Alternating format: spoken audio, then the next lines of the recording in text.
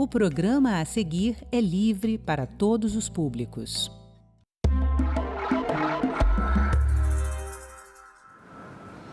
Olá, o Unicef, órgão das Nações Unidas para a Infância, acaba de publicar sobre esse tema. A Cidadania convidou Danilo Moura, especialista do Unicef em clima e meio ambiente. Seja bem-vindo, Danilo. Obrigado pelo convite. Danilo, que estudo é esse e por que ele foi feito agora? Essa análise que a gente está publicando essa semana partiu de um esforço para tentar ilustrar o aumento das temperaturas globais, que é um fenômeno conhecido, mas de uma forma que fique mais claro para as pessoas do que a gente está falando. A gente sabe que a média de temperatura do planeta já aumentou nos últimos anos. A gente sabe que isso está tendo uma série de impactos sobre uma série de outros fenômenos ambientais e climáticos. Mas a gente achou que esse era um momento de tentar ilustrar o que acontece quando o calor é um fenômeno extremo. Então, o que a gente está falando aqui não é do calor, aquela coisa do dia quente, dia frio, eu prefiro ir para a praia ou ficar em casa debaixo do cobertor. A gente está falando do calor como um fenômeno extremo, como um risco para a saúde das pessoas, como um risco para o desenvolvimento das pessoas. E aí, por isso, essa comparação com os anos 70, porque a gente está tentando ilustrar que em 5 décadas, a gente está comparando os anos 70 com os primeiros anos desses anos de 2020, a gente está tentando mostrar que nessas 5 décadas, a frequência, a intensidade e a duração desses dias extremamente quentes aumentou. Ou seja, as crianças de hoje no Brasil passam por 3 vezes mais dias de calor muito forte do que passavam seus avós na década de 70, não é isso? Isso é o que a gente... A nossa... Em média, 31 milhões de crianças, 33 milhões passam pelo menos o dobro, 31 milhões passam pelo menos 3 vezes, e você vai ter um número expressivo de crianças que passam muito mais dias, muito mais que isso. E aí a gente está falando dos dias extremamente quentes. O dia extremamente quente é o dia em que a temperatura passa dos 35 graus Celsius. Né? Então, potencialmente 33 milhões de crianças passam por esse tipo de experiência agora, né? Bom, para se conceituar o dia quente, são acima de 35 graus, né? Mas esses períodos de calor, essas ondas de calor... Então, a onda de calor, ela é um fenômeno relativo. Então, os dias extremamente quentes é um valor absoluto. A temperatura passa de 35 graus Celsius. No caso das ondas de calor, a gente está falando de um período de 3 ou mais dias em que a temperatura está mais do que 10% acima do normal para aquele lugar. Então, se você tem uma cidade no Brasil em que é muito quente, por exemplo, Belém ou Fortaleza, que já são cidades em que a temperatura média é mais alta, para você ter uma onda de calor, você tem que estar com a temperatura ainda maior, porque ela tem que estar ainda acima do que é a média local daquela cidade. Bom, de uma maneira geral, o que está se concluindo é que a infância, as crianças são atingidas fortemente, né? Quem é criança nesse seu estudo? Bom, o estudo olha para crianças de 0 a 17 anos, mas quando a gente fala de calor, a gente está especialmente preocupado com as crianças pequenas, porque o calor é um risco imediato para a saúde das crianças pequenas. É um fator de risco, especialmente para bebês. O corpo, a fisiologia de um bebê, os bebês não suam da mesma forma que um adulto. Ele começa a suar quando a temperatura está mais alta. O sistema de transpiração é muito menos eficiente para regular a temperatura do corpo de um bebê do que de um adulto. Então, o risco de estresse térmico, quando você está falando de uma criança pequena, é muito alto. Então, o risco do calor para uma criança é um risco imediato. Você tem um risco de saúde imediato.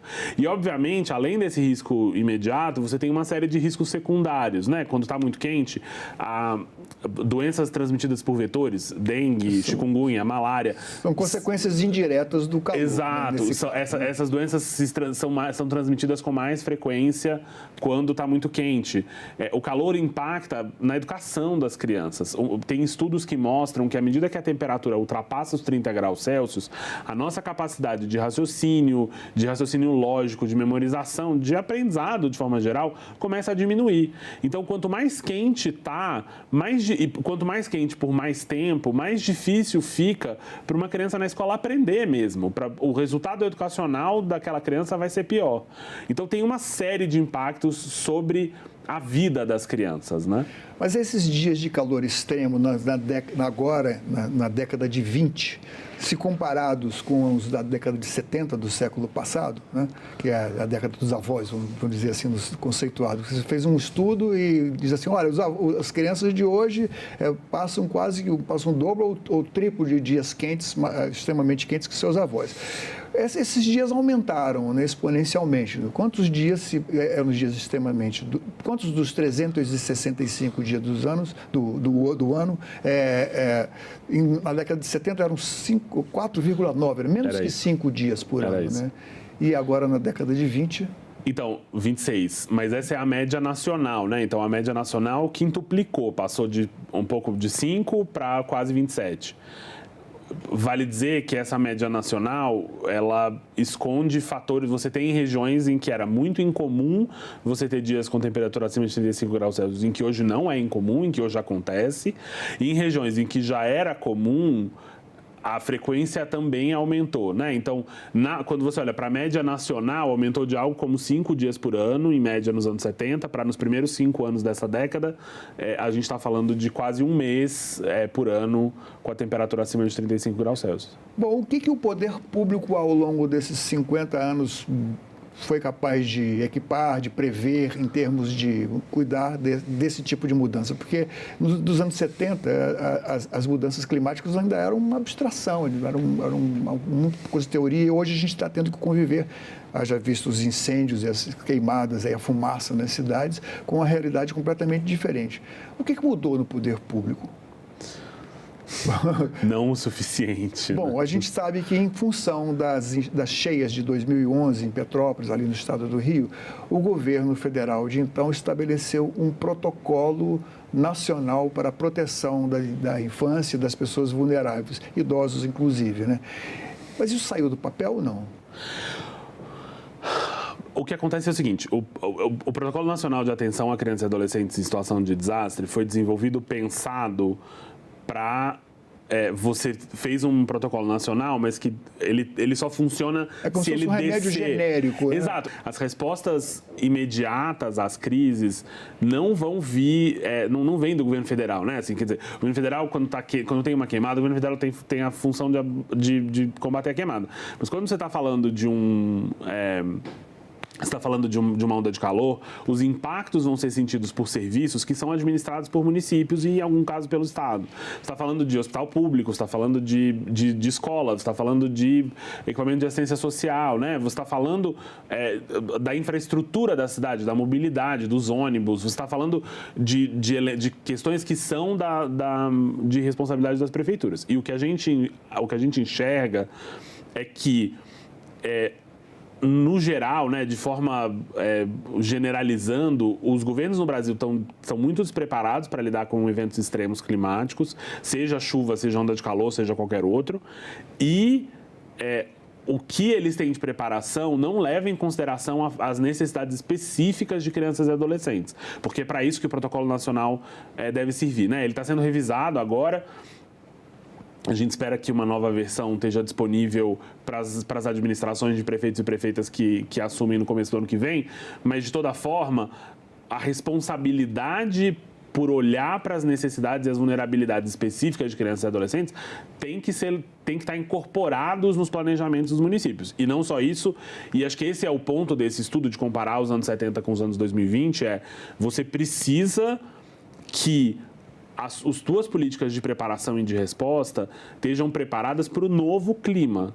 A gente fala de mudança do clima, o clima já mudou. É isso que o estudo está mostrando, né? Esse estudo é uma forma de ilustrar o que a gente já sabe, o que a ciência já está dizendo para a gente há algum tempo.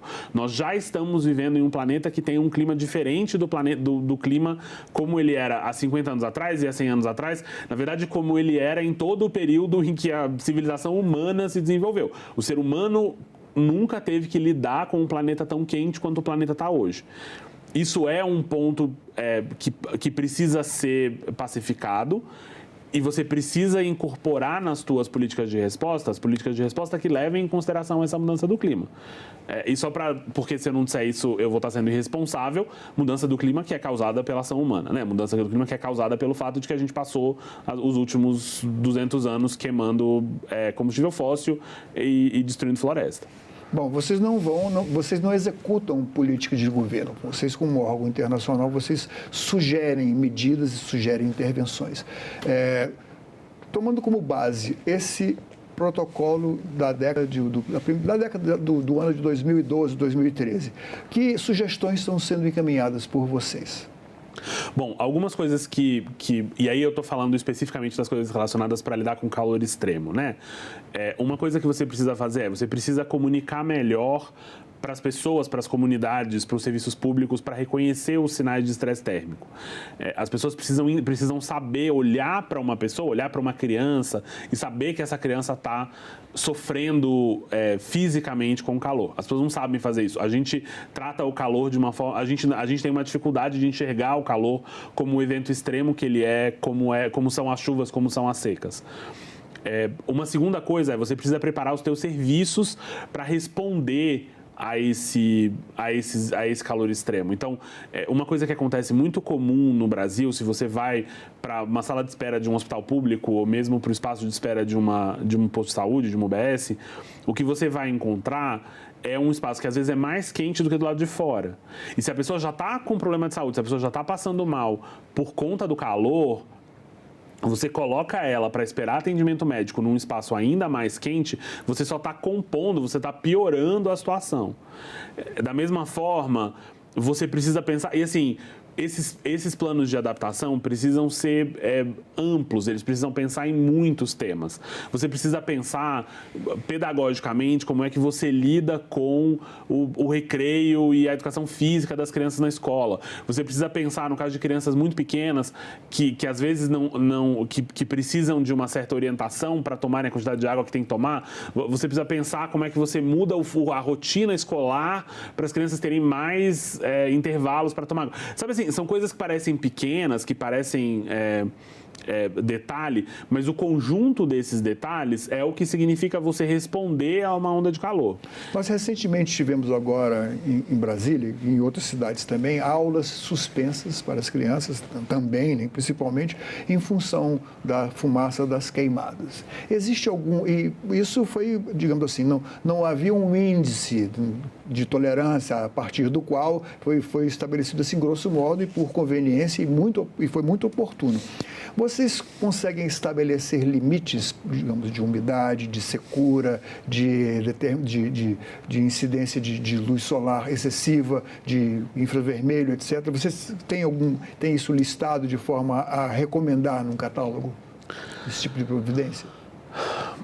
Existem alguns padrões internacionais que são reconhecidos, por exemplo, em caso de poluição do ar, a Organização Mundial de Saúde tem uma série de recomendações de níveis de material particulado no ar que você precisa levar em consideração. Existem, obviamente, linhas de preocupação em relação também à temperatura, umidade, etc. Uma coisa que é importante a gente entender é que você nunca vai ter uma linha dura que te diz assim, olha, passou disso aqui, você tem que fechar a escola, por exemplo. Primeiro porque, pra gente do Unicef, você não devia ter que fechar a escola nunca. Você devia ser capaz de encontrar formas de não precisar fechar a escola. E segundo, porque você precisa, no caso, você precisa pensar uma mesma temperatura, o mesmo nível de umidade podem causar muito desconforto ou menos desconforto, dependendo de quanto de área verde você tem, dependendo de qual é a tua capacidade, qual é a arquitetura do prédio de que você está falando, o quanto que está circulando o ar lá dentro. Faz muita diferença se você está numa cidade em que você tem aquelas ilhas de calor, né? Aqueles espaços dentro da cidade em que só tem asfalto, concreto, cimento e vidro, em que não tem nada verde, não tem terra, não tem água, não tem nada que diminui a temperatura, que esvazia o calor, que circula o ar. faz muita diferença onde você está e como você lida com isso. E esse é o outro ponto. A gente estava falando sobre o protocolo para resposta à emergência, mas tem uma necessidade de adaptação de longo prazo que também precisa ser feita. Como funciona isso nos outros países onde o fundo está presente? De novo, depende muito. O Unicef atua em muitos países. A gente está presente nos 190 países que são parte das Nações Unidas. Em muitos países ricos a gente não tem atuação programática, né? A gente atua nos países mais pobres. Mas, de novo, a forma como esse fenômeno impacta cada país é muito diferente, né? Assim, se você está falando de escolas nos países do norte da África, por exemplo, os países do norte da África têm uma tradição arquitetônica, inclusive, para lidar com calor, porque os países que estão no Sahel, que lidam com o Saara, eles têm uma... Se você visita os espaços de lá, eles sabem construir coisas em que dentro do prédio a temperatura é muito menor do que do lado de fora. Então, cada país precisa encontrar as respostas para o seu problema específico. Mas não há replicabilidade em experiências que vocês tenham, alguma experiência na África ou na Ásia, por exemplo? Claro que sim, claro. Que possa ser replicado aqui. Tem coisas muito interessantes que faz sentido trazer para o Brasil. O Unicef apoia, por exemplo, em muitos países, uma das questões que acontece quando está muito quente é que você coloca muita pressão sobre os sistemas de distribuição de água e de energia, né? A chance de você ter uma falha em um desses dois sistemas é muito grande. E no caso do Brasil, o calor, às vezes, em muitos casos, vem associado à seca, que é o que a gente está vendo agora, e aí isso coloca uma pressão enorme sobre o nosso sistema elétrico, é um sistema baseado em água também, né? Então, todo o ciclo aí fica prejudicado. O que a gente faz em muitos países como é que você garante o acesso à água para comunidades distantes, por exemplo, de uma forma que essas comunidades não dependam de diesel, não dependam de combustíveis fósseis, que o sistema de bombeamento da água que sai do poço venha por energia solar, porque aí, mesmo que essa comunidade fique isolada, mesmo que essa comunidade esteja sofrendo com outros impactos de catástrofes ambientais, você tem uma ferramenta para garantir o acesso à água que independe de outras coisas que são difíceis de conseguir nesses momentos de crise. O Unicef tem apoiado uma série de ideias, inclusive aqui no Brasil a gente começou a fazer isso, de como é que você pensa escolas baseadas na natureza, escolas que são onde as crianças têm acesso à área verde, têm acesso à sombra, têm contato com a natureza, têm contato com a terra, têm contato com o animal, tem um distanciamento desse padrão de que o pátio da escola é feito de cimento e de que é uma coisa um pouco...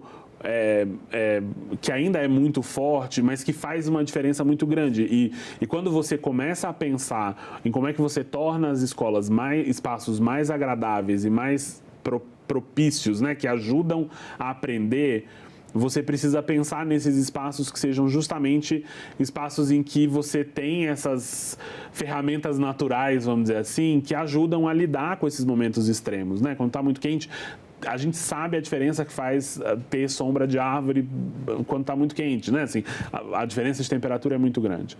Do teu ponto de vista da prevenção da saúde das crianças, o que você acha mais urgente que seja feito, que você possa fazer no máximo no sentido de prevenir que eventualmente uma onda de calor excessivo ou mesmo a disseminação de doenças que, por exemplo, a dengue no Rio Grande do Sul, que não era comum e agora já é. O que pode ser feito, se vocês encaminham já sugestões nesse sentido? Pois para lidar com calor, é muito difícil, a prevenção passa a ser uma coisa muito difícil, no sentido de que... Estamos falando basicamente de água, De exato, o que você... Exato, as pessoas precisam a melhor forma de você diminuir a temperatura de um corpo é via água, Às vezes água para dentro, às vezes até água na nuca, Aquela coisa que todo mundo sabe. A gente sabe instintivamente que ajuda e que, de fato, está diminuindo a temperatura do corpo. Nenhuma experiência da África. Mas o que eu acho que faz sentido a gente discutir enquanto medida de prevenção é, primeiro, eu já mencionei, né? As pessoas precisam estar mais bem informadas. Segundo, tem uma série de questões relacionadas à forma como o sistema de saúde está preparado para responder a esses eventos que precisam ser pensados, né? Então, você precisa que os teus profissionais de saúde também eles saibam reconhecer os sintomas, que os teus equipamentos de saúde estejam preparados. Uma coisa que o Unicef faz em alguns locais, especialmente locais onde a gente trabalha com refugiados e imigrantes, que às vezes estão em campos, etc., mas que é uma questão que se aplica a uma lógica também de uma lógica urbana, é de você pensar em postos avançados, né? Assim, você não espera, as pessoas não terem que sair de casa e ir para o hospital quando está muito quente. Você ter uma área mais próxima das pessoas, que você tem uma tenda, que você está distribuindo água gelada, que você tem alguém lá, um enfermeiro que possa olhar se a pessoa precisa de algum tipo de atenção. Isso vale para criança, certamente, que é a nossa preocupação como Unicef, mas vale para idosos também, vale para mulheres grávidas, que também sofrem muito com calor. Então, assim, você pensar em política, você se adiantar às ondas de calor, porque a gente sabe quando uma onda de calor está vindo, e você está preparado para responder a essas ondas de calor, né? Você está preparado para oferecer na ponta o atendimento e a atenção que as pessoas precisam. Você falou aí na necessidade de informação. Bom, políticas públicas de prevenção de saúde, e sobretudo para a infância, elas são craneadas e são pensadas em nível federal. Depois elas chegam ao nível estadual. Mas a implantação deve ser feita lá onde o cidadão vive, que é no município. De que forma vocês pensam em influenciar, em encaminhar essas sugestões e, inclusive, as adaptações ao protocolo nacional para os prefeitos, até os municípios? Bom, o que a gente está fazendo nesse momento, que é o momento da campanha, né? A gente está tentando pautar esses temas, a gente está tentando colocar as prioridades das crianças e dos adolescentes no Brasil como parte da discussão. Honestamente, a campanha esse ano está sendo bastante frustrante, né? A discussão está muito aquém do que a gente precisaria que ela tivesse. Não houve uma motivação, as pessoas não se sentem motivadas. Exato, o tema está um pouco distante, mas acho que a partir do momento em que a gente tiver as novas prefeitas, os novos prefeitos, tem todo um trabalho de como é que você chega para eles com as informações que eles precisam. Como é que você oferece para os municípios os recursos, e aí eu não estou falando só de recurso financeiro, mas também de recurso financeiro, mas recursos humanos, recursos técnicos, né? Como é que você oferece esses recursos para os municípios fazerem isso? O Unicef, especificamente, a gente tem a nossa principal plataforma de atuação no Brasil é o Selo Unicef, que é uma iniciativa em que a gente atua com mais de 2.000 municípios no Norte e no Nordeste. E esses municípios são estimulados ao longo de 4 anos, ao longo do ciclo da gestão municipal. O critério foi a carência dos a gente atua nas 2 regiões onde tem mais municípios vulneráveis, né? Onde as crianças sofrem mais com uma série de violações de direitos e privações de direitos. E a gente atua nessas regiões para que os municípios, ao longo da gestão municipal, adotem uma série de políticas para as crianças. E a gente já está planejando a edição que começa no ano que vem, e uma das coisas que a gente quer incluir é como é que a gente discute com os municípios a preparação para esses riscos climáticos e ambientais, mas uma preparação que, obviamente, foque nas crianças e nos adolescentes, que priorize as crianças e adolescentes, que leve em conta as necessidades específicas das crianças e dos adolescentes. Como funciona na prática o selo Unicef? É assim, os municípios, a gente faz uma oferta para basicamente quase todos os municípios, são todos os municípios dos estados do Norte e do Nordeste, além dos municípios de Mato Grosso, porque a Amazônia é legal, e do Norte de Minas, do semiárido brasileiro. Os municípios se inscrevem, é uma adesão voluntária, e o Unicef oferece, a gente tem uma série de resultados, uma série de temas que os municípios precisam implementar, e a gente oferece uma série de ferramentas, treinamentos presenciais, treinamentos online, ferramentas, por exemplo, a gente apoia os municípios a fazer a busca ativa dos estudantes que estão fora da escola. A gente tem uma ferramenta online que os municípios podem usar que ajuda eles a gerenciar esse processo. E com isso, todos os temas que a gente trabalha, A ideia do selo Unicef é fazer isso, inclusive, com a participação dos próprios adolescentes. Os municípios têm que criar um núcleo de cidadania de adolescentes, que são grupos de adolescentes que influenciam, participam da formulação de políticas públicas, e esses grupos estão muito engajados na questão ambiental. A gente tem uma iniciativa com eles que chama Entre no Clima. Mais de 26 mil adolescentes já participaram de ações locais com o Unicef relacionadas ao meio ambiente, ações tipo plantar árvores, recolher lixo. Em um município, o grupo conseguiu convencer o prefeito a fechar o lixão.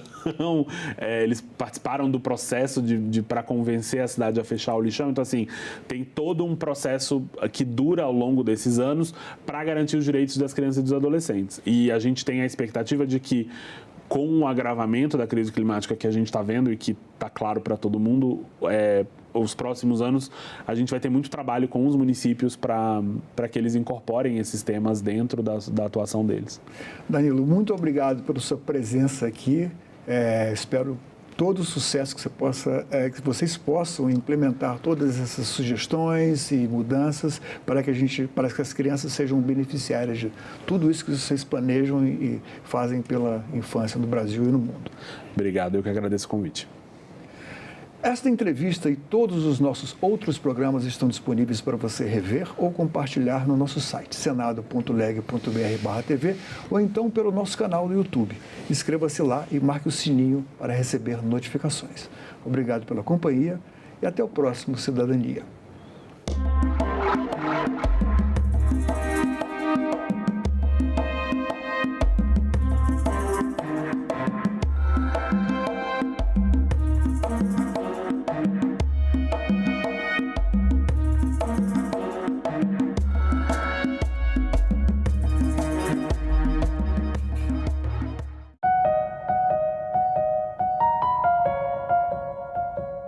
No próximo assunto de Estado especial eleições, vamos falar aqui sobre os desafios dos novos gestores que serão eleitos no pleito municipal que se aproxima. E o nosso convidado é Paulo Ziolkowski, presidente da Confederação Nacional dos Municípios. O desafio na saúde, na assistência, nas estradas vicinais destruídas muitas vezes pela seca ou pelas enchentes. Então, o desafio é gigantesco. Assunto de Estado. Hoje, 20h, aqui na TV Senado.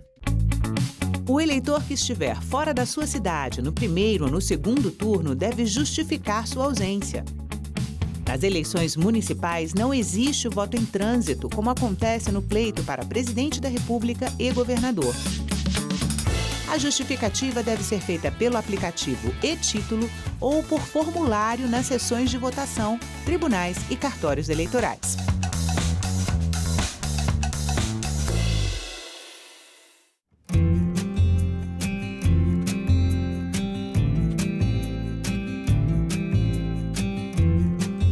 Estar aqui nesse momento, poder estar presidindo esse projeto tão lindo, tão gratificante.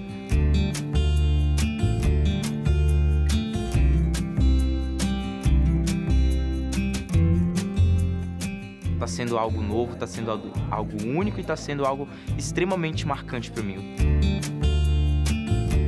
Realmente estar nesse local demonstra a importância que é o jovem estar engajado com a política, um local onde a democracia reina e deve permanecer reinando.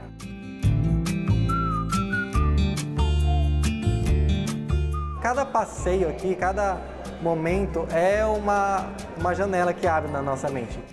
Tivemos acesso às constituições, além de, o mais interessante, a versão original da Lei Áurea.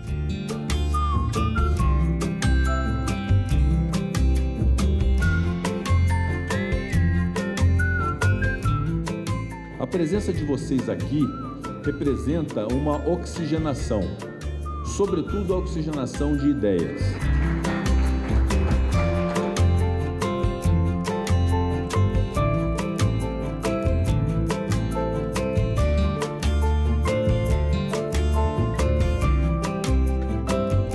As comissões mostraram a importância do diálogo. Todas as ideias foram aprimoradas ali e todo mundo discutindo, concordou até que a gente montou o nosso projeto de lei. que o Senado, em seus próximos 200 anos, continue a ser um símbolo de democracia e progresso. Então, uma salva de palmas à democracia e à educação.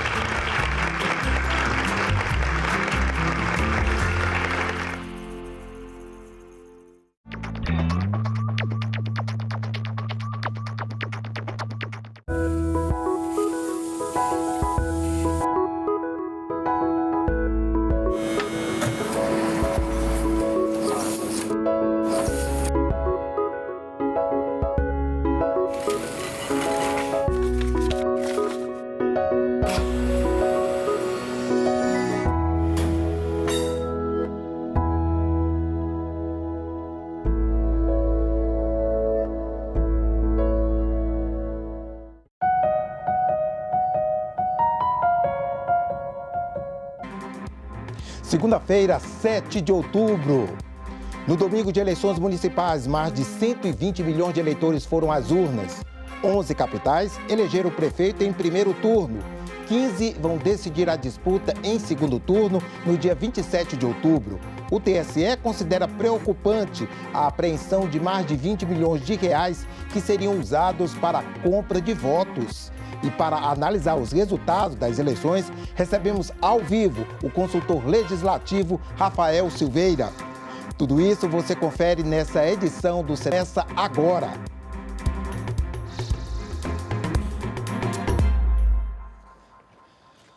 Dos 11 prefeitos eleitos nas capitais no primeiro turno das eleições municipais, 10 conseguiram a reeleição para mais um mandato. Em 15 capitais, a disputa pela prefeitura vai para o segundo turno. Veja o resultado das eleições na disputa pelas prefeituras das capitais em todas as regiões do país. Na região norte, em Macapá, no Amapá, está reeleito o atual prefeito Dr. Furlan, do MDB, com 85,08% dos votos. Tião Bocalon, do PL, também foi reeleito para um novo mandato na Prefeitura de Rio Branco, no Acre, com 54,82% dos votos. Na capital de Roraima, Boa Vista, foi reeleito Arthur Henrique, do MDB, com 75,19% dos votos. As eleições vão para o segundo turno, em Manaus, Amazonas, entre o atual prefeito Davi Almeida, do Avante, e capitão Alberto Neto, do PL. Segundo turno também em Belém do Pará, entre Igor, do MDB, e delegado Éder Mauro, do PL. Na capital de Rondônia, Porto Velho, o segundo turno será entre Mariana Carvalho, do União Brasil, e Léo, do Podemos. Segundo turno também em Palmas, capital do Tocantins. A eleição será definida entre Janade Valcari, do PL, e Eduardo Siqueira Campos, do Podemos. Na região Nordeste foram reeleitos para mais um mandato o atual prefeito de Recife, Pernambuco, João Campos, do PSB, com 78,11% dos votos. Bruno Reis, do União Brasil, atual prefeito de Salvador, Bahia, reeleito com 78,67% dos votos. JHC, do PL, também reeleito para um novo mandato em Maceió, Alagoas, com 83,25% dos votos. E em São Luís do Maranhão foi reeleito o atual prefeito, Eduardo Braide, do PSD, com 70,12% dos votos. Em Teresina, capital do Piauí, Silvio Mendes, do União Brasil, foi eleito com 52,19% dos votos para um terceiro mandato na prefeitura. A disputa vai para o segundo turno em Fortaleza, Ceará, entre André Fernandes, do PL, e Evandro Leitão, do PT. Segundo turno também na capital de Sergipe, Aracaju, entre Emília Correia, do PL, e Luiz Roberto, do PDT. Em Natal, no Rio Grande do Norte, disputam o segundo turno Paulinho Freire, do União Brasil, e Natália Bonavides, do PT. E em João Pessoa, Paraíba, o segundo turno será entre Cícero Lucena, do PP, e Marcelo Queiroga, do PL. Na região Centro-Oeste, a disputa vai para o segundo turno em 3 capitais. Em Goiânia, Fred Rodrigues, do PL, e Mabel, do União Brasil, disputam a prefeitura no segundo turno. Em Cuiabá, no Mato Grosso, segundo turno entre Abílio, do PL, e Lúdio, do PT. E em Campo Grande, no Mato Grosso do Sul, o segundo turno será entre Adriane Lopes, do PP, e Rose Modesto, do União Brasil. Na região sul, em Florianópolis, Santa Catarina, o atual prefeito Topázio, do PSD, foi reeleito com 58,49% dos votos. Em Curitiba, no Paraná, a disputa vai para o segundo turno entre Eduardo Pimentel, do PSD, e Cristina Granel, do PMB. Segundo turno também em Porto Alegre, Rio Grande do Sul, entre Sebastião Melo, do MDB, e Maria do Rosário, do PT. Na região sudeste, em Vitória, capital do Espírito Santo, foi reeleito o atual prefeito Lorenzo Pasolini, do Republicanos, com 56,22% dos votos.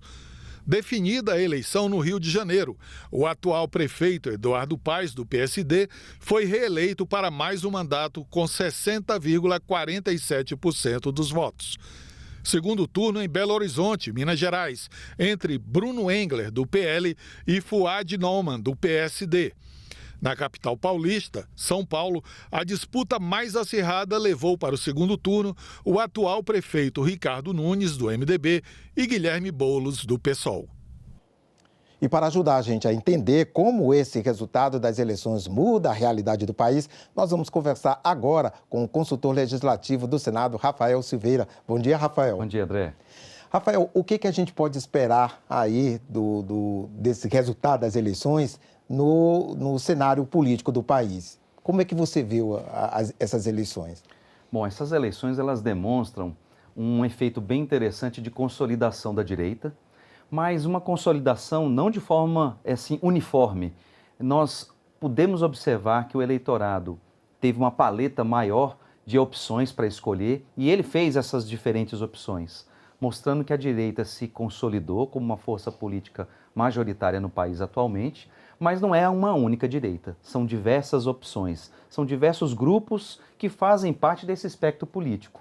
E as eleições exatamente demonstraram não apenas o embate entre direita e esquerda, mas também disputas internas dentro desse segmento chamado direita, entre aqueles mais moderados e aqueles mais radicais. É uma diversidade, né? Isso. Agora a nossa paleta política está começando a mostrar um pouco mais de cores diferentes. Ok. Rafael, vamos analisar cada um dos resultados de capitais, mas antes nós vamos fazer um balanço aí do primeiro turno. A presidente do TSE, ministra Carmen Lúcia, considerou preocupante a informação de que a Polícia Federal apreendeu mais de 20 milhões de reais que seriam usados para a compra de votos. Comentou o desempenho das mulheres e comparou a democracia a um canteiro de rosas.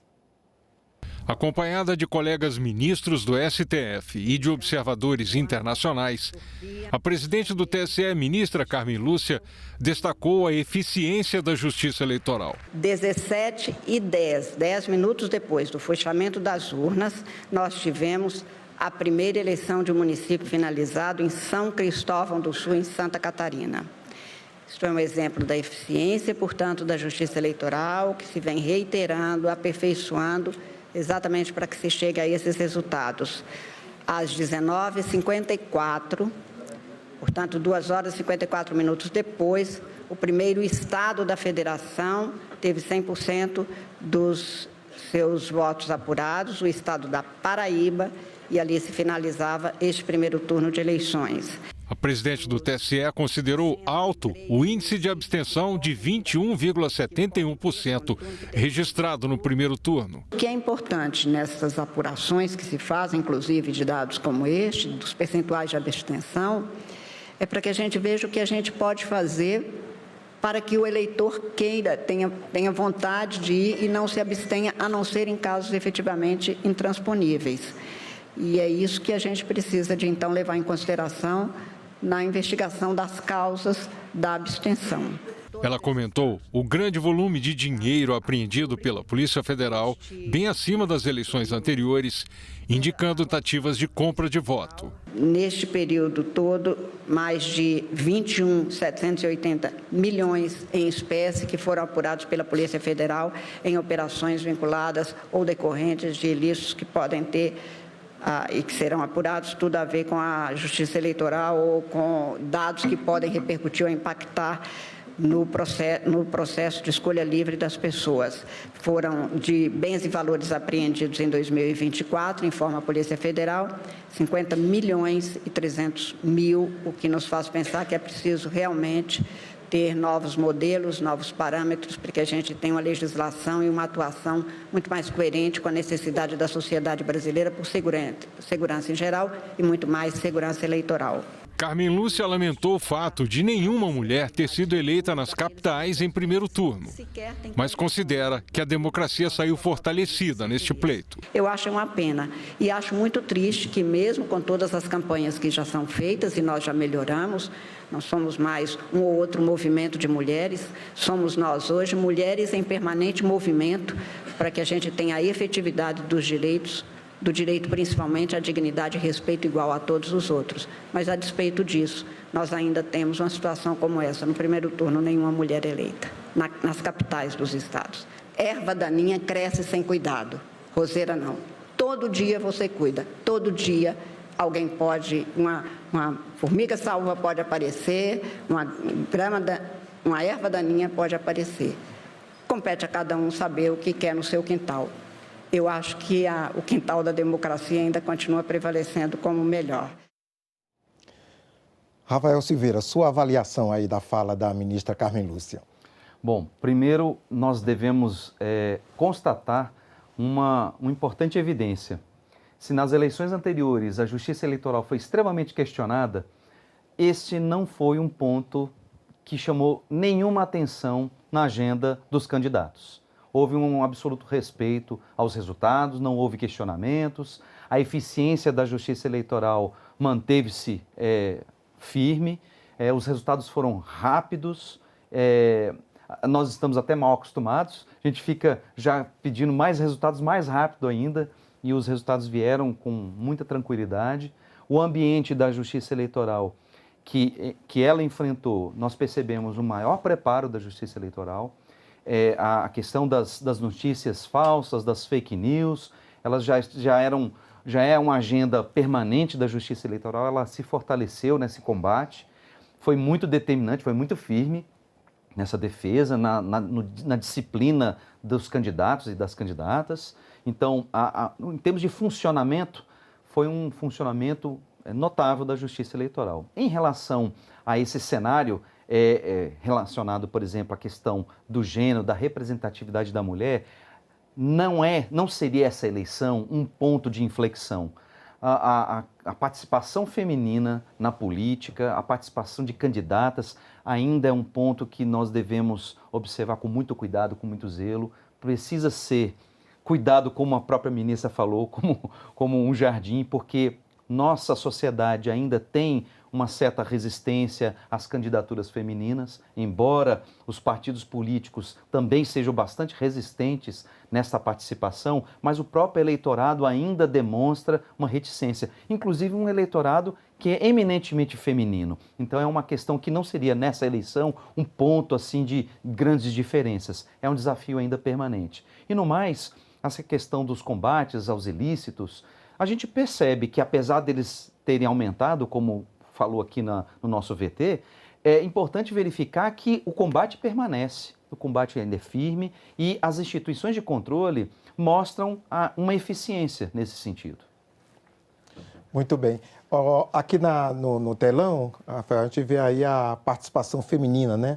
A evolução da participação de candidata ao longo das eleições, sempre eleições municipais, né? De 2000 até 2024, crescendo paulatinamente. Isso, né? Em termos de participação, a gente consegue verificar que as forças das instituições e das leis e das regras pedindo essa participação, a gente consegue já ver resultados bem interessantes, uma transição bem importante nos últimos anos, se estabilizou, não cresceu mais, e mesmo essa participação elevada em relação ao início dos anos 2000, ainda, infelizmente, não se reflete em termos de resultados de sucesso eleitoral.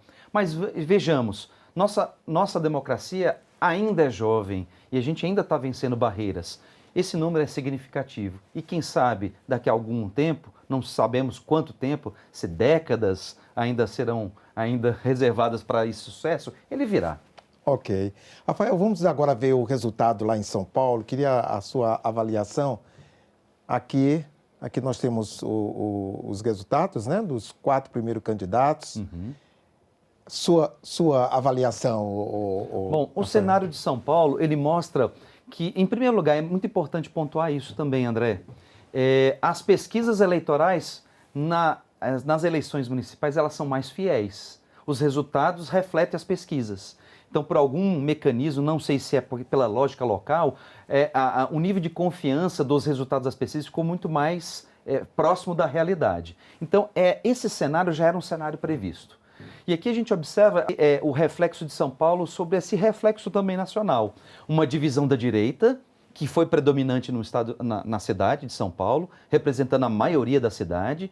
Uma esquerda ainda presente, que teve um significado muito importante, só que a gente tem que observar que talvez não seja o suficiente para demonstrar um sucesso eleitoral no segundo turno. Muito provavelmente, quem votou em Pablo Marçal dificilmente vai votar em Boulos. Boa parte desses eleitores vão seguir com Nunes. Então, há uma tendência de que o resultado seja a confirmação do candidato Nunes por esse cenário de predomínio da direita.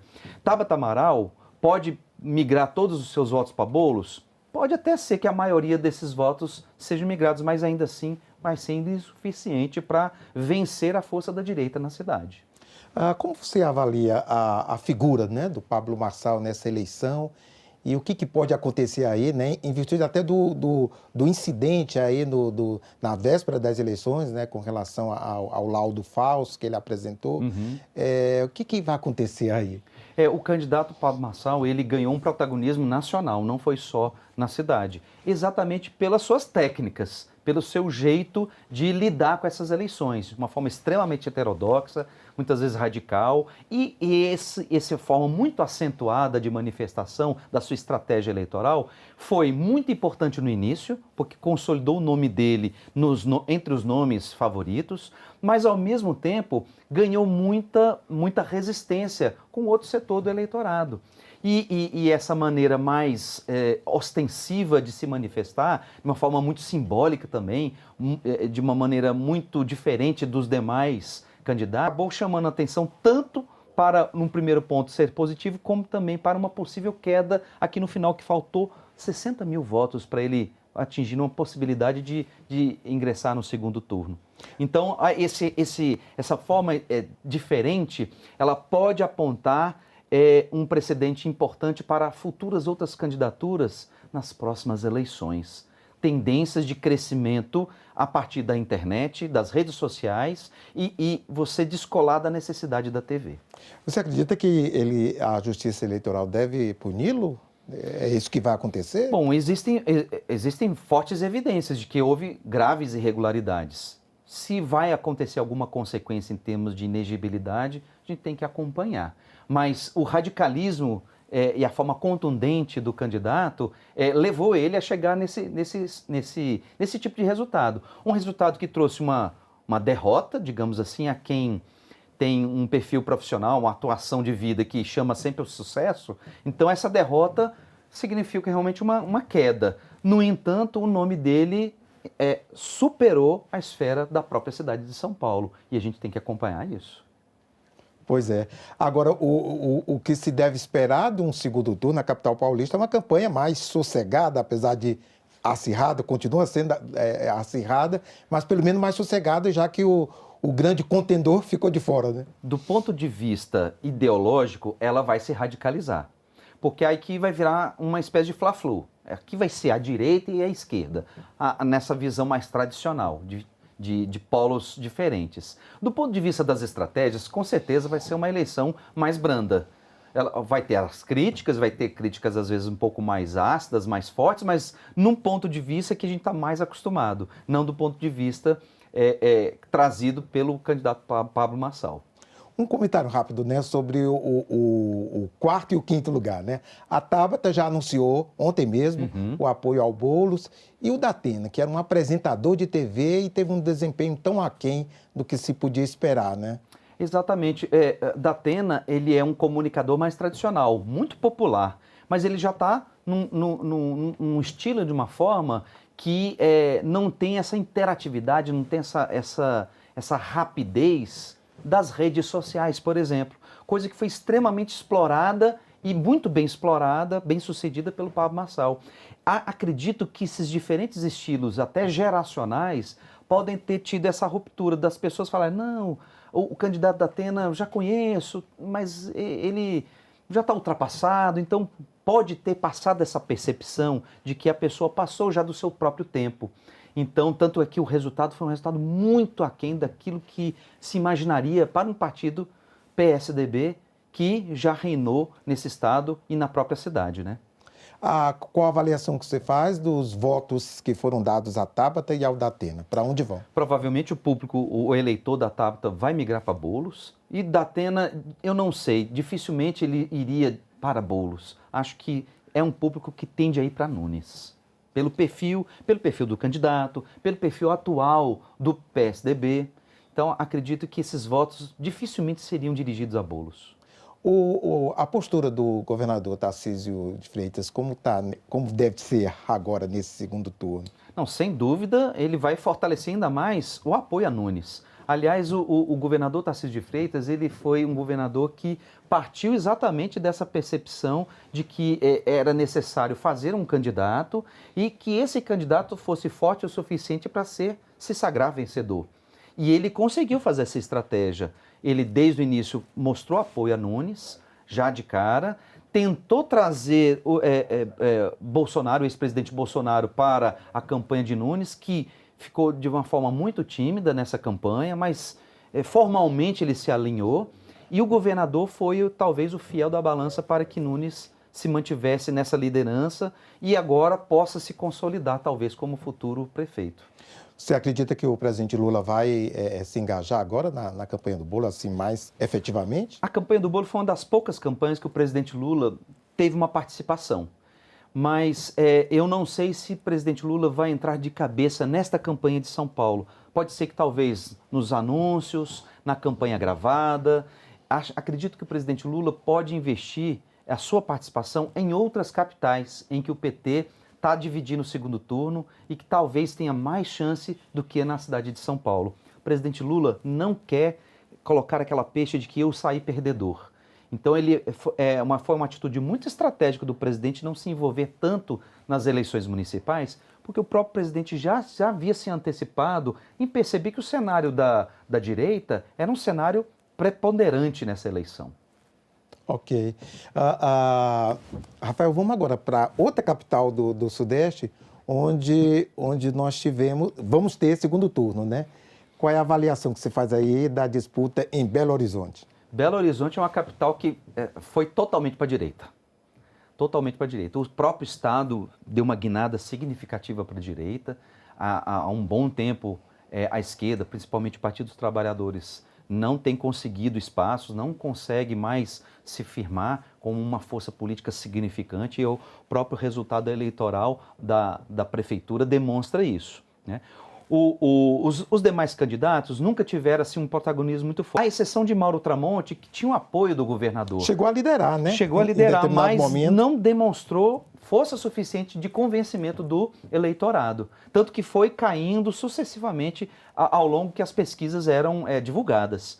Então, o que nós percebemos? Nós temos uma possível reeleição de Fouad Noman, mas uma força extremamente significativa, muito impulsionada pela direita radical, que é Bruno Engler, que foi muito fortalecido por forças políticas mais radicais e o discurso mesmo do candidato Bruno Engler, ele mostra exatamente esse descolamento. Olha, eu sou mesmo, tenho essa pauta, e com esta pauta ele ganhou e ultrapassou todos os possíveis candidatos favoráveis aí.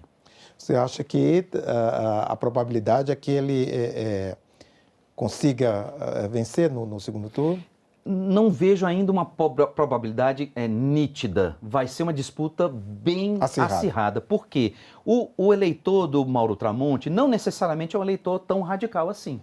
Então, pode existir uma possibilidade de migração dos votos de Gabriel e de Mauro Tramonte, mais predominantemente para o Fuad. Mas vejam, são tendências. Como o candidato Bruno Engler é um candidato que está numa potência muito significativa, precisamos acompanhar o desenrolar dessas eleições. Acho que vai ser bem apertado. Em outras cidades importantes de Minas, que avaliação você tem? As cidades de Minas, todas elas, praticamente elas, estiveram nas mãos ou de prefeitos que já foram eleitos em primeiro turno dos partidos de centro-direita. Pouquíssimas prefeituras alinhadas à esquerda. Vários vereadores de esquerda foram eleitos, sim. A esquerda manteve a sua vida ativa, política, ela tem um papel, mas do ponto de vista dos resultados eleitorais do Poder Executivo Municipal, elas não se sagraram nada vencedoras, muito pelo contrário, elas tiveram um espaço cada vez mais diminuído. Rafael, eu estava observando, comparando com a eleição municipal de 2020, de repente eu fico com a sensação de que os candidatos apoiados pelo ex-presidente Bolsonaro tiveram até mais sucesso nas capitais do que na eleição de 2020. Você acha que foi isso mesmo? Eu vi um movimento mais parecido, porque o bolsonarismo naquele momento ele ainda estava bastante consolidado, já estava bem alastrado. Foram as primeiras eleições pós a eleição do presidente Bolsonaro, então tentando mostrar uma força dessa direita que estava ganhando cada vez mais relevância no cenário, que antigamente a gente via muito mais divisão, mas ela ganhando mais essa força. Eu acredito que a força daquilo que a gente chama de bolsonarismo é que não foi tão predominante e propagado como naquela eleição. Naquela eleição era bolsonarismo e quem não era bolsonarista. Agora a gente tinha, como eu falei no início, diferenças. E tem as linhas mais vinculadas a bolsonarismo, mas tem essas outras linhas da direita que pode vir um pouco mais para o centro e que, às vezes, elas não querem se misturar com essa tendência. Então, o que nós verificamos? Uma consolidação da direita, mas de diversos pontos de vista. Vamos lá para o Rio de Janeiro. Vitória previsível do atual prefeito? Sim, uma vitória previsível do prefeito, que já era muito bem cotado junto à população, mas aqui a gente ainda mostra que no Rio de Janeiro o bolsonarismo é muito presente e o Alexandre Ramagem, que não tinha nenhum tipo de alcance naquele momento junto à população, durante o período eleitoral ele conseguiu um espaço, não o suficiente para superar o prefeito, que tem um apoio popular, nítido, mas demonstrando sim uma força significativa de Bolsonaro na capital carioca. Então, o resultado já era previsível. O que talvez tenha chamado a atenção foi que um candidato que não tinha nenhuma chance notória ganhou ainda força, mesmo num processo eleitoral mais consolidado do prefeito. O Paz é aliado do presidente Lula, né? É isso, é um aliado não formal. É aquele aliado que todo mundo sabe que ele tem um vínculo com o presidente Lula, mas que não tem um vínculo formal de apoio.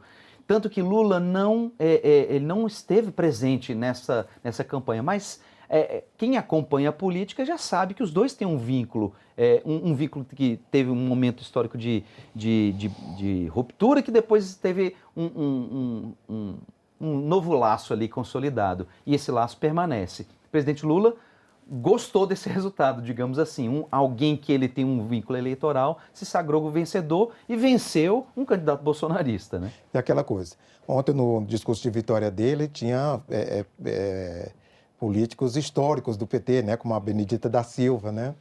E esse é o 4º mandato dele, provavelmente deve sair ao governo do Estado, né, nas eleições de 2026, não é isso? O prefeito, ele não gostou de já sair de antemão com esse discurso, porque não é um discurso que cola bem para candidatos que são vencedores nas capitais. O pessoal quer o prefeito ali presente. Mas nas entrelinhas, como é um nome muito forte, o significado da capital carioca é gigantesco no estado, então acaba sendo um nome natural para também disputar. Mas a gente precisa ainda acompanhar o desenrolar do próximo ano, que é o ano que antecede a eleição para governadores e presidente. Não, de cara, ele não quer se vincular a esse propósito, mas nós sabemos que, muito provavelmente, a depender do cenário, ele vai ser chamado e aí ele vai ser testado também na sua popularidade junto à população do Rio de Janeiro. Rafael, agora para fechar a região sudeste, vamos lá para a Vitória. Também um resultado previsível?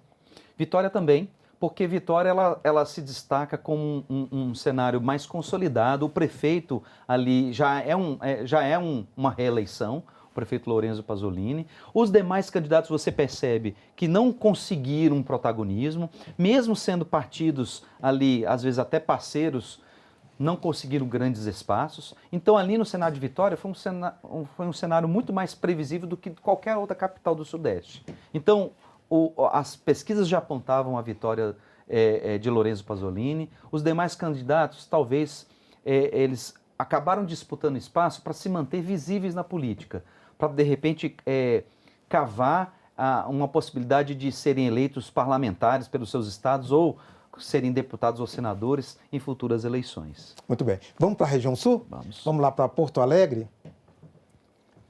Uma quase vitória, mas que vai para o segundo turno. Nós tivemos, infelizmente, aquela tragédia, o evento muito, muito triste em Porto Alegre, no Rio Grande do Sul, e que desafiou muito o prefeito Sebastião Melo. Tanto que, naquele momento, alguns já apontavam que ele não sairia reeleito ou tivesse qualquer chance. Ocorre que, no Estado, as forças contrárias, aquelas que estavam disputando o espaço, não se consolidaram também. Então, o eleitor falou assim, bom, eu não tenho opções, ele não considerou que tivesse opções tão fortes assim, eu vou optar pelo menos que eu já conheço, é uma previsibilidade, tem muitos eleitores que votam pela previsibilidade, uma sensação de segurança, né? E aí o prefeito Sebastião Melo acabou se consolidando como um forte candidato, apesar dos problemas. E aquela avaliação, né? A tragédia foi mais um evento extremo da natureza, não tanto falta de planejamento. Bem lembrado, André. Naquele momento teve uma sensação de que ele poderia ser o responsável, mas os eleitores não conseguiram colar totalmente a responsabilidade do prefeito Sebastião Melo sobre as consequências que Porto Alegre viveu. Então, ele conseguiu se distanciar um pouco disso e esse distanciamento acabou gerando uma vantagem para ele.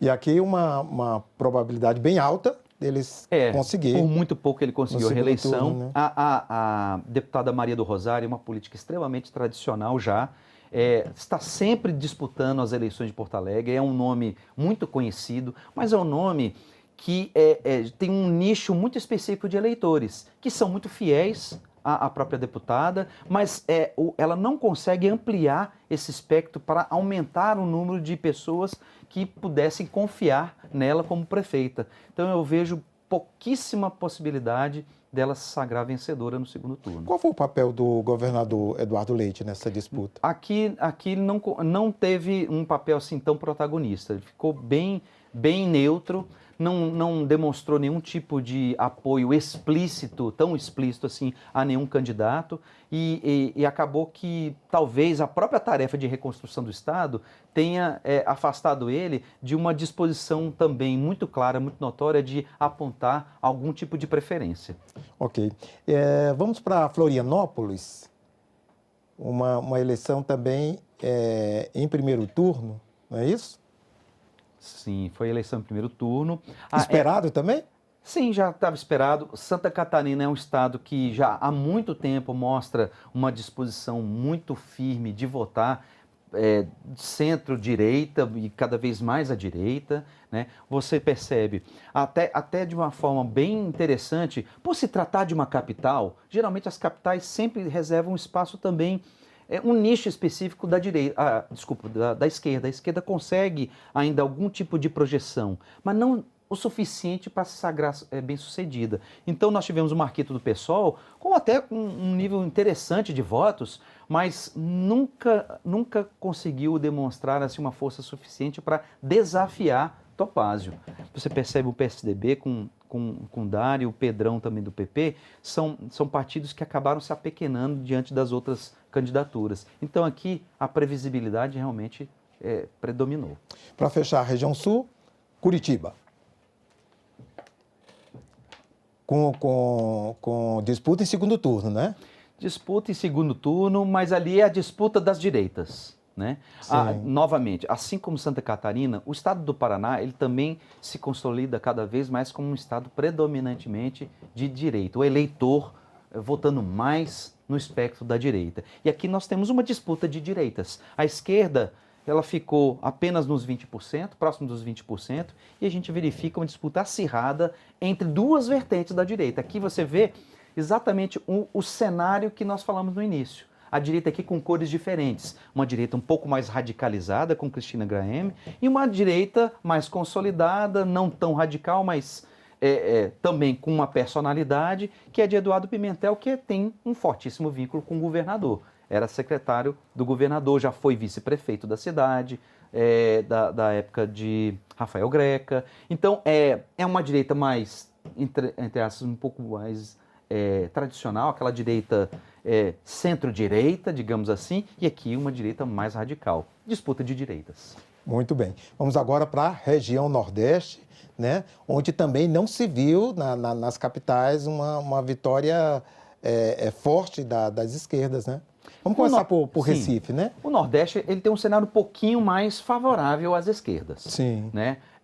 Até mesmo refletindo um pouco já as eleições anteriores. Uhum. Então, Recife aqui não tinha para ninguém, sempre foi João Campos, em todos os momentos, todas as pesquisas apontando, e aqui um cenário bem parecido com o do Rio de Janeiro, um prefeito muito bem avaliado pela população. Então, aqui, em nenhum momento, nós tivemos qualquer ameaça à candidatura e ao sucesso aqui eleitoral de João Campos. O mesmo caso de Salvador? O mesmo caso de Salvador, exatamente. Só que ali não é a esquerda. Em Salvador, ao contrário do que se pode imaginar, nós temos um cenário dominado pela União.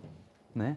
Então, o prefeito Bruno Reis confirmou seu amplo favoritismo, muito parecido com o de João Campos em Recife. E todos os demais partidos não tiveram a menor chance de nem se aproximar, de ameaçar essa prefeitura. Então, são candidaturas para consolidar um pouco alguns espaços da política. Por exemplo, nós temos o Kleber Souza, do PSOL. Veja, então, é um partido de esquerda um pouco menor, mas que vai se consolidando cada vez mais como uma opção da esquerda, uma alternativa até ao próprio Partido dos Trabalhadores. Como até mesmo o PSOL nasceu como uma alternativa ao próprio Partido dos Trabalhadores. Mas a gente percebe cada vez mais, ainda que não com sucesso, mas a presença de nomes do PSOL. Mas aqui em Salvador, realmente não tinha para ninguém não. Bruno Reis confirmou.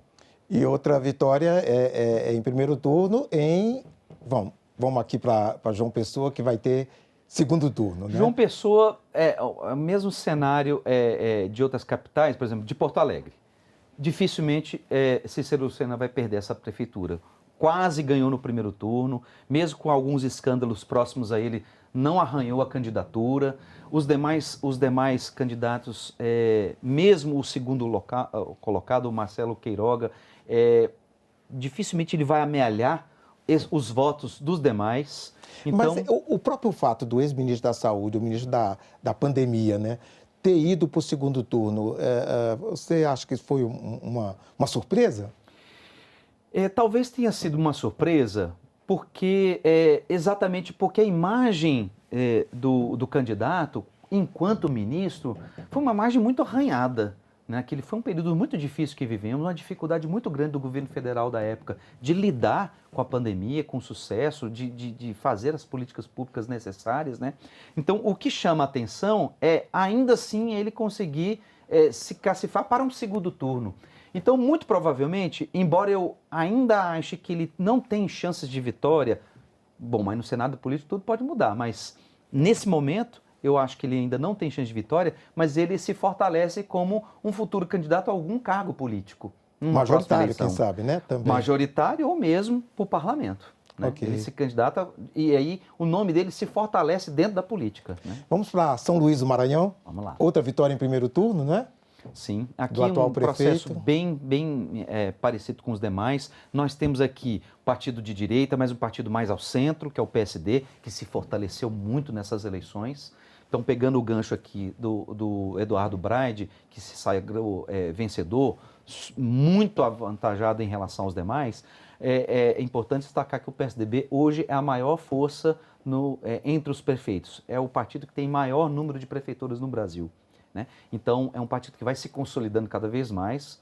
Kassab, que organizou esse partido alguns anos atrás, mostra-se extremamente bem-sucedido na estratégia de formar esse partido. E aqui, na capital de um estado que tem uma tendência à esquerda, sagrou-se um candidato e confirmou-se um candidato da direita na capital.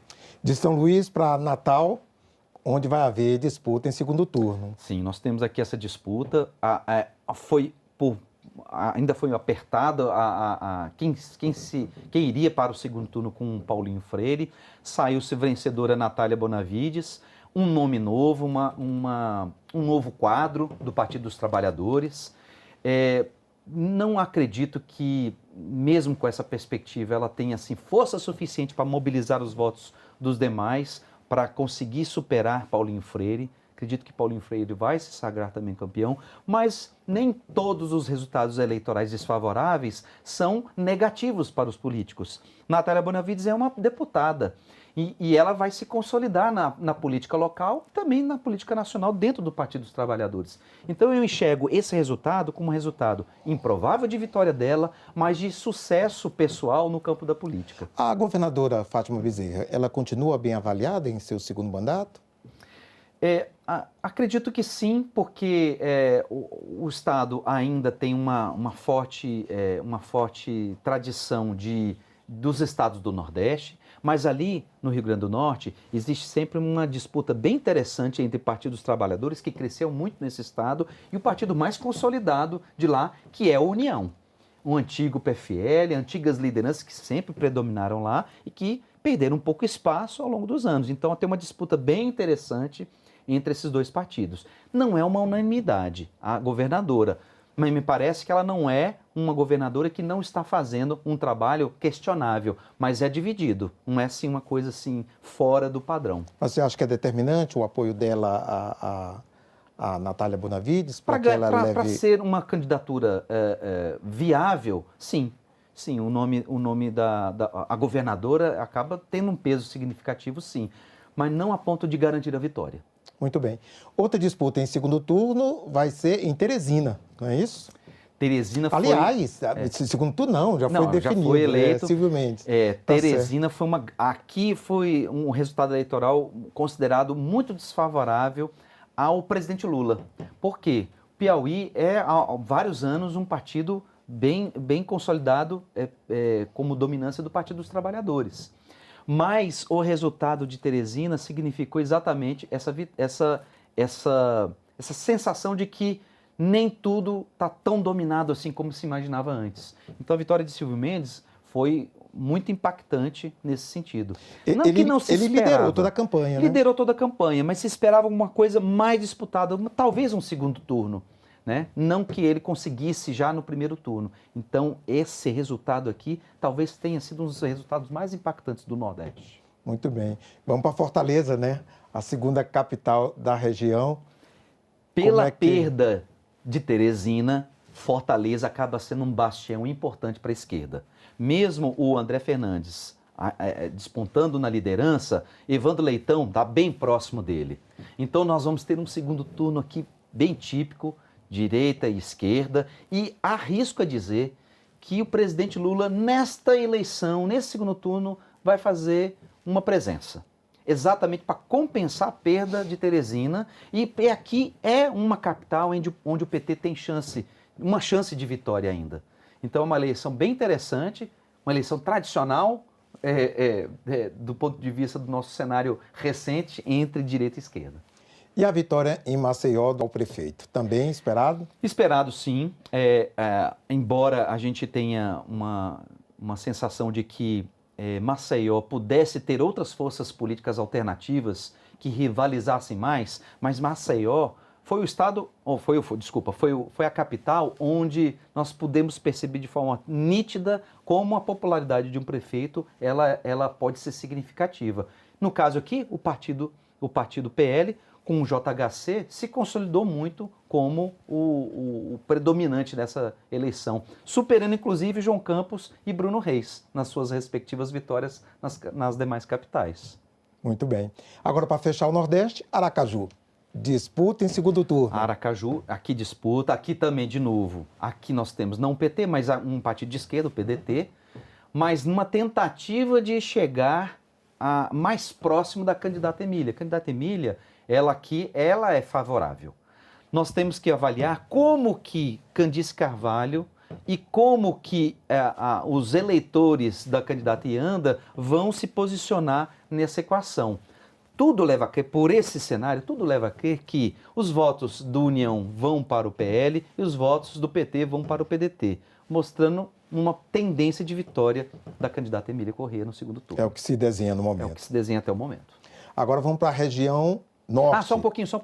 Se o pessoal puder voltar aqui para Aracaju, aqui nós tivemos aqui um cenário muito mais feminino do que masculino. Sim. Então, aqui despontou como bem diferente das demais campanhas de outras capitais. Por exemplo, nós tivemos várias mulheres aqui presentes com voto. Isso. Né? Então, a região norte foi uma das que primeiro se desenhou o cenário, né, na apuração, ali por volta de 7 horas, a maioria das capitais já tinha definido. Né? Isso é muito interessante porque a gente sabe as dificuldades que a região norte tem de comunicação e como que a Justiça Eleitoral trabalhou muito bem para fazer com que essa inicial dificuldade geográfica que a região oferece, ela pôde superar isso, trazendo exatamente as forças da tecnologia para trazer esses resultados bem rapidamente. Em Rio Branco, vitória esperada? A vitória já era esperada. Agora, engraçado do ponto de vista assim, de quem observa, né? O Acre, há alguns anos atrás, era um estado predominantemente da esquerda, do PT.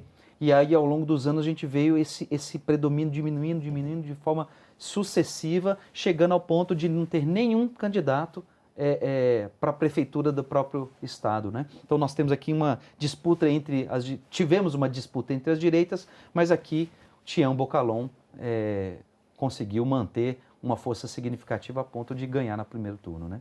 Pois é. Vamos para o Amapá? Amapá também, vitória previsível?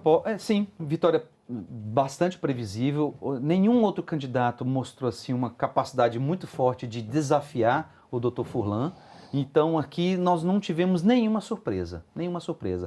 Todas as pesquisas já apontavam isso e até mesmo o cenário do MDB no estado mostra que ele está retomando as rédeas do controle desse estado, que por algum momento teve algumas disputas com outros partidos da esquerda. Então, Macapá do Amapá, assim como Belém do Pará, são duas localidades onde o MDB se consagra como bastante dominante. Vamos lá para Belém, então. O candidato que chegou em primeiro lugar para o segundo turno, tem o apoio do atual governador. Né? Sem dúvida. Aqui o trabalho do governador vai ser preponderante para tentar garantir a prefeitura para o seu próprio partido. E ao longo do estado, André, o MDB conseguiu muitas prefeituras também. Então, o MDB é um partido muito dominante no estado. Mas essa eleição acabou tendo um perfil assim, bem diferenciado, porque Éder Mauro já tem essa tendência da direita um pouco mais radical, um pouco mais diferente, heterodoxa, uma direita assim, mais diferente, digamos assim. Tem um número significativo de votos, mas ele ainda tem que ser testado para saber se vai superar a força do MDB no estado. E aí, Igor ainda se mantém franco favorito. A outra grande capital da região norte, Manaus, também disputa em segundo turno. Exatamente. Segundo turno, novamente, nós temos dois partidos mais vinculados à direita. O norte todo ele se consolidou muito da centro-direita ou da direita, né? E as reeleições municipais refletiram isso de forma contundente. Veja todos os candidatos, todos eles com esse perfil de direita, né? E nós temos, então, uma disputa entre as direitas. Veja, olha só, Manaus, o colorido dos partidos da direita. Vários candidatos diferentes, claro, alguns com menor poder de voto, outros com maior poder de voto, mas todos eles alinhados com o perfil ideológico da direita, né? A maior diferença aqui vai ser disputado. De candidato é o deputado Amon Mandel, né? O Amon Mandel... Até esperasse que ele fosse para o segundo turno. Mas assim, de alguma maneira, nós temos que ver o seguinte, o potencial do candidato e aquilo que ele consegue demonstrar nas eleições. Então, nem sempre o potencial se converte na realidade. Foi o caso do Amon Mandel. Né? Nós temos aqui um perfil aqui muito pragmático do eleitor de Manaus. O eleitor de Manaus, ele ao longo desses últimos tempos, ele está muito mais alinhado com partidos que têm esse perfil dos dois primeiros candidatos que estão aqui se cacifando para o segundo turno. Essa eleição não está decidida, ela vai ser muito acirrada. Vamos ver agora como foi a disputa na capital mais próxima da Venezuela, Boa Vista. Resolvido o primeiro turno. Sim, resolvido. MDB também se consolida lá, como um partido interessante, forte em Roraima. Os demais, por exemplo, a candidata Catarina Guerra, ela demonstrou uma força interessante, mas não a ponto de qualquer maneira, desafiar Arthur Henrique. O Arthur Henrique aqui, ele realmente, desde o início, manteve-se à frente, não teve em nenhum momento nenhum tipo de ruptura que abalasse o seu projeto de eleição. Então aqui também um resultado bem imprevisível. Nós ainda temos Porto Velho e Palmas na região norte, né? Vamos primeiro Porto Velho. Porto Velho a gente já tem uma pequena disputa, mas vejam que Mariana Carvalho, ela está por muito pouco se sagrando vencedora. Nós temos que verificar como essa migração de votos, na lógica de Porto Velho, ela vai migrar para Léo ou para a própria Mariana. A tendência é que Mariana se sagre vencedora, porque o resultado dela, por muito pouco, ela não conseguiu a eleição no primeiro turno. Então, a tendência aqui é que Léo possa até conseguir uma força maior, mas talvez também não o suficiente para se sagrar vencedor na eleição, não. Ok, e fechando a região norte, a disputa em Palmas também no segundo turno. Palmas também é um estado muito parecido com o perfil de Goiás, embora seja um estado do norte, mas a história ali é muito influenciada. Então nós temos aqui um membro da família Siqueira, tradicional, Eduardo Siqueira Campos, bastante tradicional, mais aqui uma força política alternativa crescendo de forma contundente e forte, que é a Jana Valcari, do PL. Aqui nós temos, de novo, tendências de centro-direita e de direita disputando espaços. Para quem vão os votos dados ao professor Júnior Gel? Muito provavelmente, arrisco dizer que vai para Eduardo Siqueira. E a Eduardo diferença Siqueira, entre as duas pequena, né? É muito pequena, mas é porque, assim, Eduardo Siqueira Campos já foi do partido do PSDB. Sim, então, sim. O eleitor do PSDB, olha só, as votações ficaram muito próximas. Uhum. Então, o eleitor do PSDB, ele tem uma propensão de votar parecido com um eleitor, talvez, do Podemos, tendo em vista a personalidade da família Siqueira nesse estado. Mas não podemos desprezar a força do PL em Palmas, que foi muito significativa, que mostra que, em Tocantins, o bolsonarismo ele conseguiu um nicho bem importante. Muito aqui bem. o PL, o partido PL tem uma forte vinculação com o bolsonarismo. Agora, a última região, a região centro-oeste, nós vamos para Goiânia. Também disputa em segundo turno, não é isso? Sim, uma disputa também interessante. Rafael. Novamente, parece a repetição. Muito próximo, né? Muito próximo. Novamente nós temos disputa dentro da direita. Os partidos demais, eles não conseguiram força suficiente, embora a Adriana Accorsi tenha conseguido uma boa faixa de votos, mas não a ponto de conseguir fazer com que ela tivesse uma força, uma contundência para disputar de forma muito forte um segundo turno. Então eu vejo aqui que o eleitor do Partido dos Trabalhadores, aqui de Goiânia, vai ser um eleitor que talvez entra um pouco naquelas estatísticas que a ministra Carmen Lúcia estava lamentando, do índice de abstinência. Então aqui é um eleitor um pouco órfão.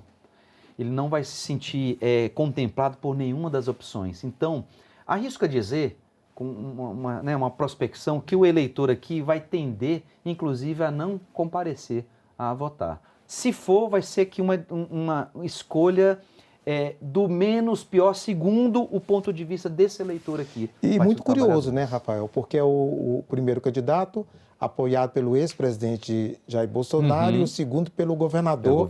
Que são, até certo ponto, aliados, né, no plano nacional. Não são adversários agora, mas podem ser.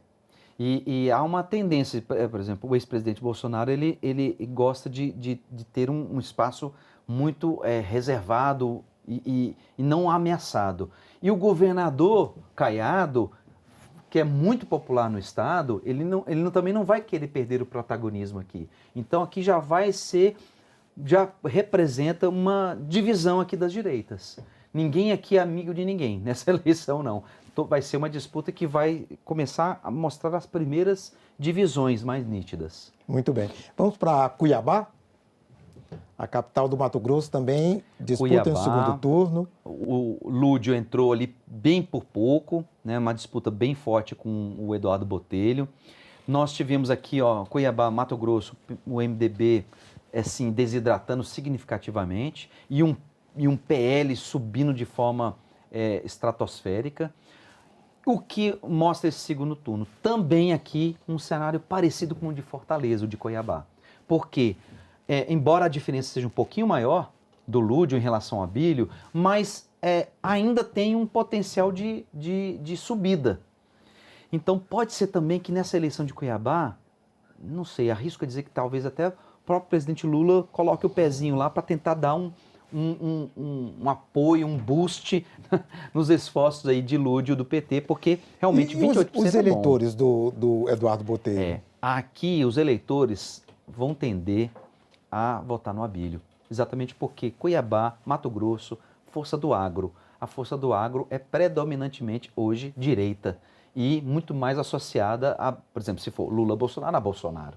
Né? Então há uma fortíssima tendência desses votos de Eduardo Botelho migrarem para o Abílio. Por fim, Rafael, vamos para Campo Grande, disputa onde também segundo turno, né? Nós temos aqui duas mulheres. Bem apertada.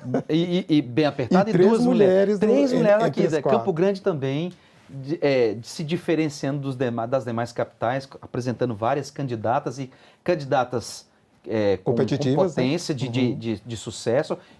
Uma delas vai sagrar realmente a vencedora. E aqui nós temos, de novo, disputa entre cores diferentes da direita. União mais tradicional no Centro-Oeste, mas um PP que também vem se consolidando cada vez mais dentro dessa região. Briga forte, briga grande. Esse aqui, é uma incógnita. Como esses votos do PSDB vão migrar para um ou para outro. Porque o PSDB da região de Campo Grande é um PSDB também mais de centro e um pouquinho mais de direita. Então, nós não sabemos exatamente o que o eleitor do PSDB vai pensar dessas duas candidatas. Uma eleição em aberto ainda. Muito bem. Os eleitores do PSDB e do PT vão se distribuir aqui, aí. Novamente, o eleitor do PT aqui vai olhar essa eleição e vai ser um voto, se for participativo, pragmático. Eu vou votar em quem se alinha menos a determinado tipo de tendência, né? Então, o estilo da campanha que talvez vai determinar como esses votos vão migrar. Muito bem, completamos aí as capitais. Brasília, os eleitores de Brasília ficaram só assistindo a disputa de ontem. Isso, de camarote. De camarote. Nós temos um mapa, Rafael, que mostra como ficaram os partidos nas capitais no primeiro turno. Na verdade, um esquema aqui, né? Uhum. Em primeiro turno, nós temos o PSD em primeiro lugar, não é isso? Uhum. Olha só, olha que interessante. Só um partido de esquerda que sagrou logo no primeiro Recife, turno. Né? E aqui nós temos todos os demais dessas diferentes designações da direita. E como eu falei para você, o PSD se consolidando como um grande vencedor das eleições municipais desse pleito. Né? Isso é a força do Centrão, né? Isso, é um partido que ele não é radical direita, mas ele tem um pé bem forte, ele não vai para a esquerda nunca, né? Então, é um partido que tem uma identidade bem dentro desse espectro. Um partido pragmático, digamos assim. Sim, né? Sim. Interessante essa visão aqui de primeiro turno, né? E poucas capitais, nós tivemos aqui muitos turnos, e mostrando que para muitas dessas capitais o jogo ainda está em aberto. o jogo está aberto. Sim. Né? Boa parte desses partidos que se sagraram vencedores são de prefeitos bem cotados junto à população, que têm popularidade, que demonstraram uma marca significativa na sua gestão, se consolidando na eleição. Então, tem muito trabalho dos próprios candidatos à reeleição dentro desse resultado de primeiro turno. Muito bem.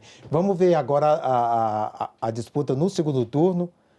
Nós temos aí quem está no segundo turno, Quem né? está no segundo turno, Nas capitais, então, o PL com 9 candidatos, o PT com 4, assim como a União Brasil, o MDB com 3, PSD 2, PP 2, Podemos 2 e PDT, PSOL, PMB e Avante, cada um com um candidato, Isso, né? são participantes, né? Mas a gente percebe que não só pelo número de partidos, mas também pela condição do segundo turno, os partidos de esquerda nas capitais não vão ter muito acesso. Não vão ter muito acesso. Então, assim, é algo para entrar numa equação de projeto eleitoral desses partidos, avaliarem as suas estratégias, avaliarem as suas narrativas, pensarem como esse acesso ao eleitor está sendo construído ou precisa ser refeito para furar essa barreira que hoje nós temos uma redoma muito forte de consolidação da direita. Nós temos um outro mapa, Rafael, que mostra a realidade dos 5.569 municípios, né? Então, nós temos aí... Olha só que interessante, o PSD se destacando agora como o maior partido, desbancando o MDB. 886, né? Não é isso? 886 prefeituras. Ele ficou próximo do MDB, que sempre foi o grande partido. Sempre foi o grande vencedor. Superou, e agora superou, ele virou esse jogo. Está muito próximo, o MDB ainda tem muitas prefeituras, mas o PSD ele realmente mostra como que a sua estratégia de dominação está muito interessante. E vários outros partidos no centro. Na sua avaliação, Rafael, por que o PSD cresceu tanto, a ponto de ficar em primeiro, né? Eu acho que é porque ele é um pouco camaleônico. Não é assim, ele não é um partido tão radical de direita e não necessariamente um partido ostensivamente contra a esquerda. As suas candidaturas, elas são candidaturas assim meio que de diálogo, tem um certo diálogo. Perfil do seu presidente. O Kassab dialoga bem, já tem uma tradição consolidada de muito diálogo entre as diferentes vertentes do espectro político. E eu acho que o partido ele acabou assimilando um pouco esse espectro e aí esse lado não tão lá, não tão cá, ele reflete um pouco de uma possibilidade, talvez, André, do PSD assumir o seu lado um pouco mais central. E por isso, talvez, ele tenha tido esse grande sucesso. Vamos seguir. Aqui está considerando o primeiro turno, Eleitos em primeiro turno. Novamente, ele conseguiu. Então, 630, 600, Republicano 590, União 550, PDT com 540, ainda uma grande força. Um partido de esquerda bem forte no conjunto dos municípios brasileiros, né? PP 400, Avante 320, Cidadania. Vamos falar primeiramente do PSDB, que já foi um grande partido e agora está tão diminuto, né? O PSDB está se apequenando a cada eleição. Cada eleição ele vai se tornando cada vez com características locais e menos com menos significância no cenário nacional ou das grandes capitais. Então, isso mostra que nessa última década foi um dos partidos que mais sofreu com as suas estratégias e os resultados eleitorais, né? E aqui também eu não estou conseguindo visualizar o Partido dos Trabalhadores. Então, assim, por esse cromatismo aqui, a gente também pode colocar um pouco na conta. Sim, uma coisa que é interessante a gente falar para a nossa audiência. O Partido dos Trabalhadores, ele em muitas capitais, principalmente as capitais, as grandes cidades, ele abriu mão de candidaturas próprias para apoiar candidatos. Fortalecer Então, o Partido dos Trabalhadores ele optou por um pragmatismo, para, assim, já de forma bem honesta consigo mesmo. Olha, nós não temos candidato forte. Então, para a gente não demonstrar fraqueza necessariamente numa disputa, a gente apoia. Foi o que aconteceu em São Paulo, por exemplo. Eu fiquei sabendo agora, o Rafael não está aqui, mas o PT conseguiu eleger 253 prefeitos, né? Então ele está ali entre o PSOL e o PSB, né? Aqui, né? Certo, perfeito. O PSOL também se consolidando, Sim, né? Sim, o PSOL ele está se diferenciando nas eleições majoritárias, André. Então, porque é um partido muito forte para deputados estaduais, vereadores, deputados cada vez mais elegendo deputados federais, membros de parlamento, membros de poder legislativo, o pessoal sempre tinha uma penetração interessante. E agora, nos últimos tempos, ele vem se mostrando cada vez mais como uma força alternativa ao próprio Partido dos Trabalhadores nesse espectro da esquerda, junto com o PDT, que resgatou um pouco dessa sua história, esteve fraquinho aí nos tempos anteriores e voltou à tona, voltou mais forte, mais consolidado, né? Aqui é o quadro mesmo que a gente está valendo, Rafael. Certo. Então o PT, na verdade, é com os 260, Isso, né? 260. Mas o que a gente apurou é que são 260 prefeituras com menor significância. Nos grandes centros urbanos, o Partido dos Trabalhadores não conseguiu viabilizar sua força. Por exemplo, na região de São Paulo, do ABC, não conseguiu se sagrar vencedor, por exemplo, numa região onde é o berço do sindicalismo, é o berço da sua própria história, né? O PP, como a terceira força dos municípios, qual é a avaliação que você faz? Também é um partido que, pragmático, vai se consolidando como uma força política significativa. Me lembra um pouco aquilo que o MDB antes significava. Aquele partido de que vão sempre depender para, por exemplo, uma força para consolidar a governabilidade e se ele fizer parte de uma coalizão. Se ele não fizer parte de uma coalizão, é um partido a ser temido, porque ele acaba sendo uma forte força de resistência, né? Então o PP, assim como o PSD, União, Republicanos e PL, eles são aquele núcleo que vai se dividindo, vai se alternando, aquele que ganha mais, aquele que ganha menos, mas eles vão se fortalecendo como forças significativas e amplamente desafiadoras para qualquer futuro candidato à presidência da República. Muito bem, muito bem. Aqui, só para comparar aqui o PSDB e o PT, né? Apesar da desidratação do PSDB, que vem aí de 2018 para cá, ainda tem mais prefeito que o PT, né? Valia a pena se a gente tivesse condição de saber a localização dessas prefeituras. Sim, isso quer dizer que ainda tem alguns nichos em São Paulo, no Rio Grande do Sul deve ter alguma coisa, no Centro-Oeste algumas prefeituras também. Eu acho que Centro-Oeste, Sudeste, algumas localizações e o Sul é onde ainda sobra o PSDB com uma certa força, uma certa pujança. E o PL, que é o maior partido na Câmara, né? E forte nas capitais também, mas não tem tantas prefeituras assim. Veja que o PL é uma representação, como se fosse uma representação da direita mais radical, atualmente. Por quê? Por causa da sua forte vinculação com o bolsonarismo, né? Então, aqui a gente não quer dizer, não quer rotular que o PL é o bolsonarismo, não é isso. Mas existe uma forte vinculação. Mas você percebe que dentro daquilo que a gente verifica dos resultados, ele é o mais à direita.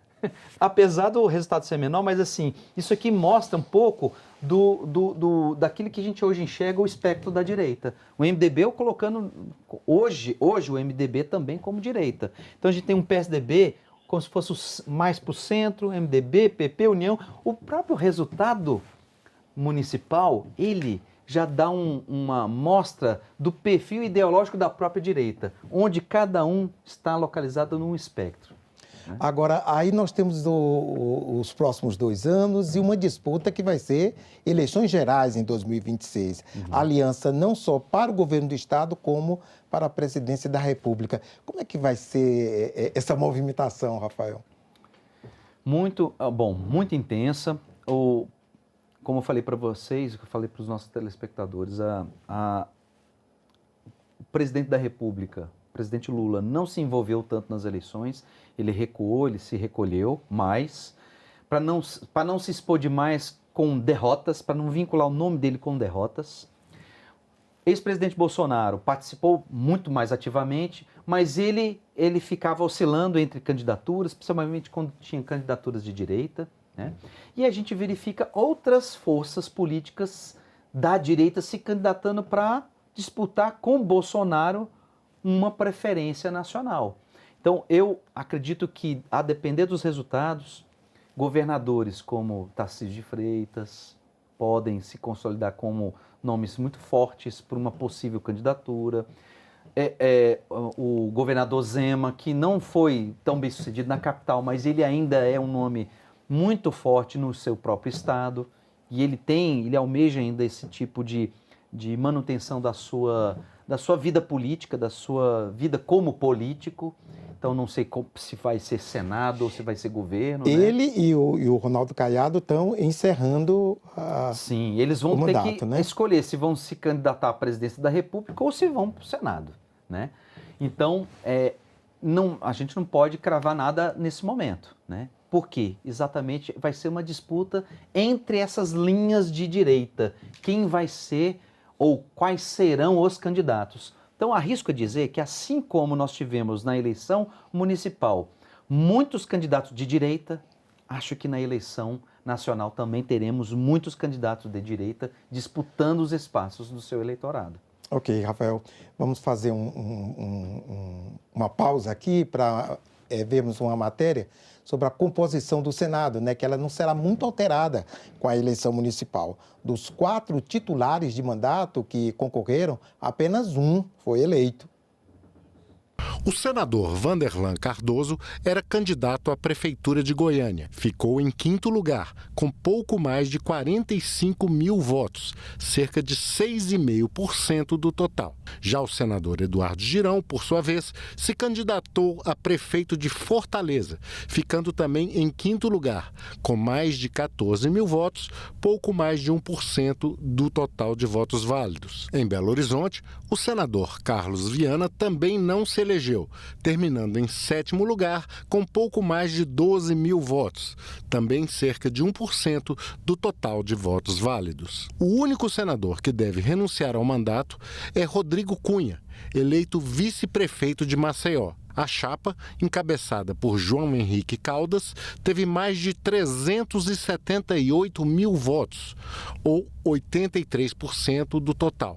Sua cadeira no Senado deve ser assumida pela primeira suplente, a médica pediatra doutora Eudócia. Outros 2 suplentes de senadores foram eleitos prefeitos. Janaína Farias, segunda suplente do senador licenciado e atual ministro da Educação, Camilo Santana, foi eleita prefeita da cidade cearense de Crateús, com 26.055 votos, ou 54,36% do total de votos válidos. E Pedro Fernandes Ribeiro, primeiro suplente da senadora Elisiane Gama, foi eleito prefeito da cidade maranhense de Arame, com 11.875 votos, ou 69,44% do total.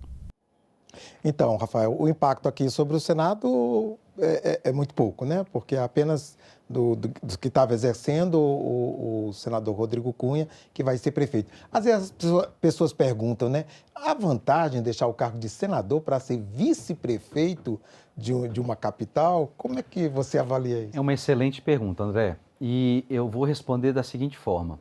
A política é sempre muito pragmática. Então, se o senador Rodrigo Cunha, no seu cálculo político, percebeu que seria muito relevante participar da gestão da capital do seu estado, é porque aquilo, para o futuro político dele, poderia ter uma significância muito maior do que estar aqui no Senado.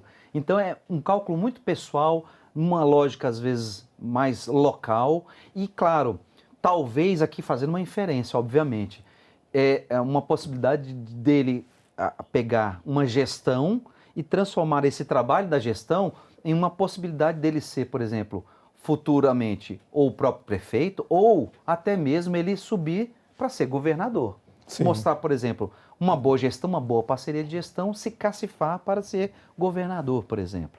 É um tipo de possibilidade que existe. Rafael, que impacto pode ter essas eleições que ainda vão ser concluídas com o segundo turno, né, dia 27, nas eleições, na renovação da mesa diretora, tanto do Senado quanto da Câmara? Na Câmara, talvez o impacto seja maior, porque como os nossos senadores, eles têm a diferença de mandato e a maior parte daqueles que fazem parte da mesa, eles vão manter os seus próprios mandatos. Acredito que a gente não tenha tantas mudanças. O Senado vai ter uma alternância de gestão, de mesa, de presidência, um pouco mais previsível do que na Câmara dos Deputados. A Câmara dos Deputados é um reflexo da disputa das direitas. Então, nós temos hoje o presidente que tinha o seu candidato e esse candidato já teve problemas ali para se estabelecer e vários outros que não são de linhas alternativas ideológicas, mas muito parecidas, disputando esse espaço. Então, o impacto das eleições municipais vai ser muito forte, sim, para a gente perceber quem vai conseguir protagonizar e se estabelecer na mesa daquela casa. Muito bem. E os prefeitos que estão assumindo, né, ou que vão continuar, como é que estão na seu pedido por mais verbas, no seu diálogo, né, tanto com o governo federal como com o parlamento, né, em prol de mais recursos para os municípios? A resposta para essa sua pergunta, ela é bem difícil, porque demandaria a gente ter acesso a uma série de informações, mas tem algo que a gente pode antecipar.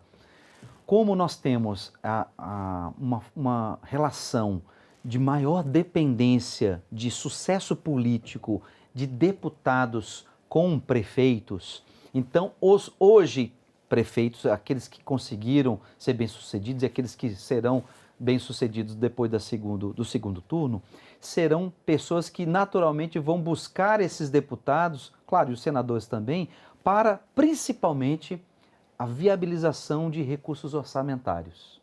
E hoje a lógica orçamentária, ela inverteu os polos. Antigamente, deputados que buscavam os prefeitos para viabilizar a conexão eleitoral. Agora são os prefeitos que buscam os deputados. Então, essa força, ela tem uma correlação muito forte, só que o sinal mudou. Então, esses hoje prefeitos vão buscar sempre esses parlamentares para viabilizar o envio de verbas orçamentárias.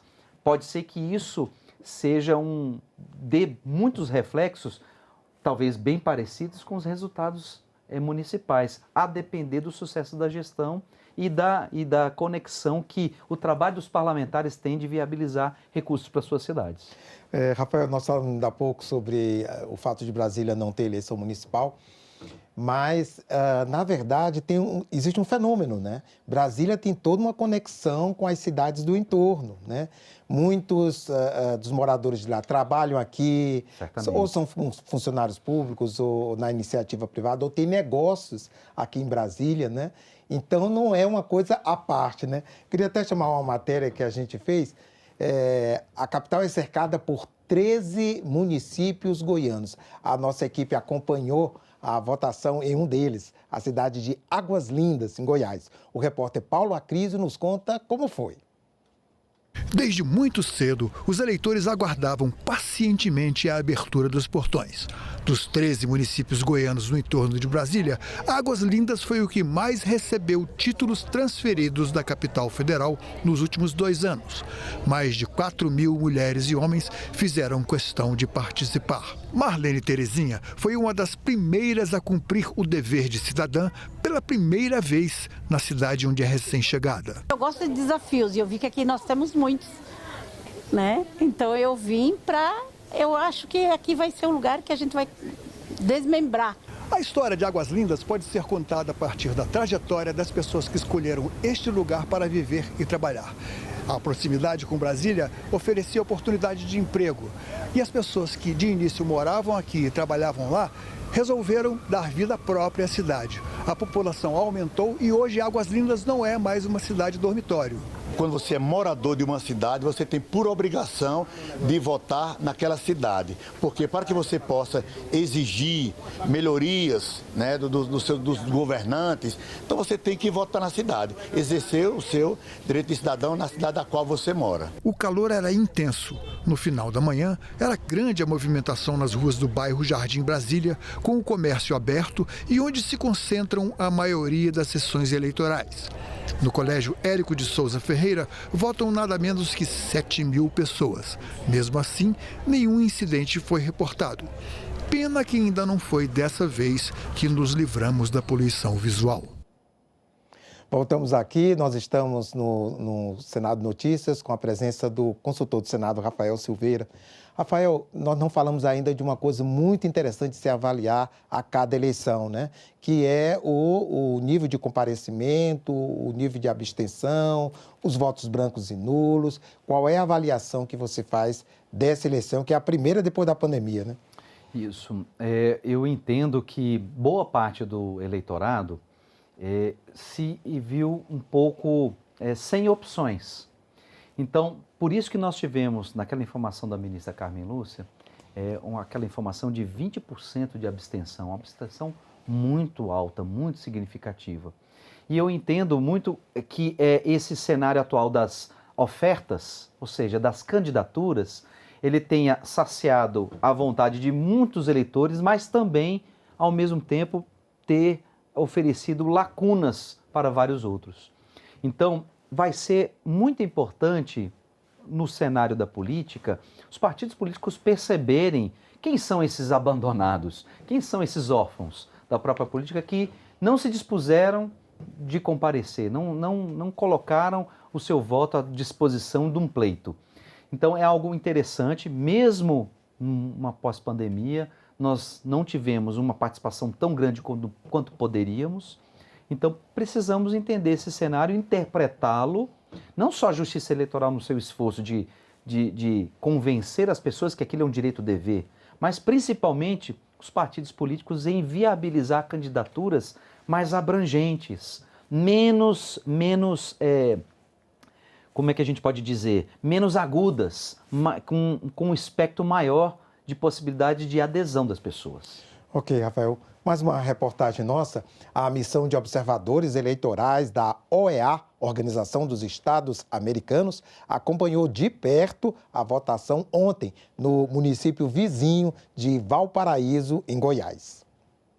Esta é a quarta vez que a OEA acompanha o processo eleitoral brasileiro. A missão, que chegou ao Brasil no dia 27 de setembro, conta com 15 especialistas distribuídos pelos estados de São Paulo, Goiás e o Distrito Federal. O chefe da missão, o embaixador Agostinho Espinosa, informou que após as eleições será entregue um relatório preliminar com as observações e recomendações da OEA. Estamos observando temas como organização, tecnologia e justiça eleitoral, participação política das mulheres, povos indígenas e afrodescendentes, financiamento político, campanhas, mídia e comunicação digital e violência eleitoral.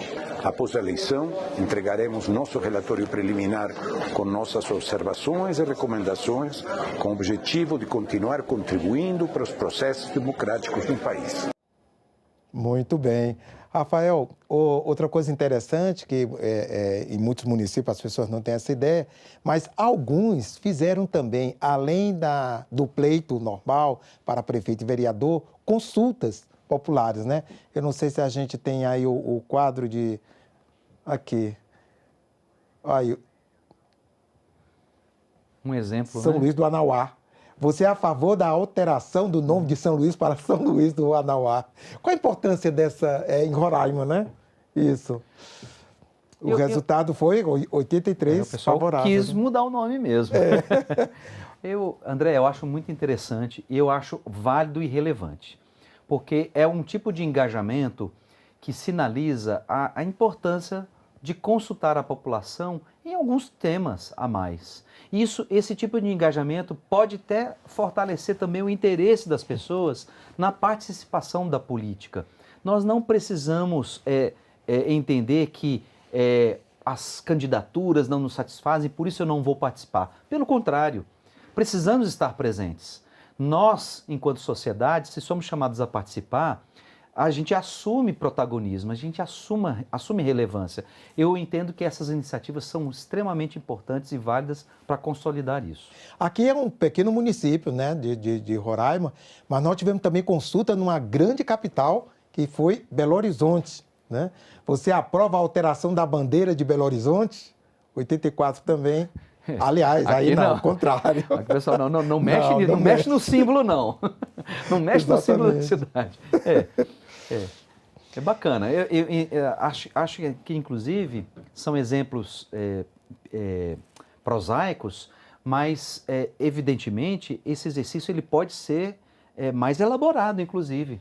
Algumas pautas locais, elas podem ser mais exploradas e podem ser objeto de consulta, aproveitando exatamente o pleito. Inclusive, pode pautar a própria eleição.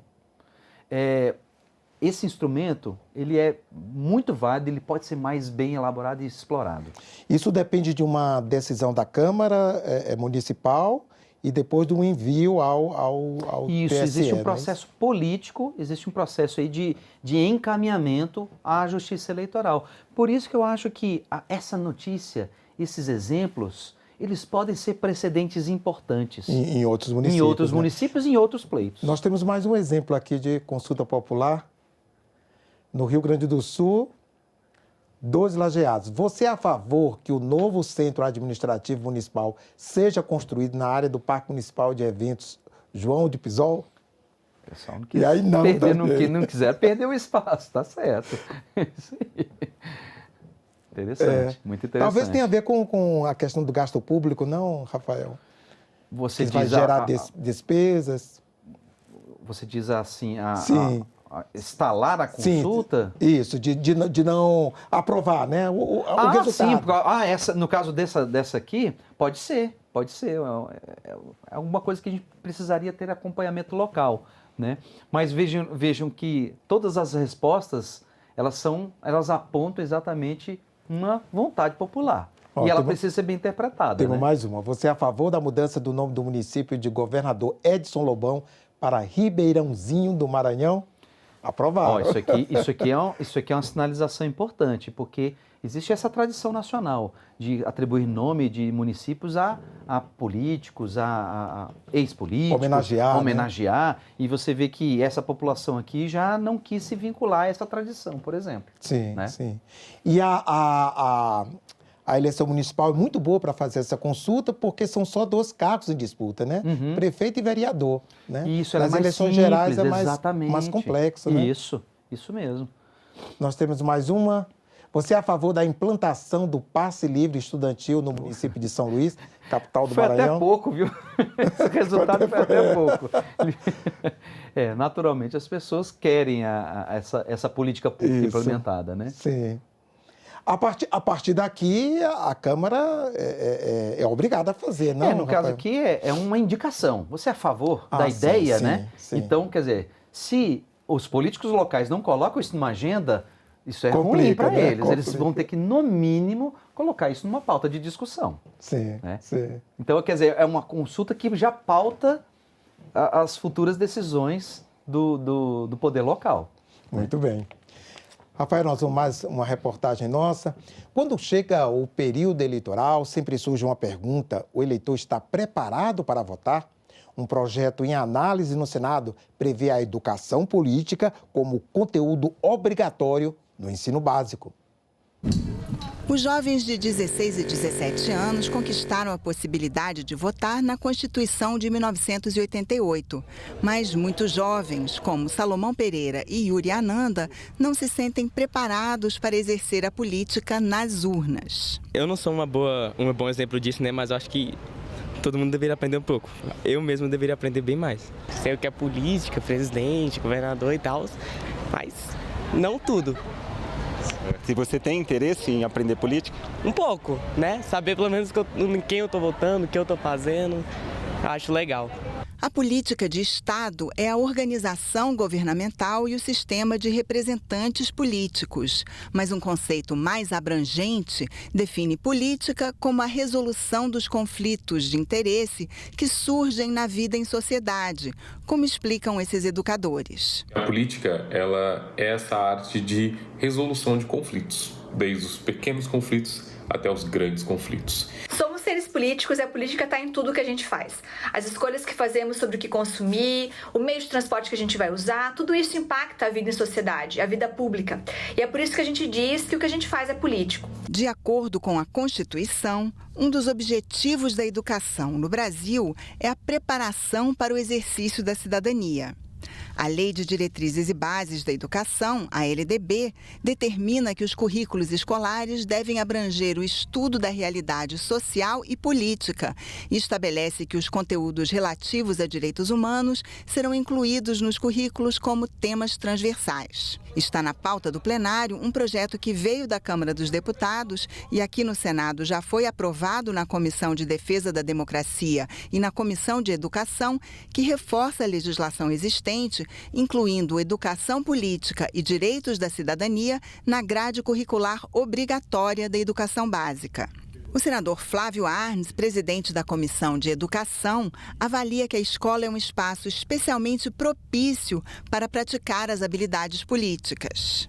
Um bom caminho é termos o Grêmio escolar ou o Grêmio estudantil, onde as pessoas vão debater com os alunos o que é importante para aquela escola e para aquela comunidade. Então é um caminho de conscientização e de reflexão, não como uma disciplina específica, mas termos esse aspecto de educação política em todas as disciplinas da escola. Os especialistas concordam que a escola é um bom local para a formação política e acreditam que é possível educar sem ideologizar. É possível ensinar política sem aumentar a polarização.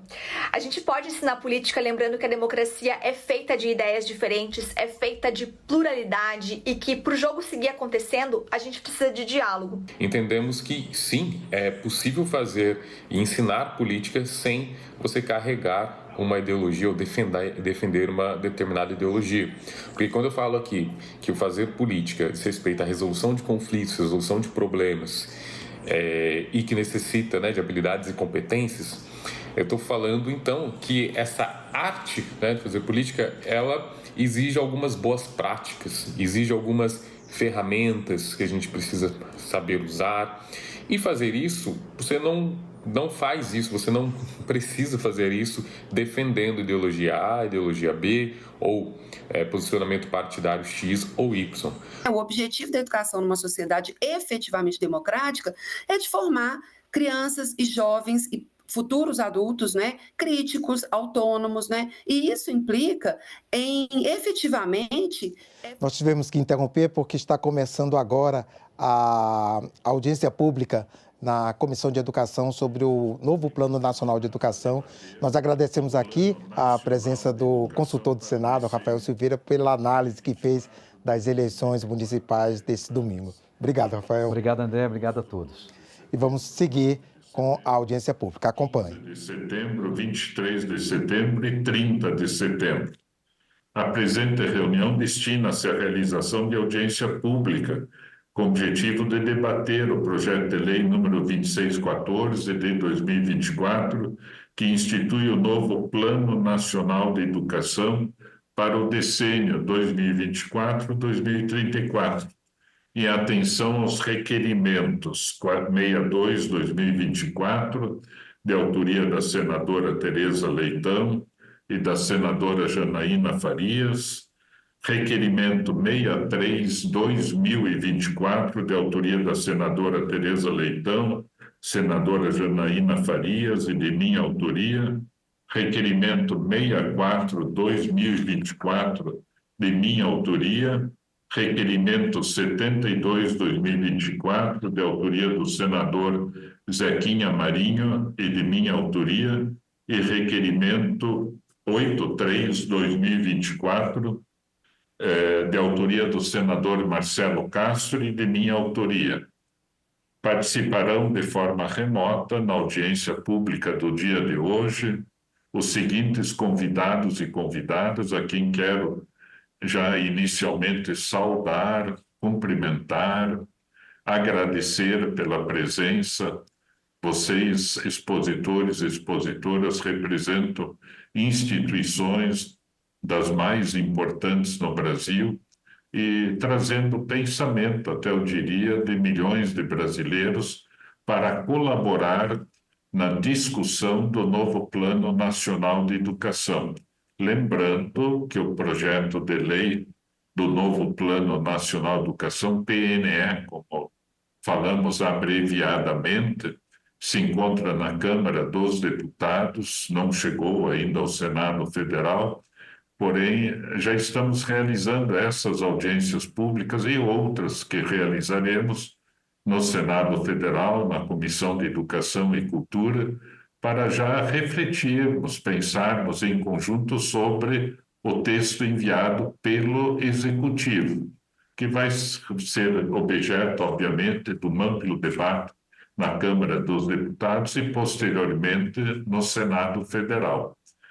É importante ressaltar que todas as exposições estarão disponíveis no site da Comissão de Educação para todos vocês que nos acompanham pelo Brasil. Também o que for colocado em termos de projeções também estará disponível. E ao mesmo tempo, os sumários executivos de todas as audiências públicas estão também disponíveis no site da comissão. E até o final desta semana, esta 7ª audiência pública, o sumário executivo também estará disponível com as perguntas até sexta-feira, ou mais tardar, muitas vezes antes, inclusive.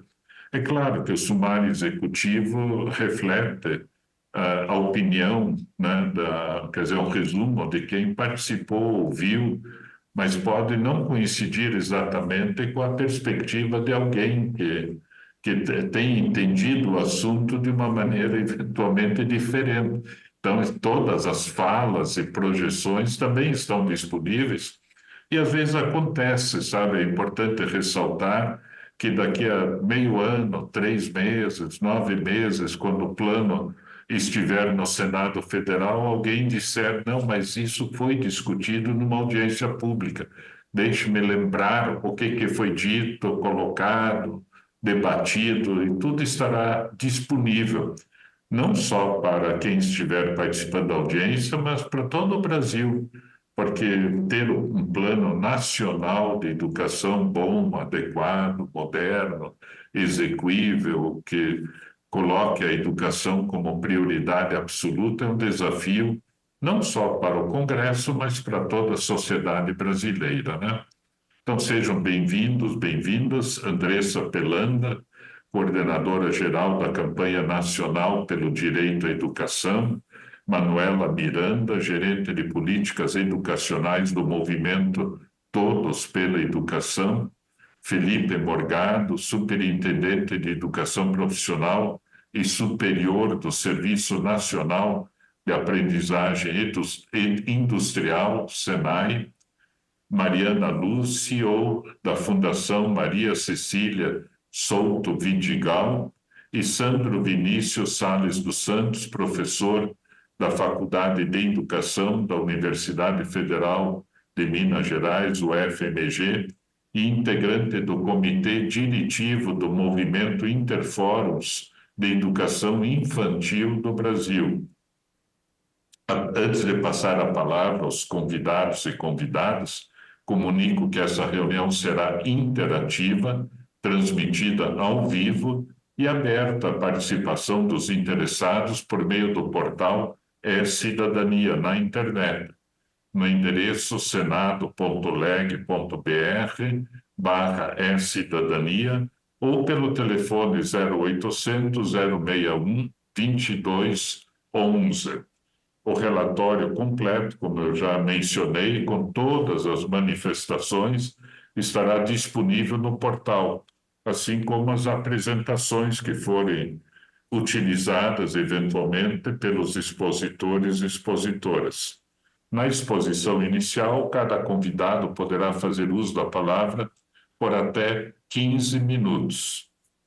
Ao fim das exposições, retornaremos aos convidados e convidadas para o acréscimo, reforço, eventualmente algum ponto que deseje ser também objeto de manifestação. Então, agradeço novamente a vocês, me permite chamar assim, com todo respeito, né? Sempre a Comissão de Educação está aberta à participação, né, de todas as pessoas no Brasil, mesmo quem queira mandar manifestações por escrito sobre o plano e sobre os outros assuntos, sempre objeto de debate na comissão. As portas, usando uma expressão popular, as portas e janelas e os canais de comunicação estão totalmente disponíveis e abertos. Está bem? Então, 7ª audiência pública, né? Um trabalho da comissão importante. Passo inicialmente a palavra ao caro Felipe Morgado, que é superintendente de Educação Profissional e Superior do Serviço Nacional de Aprendizagem Industrial, SENAI. Quero não só dar a palavra ao senhor, doutor Felipe Morgado, mas também já agradecer de antemão por todo o trabalho de articulação, de interação com o Senado Federal, o diálogo com o SENAI é um diálogo, eu diria, muito proveitoso, permanente, e nós temos nos beneficiado muito no Senado Federal com toda a experiência do SENAI. Com a palavra, então, doutor Felipe Morgado. Obrigado, senador. Primeiro, cumprimentá-lo, ao qual cumprimento todos os presentes nesta solene sessão de audiência pública. Inicialmente, eu queria contextualizar um pouco, né? O senador destacou o SENAI, né? E eu queria começar contextualizando um pouco, porque muitas vezes a sociedade ainda não conhece e não domina o pleno de uma maneira sólida o quanto o SENAI é um ativo do Brasil, né? O SENAI fez esse ano 82 anos de existência, vinculado à indústria, Confederação Nacional da Indústria, onde o foco são os 2 pilares, a educação profissional e tecnológica e a área de tecnologia e inovação. O ano passado, tivemos presença em 95% dos municípios brasileiros e atendemos aí mais de 3 milhões de estudantes. Então, isso, meu objetivo de contextualizar é para começar a minha fala trazendo um pouco do quanto a gente pode e deve, né, até por caráter legal, ser algo consultivo do governo federal para assuntos relacionados à educação profissional. Mais recente, senador, há menos de um mês atrás, o Brasil ficou em 3º lugar no mundo na World Skills, que é a maior competição de educação profissional do mundo. Desculpe, 2º lugar do mundo, só perdendo apenas para a China. Então, nós podemos dizer que o Brasil, junto com o SENAI e SENAC, que representaram o Brasil em 56 profissões, conseguiu ficar em 2º lugar do mundo, o que demonstra que é possível, estamos abertos sempre a contribuir. Eu acho que esse é o principal objetivo neste momento. Eu vou começar a contextualização do que se refere ao PNE, trazendo algo que é público, o planejamento estratégico da indústria até 2032. A indústria brasileira não é nem o SENAI, nem o SENAC, nem o SESI. A indústria brasileira construiu uma estratégia onde, em sua estratégia, destaca aspectos relacionados à educação, tanto a educação básica quanto a educação profissional e superior. E nesses aspectos, senador, a gente fez um encontro de contas para identificar, um encontro de texto para identificar qual seria a nossa posição, CNI e SENAI, em relação ao Plano Nacional de Educação. A nossa posição é convergente, né, convergente com alguns pontos bem pontuais de atenção, e eu vou trazer por que a gente considera essa posição convergente. Primeiro, que na educação básica, prioriza a qualidade da educação. A gente sabe o quanto o Brasil tem de desafio para melhorar a qualidade da educação básica, e o PNE vai nessa linha, né, trazendo também aspectos relacionados à formação de professores e também a melhoria da infraestrutura das escolas. Agora, aonde a gente tem mais a contribuir, né, o Senai, está relacionado à educação profissional. E é nessa linha que eu trago a total convergência, né? Por exemplo, a indústria sugere uma ampliação até 2032 de 40% chegar até 40% dos estudantes de ensino médio articulado com a educação profissional, articulado ou integrado com a educação profissional. O PNE traz uma meta de 50%, né? Então, é convergente, e a gente acredita muito que esse processo, a educação profissional, senador, está vivendo um momento muito importante, graças ao senhor aí também, que primeiro, aprovamos uma lei que traz ao MEC a obrigação de criar uma política nacional de educação profissional. Foi aprovado recentemente, o ano passado foi promulgado. Segundo, o PROPAG, né, aprovado pelo Senado, né, o senhor participou ativamente nesse processo, que agora está indo para a Câmara dos Deputados, trazendo parte dos juros dos estados, 60% dos juros dos estados, para a formação técnico-profissional, para a educação profissional, não só integrada, subsequente. Isso traz também avanços na linha do PNE, né? O PNE trouxe não só a ampliação da formação da educação profissional para os estudantes que estão durante o ensino médio, compara a indicadores mundiais, né, indicadores que o mundo se compara, e traz, então, um percentual de jovens que estão fazendo o ensino médio articulado com a educação profissional. E é uma notícia muito boa na nossa visão. A gente sabe que o futuro do trabalho está incerto. Ao estar incerto, os países praticamente do mundo inteiro estão apostando na educação profissional como uma alternativa para esse futuro do trabalho incerto. Por quê? Porque um jovem que faz curso técnico, ele desenvolve uma habilidade de aprender a aprender. Ele desenvolve a habilidade de aprender a fazer. E isso, conforme vão surgindo as tecnologias, ele vai conseguir estudar, ter aprendizagem continuada ao longo da vida, que é algo que também foi citado no CNE. Então, no CNE não, desculpa, no PNE. Outro aspecto relevante está relacionado à ampliação do número de matrículas em 50% do subsequente, algo que, de novo, vai ao encontro desse desafio de ampliar o número de jovens, ampliar o número de adultos, trazendo aí a educação profissional como uma porta de saída para o mundo do trabalho. Isso é muito importante na nossa visão. E algo que a gente ficou contente e acreditamos muito é que a educação de jovens e adultos articulada com a educação profissional, ela foi introduzida dentro do capítulo de educação profissional. Isso é muito positivo. A gente sabe que o trabalho, com certeza, ele ajuda a estimular os cidadãos a concluírem seus estudos, principalmente o ensino médio, já com uma profissão, que é o caso da EJA, né, de 25% da oferta articulada. Esse aspecto é importante. E também, como o Senai, né, a gente sabe como é a estrutura do mundo do trabalho no que se refere à indústria, né? Cerca de 80% dos trabalhadores da indústria, eles são trabalhadores que fizeram um curso de qualificação profissional, né? Cerca de 16% são trabalhadores que fizeram cursos técnicos e o restante que fizeram curso superior. Então, ao trazer para o PNE, né, a meta de elevação de 3 milhões de matrículas de qualificação profissional, né, no mínimo 160 horas, traz a possibilidade de dar um acesso mais rápido aos jovens no mercado de trabalho também, não só como curso técnico, mas também como qualificação profissional. Nosso desejo sempre é a ampliação de cursos técnicos, mas a qualificação profissional não foi esquecida e é algo que a gente considera bem relevante e importante. A principal meta, na nossa visão, é essa ampliação para 50% dos jovens.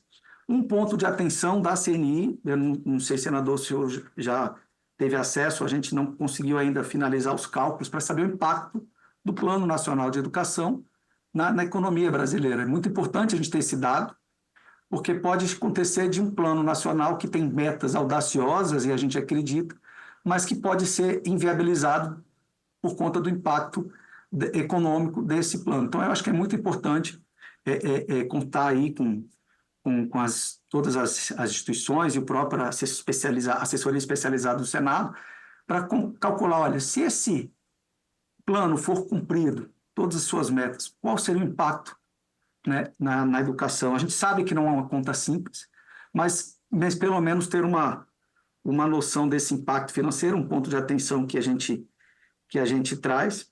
No que se refere à qualidade da educação profissional, isso nos ajuda e a gente fica muito contente no momento que se pretende, tem como diretriz para 60% dos concluintes alcance o nível do padrão adequado na sua formação.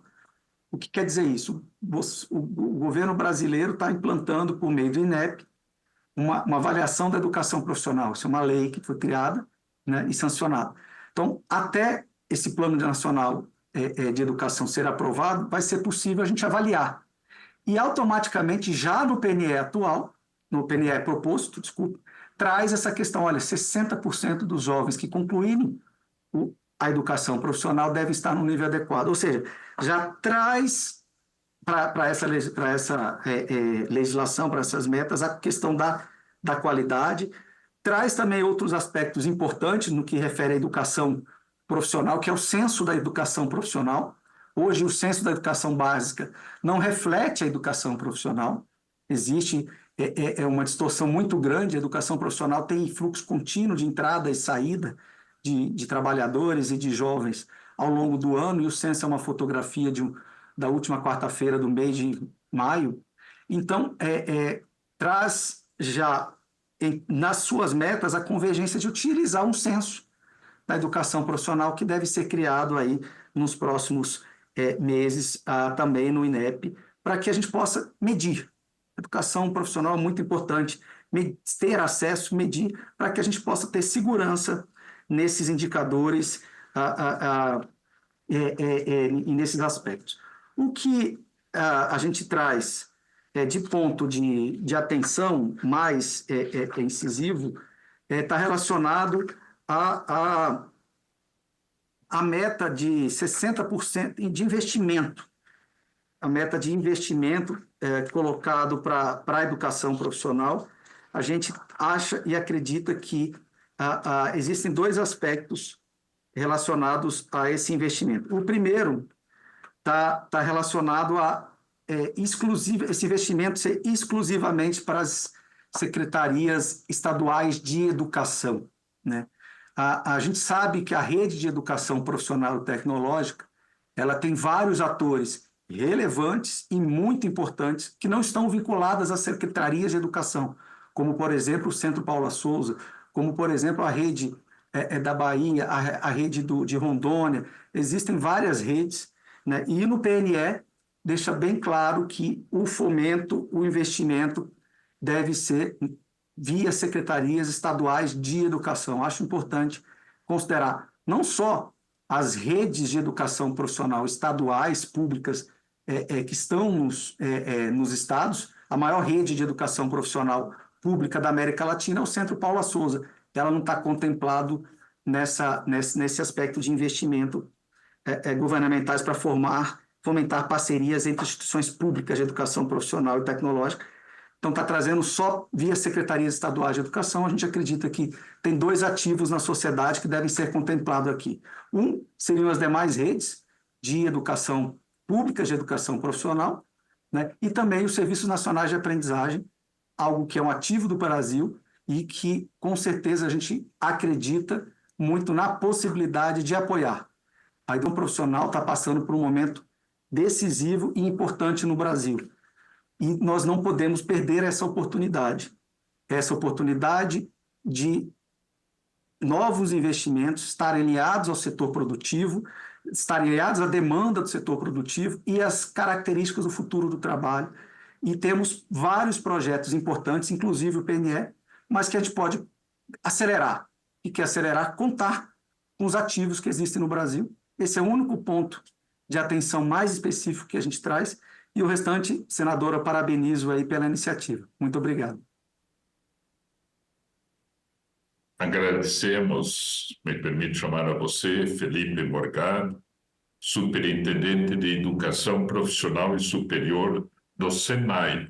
Muito bem explicado também para contextualizar para todas as pessoas que nos acompanham o trabalho histórico e importante do Serviço Nacional de Aprendizagem Industrial. Agradeço muito. Eu gostaria só de lembrar o que já foi, inclusive, ressaltado em outras audiências públicas, que eu pediria, solicitaria aos expositores e expositoras que as observações feitas em relação à redação de algum aspecto do Plano Nacional, que pudessem enviar para a Comissão de Educação a própria redação sugerida, que isso serviria como subsídio para a análise também, além da própria explicação, que é importante, mas se houver assim, a possibilidade de uma sugestão de redação dos aspectos mencionados. Está bem? Isso para todos os expositores e expositoras. Passo em seguida a palavra, quero cumprimentá-la, Manuela Miranda, que é gerente de políticas educacionais do movimento Todos pela Educação. Com a palavra, Manuela. E um abraço também à Priscila Cruz, né, que também tem sempre colaborado, assim como o movimento também colabora muito com o Senado Federal. Obrigada, senador. Bom dia a todas e todos. Primeiramente, agradeço ao senador Flávio Arnes pelo convite, ao Todos pela Educação, para participar hoje desse debate sobre tema tão importante para a educação brasileira. Eu vou projetar aqui, tem uma apresentação, vou pedir licença para projetá-la.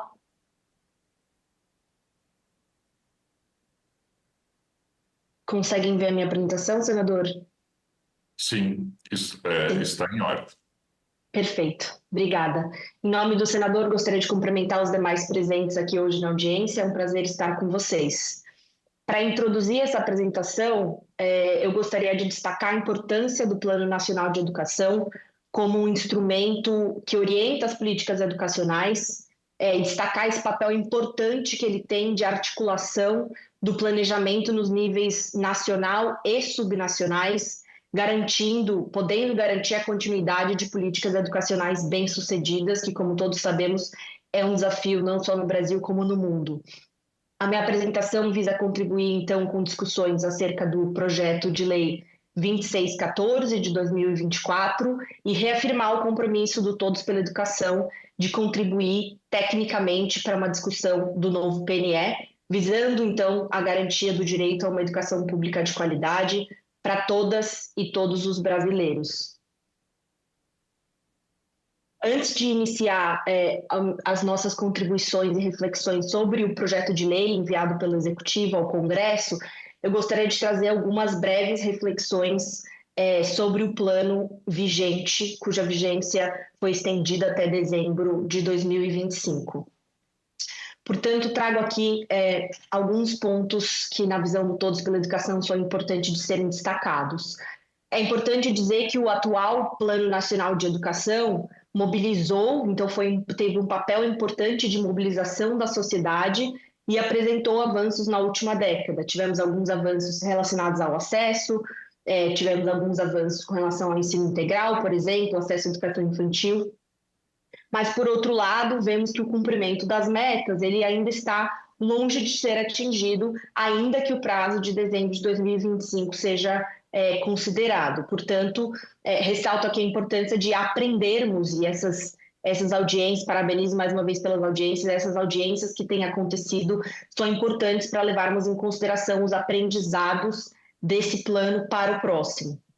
Vale destacar aqui, o que não é novidade, entendo que para todos, de que das 20 metas propostas no plano da última década, 4 apenas foram cumpridas integralmente, e nenhuma delas diz respeito a indicadores de acesso, qualidade ou equidade da educação básica. E esse é um fato que nos preocupa bastante. E aqui eu queria trazer um outro ponto de que também não podemos olhar apenas para o cumprimento ou não das metas, e sim para o progresso de algumas delas e olhar para os desafios que a tentativa do progresso em cada uma delas nos trouxe na última década. Então, temos muito a aprender com esse plano de 2014 a 2024, inclusive no que diz respeito a, apesar dos avanços que nós vimos, as desigualdades persistem e são alarmantes e exigem muita prioridade na próxima década. Então, nós vemos, com relação ao acesso, apesar dos avanços,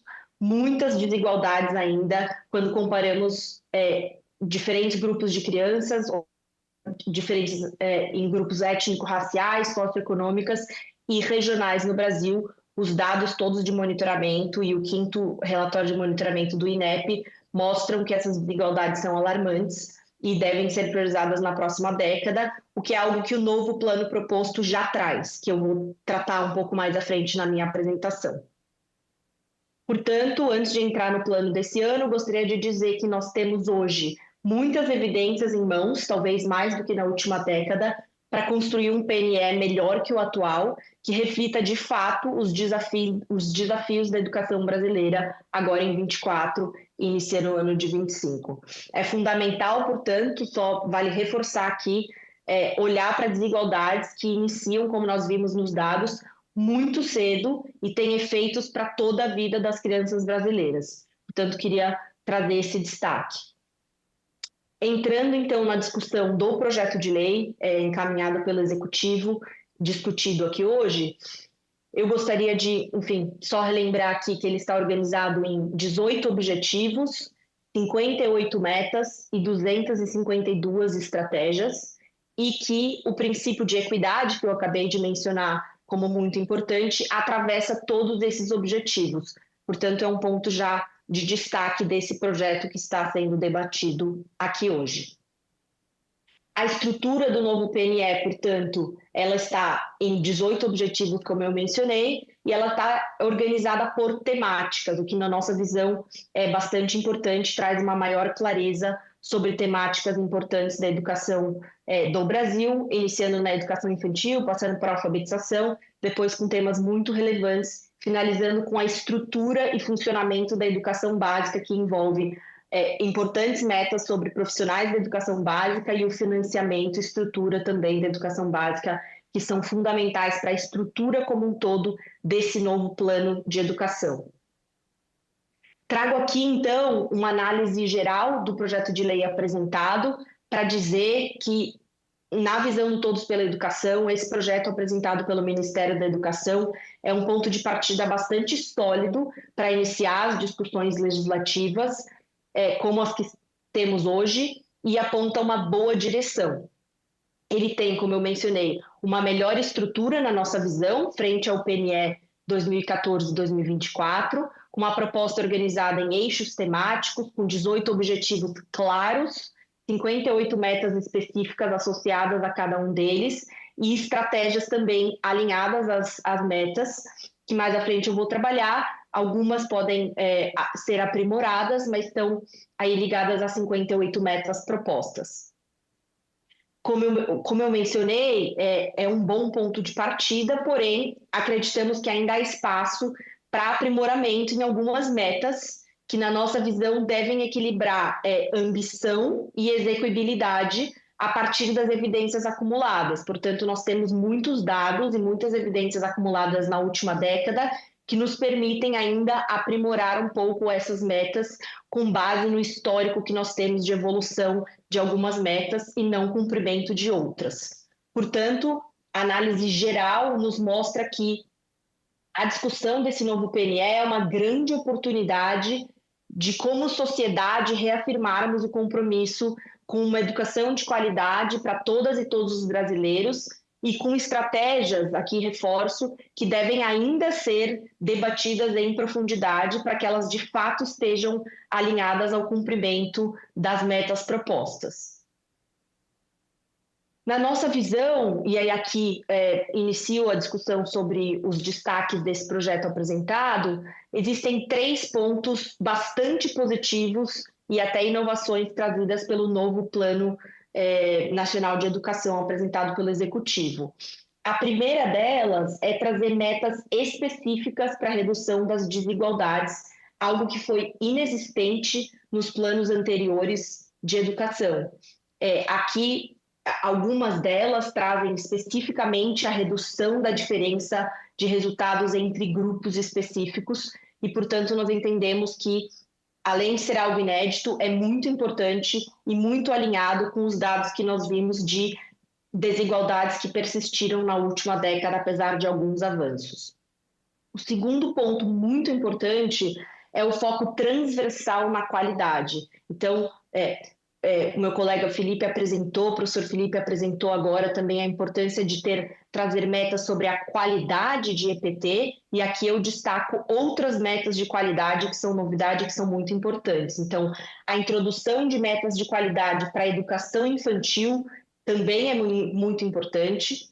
É importante que elas estejam alinhadas e sejam mensuradas de acordo com os parâmetros nacionais de educação infantil que acabaram de ser atualizadas esse ano. E outro ponto que eu queria destacar com relação à qualidade, que na nossa visão é muito positivo, é o estabelecimento de metas específicas para cada etapa, ensino fundamental, de anos iniciais, finais e médio, sobre o percentual de estudantes que devem ter aprendizagem adequada. Nós temos no plano vigente metas relacionadas ao IDEB, mas não temos metas relacionadas ao percentual de estudantes que devem atingir um nível adequado. E na nossa visão isso traz uma maior tangibilidade e um foco muito importante para a qualidade e para a aprendizagem em si, para além do IDEB. O terceiro grande ponto de destaque que eu gostaria de trazer aqui é a inclusão de novas metas específicas sobre as modalidades de educação escolar indígena, quilombola e do campo, portanto o objetivo 8, que não receberam a ênfase que nós acreditamos que seja necessária na última década. Então temos metas específicas para a expansão dessas modalidades, que é muito importante, inclusive, para que se avance para uma educação pública de qualidade para todos. E a outra meta muito importante, que nós entendemos que foi um avanço nesse novo plano, é a inclusão do objetivo 7, que diz respeito à educação digital, que é muito importante, considerando o contexto atual da educação. Portanto, 3 principais destaques, e agora eu vou trazer alguns outros pontos positivos sobre esse novo plano na nossa visão, e é claro que selecionamos alguns, vale reforçar aqui de novo que são muitos objetivos e metas que exigem uma discussão um pouco mais aprofundada e continuaremos acompanhando esse debate para contribuir para que essas metas sejam aprimoradas. Outros pontos positivos, então, na nossa visão, a introdução de metas de qualidade, como eu já mencionei, da educação infantil. Aqui trago também, apesar de positivo, um ponto de atenção, que é necessário que indicadores adequados sejam criados para mensurar a qualidade da educação infantil. Nesse sentido, é muito importante que se considerem os parâmetros nacionais de qualidade da educação infantil atualizados recentemente. Outro ponto bastante positivo na nossa visão é a ampliação da meta de atendimento em creche para 60%, considerando dados recentes que mostram que muitas crianças ainda têm dificuldade de acesso à creche. E aí aqui ressalto o ponto que é muito importante que as metas sejam, especialmente essa de creche, alinhada com as evidências recentes divulgadas sobre a demanda manifesta. Então, não só o histórico de atendimento, como a demanda manifesta e dados recentes divulgados pelo MEC, em parceria com o GAEPS Brasil, que trazem também outras questões com relação ao acesso de creche, que são muito importantes serem consideradas. O terceiro ponto de destaque positivo que eu trago aqui é a manutenção de metas muito importantes sobre profissionais da educação básica e a sua valorização. E aqui um exemplo é o destaque para a meta de 70% dos concluintes em pedagogia e licenciaturas, eles tenham um desempenho adequado ao fim do curso. Então, é muito importante que as metas do plano de plano atual sobre a valorização dos profissionais da educação sejam mantidas para esse próximo plano, porque nós não avançaremos políticas educacionais sem que se olhe com muita atenção para a valorização dos profissionais da educação básica. Esses são alguns dos pontos positivos que eu gostaria de destacar, e eu passo, então, para alguns pontos de aprimoramento que, na nossa visão, poderão contribuir para um PNE ainda melhor do que este que foi proposto.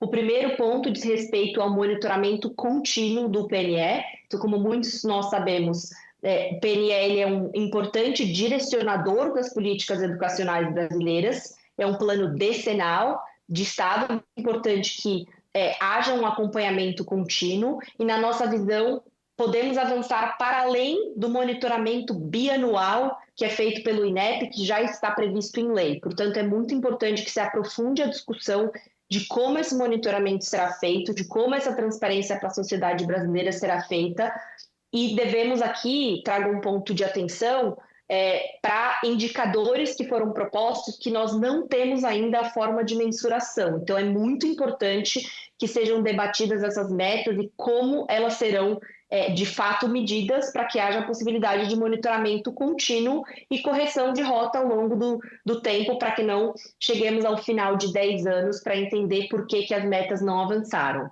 É muito importante também destacar aqui que temos hoje ainda algumas lacunas de dados, então alguns indicadores da última década que não foi possível mensurar o seu avanço por falta de dados. Então, trago aqui esses dois desafios e pontos a serem debatidos ainda em profundidade. O segundo ponto que eu gostaria de destacar, muito fundamental, é como as metas nacionais estabelecidas pelo PNE irão subsidiar os planos estaduais e planos municipais de educação, e que exista seja a possibilidade de que essas metas possam ser escalonadas para os entes subnacionais. Já estou terminando, senador. Será fundamental focar também na governança do PNE para assegurar o seu cumprimento. Isso já está previsto no artigo 23, a instituição do CNE, então essa discussão deve continuar. Último slide, minhas considerações finais aqui. O PNE deve, portanto, estabelecer prioridades claras que considerem os desafios atuais da educação brasileira. O foco deve ser em metas finalísticas que equilibrem ambição e execuibilidade e as estratégias que contribuam para o seu cumprimento. É fundamental se estabelecer uma governança, como eu acabei de mencionar, e um monitoramento contínuo do PNE em colaboração com os entes federados. Por fim, gostaria de ressaltar mais uma vez que o debate e a aprovação do PNE são urgentes e exigem, portanto, prioridade do Congresso, e que o amplo debate e mobilização da sociedade são fundamentais para esse processo. Portanto, parabenizo mais uma vez, senador, pela organização dessas audiências e agradeço mais uma vez pelo convite ao Todos pela Educação. Estamos à disposição para continuar esse diálogo. Muito obrigada. Nós que agradecemos a você, Manuela Miranda, gerente de políticas educacionais do Movimento Todos pela Educação. Muito didática a apresentação. Quero dizer a todos e todas que nos acompanham pelo Brasil que toda a apresentação de todos os expositores estarão disponíveis no portal da Comissão de Educação. Ao mesmo tempo, caso o debate esteja acontecendo no Movimento Todos pela Educação, agradeceríamos se fosse enviado a redação dos aprimoramentos que vocês considerem importante, porque o monitoramento, governança, acompanhamento são temas recorrentes na audiência pública, nas audiências públicas, como um fator assim extremamente importante que deve ser bem enfatizado. Obrigado, Manuela. Com a palavra, a senhora Mariana Luz, CEO da Fundação Maria Cecília Souto Vidigal. Seja muito bem-vinda, Mariana, com a palavra. Muito bom dia a todos e a todas. Queria primeiro agradecer ao senador Flávio Arnes pela oportunidade, à Fundação Maria Cecília Souto Vidigal por fazer parte desse importante debate, também ao senador Marcelo Castro e a toda a Comissão de Educação do Senado por essa abertura ao diálogo, como o senador trouxe no início. A Fundação tem sido parte dessa caminhada e com foco na educação infantil ficar muito feliz. Mas eu também queria dar bom dia aí a todos os participantes online e a quem está aqui ao lado da Fundação fazendo essa conversa hoje. Eu vou fazer o compartilhamento da minha tela. Vocês conseguem enxergar bem? Então, a Fundação Maria Cecília faz 60 anos ano que vem, eu já estou em pré-comemoração aqui, e atuando na primeira infância há quase 20 anos, então com esse foco, com essa prioridade, como diz a Constituição, a prioridade absoluta. A gente tem como missão aí os ODS, a Agenda das Nações Unidas, para que todos os meninos e meninas tenham o desenvolvimento integral, acesso, cuidados, educação infantil de qualidade. Então, esse educação infantil de qualidade é muito o que a gente vem conversar aqui hoje, mas também o foco da nossa atuação, e a gente trabalha tanto para alavancar e fazer as políticas públicas descerem, mas também para a sociedade demandar por isso. A gente nunca deixa essa parte de que estamos aqui atuando como o que é o papel da sociedade para fazer essa contribuição, mas também trazer o debate e monitorar o andamento das políticas públicas e de quais são as demandas. E como tema, a gente trabalha a parentalidade e a avaliação do desenvolvimento infantil, além desse pilar aí do meio do qual focamos hoje, que é educação infantil. Só para trazer os aspectos jurídicos, alguns muito rapidamente, a gente tem a educação de qualidade para todas as crianças na Constituição, é um dever do Estado, no caso das vagas da educação infantil do município, é opcional para essa primeira etapa da educação básica, que é a creche, já na pré-escola não é uma obrigatoriedade da matrícula, e eu queria, como eu vou trazer um pouco de contexto, eu queria trazer essa reflexão antes, e a gente está aqui olhando para esse plano que é tão estruturante, que nos últimos anos avançou, que é o Plano Nacional da Educação, mas que a gente precisa também fazer com que o principal desafio da desigualdade seja endereçado nessa próxima etapa. Então, muito do hoje, porque é um direito, do amanhã, porque isso garante o melhor desempenho, sobretudo se a gente olhar para as etapas de creches, pré-escola, em todas as demais etapas. Então, a gente falando aqui do fundamental, menor chance de evasão, mas também para a vida toda. Então, muito da nossa reflexão é de trazer o impacto da educação infantil para o resto da vida, tanto nas dimensões educacionais, mas também para uma dimensão econômica da gente quebrar os ciclos de pobreza. Então, agora, quando a gente olha para o diagnóstico hoje, senadores, mais participantes, a gente vê que a gente melhorou, e a gente tem melhorado no acesso, mas a gente ainda tem desafios importantes. Então, a gente não atingiu a meta do PNE anterior de 50% de creche, a gente melhorou em 10 pontos percentuais nos últimos 10 anos, mais ou menos, mas isso ainda está aquém, e quando a gente olha para a desigualdade, isso é muito nítido. Da mesma maneira na pré-escola, a gente melhorou, percentual é menor, porque também o desafio era menor, mas ainda não dá para dizer que isso está universalizado, sobretudo do ponto de vista de equidade. E aí aqui, olhando para esse acesso, sobretudo na pré-escola, que é obrigatório, a gente está falando de 441 mil crianças fora da pré-escola, e quando a gente olha, de novo, para a desigualdade desse acesso, a gente sempre enaltece essa questão. A gente tem, dentre os 20% mais pobres, 31 crianças frequentam a creche, ao passo que das 20% mais ricas, 56 frequentam a creche. Então, a gente já teria ultrapassado a meta do atual PNE se a gente estivesse olhando para o percentil mais rico da população, e a gente está ainda mais distante do que a média nacional quando a gente olha para as crianças em situação de vulnerabilidade. E esse é um dos grandes elementos de preservação das desigualdades, de manutenção dos ciclos de pobreza, porque a gente não está conseguindo trazer essa equidade para a pauta. Quando a gente olha para a qualidade, que a gente aqui na Fundação sempre trabalha acesso e qualidade de forma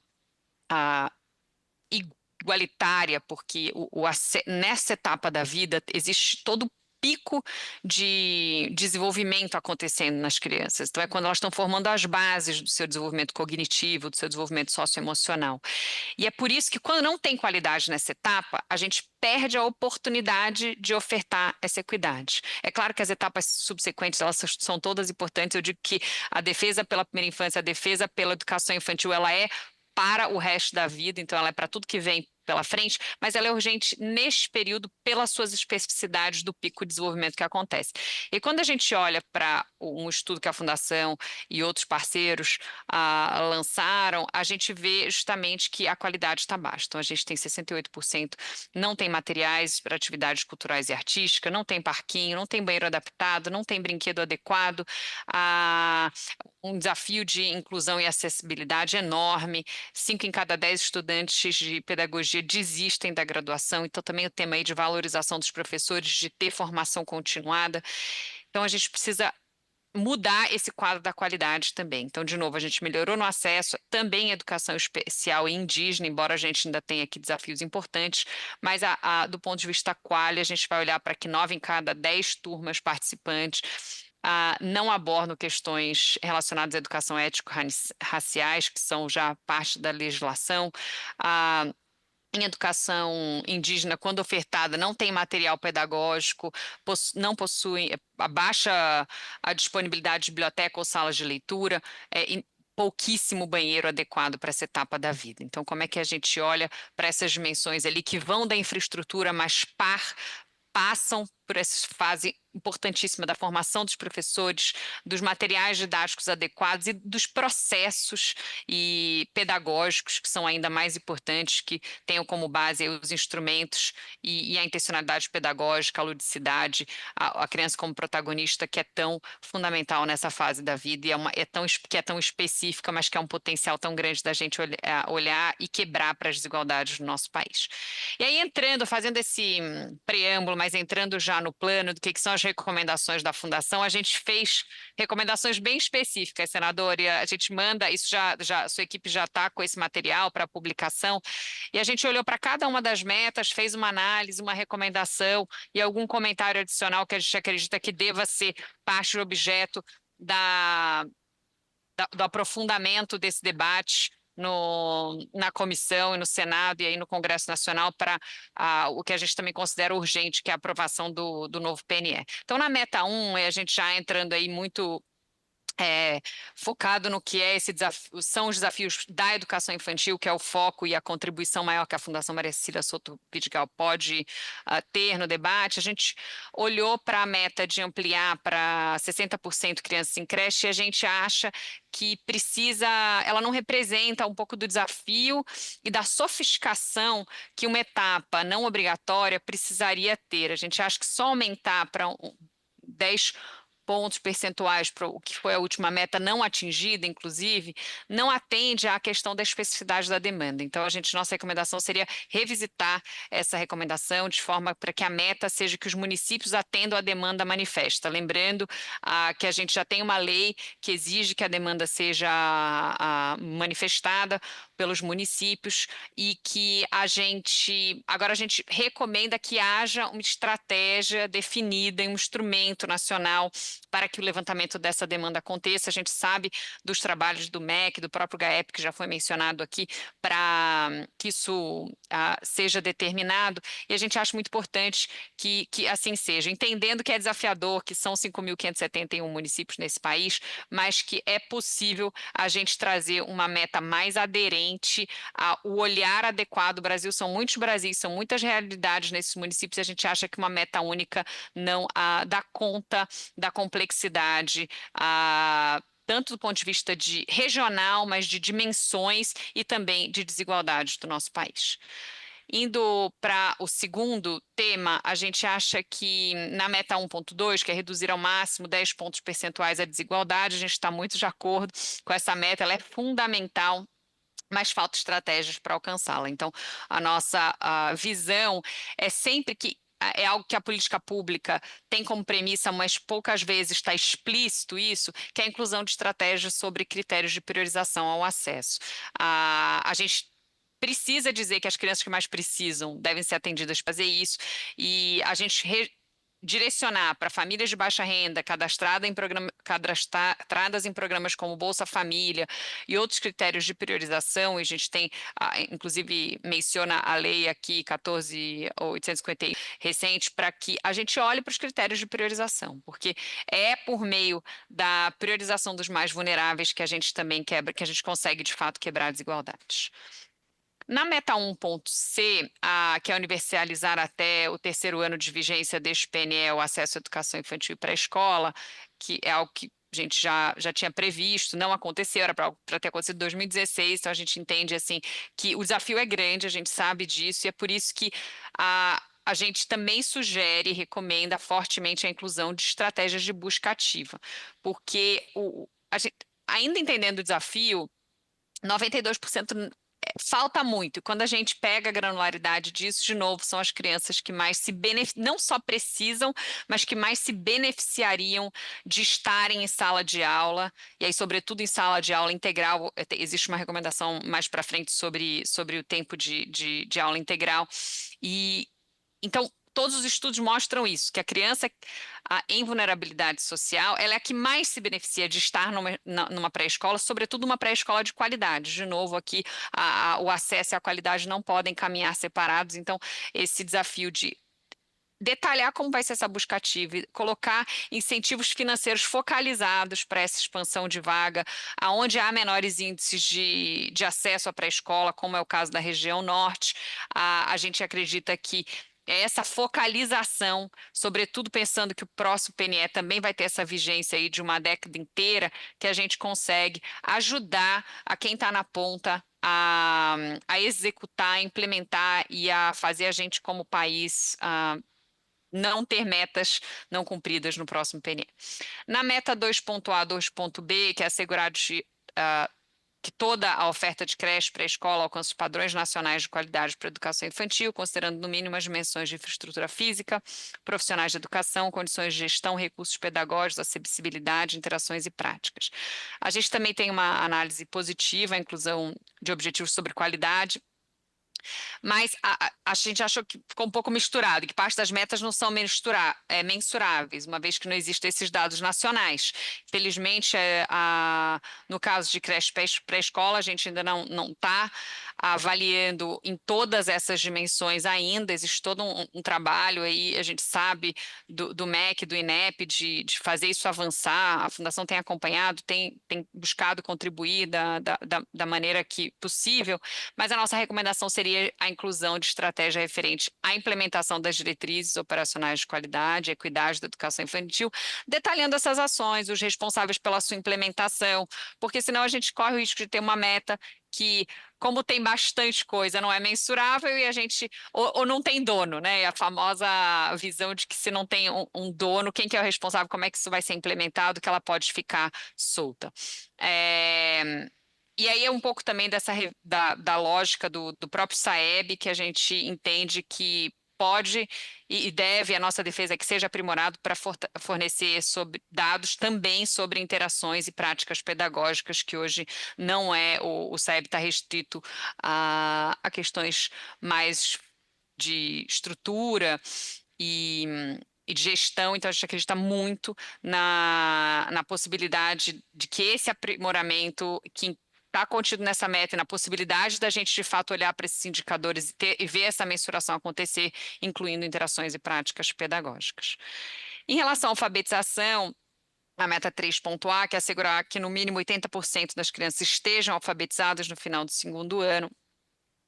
A gente também acredita, a gente sabe que o processo de alfabetização ele é um processo que não começa no ensino fundamental, nem no 1º, nem no 2º, ele começa na creche, ele começa na pré-escola, obrigatoriamente, ele começa dentro de casa, ele o processo de educação como um todo aqui, a gente teve o colega do Senai falando sobre educação profissional, inserção no mercado de trabalho, e é isso, a continuidade, assim como a alfabetização, a gente precisa olhar para a educação como um processo continuado e que começa na creche, que começa na pré-escola obrigatoriamente e é por isso que a nossa análise aqui é que, embora mencionada essa articulação, a gente não entendeu aqui que tem essa estratégia específica conectando a educação infantil. Já vou terminar. Então, a gente considera que seria muito importante olhar para as diretrizes, olhar para a BNCC e trazer essa inclusão de estratégia referente à prática de leitura, escrita da educação infantil, considerando isso parte do processo de alfabetização. Tempo integral, falei rapidamente, não vou ler a meta para acelerar e ficar no tempo. A gente gostaria de ter uma inclusão de meta específica para tempo integral nas estratégias de educação infantil. É gritante esse dado de análise que a gente faz, que hoje a creche integral, que, pensando que é uma etapa voluntária, está em quase 60%. A de pré-escola, que é a etapa obrigatória, está em 14%. Então, o Brasil evoluiu na educação em tempo integral. A transição de uma etapa para outra, que é da creche para a pré-escola, se a gente pensar do ponto de vista econômico, uma mãe que tem uma criança na creche na pré-escola o dia inteiro, e depois na pré-escola não tem com quem a deixar no período da manhã ou da tarde, são um desastre para as famílias em situação de baixa renda, do ponto de vista da aprendizagem, que é o foco aqui da escola, mas também do ponto de vista socioeconômico, de toda a sua inserção, de toda a sua convivência, da questão a alimentação. A escola é um espaço de proteção à segurança alimentar, proteção física, de combate à violência, e no caso dos seus cuidadores, é uma oportunidade aí deles se manterem inseridos no mercado de trabalho. Isso é determinante para muitas famílias, então nossa defesa absoluta aqui para que isso aconteça. Outras recomendações: educação especial, bilíngue de surdos, essa inserção de indígenas, quilombolas e de outros povos tradicionais, a gente ter metas ampliando o acesso com essas especificidades, a valorização da carreira do docente e formação de professores para a educação infantil, que é a etapa menos valorizada, e ampliação do financiamento também para essa etapa que é subfinanciada. Então, essas são muitas das nossas defesas, entendendo que se a gente muda esse início, todo o processo de educação se torna não só mais fluido, mas mais eficiente, e é isso que a gente acredita que é para todas as crianças do Brasil, não só porque é um direito, mas porque é o que elas merecem, e essa é a nossa responsabilidade como sociedade, como nação. Muito obrigada, é um prazer estar aqui. Agradecemos a você, Manuela Miranda, gerente de políticas educacionais do movimento, desculpe, estou me enganando. A Manuela Miranda já fez a sua apresentação anteriormente. Antes eu discutia se era Mariana ou Mariane, mas agradecemos a você, Mariana Luz, CEO da Fundação Maria Cecília Souto Vidigal. Eu quero dizer que todas as apresentações têm sido extremamente importantes, didáticas. O material para todos que nos acompanham estará disponível no portal da Comissão de Educação. E mesmo você, Mariana, se tiver outras recomendações, porque o tempo é curto para a exposição, por favor, sinta-se à vontade, assim como a Manuela, o Felipe, também já falei isso, e os demais expositores, para enviarem as recomendações, sugestões, aprimoramentos que receberemos de muito bom grado, né? Passo em seguida a palavra ao professor Sandro Vinícius Salles dos Santos, desculpe, que é professor da Faculdade de Educação da Universidade Federal de Minas Gerais e integrante do Comitê Diretivo do Movimento Interfóruns de Educação Infantil do Brasil. Com a palavra, professor Sandro Santos. Bom dia a todos e todas, bom dia, senador Flávio Arnes. Ao cumprimentá-lo, eu estendo também aos colegas e às colegas que estão nessa audiência pública. Já foi dito pelo senador, mas eu queria ressaltar o caráter didático dessas audiências, sobretudo nesse momento. Ontem o Brasil foi às urnas para eleger novos quadros. Eu posso interromper só um pouquinho, professor Sandro? Pelo menos para mim o som está um pouco baixo. Não sei se para os demais também está, mas se puder aumentar ou aproximar um pouco. Vocês me ouvem melhor agora? Agora está melhor. Vou me aproximar mais do computador, então.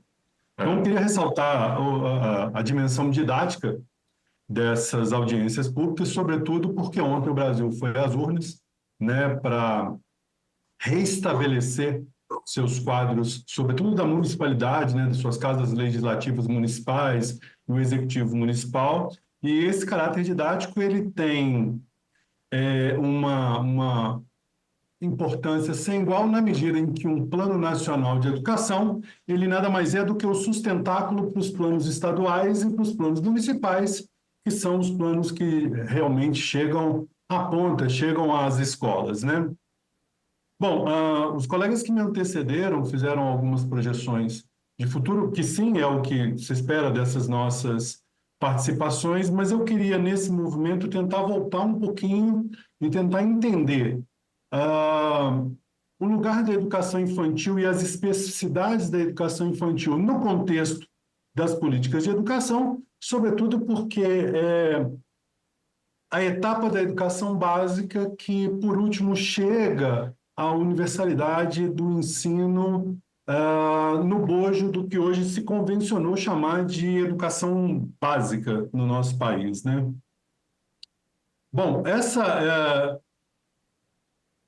essa ideia, então, de pensar na educação infantil, inclusive subvertendo as visões anteriores que se tinha do atendimento das crianças de 0 a 6 anos em espaços públicos e coletivos, né?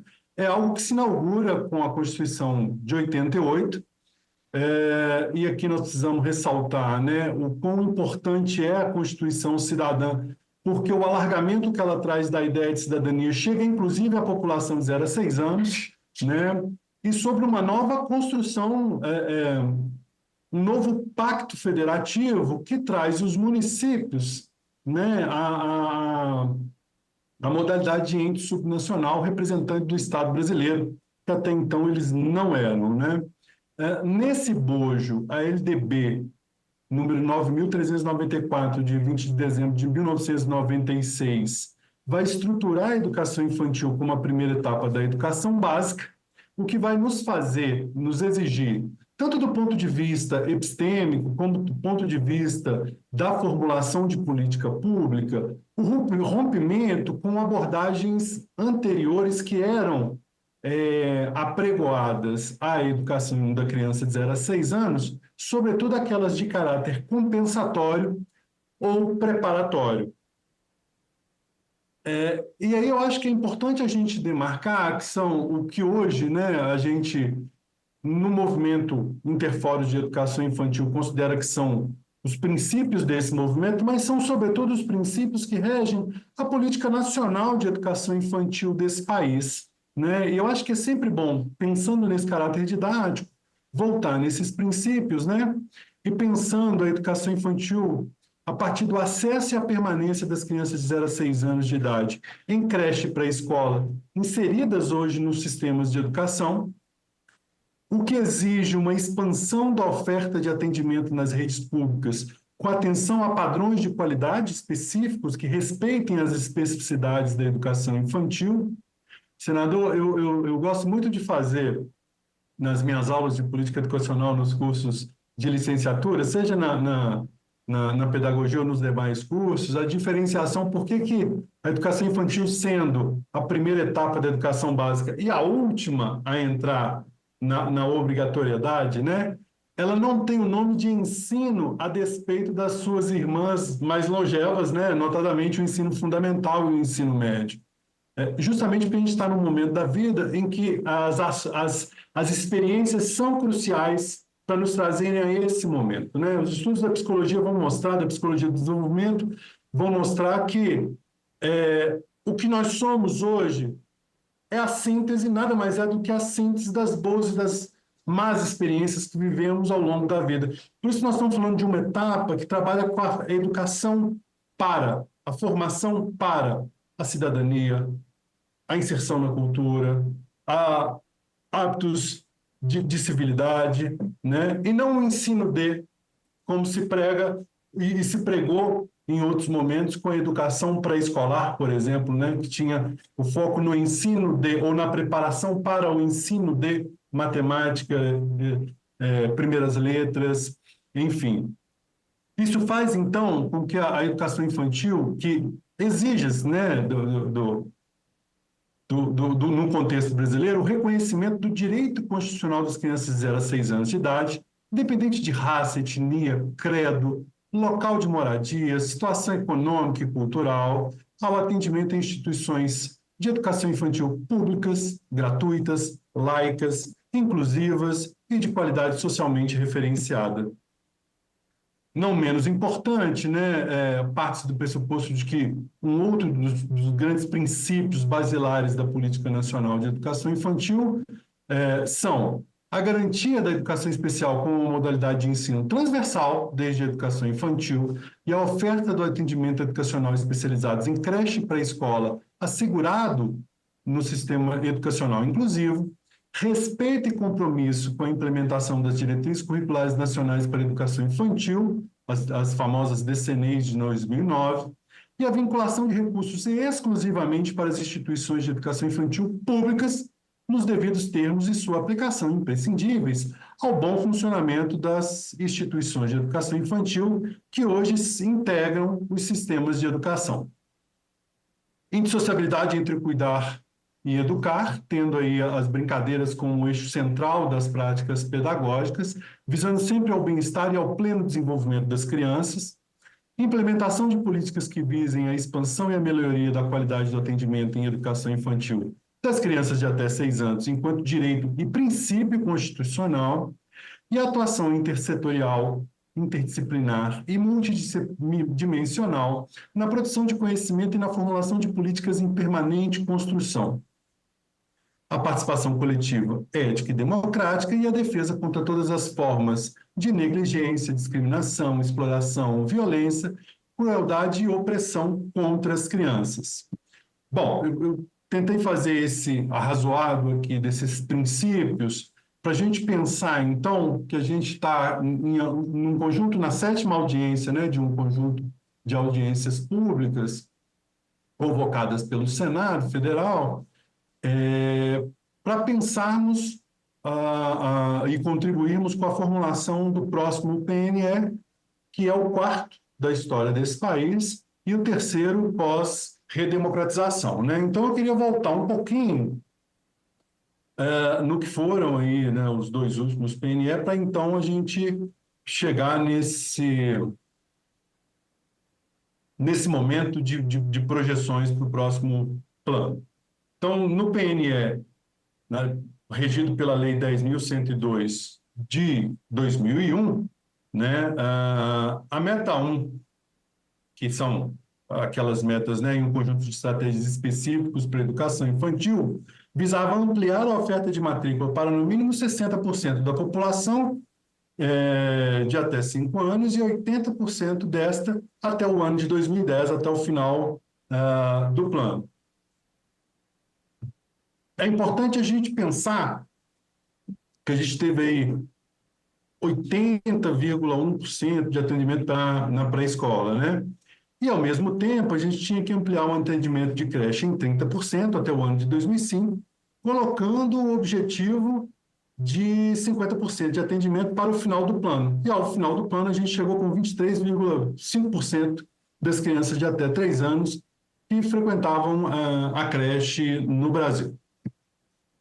Bom, no PNE de 2014 a 2024, a gente meio que transferiu a meta que não foi, sobretudo na creche, não tinha sido alcançada no primeiro PNE, e a gente volta, então, com elas para o segundo PNE, com alguma pouca diferença, né? A meta 1 seria na Lei 1305 de 2014, né? Previa a ampliação até 2016 em 100% da oferta de matrícula da pré-escola, e aí a gente viu aqui, né, pelos dados apresentados anteriormente pelos colegas que me antecederam, né, a gente chegou a 93% em média de atendimento para a pré-escola, e a mesma meta na creche em no mínimo 50%, e a gente chegou a 37,3%. Bom, por que eu acho que é importante a gente voltar? A gente vai para a terceira edição do PNE, e aí, claro que a gente tem um conjunto de variáveis que eu não vou conseguir expô-las todas aqui, né? Mas a gente teve pandemia, a gente teve um conjunto de outros fatores que impossibilitaram o cumprimento dessas metas, e aí a gente chega no PNE de 2024 a 2034, que é esse que está em construção em janeiro. O Fórum Nacional de Educação, o qual também faço parte, entregou ao Ministério da Educação uma proposição que foi sistematizada a partir da Conferência Nacional de Educação, e aí a gente tem, então, como a proposição para construção da Meta 1, a universalização da pré-escola até o 2º ano de vigência da lei, contemplando todas as modalidades em seus territórios para as crianças de 4 e 5 anos e 11 meses de idade, ampliando a oferta em creches em condições estruturalmente adequadas, a fim de atender com qualidade e equidade 100% da demanda das crianças de até 3 anos e 11 meses no sistema rede de ensino, garantindo a permanência e padrão de qualidade socialmente referenciada na educação infantil até o final da vigência deste PNE. E aqui eu estou trazendo exclusivamente o texto da CONAI, né? E isso é importante que se diga que esse tem sido um clamor, me arrisco a dizer aqui, da sociedade civil organizada, que a gente chegue a pelo menos os 100% da demanda manifesta por creche, né? E esse 100% a gente viu ao longo do PNE de 2014 e 2024, e falo, senador, de um estado muito peculiar que é Minas Gerais, que tem 853 municípios, sendo mais de 60% deles de pequeno e médio porte. O que reflete, em alguma medida, assim, é uma amostra muito ilustrativa da realidade brasileira, né, dos 5.570 municípios, onde mais da metade deles é de médio e pequeno porte, né? A gente viu os arranjos mais, eu diria, inusitados possíveis, né, para atender 100% de creches de demanda por pré-escola. A gente viu muitos municípios colocando a obrigatoriedade da oferta na rede pública da pré-escola e colocando na rede parceira, com padrões um tanto quanto aquém daqueles esperados, a demanda por creche, né? Ou se negando, ou diminuindo, ou, como o estudo do GAEP tem mostrado, né? Postergando a entrada da creche, ao invés de ofertar creche ao 0, né, com 4, 6 meses de idade, colocar para a partir de 2 anos. Né? Então, a gente viu os arranjos dos mais inusitados acontecer, e aí não basta os 100%, acredito eu, de oferta da demanda manifesta da creche, mas com padrões mínimos de qualidade, ressaltando que recentemente nós aprovamos na qualidade, o Conselho Nacional de Educação aprovou na qualidade de resolução, né, mandatória, de documento mandatório, os parâmetros nacionais de qualidade para a educação infantil. O que então, para a gente projetar esse novo Plano Nacional de Educação, o que eu considero que são pontos importantes? Se a gente está falando de qualidade, a gente precisa ter regras de mensuração dessa qualidade. E aí a inserção, a reconstrução do debate público da ANEI, 15 segundos. Ação Nacional da Educação Infantil, ele é salutar para o bom desenvolvimento desse plano no que diz respeito à Meta 1. E aqui é preciso sempre fazer uma ressalva, porque a avaliação da educação infantil não se faz por meio da proficiência, nem por meio da mensuração de aspectos cognitivos das crianças, uma vez que seu objetivo não é esse. O objetivo da educação infantil, segundo a LDB, é o desenvolvimento integral das crianças em seus aspectos físicos, culturais, ambientais, sociológicos, sociais, né, complementando a ação da família e da comunidade. Não menos importante, a gente precisa fazer ou retomar o debate público do financiamento da educação infantil, e aqui é preciso ressaltar o protagonismo do Senado, né, sobretudo com relatoria do senador Flávio Arnes, no debate sobre o novo Fundeb, né? O Fundeb permanente, que tem regras específicas para a educação infantil.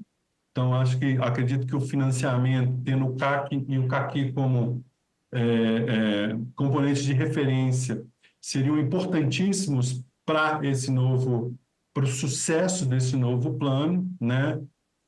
Pensar a educação integral, e não só a extensão da jornada da educação infantil em tempo integral, mas a sua integralidade e o seu objetivo precípio de pensar o desenvolvimento integral, pleno e holístico das crianças, né? E formação de professores, pensando a formação de professores a partir da identidade profissional da professora da educação infantil. Estou dizendo professora no feminino porque é uma área majoritariamente, né, ocupada por mulheres e por uma demanda social histórica das mulheres, e a gestão democrática na educação infantil. Bom, penso que esses são os grandes eixos, né, para a gente pensar aí a formulação desse novo PNE. E, para tal, eu acredito que ele precisa ser pensado efetivamente, né?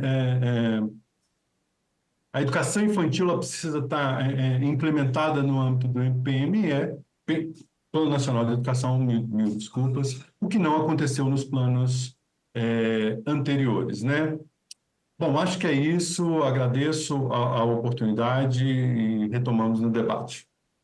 Agradecemos a você, professor Sandro Vinícius Salles dos Santos, que é professor da UFMG, Faculdade de Educação da Universidade Federal de Minas Gerais, integrante do Comitê Diretivo do Movimento Interfóruns de Educação Infantil do Brasil. Pedimos, inclusive, professor Sandro, que transmita um grande abraço a todos os componentes do Fórum Nacional de Educação, do qual o senhor faz parte, também do Interfórum, movimento diretivo do Interfóruns de Educação Infantil.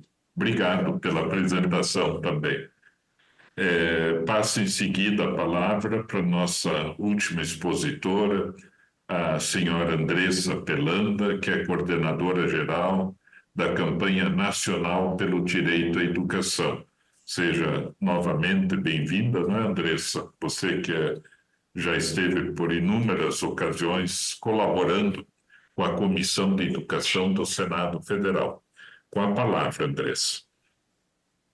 Muito obrigada, senador. A quem cumprimento em nome de toda a mesa. É sempre um prazer estar aqui nessa Comissão de Educação, que tem um trabalho tão sério, comprometido e que já tem esse hábito já criado, né, com proposição muito forte do senador Flávio Arnes de fazer essa série de audiências, levantar, né, um debate democrático, participativo em relação às pautas importantes da educação. Então, nós ficamos felizes de estar aqui mais uma vez participando desse processo. Eu já enviei, inclusive, para a Comissão de Educação, não só essa apresentação, como a nota técnica que a campanha realizou em junho desse ano, logo após o projeto de lei ter sido encaminhado para o Senado, com uma comparação entre o Plano Nacional de Educação atual, nessa vigência, as propostas da Conferência Nacional de Educação e o novo projeto de lei que está agora em debate, né? Então, colocamos o que está em consonância, o que retrocedeu, o que tem de sugestões de melhoria. Então, a partir dali é possível elaborar esses processos de redação e proposições de melhorias no texto, né? Então, para iniciar, eu queria trazer, né, um pouco desse olhar, um balanço nosso do Plano Nacional de Educação desse ano mostrou que são 4 de 20 metas que estão parcialmente cumpridas, é importante ressaltar isso, das 4 metas que tem algum cumprimento, não é todo o dispositivo da meta que está cumprido, esse gráfico mostra bastante isso, então a gente precisa também olhar para essas que se consideram cumpridas e, na verdade, uma parte não está, né? Então, isso é uma das questões bastante importantes, e que, dentro dessa nossa avaliação, a gente mostra aí algumas questões de fundo, né, do porquê esse plano não está sendo cumprido e que precisam ser olhados para o novo plano, não só em termos da elaboração do texto, porque algumas das questões dizem respeito ao que faz parte do texto da lei, mas parte das questões do não cumprimento dizem respeito ao que tange ao executivo, né? A situação interfederativa, a situação intersetorial também na hora de implementar esses planos. Então, eu queria também ressaltar que nem tudo a gente vai resolver na elaboração do texto, né? A gente vai precisar algumas coisas melhorar, sim, em relação a isso, mas outras vão ser necessárias para que esse processo de implementação possa ser monitorado e implementado continuamente, né? Então, a gente traz nesse balanço que está disponível também questões sobre descompasso da economia com a educação, que não está a serviço, né, dos direitos sociais, por parte das políticas de austeridade fiscal, ações na contramão do plano que foram acontecendo nos últimos anos, por exemplo, militarização de escolas, que é uma delas, né, restrições do espaço cívico, da própria gestão democrática, dos planos estaduais, municipais também, como também questões relativas à falta de compatibilização entre leis de diretrizes orçamentárias, o Plano Nacional de Educação, a falta de um Sistema Nacional de Educação e, claro, a pandemia de Covid-19 que veio aí trazer alguns retrocessos, notadamente na meta 2 de ensino fundamental, que é das metas que retrocederam, né, nesses últimos 10 anos. E aí, esses detalhes eu não vou me aprofundar, porque já foram feitos debates, né? Pode ser tudo alcançado na nossa nota técnica. E aí eu queria trazer a importância, né, da Conferência Nacional de Educação na proposição, justamente nessa grande análise democrática e aprofundada sobre não só os indicadores, as evidências, os dados sobre esse processo dos últimos 10 anos, como também as demandas sociais que emergem aí das comunidades educacionais. Então, um dos pontos que a conferência traz com bastante ênfase é o eixo 7, né? Inclusive que foi uma das propostas que a campanha fez com outras entidades e que sustentou para que na conferência a gente olhasse para a questão ambiental, né? E como a justiça climática e a educação precisam caminhar juntos e, portanto, a educação precisa de uma vez por todas tomar essas rédeas e colocar a sua responsabilidade em relação a isso, que vai muito além de currículo e formação de professores, e a gente traz aí também propostas em relação a isso. Né? Mas vamos para o que nos interessa aqui, né? Vamos construir esse plano novo, e aí eu trago aqui como primeiro debate da nossa participação aqui no Senado sobre essa nova proposta, o que nós temos de grandes destaques estruturais que precisam ser ajustados nesse novo plano. Sobre os objetivos e metas que dizem respeito às etapas e modalidades, também está disponível na nossa nota técnica. E aí, eu convido a olhar para ela, né, com mais detalhe, porque não vai dar tempo de, em 15 minutos, falar de todas as etapas e modalidades, já que a gente tem essa análise aí de todos os objetivos, então vai ficar longo demais.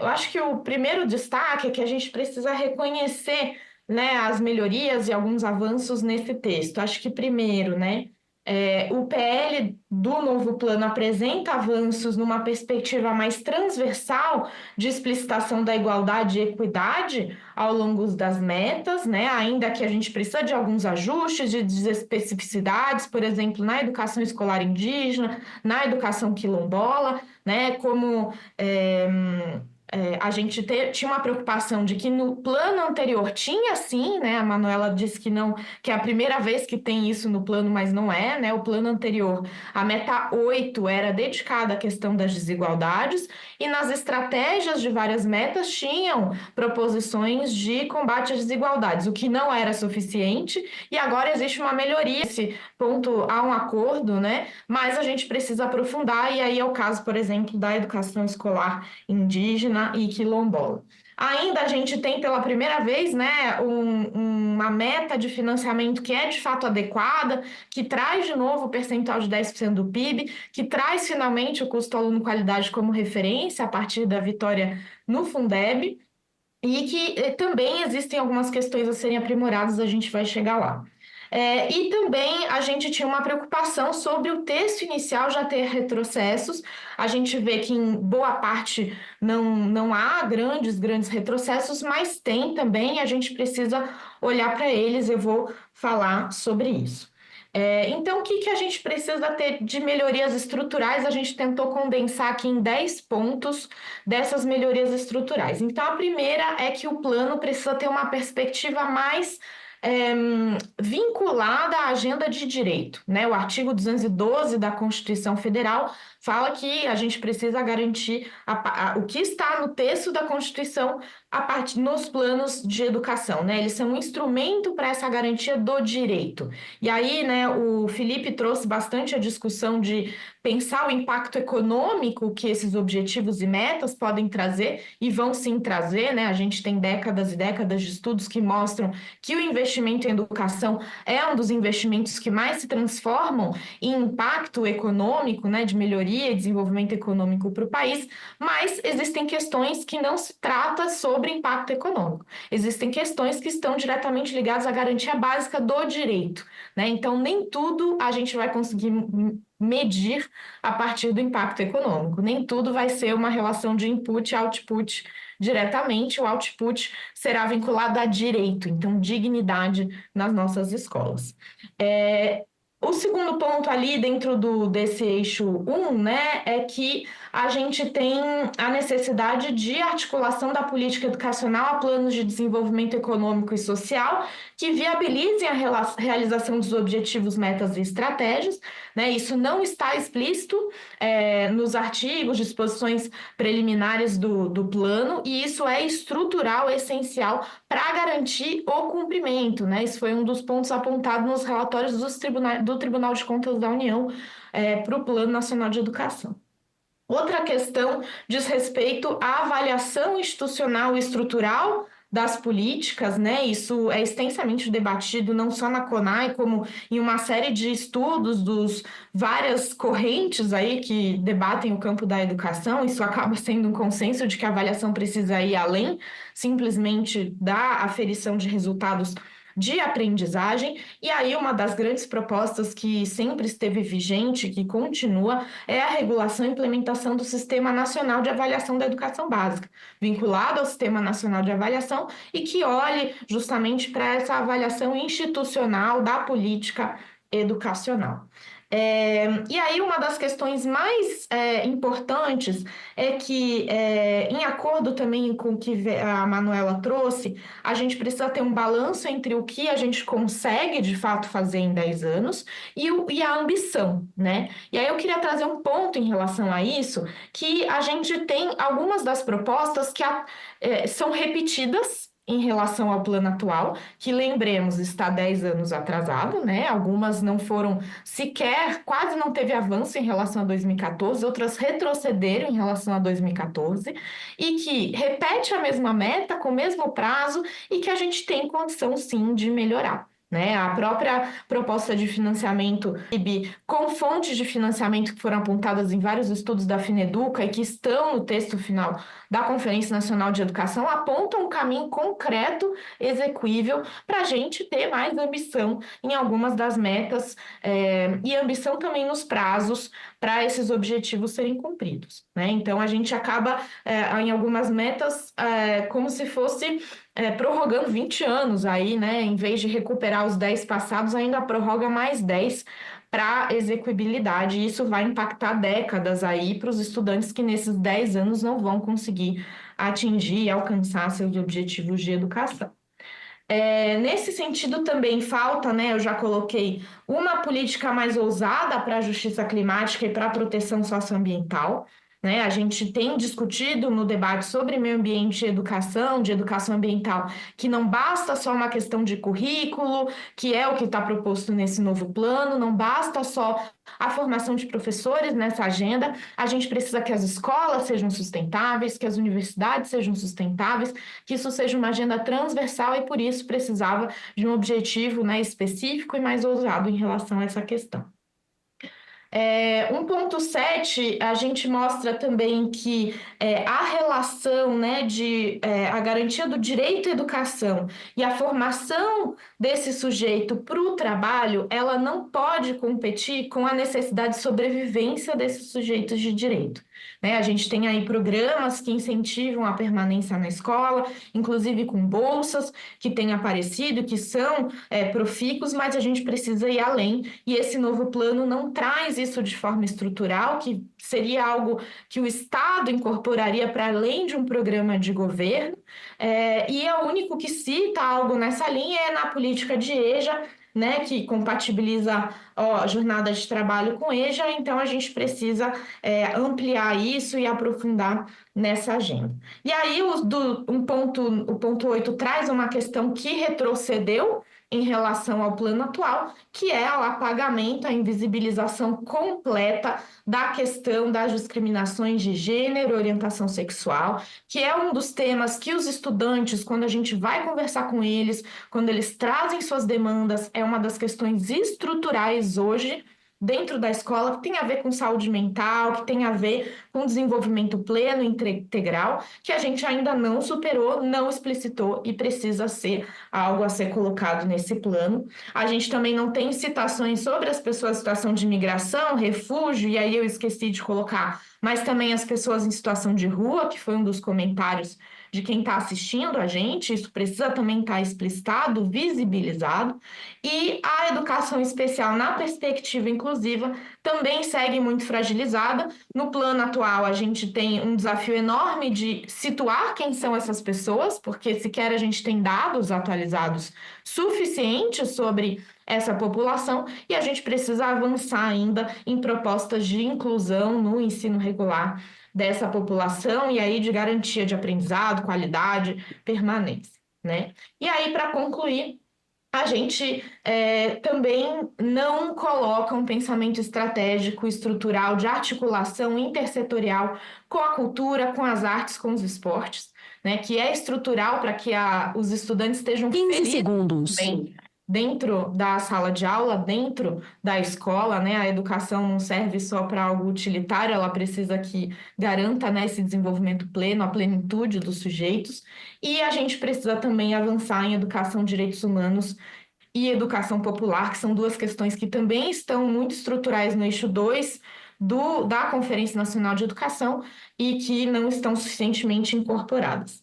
Por fim, né, e na verdade é um dos primeiros pontos estruturais, o adiamento da meta intermediária de financiamento para o 6º ano, né, do Plano Nacional de Educação é preocupante, porque essas metas intermediárias são estruturais para que essa elegibilidade possa acontecer, e foi incluído um indicador de gasto per capita como percentual do PIB em relação à meta da média da OCDE, que não é nada ideal, porque depende de uma série de variáveis contextuais, né, a gente precisa ter um comparativo basilar para isso, e a gente não tem suficiente, e a gente propõe, né, que o CAQI inicial volte a ser uma das grandes referências, por ser mais apropriado, por estar baseado, né, ao contexto nacional.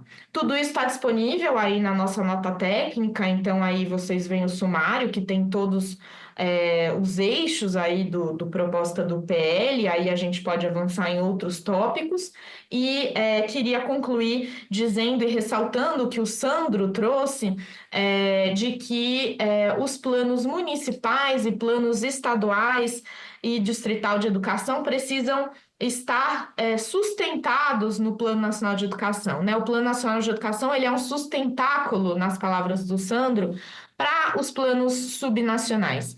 E a gente precisa ter essa preocupação em mente, porque já existe uma mobilização de tentativa de construir bases de planos municipais e estaduais, em vez de pensar um tempo de análise mais aprofundada dos territórios, para já tentar construir junto com o plano nacional. E a gente precisa que os planos estaduais e municipais sigam e possam ser instrumentos também de nacional nos territórios. Então, a gente precisa também atender atentar para esse alerta, para que a gente não possa colocar a carroça na frente dos bois, né? Como a Manuela também trouxe aí na nossa discussão dos planos estaduais e municipais seguirem, né, esse Plano Nacional de Educação. Então, era isso, queria agradecer e colocar de novo a campanha à disposição para que a gente possa construir e avançar nessa discussão. Agradecemos a você novamente, Andressa Belanda, coordenadora geral do movimento muito importante também da campanha nacional pelo direito à educação. Muito bem lembrada esta articulação do plano nacional, todas as orientações e os planos estaduais e municipais estarem articulados, convergentes com o plano nacional, porque, como o professor Sandro colocou, tudo vai acontecer lá no município e lá no estado, de acordo com aquelas diretrizes, orientações e de acordo com o plano nacional. E com a participação da sociedade também. E para que isso aconteça, para que tudo tenha efeito, já foi levantado também nesta audiência pública e em outras, a importância de um sistema nacional de educação, para que isso possa ser bem articulado, pactuado, negociado, né, permanentemente, para que estados e municípios e União tenham claramente definidas as suas responsabilidades em relação a cada aspecto do plano. Isso vai enriquecer o debate, né, com representações municipais, uma por região, pelo menos é o plano que foi, o PL que foi aprovado no Senado Federal, dos estados, uma representação por região do país e também do governo federal, do Ministério da Educação. Esse PL está na Câmara dos Deputados para reflexão, mudanças, adequações, melhorias, enfim, o que for necessário, mas é importante termos o sistema. Antes de passar novamente a palavra para vocês, né, conforme combinado no início dessa audiência pública, eu leio só os comentários e perguntas que vieram da parte das pessoas que nos acompanham pelo Brasil e que já foram disponibilizados, tanto os comentários como as perguntas, através do chat da audiência pública, né, para vocês, expositores e expositoras. A Raíssa, do Mato Grosso: a 7ª audiência pública sobre o novo PNE é uma oportunidade crucial para moldar o futuro da educação no Brasil. A Renata, de São Paulo, comentário: o PNE deveria incluir em suas metas o compromisso de respeitar e permitir o acesso a novas formas de educar. Cristina, da Bahia: precisamos garantir que o conteúdo relativo às culturas e histórias indígena e negra seja cumprido. Alberto, de São Paulo: os professores deveriam ser premiados caso seus alunos obtivessem notas acima da média nacional. Também perguntas que vieram: a Thaísa, do Paraná: quais as ações previstas no novo PNE para a recomposição da aprendizagem? Rodrigo, do Rio Grande do Sul: como a iniciativa pretende garantir equidade no acesso à educação de qualidade para estudantes de áreas rurais e comunidades indígenas? Isabela, de São Paulo: quais ações do PNE 2024-2034 visam melhorar a qualidade da educação básica e garantir a implementação das metas previstas? Luciana, do Rio de Janeiro: qual a possibilidade de inclusão no PNE de projetos de EJA, Educação Continuada ao Longo da Vida, para pessoas em situação de rua? Alex, do Maranhão: como trabalhar a alfabetização digital e o uso das tecnologias educacionais em sala de aula? Gentil, de São Paulo: Quantos profissionais são representados pelas ações do Sistema S no Brasil, especialmente no que diz respeito ao SENAI? Guaraciara, do Rio de Janeiro, como fazer com que o programa Saúde na Escola aconteça e realmente acompanhe a saúde dos estudantes? William, de Rondônia, quais estratégias o PNE propõe para aumentar as taxas de alfabetização infantil até 2034? Amanda, do Piauí, quais os planos para o teto do novo FIES nos próximos anos, tendo em vista que as mensalidades dos cursos aumentam exponencialmente? Eu só quero dizer que várias dessas perguntas foram abordadas, quero dizer para os nossos internautas que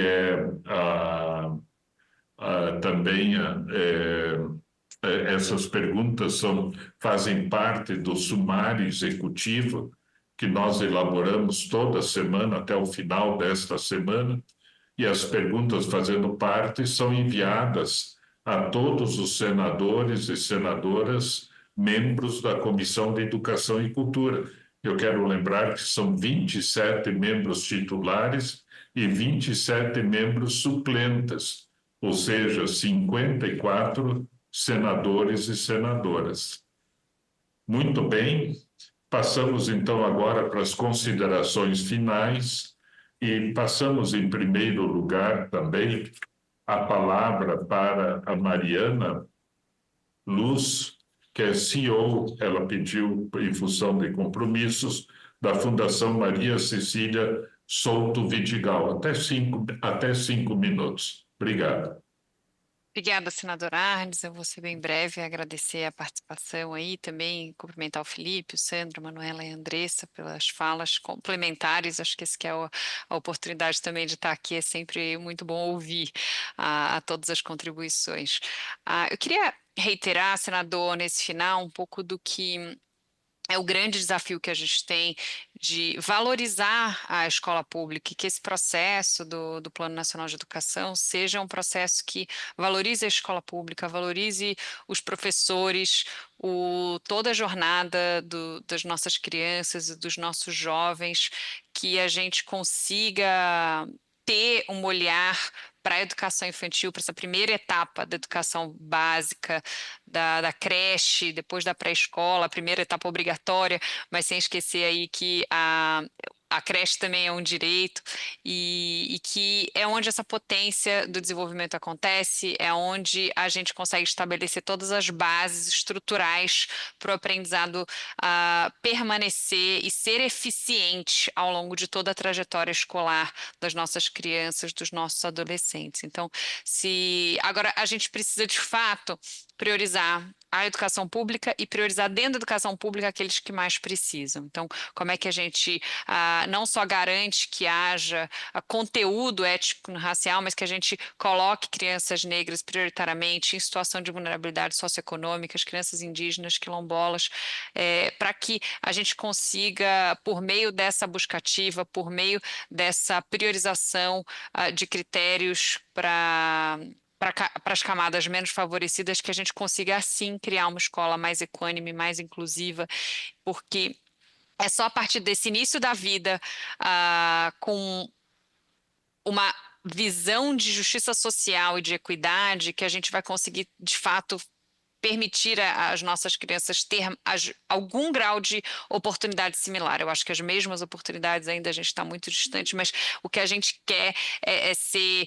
eficiente, rigoroso e muito, até, acho que contundente, de que esse é o foco do Brasil, esse é o foco do próximo Plano Nacional de Educação, que é a busca pela equidade, a busca por essa inclusão dos que mais precisam. Então, e desde o início da vida. Então, acho que essa é a minha mensagem, e que a gente possa seguir nos diálogos, sempre à disposição da Comissão de Educação, do Senado, da Câmara, do Congresso Nacional, da sociedade civil organizada, porque a gente entende que esse é o nosso papel, papel, contribuir e cobrar. Então, a gente está aqui hoje nesse primeiro papel, mas sempre muito atento também nesse monitoramento e em todo esse papel mais amplo aí de ator da sociedade. Eu queria, em nome da Fundação Maria Cecília Soto Vidigal, realmente agradecer, dizer que esse é um trabalho conjunto. A gente tem um time aqui que também está assistindo, e agradecer a todo mundo da nossa equipe, porque a nossa luta pela primeira infância e pela educação infantil, ela seguirá firme. Muito obrigada. Obrigado a você, Mariana Luz, CEO da Fundação Maria Cecília Souto Vidigal. Parabéns pelo trabalho, pela exposição, e ficamos à disposição também. Abraço. Passamos em seguida a palavra ao senhor Felipe Morgado, Superintendente de Educação Profissional e Superior do Serviço Nacional de Aprendizagem Industrial, SENAI. Oi, agora sim, estava bloqueado. Obrigado, senador Flávio Arnes. Um prazer estar aqui com todos nesse tão importante debate. Queria agradecer a todos os debatedores. Acho que tem muitos pontos de convergência, isso é muito bom. Respondeu o Gentil, de São Paulo, né, que pergunta quantos profissionais representados. Eu fiquei em dúvida se são profissionais trabalhadores do SENAI ou se são profissionais que o SENAI atendeu ao longo do ano passado, por exemplo. Eu vou responder as duas perguntas. São cerca de 30 mil trabalhadores no SENAI, né, não falo pelo Sistema S, e 3 milhões de matrículas em cursos de formação inicial e continuada, cursos técnicos de nível médio, curso superior de tecnologia, engenharia, pós-graduação, mestrado e doutorado. Em sua maior parte são cursos de formação inicial e continuada. Senador, eu trago sempre esse ponto de contribuição e de valorização da educação profissional. Nós sabemos que a educação profissional no Brasil ainda é pequena perante a necessidade que está sendo colocada para o futuro do trabalho. Então, qualquer ação que visa ampliar a oferta, que visa garantir a qualidade e equidade, né, e faça com que a sociedade se desenvolva, é sempre muito importante. Trago a visão convergente da CNI em relação ao PNE, com poucos pontos de atenção que serão enviados ao senhor e a toda a Comissão de Educação assim que terminar essa audiência, e sempre colocar o SENAI à disposição. Nós consideramos o SENAI um ativo do Brasil. Muito obrigado. Agradecemos, Felipe Morgado, não só por esta audiência, mas pela interlocução permanente, né, que o Senado vem tendo com o SENAI também. E dizer que a preocupação com o ensino técnico profissionalizante é bastante intensa e permanente na Comissão de Educação e Cultura. E agradecemos pela participação e parabéns pelo trabalho desenvolvido no Brasil. Passamos em seguida a palavra à senhora Manuela Miranda, gerente de políticas educacionais do movimento Todos pela Educação. Obrigada, senador, pela palavra. Vou ser breve aqui também nas minhas considerações finais, mas como pudemos observar hoje, em todas as apresentações dos meus colegas, o Plano Nacional de Educação ele exige discussões aprofundadas e esse debate, enfim, deve continuar e ser priorizado. O desafio de universalizar a educação pública com qualidade e equidade para todos os brasileiros envolve esforços concentrados e uma continuidade de políticas educacionais que tenham bons resultados. Portanto, eu volto a dizer que o PNL é um importantíssimo instrumento político que define norte e aponta caminhos para a educação, mas é muito chave que esse acompanhamento e monitoramento contínuo aconteça para garantir que, de fato, as políticas sejam formuladas e implementadas para o alcance dessas metas. Eu falei um pouco do monitoramento, mas eu queria reforçar aqui um ponto trazido pela Andressa também, da importância da discussão nos estados e municípios, e que o PNE possa ser um subsídio e apoie essas discussões nos territórios, considerando as suas particularidades. Então, ele é um importantíssimo instrumento nacional que deve, sim, subsidiar essa discussão nos níveis subnacionais. Portanto, para concluir, o caminho para a próxima década, na nossa visão, ele envolve o estabelecimento de uma direção clara, com prioridades apontadas pelo Plano Nacional, com base nas evidências que nós temos hoje, que são bastantes, e esse caminho deve priorizar a formação e valorização dos profissionais da educação, o fortalecimento das capacidades dos entes para formular e implementar essas políticas e um financiamento cada vez mais equitativo. Queria aqui agradecer mais uma vez, em nome do senador Flávio Arnes, o convite ao Todos pela Educação para participar desse importante debate e dizer que nós continuamos à disposição e acompanharemos o debate e enviaremos também contribuições aí mais detalhadas a pedido do senador também sobre os pontos de aprimoramento e de atenção que trouxemos. Estamos à disposição. Muito obrigada e obrigada a todos os colegas pelo debate de hoje. Agradecemos a você de novo, né? Manuela Miranda, gerente de políticas educacionais do movimento Todos pela Educação. Eu quero dizer a você, Manuela, também que até o senador Espiridião Amin sempre retoma o tema da importância da necessidade do monitoramento, acompanhamento, governança, né, no novo Plano Nacional de Educação permanente. E vamos fazer, inclusive, numa das audiências futuras, uma discussão específica sobre isso.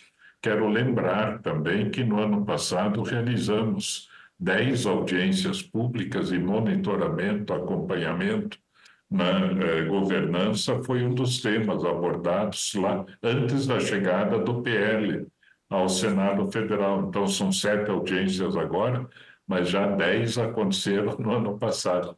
Mas obrigado, viu, Manuela? E contamos com você adiante também.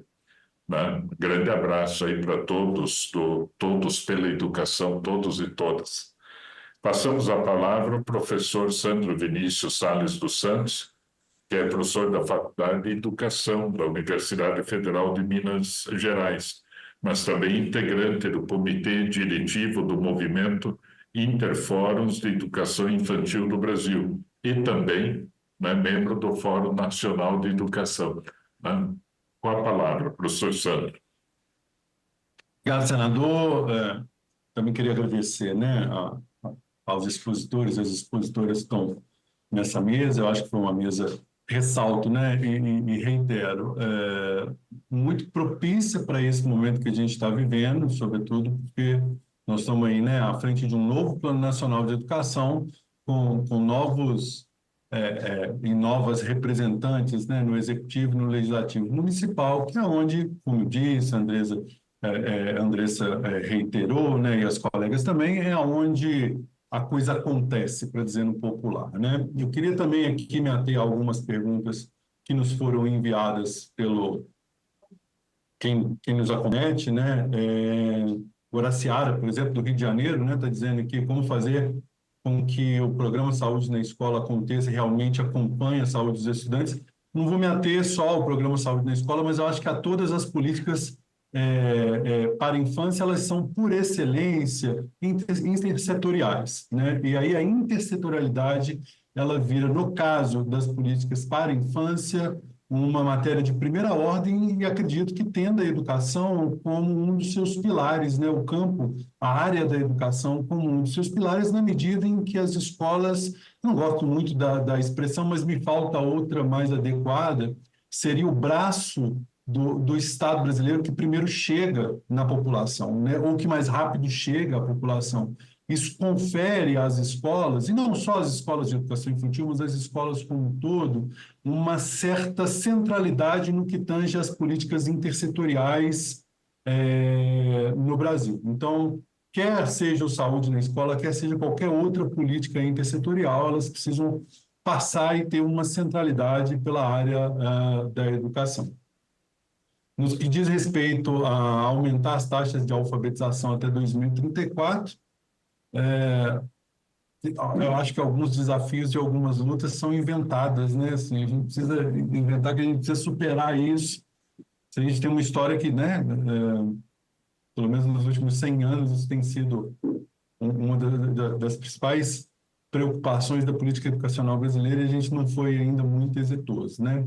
e dizer que isso também é um debate que não tem muito consenso dentro da área da educação infantil, sobretudo dentro da área epistêmica da educação infantil, mas acredito que, embora a educação infantil não tenha, por lei, uma obrigação com a alfabetização, ela pode dela participar e pode contribuir nesse processo a partir de pensar a leitura e a escrita como práticas culturais e patrimônio cultural do nosso país, ao qual as crianças têm contato e precisam, por isso, ter acesso desde a mais tenra idade, né? Com isso, não estou querendo dizer que é papel da educação infantil alfabetizar as crianças, mas que ela tem uma responsabilidade muito grande no que diz respeito à formação da criança leitora, no sentido de apresentar obras literárias de boa qualidade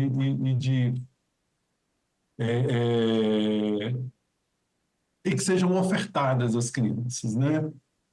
Por fim, queria pensar e terminar minha participação, né, ressaltando que pensar o Plano Nacional de Educação como política de primeira grandeza nesse país pressupõe pensá-la como política de Estado e não como política de governo. E aí a gente vê, né, que no Brasil a gente tem aí esse processo histórico que a gente tem vivido mais recentemente, mostra que qualquer mudança ou que qualquer fenômeno que afete estruturalmente, economicamente, politicamente o nosso país tem sido motivo para a gente abandonar os planos, né, e abandonar as estratégias, né, de realização dos planos. Por isso eu reitero, né, que eu acho que a gente vai caminhar no sentido de um êxito maior no próximo plano a partir do momento que a gente tiver, entre os entes subnacionais, uma perspectiva de uma política de Estado e não uma política de governo, né? Deixo aqui meu abraço ao Senado, na figura do senador Flávio Arnes, à Comissão de Educação e na qualidade de integrante do Movimento Interfórum de Educação Infantil, nos colocamos como parte importante do monitoramento das políticas educacionais do país. Sigamos. Muito bem. Agradecemos novamente ao professor Sandro Vinícius Salles dos Santos pela participação e ficamos à disposição também como Comissão de Educação e Cultura do Senado Federal. Passamos em seguida a palavra a Andressa Pelanda, que é coordenadora geral da campanha nacional pelo direito à educação.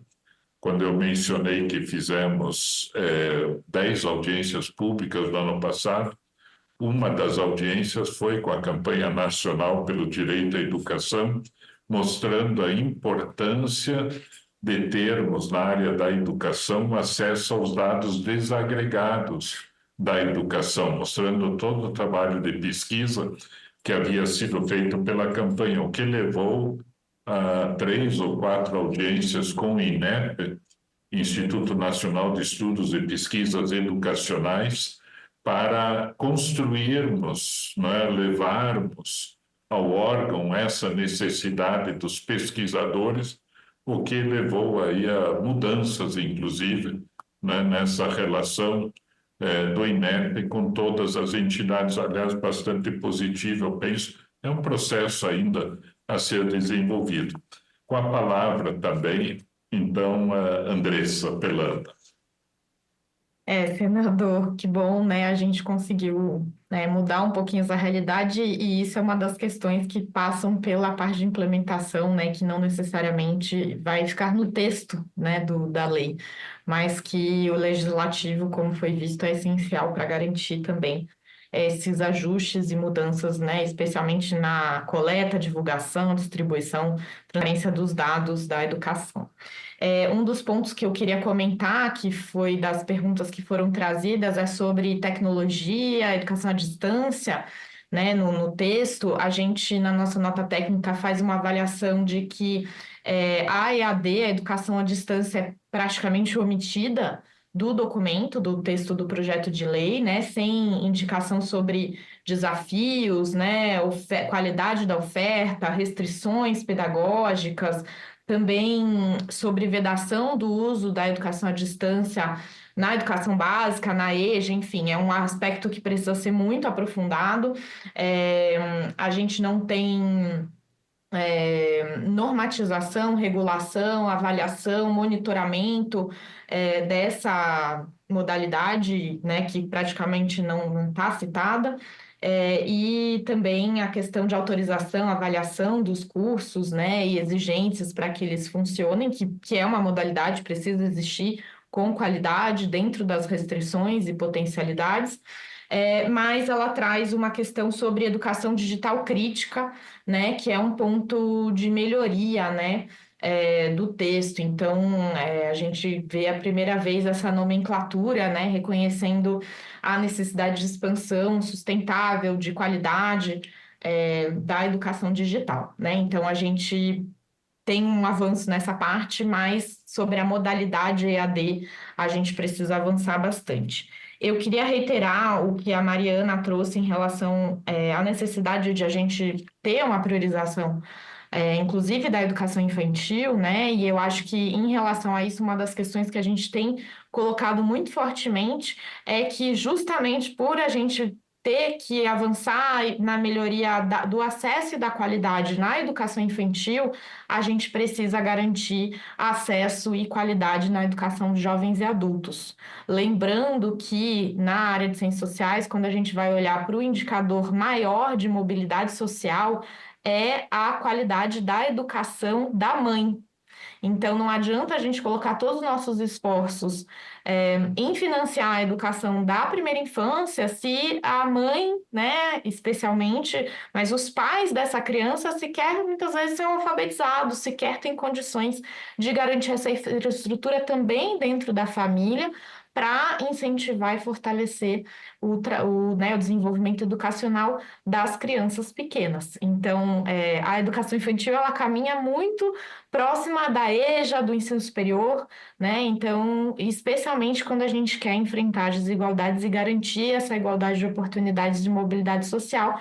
E a EJA, né, o analfabetismo absoluto, é uma das questões que a gente está muito, muito aquém do que deveria na meta do plano atual. A gente tem 1/3 da população adulta brasileira que ainda é analfabeta funcional, então é uma situação gravíssima, né? Então, eu acho que isso coaduna com a ideia de que a gente precisa financiar adequadamente as etapas e modalidades para que todo mundo possa crescer junto, né, nesse sistema.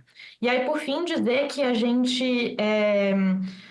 Eu também faço parte do Fórum Nacional de Educação, assim como o Sandro, né? O MIEB é do diretivo da campanha, então a gente está muito alinhado também nas propostas de educação infantil, mas que a gente vai no Fórum Nacional de Educação, acho que a Miriam já deve ter trazido isso na participação dela na primeira audiência, a gente está finalizando uma nota técnica do Fórum com propostas, inclusive, de emendas. Então, isso em breve vai ficar pronto e com certeza a gente manda aí para o senador Flávio Arnes, para a Comissão de Educação do Senado. A gente já tem essa nota técnica da campanha, é uma das que está sendo incorporada, né, nessa nota do Fórum, né, que vai ser mais ampla e mais aprofundada.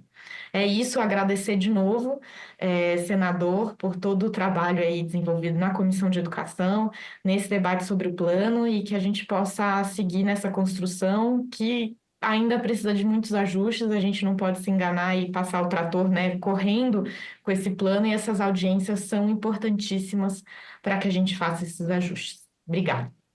Obrigado a você, Andressa Pelanda, coordenadora geral da Campanha Nacional pelo Direito à Educação. Seja sempre muito bem-vinda também na Comissão de Educação e Cultura, assim como os demais expositores e expositoras, a quem agradeço de novo pela presença. Audiência pública muito interessante, muito didática, o material todo está à disposição das pessoas que nos acompanham e dos próprios expositores no portal da comissão. E até o final da semana, como já mencionei, um sumário executivo, um resumo das falas, né? As perguntas todas estarão também junto com o sumário executivo. Quero também agradecer a nossa secretária da Comissão de Educação, Andréia, né, uma liderança importante no Senado Federal, assim como todo o corpo técnico da comissão, também da consultoria, e também para os meios de comunicação do Senado. É essencial que esses debates, as discussões, sejam levadas a todos os cantos do Brasil, como vem acontecendo pelos meios de comunicação. O governo federal tem uma responsabilidade essencial, né, na educação como prioridade absoluta para o nosso país, mas também os estados, os municípios e a sociedade e as famílias de uma maneira particular. Quando se fala, por exemplo, em busca ativa, como foi mencionado hoje, busca ativa das crianças, isso significa que a família tem que mandar a criança para a escola, né? Porque a educação é obrigatória a partir dos 4 anos de idade. Opcional, extremamente importante, porém, como foi mencionado antes, né? Como assim a visão de que a primeira infância é essencial para os passos seguintes a serem percorridos por essa pessoa na caminhada pela vida. Então, todos nós, no fundo, somos responsáveis e esperamos no Congresso Nacional fazer a versão do Plano Nacional de Educação muito sintonizada com esses anseios de toda a sociedade. Agradecemos a vocês novamente, né?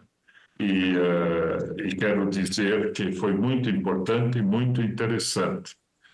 Cumpridas as finalidades da audiência, agradeço a todos e todas e declaro encerrada a presente reunião. Obrigado.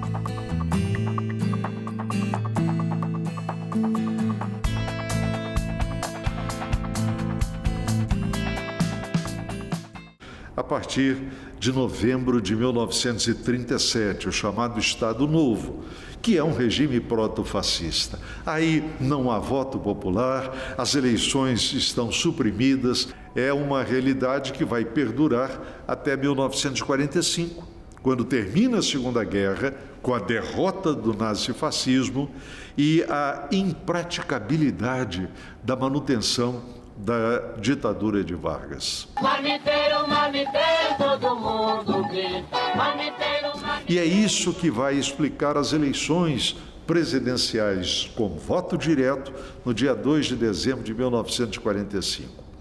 Neste momento já estão em vigor os novos partidos que estão surgindo dentro de uma nova realidade histórica, mas com os pés também muito presos ao passado.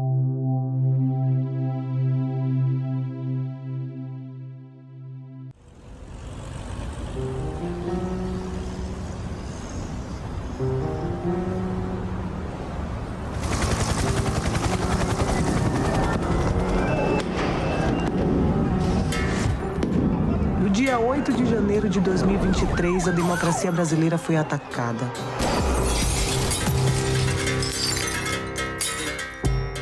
Mas democracia é uma ideia, um regime político.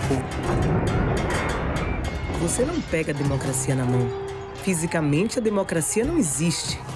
Então, quem realmente foi atacado nesse dia? Na democracia, o poder nasce aqui, com a população votando. Quando a gente vota, a gente escolhe quem faz as leis e quem governa. De modo simples, o voto é o mecanismo inicial e, ao mesmo tempo, o mais importante fundamento da tão falada democracia.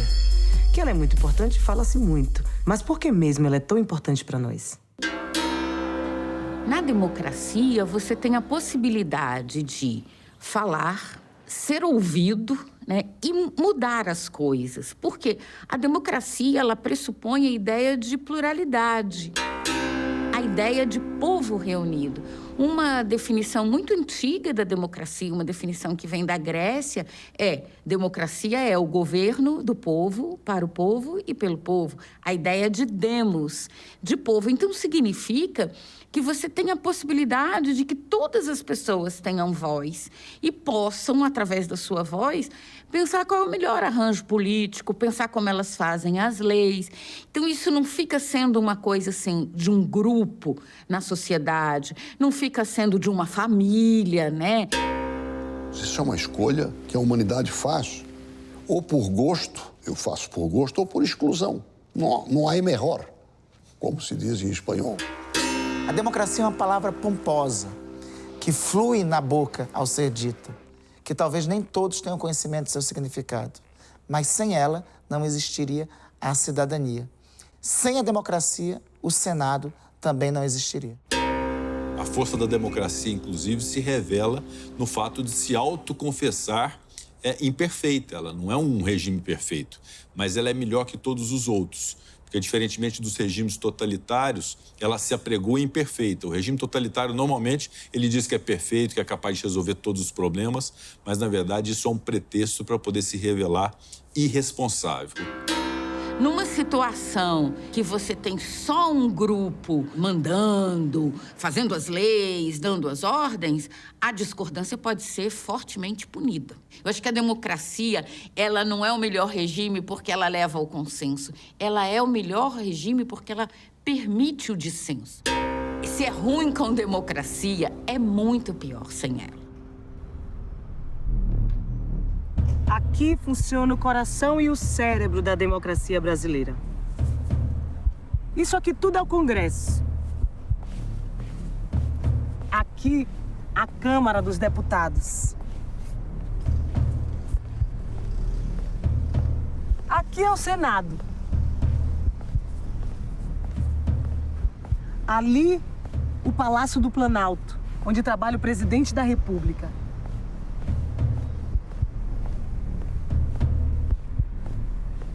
E ali, o STF, a instância máxima da justiça. Em março de 2024, o Senado brasileiro faz 200 anos. Então vale perguntar, afinal, qual é a importância do Senado na história do Brasil e no dia a dia dos brasileiros? Para saber essa resposta, a gente precisa entender o que acontece aqui, dentro dessa famosa abóbora.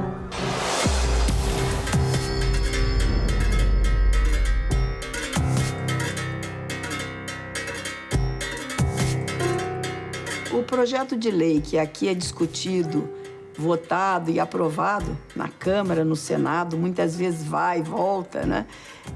Ele muda a vida do cidadão.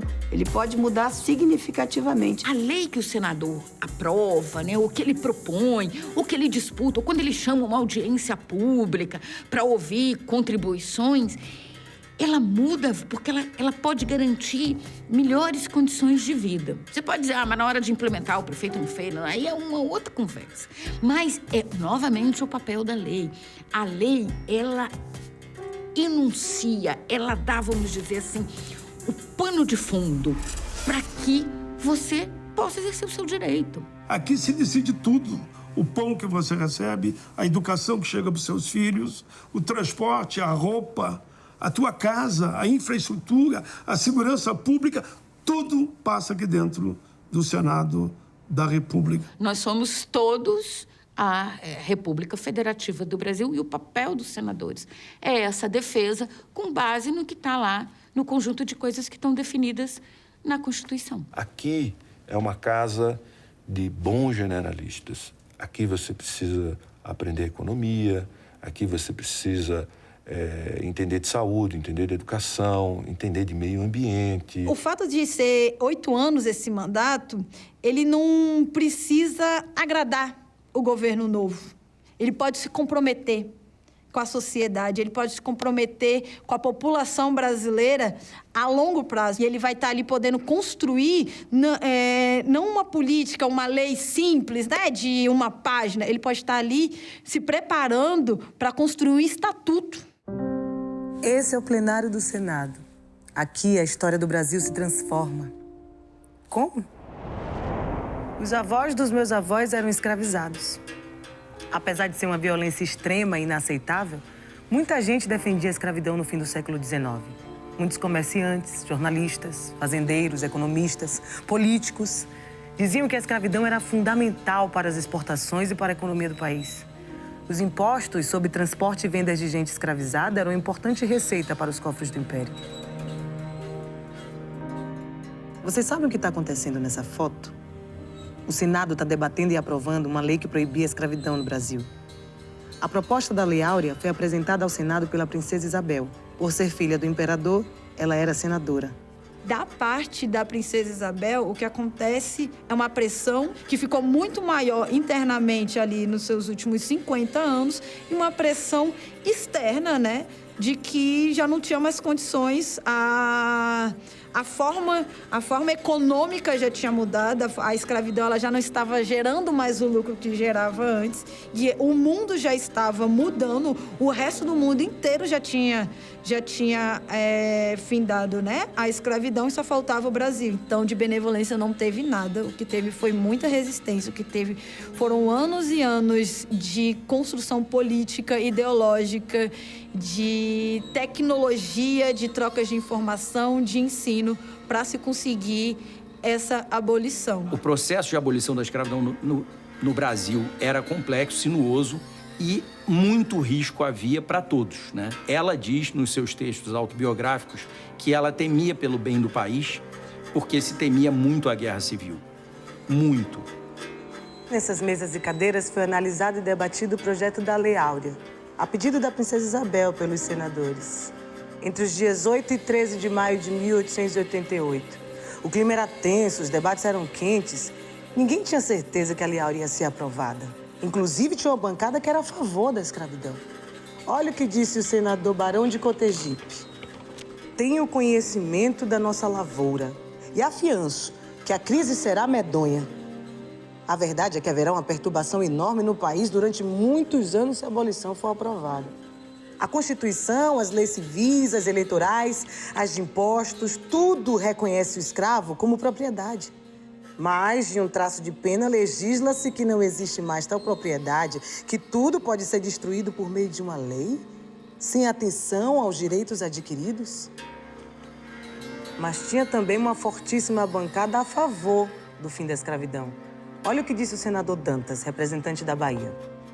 Nos últimos 17 anos, por força da lei do ventre livre e da lei dos sexagenários, 800 mil escravos deixaram tal condição. É justamente nesse período que se nota a maior riqueza no país, grande aumento de trabalho e produção e, como consequência, considerável elevação da renda pública. Se foram essas as consequências da diminuição do trabalho escravo em mais da metade, o que se deve esperar é que o desaparecimento de 600 mil criaturas escravas não produzirá a nossa ruína. Antes, aumentará a nossa prosperidade, graças ao trabalho livre e nobilitado. E tinha também uma bancada que era conservadora, mas que era a favor do fim da escravidão, que era o caso do senador João Alfredo de Pernambuco. Olha o que ele falou. Muito infeliz foi o Brasil herdando a escravatura. Porém, mais infeliz será se a sua extinção não for conseguida mediante sábias cautelas e previsões. Ninguém aspira à extinção com mais ardentes votos do que eu, mas desejo a reforma com espírito e processo conservadores. Depois de muita discussão, os senadores votaram. A decisão não foi unânime. 5 senadores votaram pela continuidade da escravidão, mas a imensa maioria decidiu pelo fim da escravidão no país. A decisão do Senado naquele dia mudou meu destino, o destino de muitos de nós e o futuro do Brasil.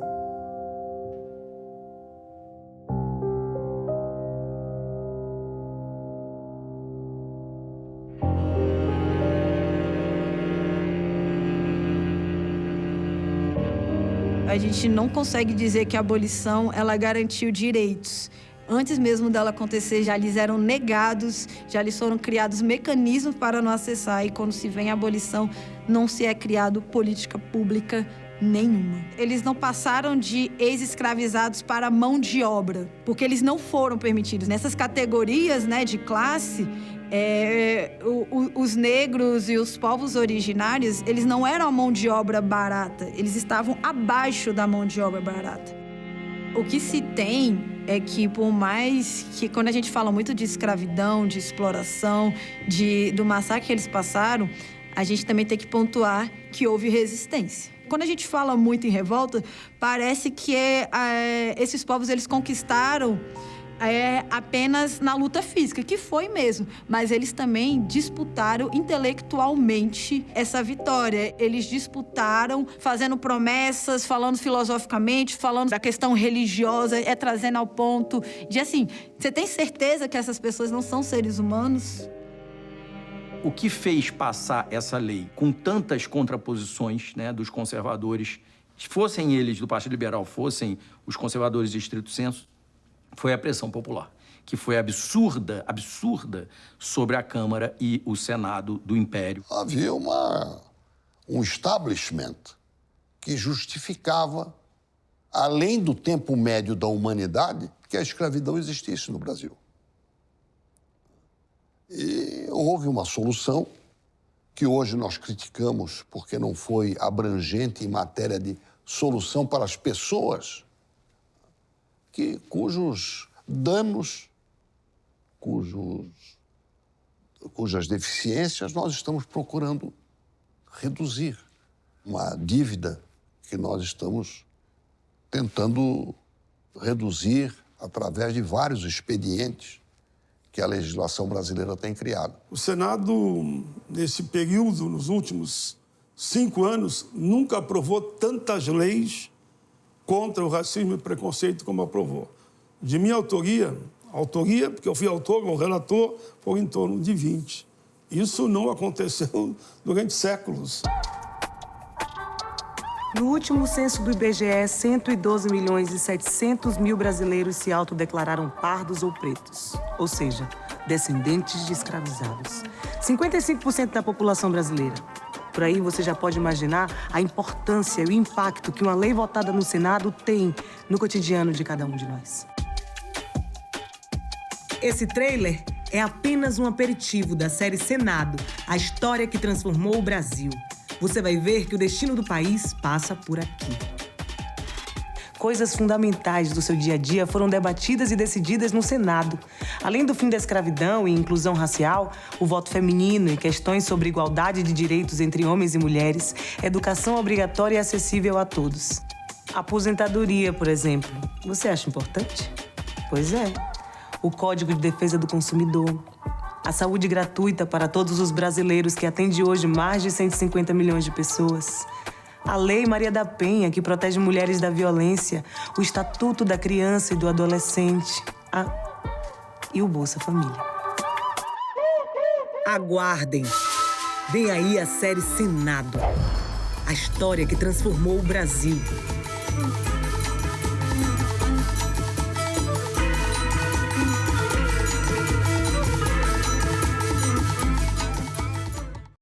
No orçamento brasileiro, para 2025, 92% das despesas são obrigatórias, restando apenas 8% em despesas discricionárias, que são aquelas em que há alguma decisão sobre onde e como investir, como gastar. Ao contrário das despesas obrigatórias, onde não há margem. Agenda Econômica, nesta terça, 20h, aqui na TV Senado.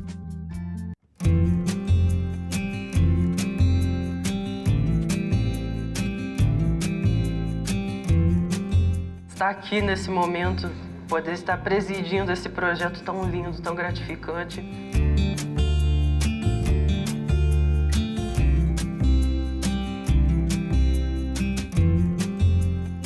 Está sendo algo novo, está sendo algo único e está sendo algo extremamente marcante para mim. Realmente estar nesse local demonstra a importância que é o jovem estar engajado com a política, um local onde a democracia reina e deve permanecer reinando.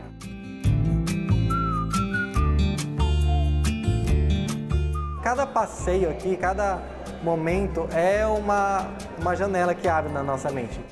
Tivemos acesso às constituições, além de, o mais interessante, a versão original da Lei Áurea.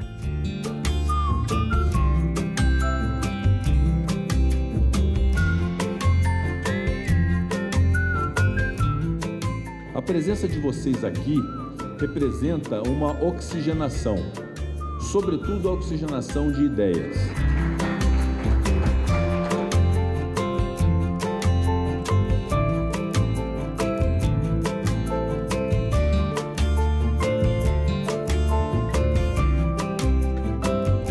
As comissões mostraram a importância do diálogo. Todas as ideias foram aprimoradas ali e todo mundo discutindo, concordou até que a gente montou o nosso projeto de lei. Que o Senado, em seus próximos 200 anos, continue a ser um símbolo de democracia e progresso. Então, uma salva de palmas à democracia e à educação.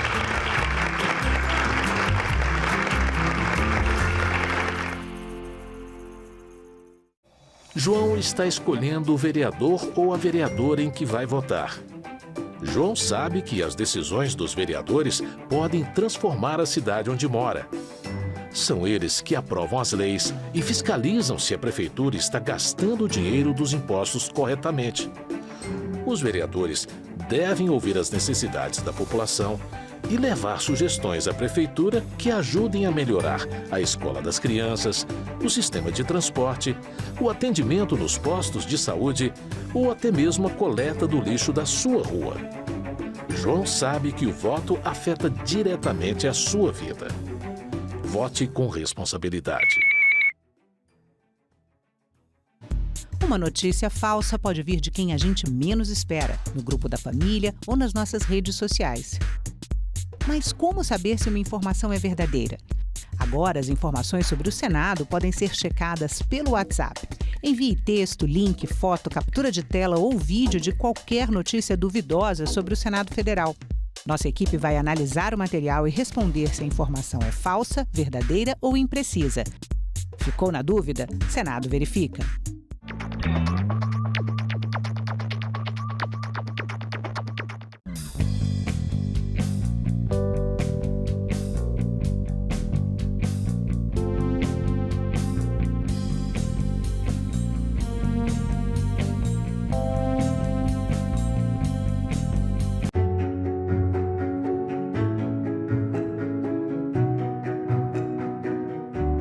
Agora está bem definido que a saúde é um direito de todos e um dever do Estado.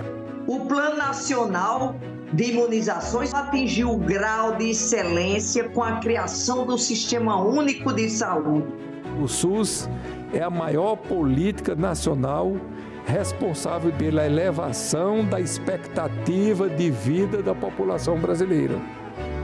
Todos nós aqui lembramos do que ocorreu na pandemia. Todos nós aprendemos com muita dor que sem saúde não temos nada. Acreditamos na medicina, no Sistema Único de Saúde.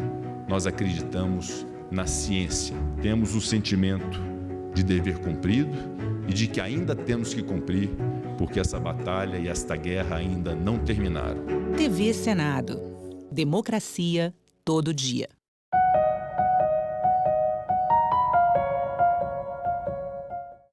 O programa a seguir é livre para todos os públicos.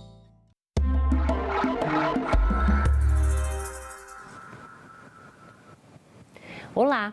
Com apenas R$ 232 no bolso e o sonho de empreender, uma ex-catadora pernambucana iniciou sua trajetória vendendo roupas de porta em porta.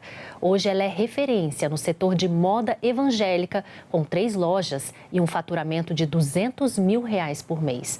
Mas o sucesso vai além dos negócios. Lu Silva também se dedica a projetos sociais que transformam a vida de crianças e jovens em Olinda, Pernambuco. Para falar mais sobre essa história inspiradora, eu converso agora com a Luz Silva, fundadora da Luz Modas. Seja muito bem-vinda, Luz. Obrigada, Paula. Luz, conta pra gente um pouquinho da sua trajetória, que não foi nada fácil no início, até chegar a empreender. Então, Paula, eu sou uma mulher preta, periférica, filha de pais analfabetos. Aos 8 anos de idade, eu sofri um abuso, parte de um tio. E aos 10 anos de idade, o meu pai tem uma crise de esquizofrenia e aí ele enlouquece, precisa ser internado.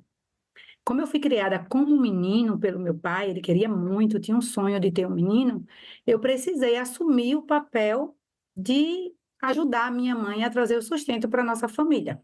Foi aí onde eu iniciei a minha trajetória, eu já ajudava meu pai a criar porcos, e aí eu vi na rua e no lixo uma possibilidade de trazer o sustento, não só para alimentar os porcos, mas também para sustentar a minha família. E na rua eu me deparei com vidro, papelão, latinha, ferro, o que eu encontrava pela frente, eu ia até um ferro velho e vendia esse material, que seria reciclável, para trazer o sustento para dentro de casa. Essa transição de você sair desse trabalho na reciclagem de lixo para você ir para empreender. Qual foi a hora que deu o start para você começar a empreender e ter esse dinheirinho na mão para poder comprar umas peças de roupa? Conta pra gente esse início.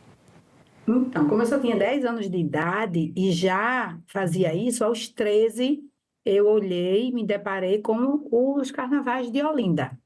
Então, eu também vi ali uma oportunidade. Enquanto muitas pessoas viam diversão, eu via trabalho. Então, eu vendi muita batida, cerveja, no Galo da Madrugada, nas Virgens, e continuei essa jornada empreendedora. Eu vendia cosmético, vendia outras coisas, perfume, também fiz fralda descartável, até chegar ao magistério, fazer o magistério. Quando eu cheguei no magistério, no Colégio Estadual de Olinda, também foi muito difícil essa jornada, porque a gente só tinha 2 passagens de ônibus, mas eu sentia que eu precisava concluir e seguir. Então, eu trabalhei 4 anos na prefeitura da cidade de Olinda, como professora de educação infantil, mas eu sentia o desejo de mudar a realidade da minha família. Meu pai e minha mãe me deram 2 princípios, eles eram analfabetos e a minha família vivia abaixo da linha da pobreza. Então, minha mãe sempre dizia estude, meu pai dizia trabalhe, e esses 2 princípios foram bastante para que eu despertasse esse olhar, não só para ter essa busca pelo conhecimento, mas também para mudar a minha realidade, o gostar de trabalhar desde pequena. Então, daí eu fui ser técnica em enfermagem. Eu fiz o curso técnico em enfermagem e fui trabalhar em hospitais, fazendo prova de função pulmonar, auxiliando em pequenas cirurgias dermatológicas, mas eu sentia, sabe, o gosto, o desejo pela transformação era maior dentro de mim. Então, eu fiz concurso para a Polícia Militar do Estado de Pernambuco e me tornei sargento da Polícia Militar, onde eu exerci a função por 14 anos. E daí, já na polícia, casada, com o nosso filho de apenas 2 anos, o meu marido fica doente.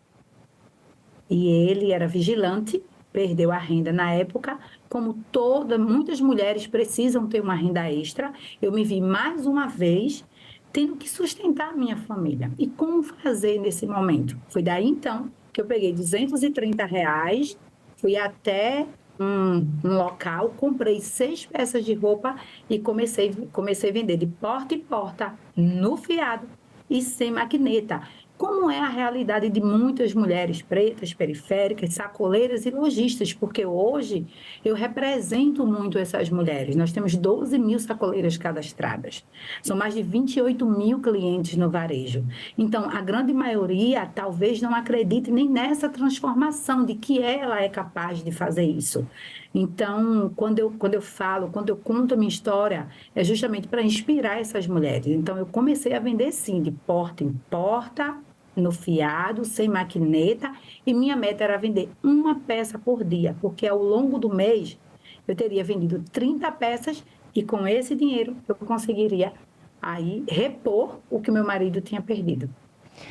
Você falou que teve muitos problemas com relação a vender fiado, de porta em porta, alguns desafios muito complicados para quem começa, né, essa trajetória de empreendedorismo. Como é que você superou esses desafios? Como é que você fazia para fazer essas vendas e dar certo para você continuar no mês seguinte tendo renda para comprar mais produtos e revender? Então, todo o início ele é muito difícil. Ninguém está dizendo aqui que é fácil. Então, eu comecei a vender e começou a faltar dinheiro, e é a realidade de muitas mulheres. E aí eu comecei a colocar onde? O cartão de crédito. E foi virando uma bola de neve. Quanto mais eu comprava peças no cartão, em um dinheiro que aparecia, mais eu vendia. Até chegar um ponto de eu ter que fazer uma tomada de decisão. Então, com 5 ou 6 meses, eu já tinha mais de R$8 mil vendendo de porta em porta no fiado, e eu não conseguia receber, eu não conseguia caminhar. Então, eu tomei uma decisão que nem todo mundo tem coragem de tomar, mas é preciso. Eu disse, eu não vou vender mais fiado. E decidi abrir a loja na sala da minha casa. Afinal de contas, não é todo mundo que tem dinheiro, e eu também não tinha dinheiro para alugar um espaço, colocar segurança na porta, meninas maquiadas. Então, eu fui até um ferro velho, comprei um provador enferrujado por R$5, 2 metros de tecido, 2 manequins usados e uma bancada de vidro. Peguei no cheque especial um valor maior e inaugurei a loja na sala da minha casa. Foi assim que eu fiz a transição de vender de porta em porta para começar na sala da minha casa. Mas o que é muito, assim, o que me surpreendeu e que eu não esperava, apesar de ter divulgado tanto em grupos de Facebook e ter trabalhado arduamente nessa inauguração, é que no dia não veio ninguém. Eu levei um banho de água fria. Essa foi a verdade. Ninguém apareceu. E eu me desesperei. Eu disse, meu Deus, o que eu fiz da minha vida? Eu não tinha dinheiro. E aí eu disse, não, agora eu preciso voltar a vender de porta em porta. Então, ninguém cresce sozinho. Então, uma grande amiga, que hoje é minha gerente geral, ela disse, fica tranquila, eu fico aqui olhando a sua casa, a sua loja, e você vai vender de porta em porta. E aos poucos os clientes foram chegando, foram comprando, e eu fui encontrando outras mulheres que também sentiam o desejo de revender. A transição não foi fácil, mas é possível. Você foi passando por aquele caminho de dificuldade do início, né? Até para conseguir consolidar sua clientela e também mostrar que tinha um espaço, mostrar que era bom ter esse espaço para as pessoas poderem experimentar, ver todas as roupas com maior facilidade, mas com o tempo... você foi ganhando esses clientes com o tempo, né? Porque a sua clientela já estava muito sólida de porta em porta, né? Nos endereços. E aí você conseguiu, foi rapidamente, você criar uma outra loja, você inaugurar uma segunda loja, porque hoje você tem 3, não é isso? 3 estabelecimentos. Isso. Então, veja, o que é que acontece? Quando eu fui continuar vendendo de porta em porta, mas eu deixei o comércio, a minha sala aberta, a minha casa aberta, então é importante que hoje a maioria não vá de porta em porta, mas tem o virtual, tem os e-commerce, né, as plataformas de venda. Então, eu fui vender de porta em porta, deixei esse canal aberto e no percurso eu fui encontrando outras mulheres que também gostariam de revender. Elas queriam também vender para outras pessoas. E eu só vendia, então, no varejo. Então, ouvir o seu cliente é fundamental para que você entenda a dor do seu cliente, você entenda a necessidade dele. E foi isso que eu fiz. Eu encontrei mulheres que queriam não só empreender, mas eu também encontrei mulheres que tinham dificuldade de encontrar peças evangélicas. Luiz, eu vou no shopping e eu não consigo encontrar vestidos, eu não consigo encontrar moda evangélica.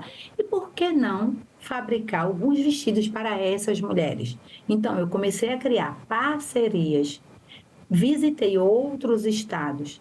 A princípio, as parcerias foram à distância, mas encontrei uma pessoa, e ela, a Carla, um beijo bem grande para você, minha parceira de anos, que ela disse, Luiz, eu fabrico e você vende. Ah, que legal, vamos montar uma equipe? Vamos. E aí montamos uma equipe, fabricamos algumas peças de moda evangélica e foi sucesso. Foi aí que você descobriu Foi aí que você descobriu o nicho que você tinha ali, né? É um espaço nas vendas que é a moda evangélica. Você se especializou mais nisso? As suas lojas hoje são direcionadas para a moda evangélica? Isso. À medida que nós fomos vendendo a moda evangélica para as pessoas, outras pessoas começaram a surgir e contar para a gente a dificuldade. E eu percebi que o público evangélico cresce muito, principalmente no Nordeste, são muitas igrejas. As pessoas querem estar todo domingo com uma roupa diferente, tem muitas festividades na igreja, são cultos, aniversários, apresentação de coral, e elas foram também trazendo para mim a necessidade de fardamento.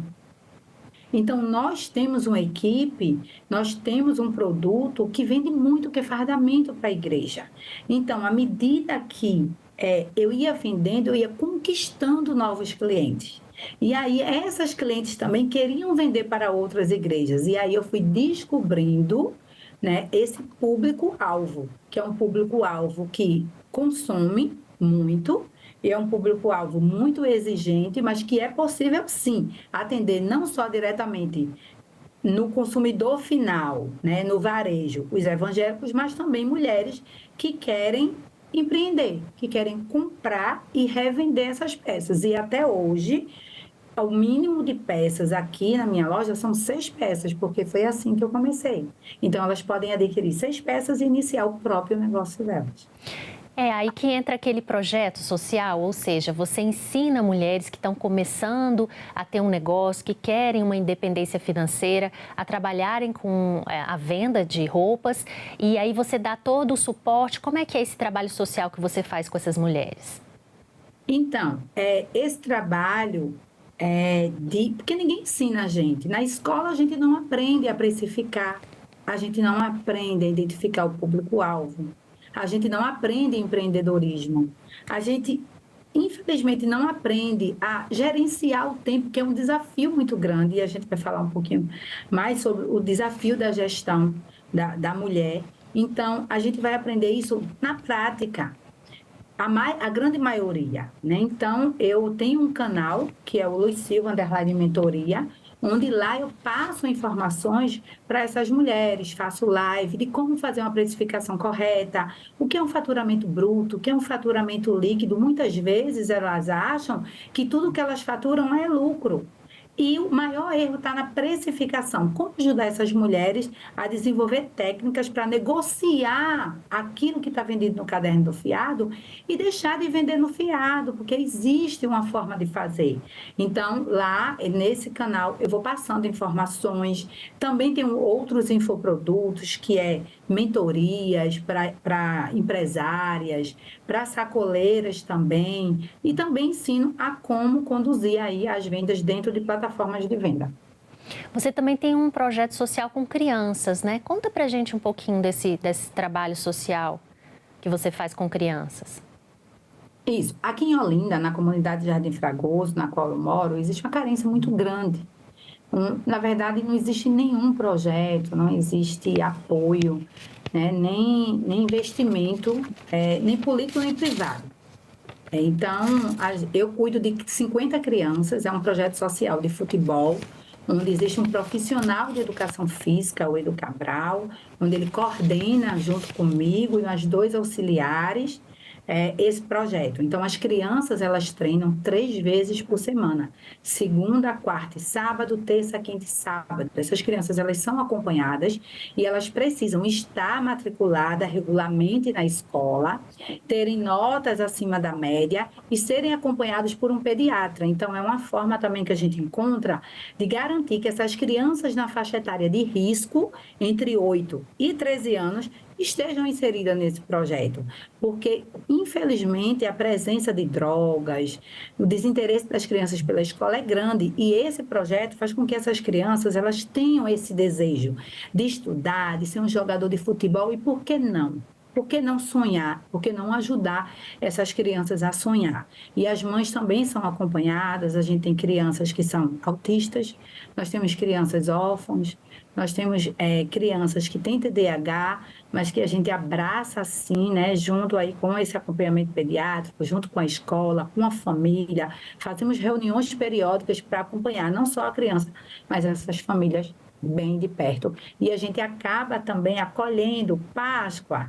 E aí a gente chama essa criança, dá um ovo de Páscoa, porque a realidade deles não permite que eles ganhem um ovo de Páscoa. Eu nunca ganhei. E a realidade das mães é que a maioria vivem de Bolsa Família. Elas não têm dinheiro para comprar um ovo de Páscoa, um peixe, um milho. Então, agora há pouco, a gente distribuiu 15 mil espigas de milho para mais de 600 famílias. Então, é uma alegria, para mim, é uma satisfação muito grande, poder transformar a minha vida através do empreendedorismo, que é um veículo de mudança muito grande na vida de muitas mulheres. Claro que vai exigir mudança de mentalidade, vai exigir que você supere algumas crenças limitantes, mas transformar a vida das crianças da minha comunidade não tem preço. É verdade, parabéns por esse trabalho. E como é que você faz para conciliar a sua vida de empresária, né, agora com 3 lojas, com esses projetos sociais? Fica bem corrido, né? Fica corrido, mas é possível, né? É um desafio para toda mulher, a gestão de tempo. Toda mulher tem a casa, o marido, o filho, e comigo não é diferente. Mas quando a gente aprende a delegar, a sair ali do operacional, que todo mundo começa no operacional, colocando a mão na massa, e com cursos, com capacitação, a gente aprende a ir para o estratégico, o gerenciamento de tempo, ele fica bem melhor. Então, eu tenho equipes que cuidam das lojas, eu tenho equipe que cuida dos projetos, então eu vou acompanhando diariamente essas equipes, eles vão me passando relatórios, feedbacks, né, tudo de treino, acompanho de perto também, sempre que possível, eu estou no campo com as crianças acompanhando, faço reuniões de alinhamento semanalmente, então, hoje, graças a Deus e à internet, a gente consegue gerenciar melhor e acompanhar todo mundo com mais tranquilidade. E você tem pretensão de ampliar esses projetos sociais? Já tem alguma coisa em planejamento? Ou, por enquanto, não tem condições de fazer essa ampliação? De repente, para jovens, mais crianças? Tem algum planejamento nesse sentido? Tem um sonho muito grande. A gente já tem, inclusive, um espaço, mas eu ainda não consegui construir. Mas a gente já tem o terreno onde a gente quer construir uma escola, sabe? Meu sonho é que essas crianças, elas saiam da escola, venham para esse espaço, tenham uma refeição, elas façam um reforço escolar, porque somente através da educação elas vão poder transformar a vida delas. E, infelizmente, na comunidade, as crianças demoram muito a aprender a ler, a escrever.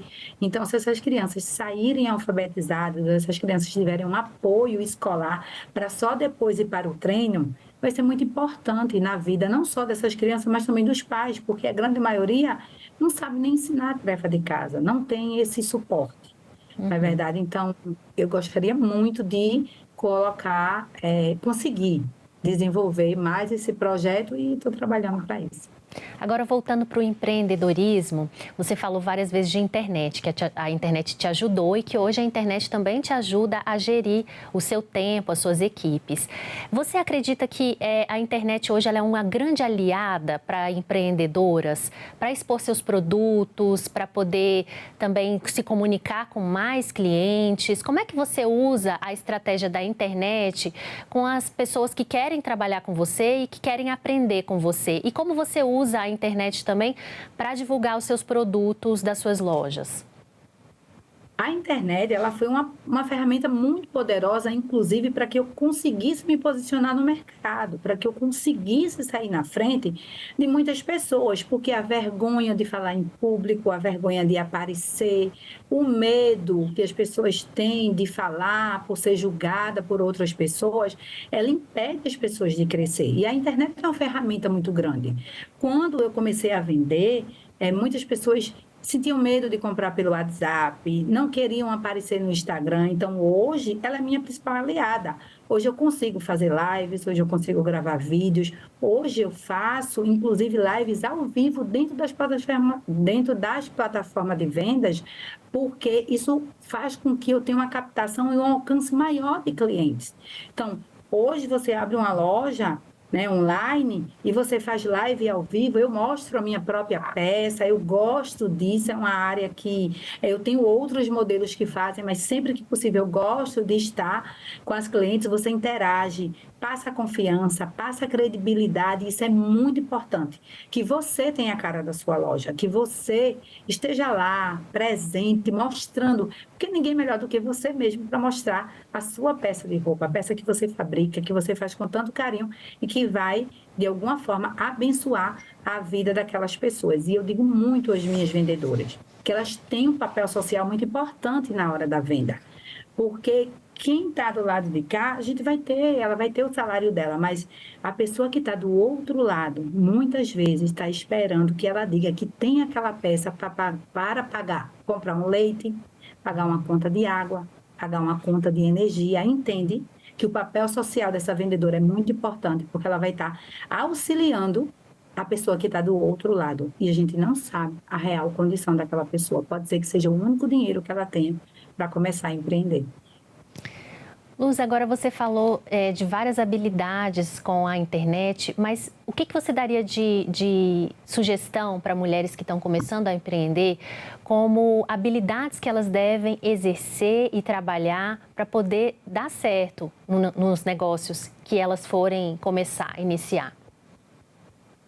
Paula, o que eu digo para as mulheres é: percam a vergonha. Percam a vergonha de aparecer, percam a vergonha de serem julgadas, né? Todos nós erramos, eu erro até hoje, as pessoas podem errar, mas e o erro é bom porque você vai aprender com ele e comece a aparecer. Esteja no presencial, mas esteja no online. Hoje, quem não está no online não vai ser visto, vai estar invisível para o mundo. Então, você precisa abrir sua loja virtual, abrir seu Instagram, começar a vender, não só presencial, mas nas plataformas de venda, fazer live, fazer history, interagir com o seu público.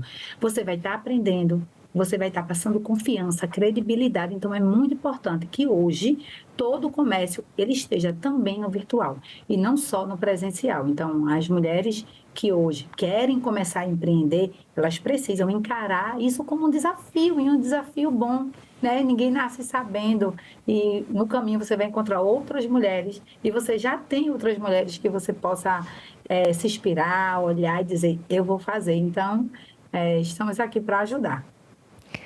Agora, para finalizar, quais os conselhos que você dá para essa mulher que está assistindo a gente agora, tem aquela vontade de empreender, tem o desejo, mas ainda não tem coragem e também tem medo de arriscar, de perder dinheiro, de não dar certo? O que você daria de conselho para essas mulheres para que elas tomem coragem e consigam uma independência financeira, às vezes tão sonhada por elas?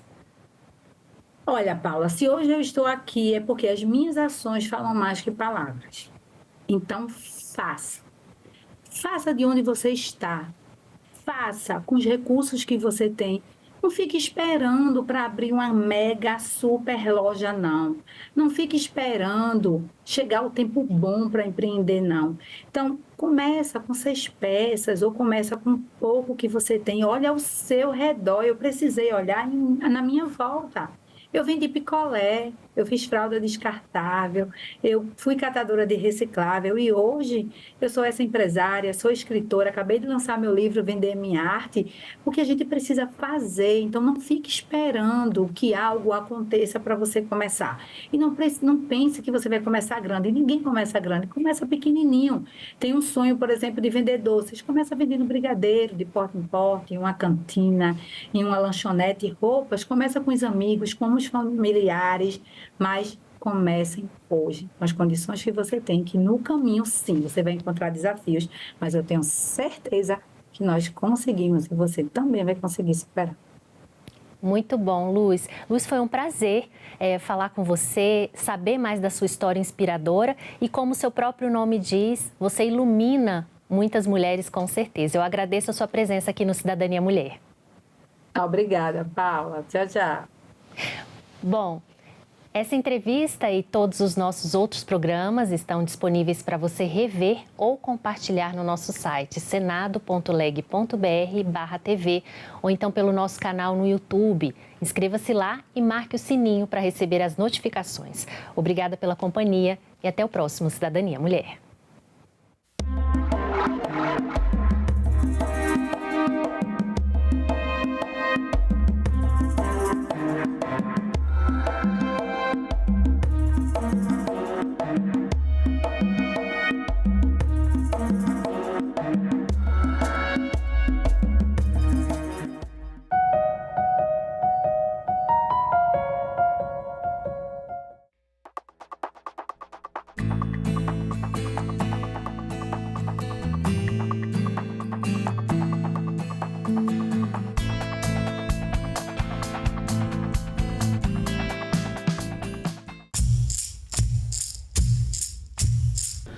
Desde o início da colonização, a forma típica de organização das cidades portuguesas que a gente trouxe como experiência para o Brasil já implicava na existência de uma espécie de um conselho municipal, né, formado pelos moradores da cidade.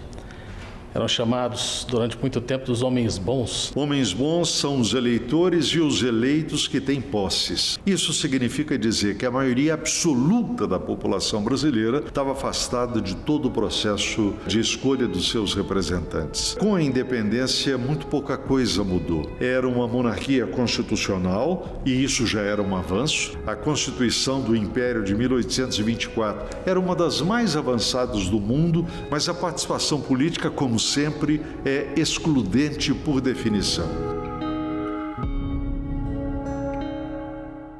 Eu sou o filho mais novo de uma família de 3 irmãos. Bom dia, a gente vai trabalhar muito hoje. Minha mãe me teve aos 42 anos. Meu pai foi deputado estadual, era um comerciante, mas depois foi sequelado por um problema de saúde, um AVC. Portanto, ela foi o carro-chefe da nossa família. E eu digo com muita humildade, mas com muito reconhecimento, que ela nos fez gente. Esse nosso espaço aqui de trabalho, ele tem uma presença pernambucana muito grande.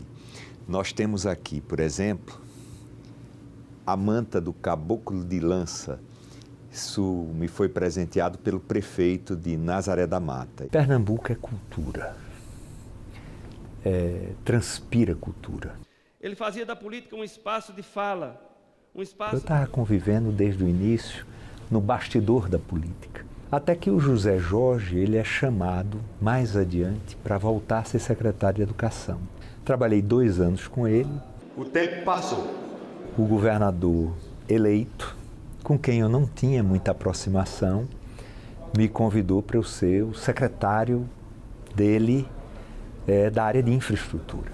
Até que meu ex-governador, que me convidou a passar 8 anos seguidos numa área imensa do governo dele, me chamou e me convidou para ser o seu primeiro suplente. Prometo guardar a Constituição Federal e sustentar a união, a integridade e a independência do Brasil. Ele me convida, ele diz, olha, quando eu lhe chamei tinha uma razão de ser. Eu vou me aposentar e quero que você assuma, você está preparado para assumir o mandato de senador da República. É com esse espírito que chego a esta casa, firme nas convicções. Eu fui colocado aqui em áreas que eu conheço. Comissão de Assuntos Econômicos, Comissão de Relações Exteriores e Defesa Nacional, Comissão de Assuntos Sociais, Comissão de Ciência e Tecnologia. E eu tenho muita gratidão aos meus colegas de Senado e de bancada do MDB. Essa é a minha história, que está pela metade, se Deus quiser, porque eu ainda vou viver muito.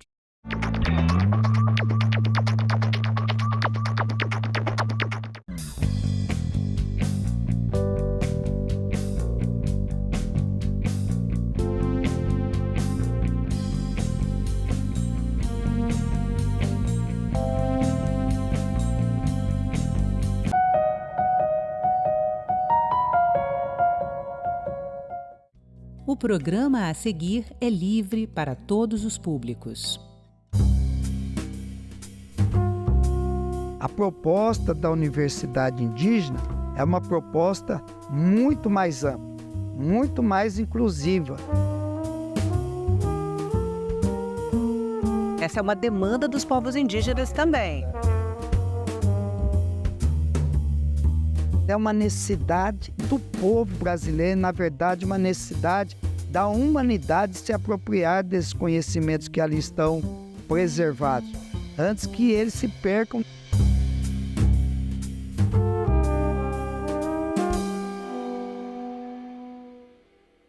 Seja bem-vindo, senador Beni Camacho. Obrigada pela presença.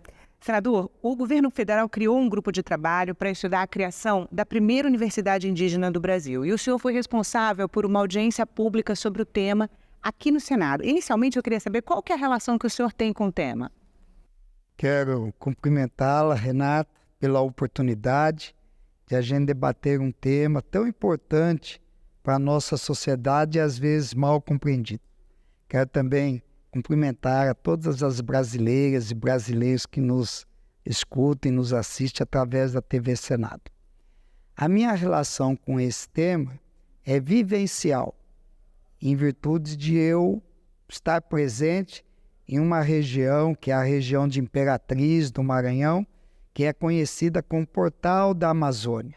É a região que faz a transição entre o Nordeste e a nossa região amazônica, e onde há uma concentração bastante grande da população indígena, e Imperatriz fica bem próximo, cerca de 70 quilômetros de Amarante, que é a terra natal da nossa ministra Sônia Guajajara, pela qual eu tenho muito respeito, e pelo fato de, pela primeira vez, dentro da composição do Estado brasileiro, estar presente um ministério voltado para a atenção à população indígena, que é a nossa população ancestral.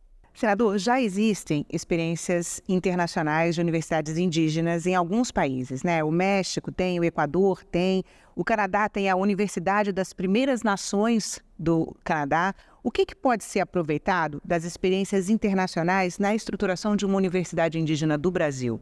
Bom, a primeira coisa que chama atenção é o fato de, no mundo todo, no momento, praticamente existir 4 projetos de universidades voltadas para os povos originários. Eu digo originários porque a questão indígena tem muita relação com o fato de acharem que os habitantes primitivos aqui era o continente indiano, e na verdade era o que foi chamado depois de continente americano. Então, além dos indígenas do continente americano, há também os aborígenes da Austrália. Então, no mundo todo, existem 4 projetos voltados para essa população ancestral. Os povos originários, né? Na Nova Zelândia, o do México, o do Canadá e o da Bolívia.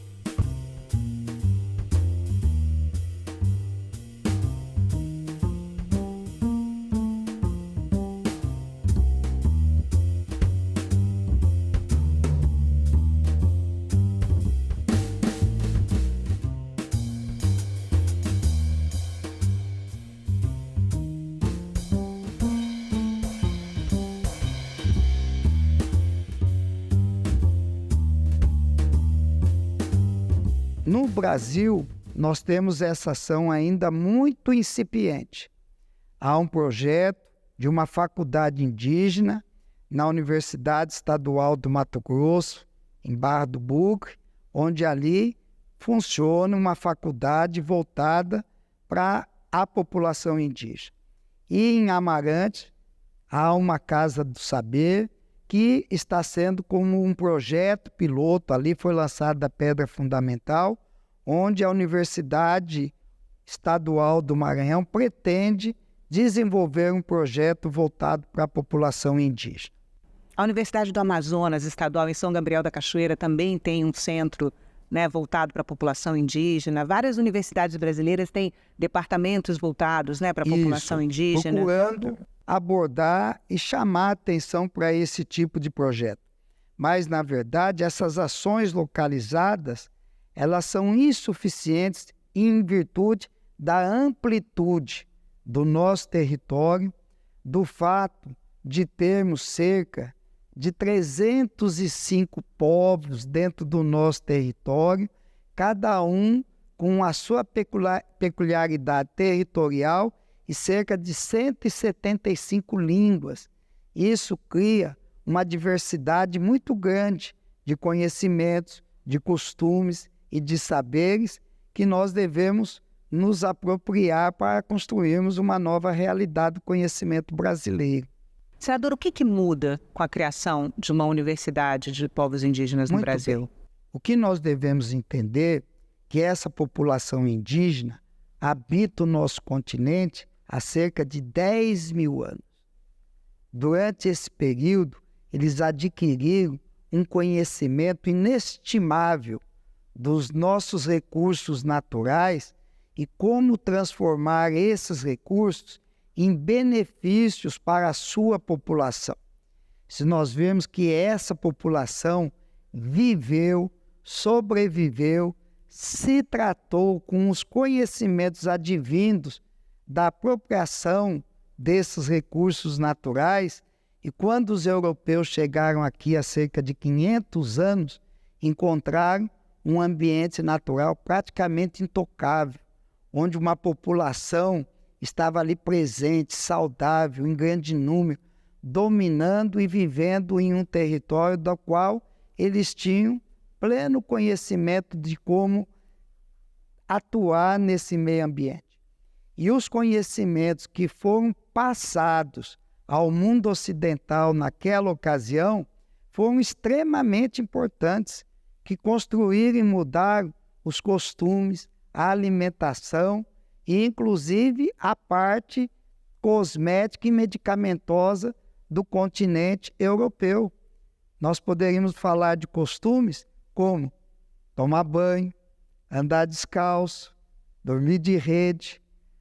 A fonte de informação da base alimentar que o continente americano ofereceu ao continente europeu, através do conhecimento da batata, do milho, do feijão, da mandioca, tá certo? Que foram alimentos que permitiram que o continente europeu e as demais partes da civilização que passavam por crises de fome muito frequentes fossem abastecidos com uma nova fonte de proteína, de carboidratos, tá certo? E se nós pensarmos que qualquer um de nós hoje, que porventura tenhamos feito uso de um antibiótico, de um analgésico, de uma medicação psicoativa, que usamos algum produto cosmético, a possibilidade disso ter vindo em decorrente do domínio de um conhecimento ancestral do povo americano é extremamente grande. E é esse conhecimento imenso, que ainda tem muita coisa a ser descoberto, que é transmitida por uma via oral, de conhecimento passado de geração a geração. E há um risco muito grande de se perder esse manancial de informações. Nós não podemos imaginar a quantidade de princípios ativos que são conhecidos dessa população e que ainda não foram passados aos demais membros da comunidade humana.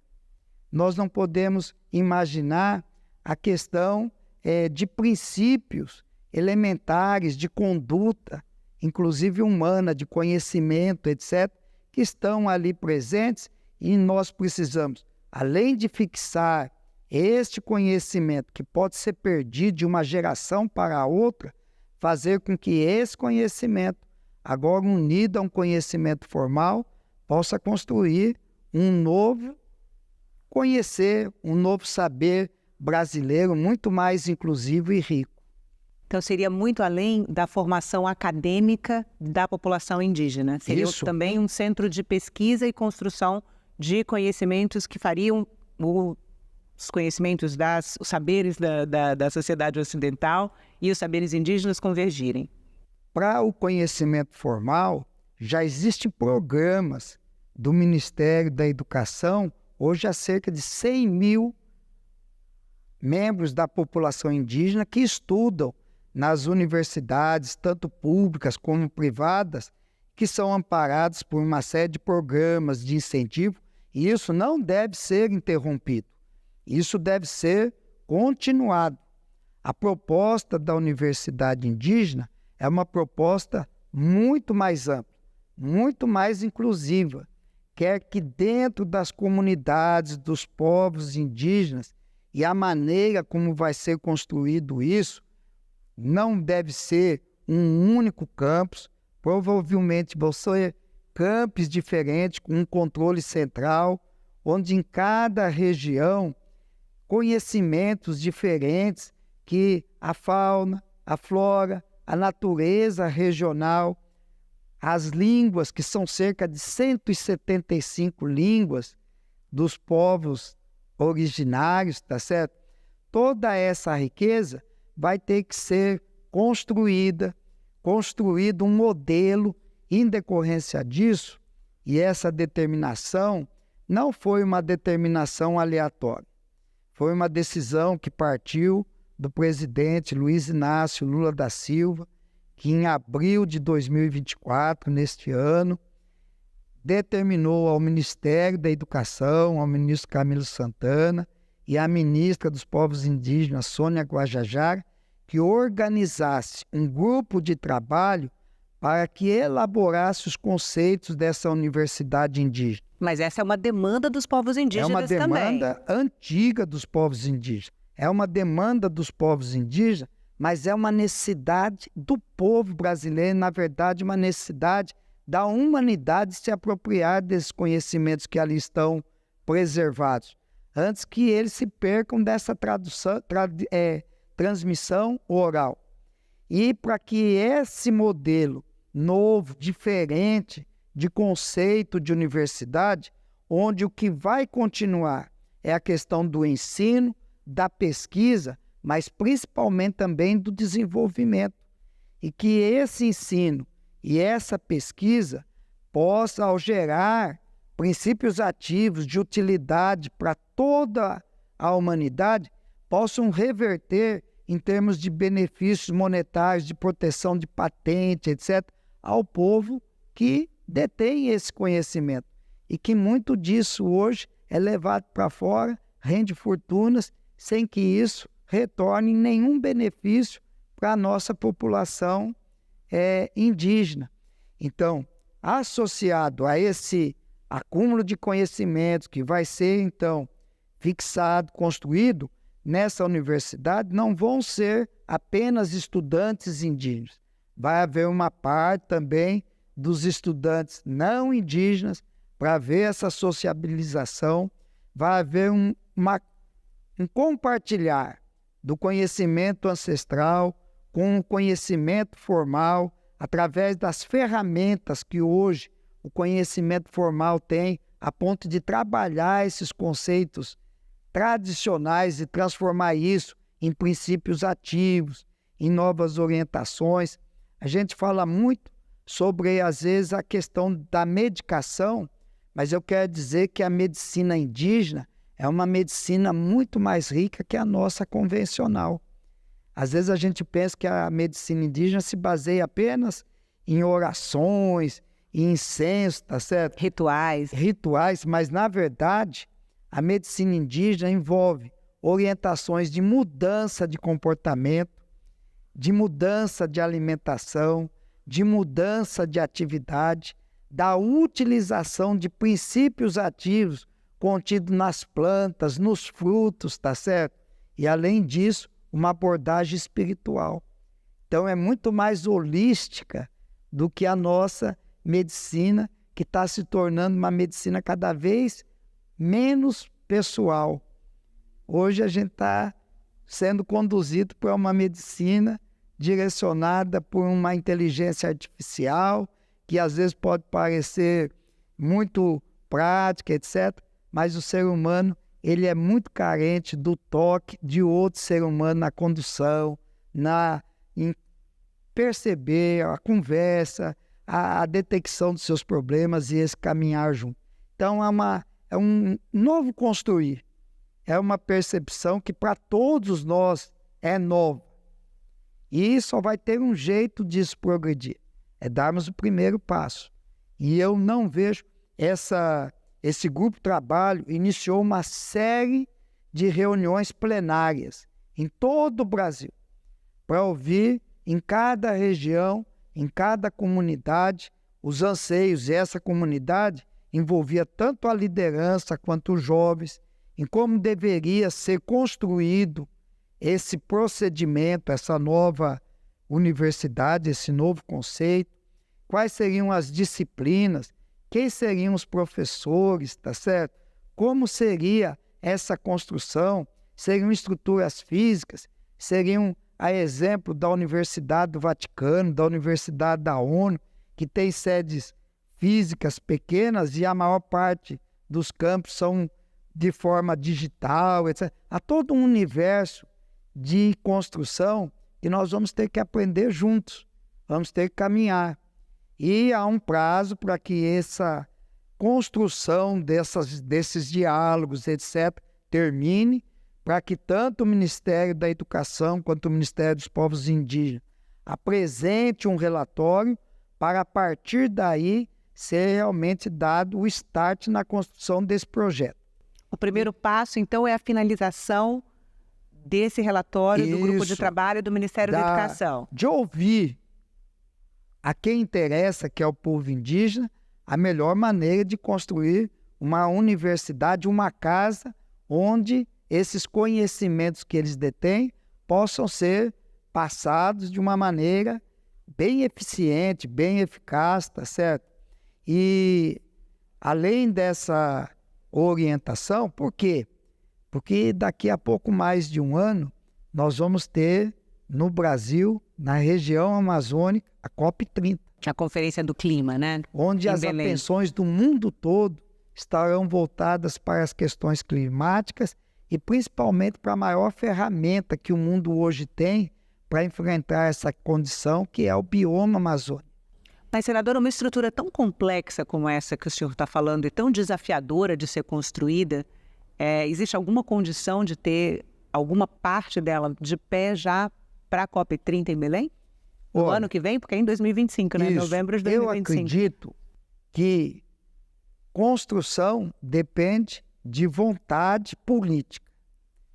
Eu acredito que quem deu motivo e a ordem para que isso construísse vai colocar isso como prioridade, tá certo?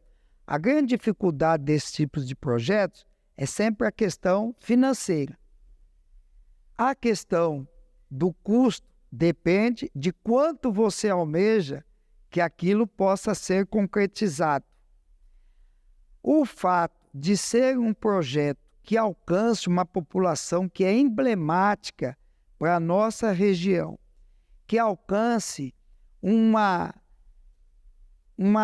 fala, um discurso que tem muito a ver com a parte de proteção ao meio ambiente, mas principalmente de aproveitamento sustentável do recurso. O mundo ocidental, ele desenvolveu uma teoria econômica em que os nossos recursos naturais deveriam ser utilizados da maneira mais rápida possível para construir uma riqueza material. E o que nós vemos é que o projeto de economia da população indígena do nosso continente era um projeto de preservação do meio ambiente e crescimento com sustentabilidade. Hoje nós vemos que há um pouquinho de atrito entre a parte ambiental e a parte de produtividade. E o que a população e a sabedoria indígena nos ensina é que essas coisas não são antagônicas, elas são coincidentes e devem andar juntas. E esse modelo de bioeconomia que eu vejo presente dentro do conhecimento indígena, juntamente com essa questão outra de domínio de princípios ativos, medicamentosos, etc., é que constrói uma visão de horizonte muito promissora. E com isso, eu acredito que não vai faltar recursos do nosso governo, tanto do ponto de vista do Ministério da Educação. Na nossa audiência, eu sugeri que o Ministério do Meio Ambiente, através do Fundo Amazônia, tivesse participação nesse custeio, no custeio dessas ações, que tem muito a ver com a filosofia do Fundo Amazônia. E eu acredito também que o mundo todo vai se sensibilizar com um projeto que visa trazer um novo horizonte do saber como um todo, não é? Conhecimento ancestral junto com conhecimento formal, construindo um novo paradigma do saber. Senador, um dos grandes desafios que vários alunos indígenas relatam das suas experiências universitárias é o preconceito e a solidão, que podem ser opressores até para o desenvolvimento acadêmico, além de toda a questão emocional, né? De um garoto, uma garota que morou em aldeia durante toda a vida e sai da sua aldeia para a experiência universitária. A universidade indígena pode assegurar uma situação mais confortável para essas pessoas? Bom, eu acredito assim. Ninguém chegou a um ambiente... Porque o senhor mesmo falou da quantidade de indígenas que hoje estão em universidades e passando por vários desafios, né? Ninguém chegou a um ambiente universitário preparado para aquele ambiente. Eu não estou dizendo só dos indígenas, não. Eu digo você, eu. Quando você entra numa faculdade, em uma universidade, é um novo ambiente para você. Um ambiente em que você vai ter que vencer uma série de desafios e construir um projeto de conhecimento que você acreditava ser adequado para você. Agora imagine você que está habituado com um ambiente urbano, que está habituado e domina plenamente o português. Você que já tem o costume das matérias, das disciplinas convencionais que são passadas, tem essa dificuldade. Imagine quem foi criado em uma outra língua, em um outro ambiente, com um outro tipo de cultura, de repente ser colocado em um ambiente dessa natureza. Eu fiz o meu curso de medicina na Universidade Federal do Pará, que é um dos estados que talvez detenha uma das maiores concentrações de povos indígenas. E durante os 6 anos que eu passei na minha faculdade, eu não convivi com nenhum colega indígena. Eu fui fazer residência em um local que concentrava médicos do Brasil todo, que era a Beneficência Portuguesa em São Paulo. E ali não era só na cardiologia, havia diversas especialidades. E nunca convivi com nenhum indígena dentro do meu círculo de residência.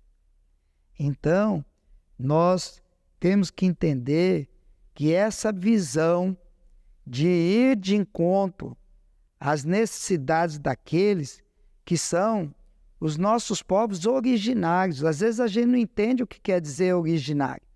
Originário diz respeito a direito. É um direito que precede o direito constitucional.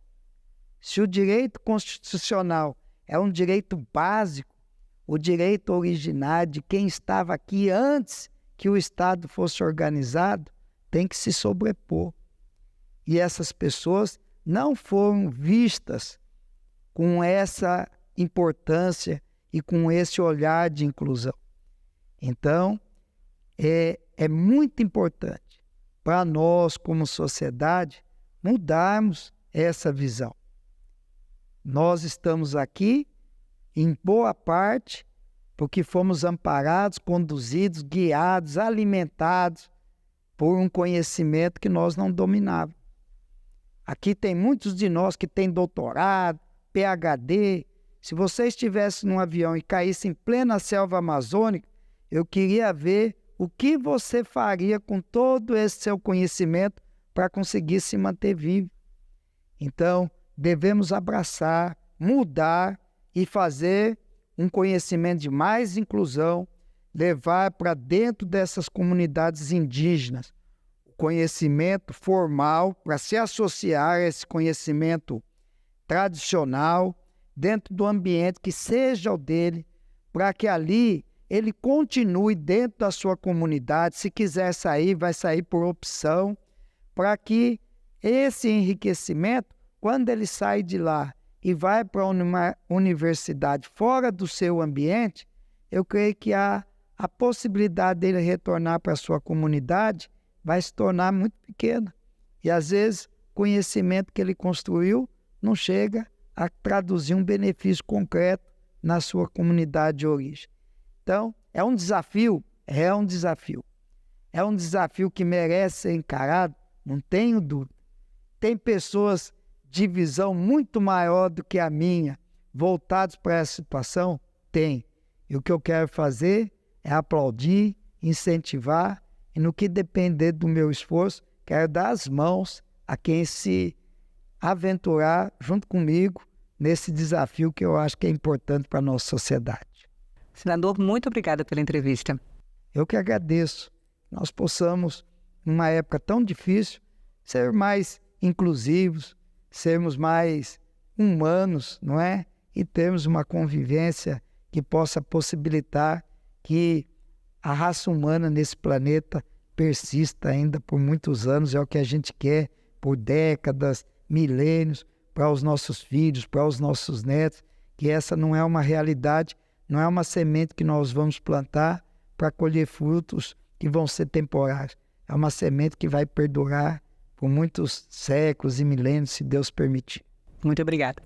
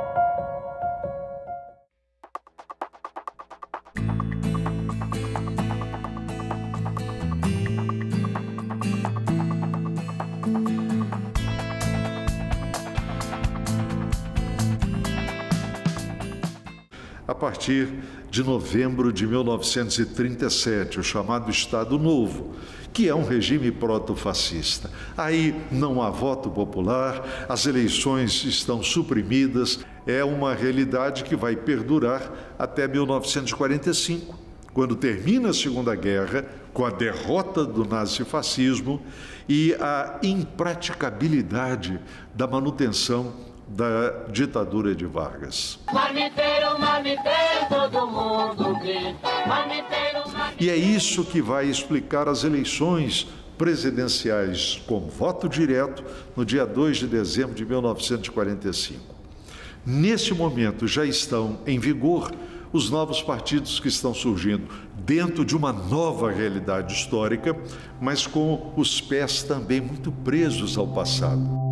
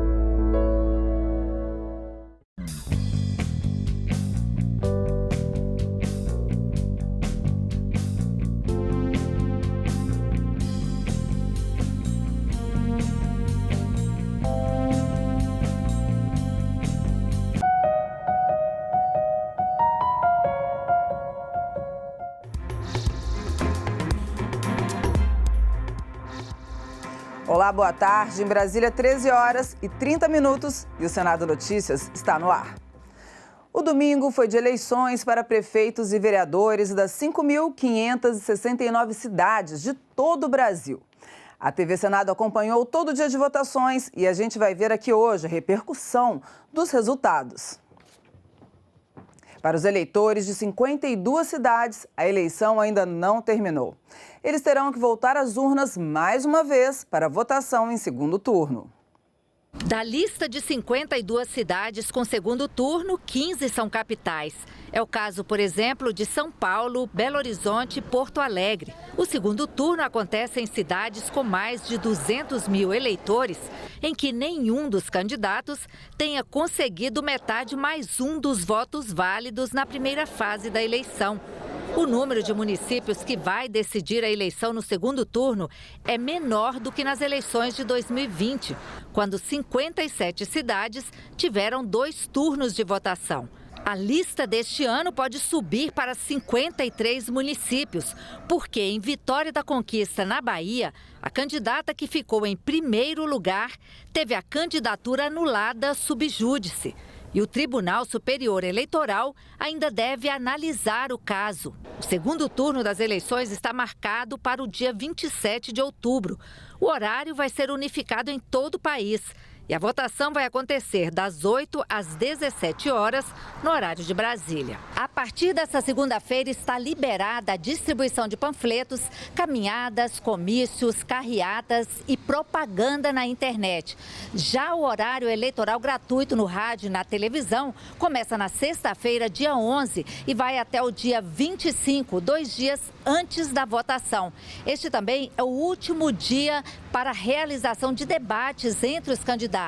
No segundo turno, o tempo de propaganda eleitoral é de 10 minutos, divididos igualmente entre os 2 candidatos. E agora nós vamos dar um giro pelo país para saber como foi a eleição em algumas regiões. Começamos por Belo Horizonte, que vai ter segundo turno, e foi a penúltima capital a ter o resultado divulgado. Quem vai falar com a gente é a Joanita Gontijo, da TV Assembleia de Minas Gerais. Boa tarde, Joanita. Como é que foram as coisas por aí?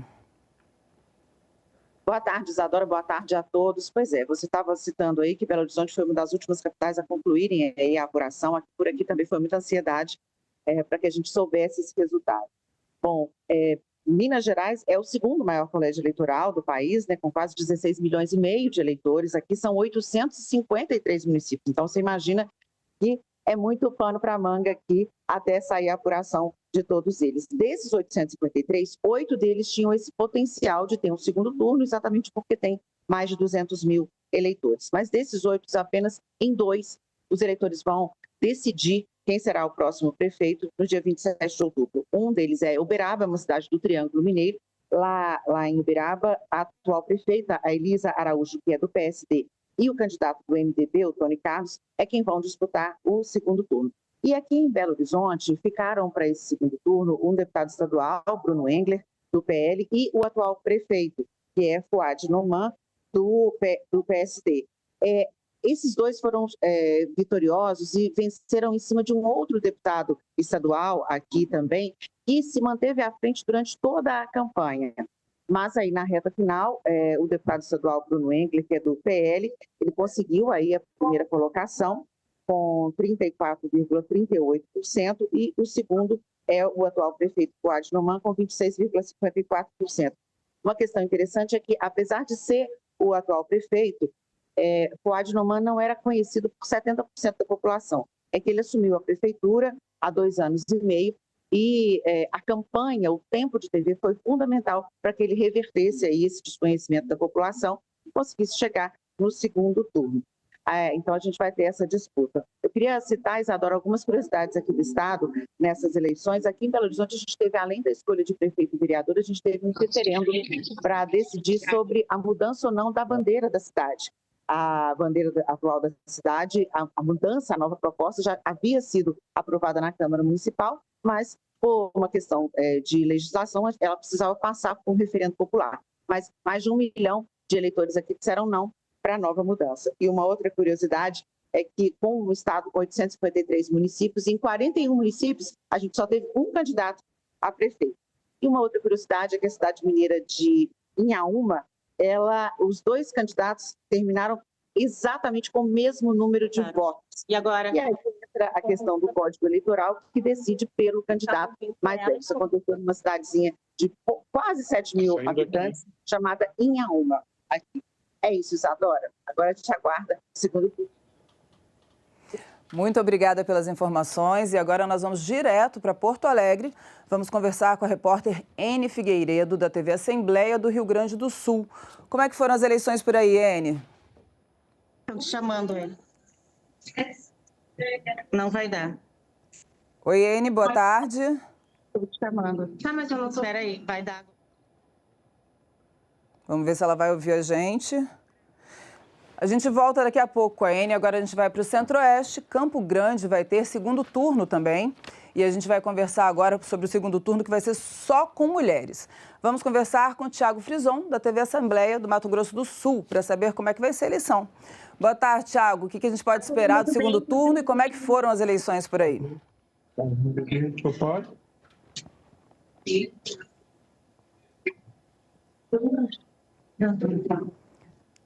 Acho que a gente está sem o retorno do Thiago, né? Também outro cara sem... Bom, daqui a pouquinho a gente volta, a gente está sem a comunicação. Agora a gente vai para Paraupebas, no sudeste do Pará, que atingiu a marca de 200 mil eleitores pela primeira vez nessa eleição, o que permite a possibilidade de segundo turno. Não foi o caso? Vamos conversar agora com Eliésio. Pelo visto, a gente teve mais um problema. Hoje os links estão um pouco confusos, né? Às vezes é assim mesmo, ao vivo, às vezes cai o sinal, tem celular, então às vezes fica um pouquinho complicado. Agora a gente vai para as eleições, falar sobre as eleições de Caxias do Sul. Por lá as eleições foram tranquilas. A cidade é uma das 5 do Rio Grande do Sul que pode ter segundo turno. Vamos ver. A votação, que iniciou às 8 da manhã nos 168 colégios eleitorais, foi considerada tranquila. As 1.096 urnas foram distribuídas nas 3 zonas eleitorais ainda na manhã de sábado. Ao longo do domingo, foram 8 urnas trocadas. Os equipamentos foram substituídos por atraso no relógio e problema no terminal do mesário. Uma eleição muito tranquila, até mais tranquila do que nós estávamos esperando, né? Porque é uma eleição municipal, tem sempre aquela disputa local, as candidaturas a vereador, então tem um pouquinho mais de componente emocional. Mas felizmente hoje de manhã nós passamos em diversos locais de votação, nós tínhamos 2 locais com muita preocupação em relação à troca, que foi o Cristóvão de Mendonça, que parte das sessões foram para o Senac, e também o Alexandre Zatra, lá no Zio Risso, que todas as sessões foram para a Faculdade Anhanguera. Deu tudo bem, foi tudo tranquilo. Também 2 bocas de urnas foram registradas, mas sem nenhuma prisão. Os 4 candidatos à Prefeitura de Caxias do Sul votaram no início da manhã. Adilode Domênico, do PSDB, votou na escola Aristides Germani, no bairro Rio Branco. Denise Pessoa foi até o bairro São José e votou na escola Padre Antônio Vieira. Já o MDBista Felipe Gremelmaier votou no José Otão, no Panassolo. E Maurício Scalco, do PL, na escola Abramo Randon, no Madureira.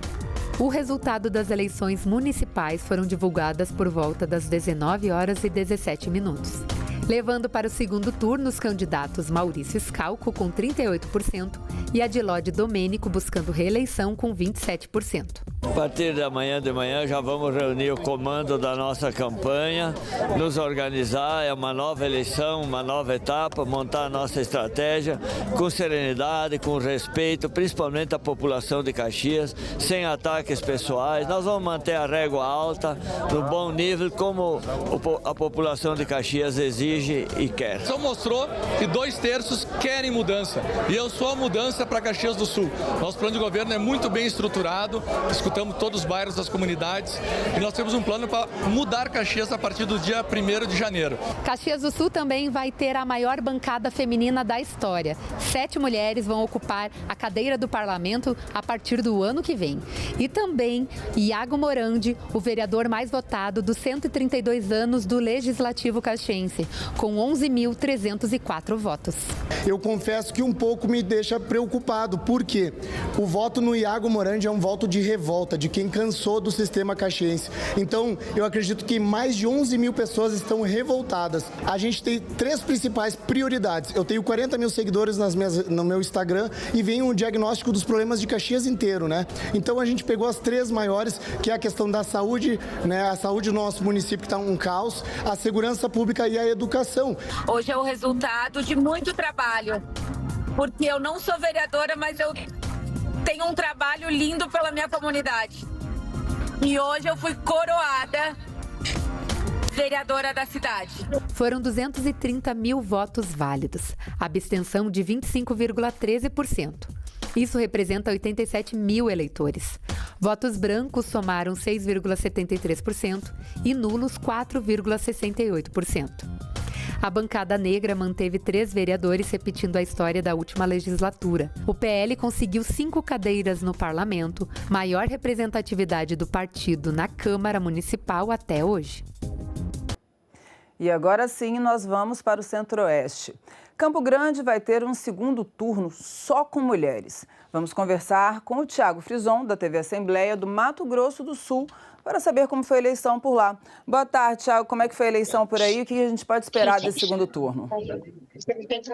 Bom dia, Isadora. Bom dia para quem está acompanhando o Senado Notícias. Espero que agora sim o nosso áudio esteja chegando por aí. Dia tranquilo aqui em Campo Grande, em todo o estado de Mato Grosso do Sul. Por aqui, de acordo com o TRE, foram 71 ocorrências com urnas eletrônicas, cerca de 40 foram trocadas. 20 identificações de crimes eleitorais em todo o estado. Como você disse, Campo Grande vai ter um segundo turno entre mulheres. Muito se falou na disputa em São Paulo, todo mundo querendo saber quem seria ao segundo turno, 3 candidatos embolados, mas a situação aqui era bem parecida também. 3 candidatos embolados e a atual prefeita Adriane Lopes surpreendeu as pesquisas e despontou na primeira colocação com 31,67% dos votos. A candidata a gente tem aqui na nossa tela, Rose Modesto, 29,56%, e o candidato Beto Pereira, que havia expectativa da chegada dele ao segundo turno, com 25,96%. Então agora os eleitores de Campo Grande, junto com os eleitores de outras 14 capitais, também retornarão ao segundo turno no dia 27 de outubro para poder fazer essa decisão. Além de Campo Grande, falar da segunda maior cidade de Mato Grosso do Sul, cidade de Dourados. Cidade de Dourados não tem 200 mil eleitores, então não haveria possibilidade de um segundo turno, porque não há esses 200 mil eleitores. Mas mesmo que houvesse a possibilidade, Marçal Filho foi eleito pela população de Dourados com 50,05% dos votos contra o atual prefeito Alan Guedes. Falar agora de Corumbá. Corumbá é muito famosa por estar no meio, no centro do Pantanal sul-mato-grossense. E a gente escuta falar muito sobre esse município. Lá em Corumbá, o candidato Dr. Gabriel foi quem foi eleito com 56,74% dos votos, seguido por Luiz Antônio Pardal, André Campos e o ex-senador Delcídio Amaral, que havia expectativa da colocação dele como segundo colocado lá em Corumbá, mas que acabou ficando com a última colocação. Então agora os eleitores de Campo Grande aguardando, Isadora, pelo dia 27 de outubro, para poder escolher entre a atual prefeita Adriane Lopes, que está concorrendo à reeleição, entre a candidata Rose Modesto, do União Brasil, que também vem forte. Olha só, 9 mil votos de diferença aqui em Campo Grande, num universo de até 600 mil eleitores que poderão optar entre as duas candidatas. Uma última curiosidade aqui sobre a capital: a maior abstenção das eleições municipais, maior inclusive que a do período pandêmico. Lá em 2020, 25,2% de eleitores não foram votar, e esse ano aqui na capital, 25,5%. Ou seja, há um capital político ainda que as candidatas podem apresentar seus projetos de cidade e tentar mobilizar, engajar esses eleitores a participarem da votação no segundo turno. E por aqui a gente fica de olho na expectativa de quem será a nova prefeita da capital de Mato Grosso do Sul, a primeira mulher eleita como prefeita de Campo Grande. Isadora. Obrigada pelas informações, Thiago. Disputa acirrada e vamos ter uma mulher no comando, né? Que barato. Obrigada, viu? O PSD foi o partido que mais elegeu prefeitos no primeiro turno em todo o país. Veja a lista completa.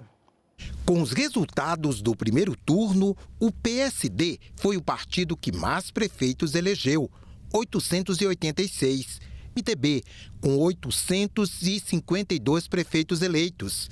Em terceiro está o PP, com 749 prefeituras. O União Brasil vem logo em seguida, com 585. Em quinto lugar está o PL, que elegeu 531 prefeitos. Em sexto, o Republicanos, que conquistou 436 prefeituras. O PSB está em sétimo lugar, com 308 prefeitos. O PSDB em oitavo, com 274. Em nono lugar, vem o PT, que ganhou 260 prefeituras. Em décimo, o PDT, com 150. Em 11º lugar está o Avante, com 136 prefeitos. E o Podemos, em 12º, elegeu 128 prefeitos. Agora sim, nós vamos direto a Porto Alegre, vamos conversar com a repórter Ene Figueiredo, da TV Assembleia do Rio Grande do Sul. Como é que foram as eleições por aí, Ene? Boa tarde. Boa tarde, Isadora. Boa tarde a todos. Bom, depois do dia lindo no Rio Grande do Sul, chove hoje no Rio Grande do Sul, em Porto Alegre aqui também, tanto que eu estou aqui dentro do Palácio Farroupilha para trazer as informações para vocês. Eu já vou começar falando sobre as abstenções, porque Porto Alegre foi a capital das 26 que obteve o maior número, 31,51% em 2024. Mas em 2020, no período da pandemia, ela foi maior ainda, foi de 33%. 5 colégios eleitorais com o segundo turno, começando pela capital Porto Alegre, inclusive, como nós já falamos ontem, a disputa vai entre Sebastião Melo, do MDB, e Maria do Rosário, do Partido dos Trabalhadores.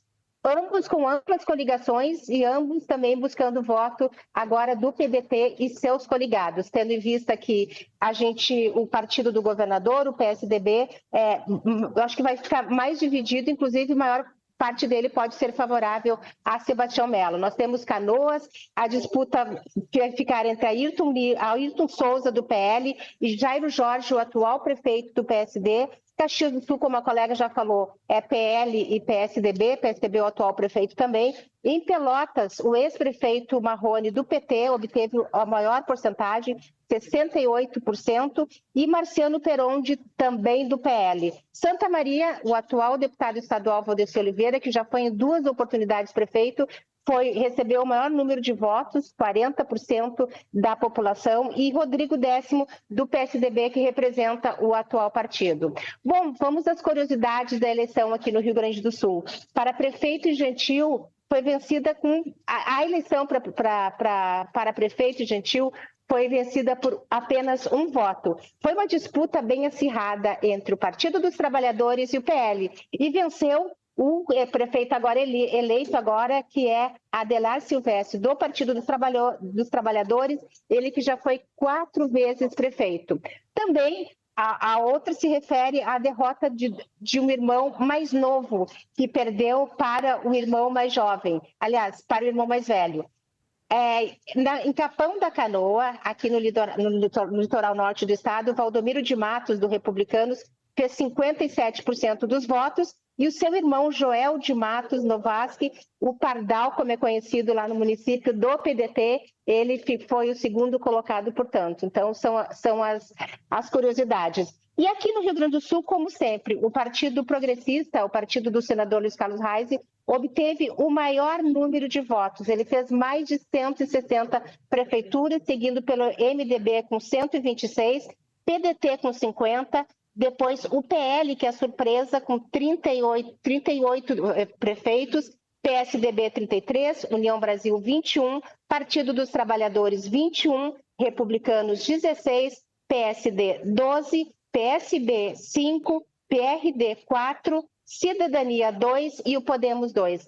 Lembrando que as ocorrências de ontem, elas foram na base de 100 mais ou menos, totalizando muita compra de votos, também casos que já haviam ocorrido, inclusive na quinta-feira, como nós falamos ontem também, de envolvimento, inclusive, de um candidato a vereador no município de São Borja, lá na zona oeste do estado, é a fronteira divisa com a Argentina, o envolvimento com tráfico. Mas o Tribunal Regional Eleitoral aqui continua averiguando todos esses processos e ainda pode ocorrer alguma alteração aqui no Rio Grande do Sul. Gente, muito obrigada. Bom trabalho para vocês aí. E aqui da Assembleia Legislativa do Rio Grande do Sul, estou em Porto Alegre para a TV Senado. Obrigada pelas informações, Ene. Bom trabalho para vocês aí também. Quando a análise é sobre a cor dos prefeitos eleitos em 2024, houve pouca mudança em relação à eleição municipal de 2020. No quesito raça-cor, os resultados mostram pouca mudança entre prefeitos eleitos entre as eleições de 2020 e as deste ano. 67% dos prefeitos eleitos em 2020 eram brancos, agora foram 66%. Já os pardos foram 30% em 2020 e neste ano 31%. Quanto a prefeitos pretos, 2% nas duas eleições. Os amarelos eram 0,38% em 2020 e agora 0,23%. Já os indígenas eram 0,14% na eleição passada e agora aumentaram para 0,16%. E agora a gente confere o desempenho das mulheres na eleição deste domingo. Entre as candidaturas nas eleições de 2024, 15% foram de mulheres e 85% de homens. Entre os eleitos, 13% foram mulheres e 87% foram homens. E a Polícia Federal divulgou o balanço das ocorrências criminais neste domingo de votações pelo país. No dia da votação, 413 pessoas foram conduzidas a delegacias, 26 situações flagranciais foram registradas. Foram instaurados 97 inquéritos policiais para investigar crimes eleitorais. Em sua maioria, arregimentação de eleitor ou propaganda boca de urna, compra e venda de votos, divulgação de propaganda de partidos e de candidatos e violação do sigilo do voto. Os dados são da Polícia Federal, que também apreendeu 50,3 milhões de reais em bens, sendo 21,78 milhões de reais em espécie. E Paraupebas, no sudeste do Pará, atingiu a marca de 200 mil eleitores pela primeira vez nessa eleição, o que permite a possibilidade de segundo turno. Mas não foi o caso, né, Eliésio? Como é que foram as eleições por aí? Bom, muito boa tarde, Isadora. Boa tarde a todos os telespectadores do Senado Notícia. Paraupebas realmente viveu uma experiência e queríamos ter essa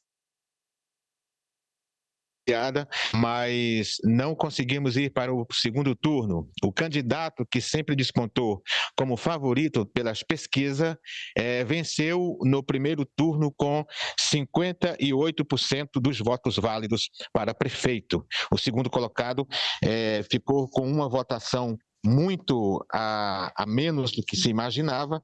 Ele apenas alcançou 28% dos votos válidos, um total de 44.779 votos. Paraupebas tem um diferencial, porque agora, nesta legislatura que se vai iniciar agora, 2025, ampliou-se a quantidade de assentos. Nós estamos aqui no plenário da Câmara, exatamente aqui a minha retaguarda é a mesa diretora, e a Câmara vai ter cadeiras ocupadas por mulheres. Isto é muito importante porque a gente percebe que a comunidade, a população está reconhecendo o valor da mulher na política. Nós vamos ter em torno de 17% das cadeiras ocupadas por mulheres e isto é muito bom para o município porque a mulher está participando ativamente. A Câmara Municipal, na legislação anterior, só tinha 15 vagas e apenas uma mulher participando aqui como vereadora. Tivemos outras legislaturas com mais 3 mulheres, até 4, porém, nessa legislatura nós vamos ter 3 mulheres participando. E isso é um detalhe importantíssimo. Como nós estamos aqui em Paraupebas, a cerca de 650 quilômetros da capital, em Belém foi a capital que primeiro teve seu resultado divulgado, consagrando então aí para o segundo turno o candidato do delegado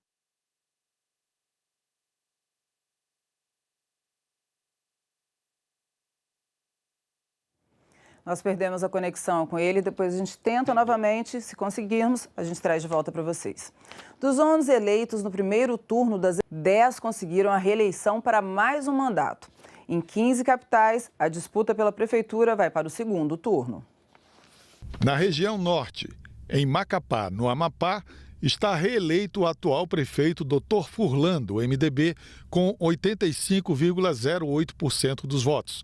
Tião Bocalon, do PL, também foi reeleito para um novo mandato na Prefeitura de Rio Branco, no Acre, com 54,82% dos votos. Na capital de Roraima, Boa Vista, foi reeleito Arthur Henrique, do MDB, com 75,19% dos votos. As eleições vão para o segundo turno, em Manaus, Amazonas, entre o atual prefeito Davi Almeida, do Avante, e capitão Alberto Neto, do PL. Segundo turno também em Belém do Pará, entre Igor, do MDB, e delegado Éder Mauro, do PL. Na capital de Rondônia, Porto Velho, o segundo turno será entre Mariana Carvalho, do União Brasil, e Léo, do Podemos. Segundo turno também em Palmas, capital do Tocantins. A eleição será definida entre Janade Valcari, do PL, e Eduardo Siqueira Campos, do Podemos. Na região Nordeste foram reeleitos para mais um mandato o atual prefeito de Recife, Pernambuco, João Campos, do PSB, com 78,11% dos votos. Bruno Reis, do União Brasil, atual prefeito de Salvador, Bahia, reeleito com 78,67% dos votos. JHC, do PL, também reeleito para um novo mandato em Maceió, Alagoas, com 83,25% dos votos. E em São Luís do Maranhão foi reeleito o atual prefeito, Eduardo Braide, do PSD, com 70,12% dos votos. Em Teresina, capital do Piauí, Silvio Mendes, do União Brasil, foi eleito com 52,19% dos votos para um terceiro mandato na prefeitura.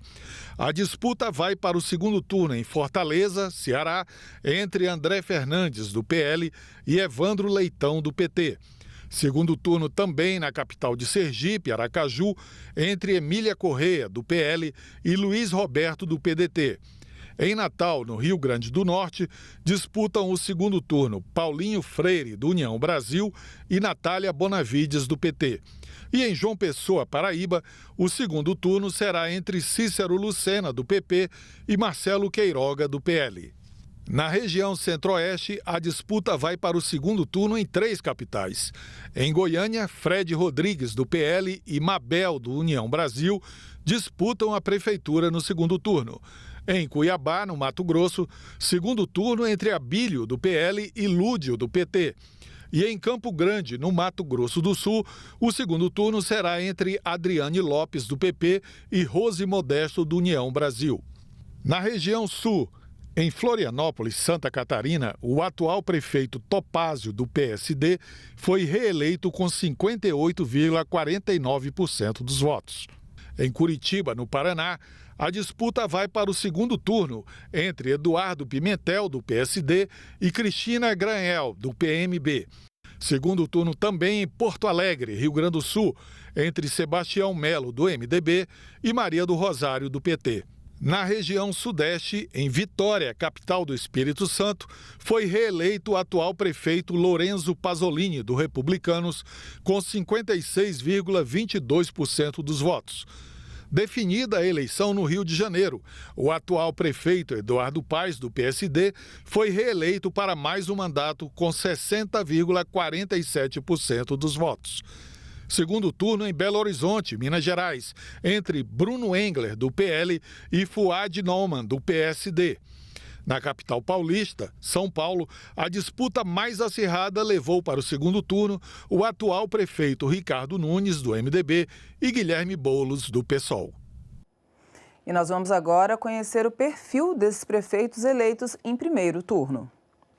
30% dos prefeitos eleitos em primeiro turno declaram-se no registro de candidatura prefeitos como profissão, 15% empresários, 6% agricultores, 5% advogados, 4% servidores públicos municipais, 4% administradores, 3% médicos e 3% vereadores. Por escolaridade, 60% têm o ensino superior completo, 25% o ensino médio completo, 5% o ensino fundamental completo, 5% o superior incompleto, 4% o ensino fundamental incompleto e 2% o ensino médio incompleto.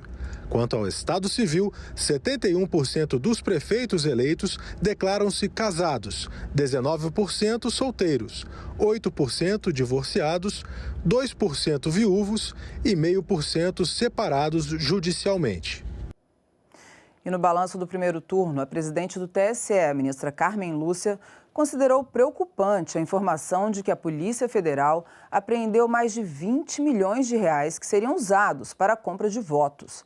Ela comentou o desempenho das mulheres e comparou a democracia a um canteiro de rosas.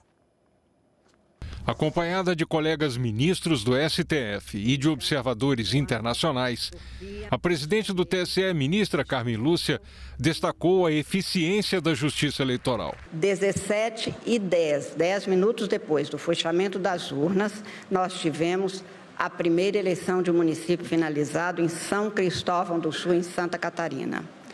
Isso é um exemplo da eficiência, portanto, da Justiça Eleitoral, que se vem reiterando, aperfeiçoando, exatamente para que se chegue a isso. Nós interrompemos a matéria que estava sendo passada, porque agora começou o Conselho de Comunicação Social e a gente vai acompanhar. 2, ordem do dia. Item 1, redação final da proposta do anteprojeto para a modificação da Lei 8.389, de 1991, que institui o Conselho de Comunicação Social na forma do artigo 224 da Constituição Federal e da outras providências.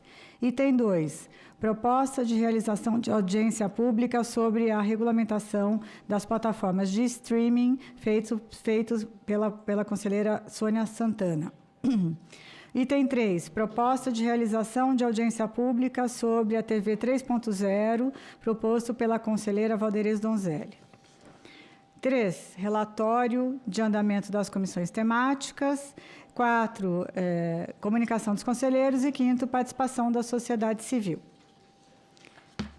Eu queria, antes de dar início, dizer que estão nos acompanhando online a conselheira Débora, o conselheiro Daniel e o conselheiro Ed Wilson. Boa tarde a vocês também. Comunico que o presidente Miguel Matos teve que assumir um compromisso de última hora e não pôde estar presente para a abertura da reunião, motivo pelo qual presidirei o encontro até caso ele chegue para o término deste encontro, da reunião. Também por este motivo, a pedido dele, nós iremos retirar de pauta o item 1 da ordem do dia. Caso ele consiga chegar antes do encerramento, faremos então a votação da redação final da proposta do anteprojeto para modificação da Lei 8.389, de 1991.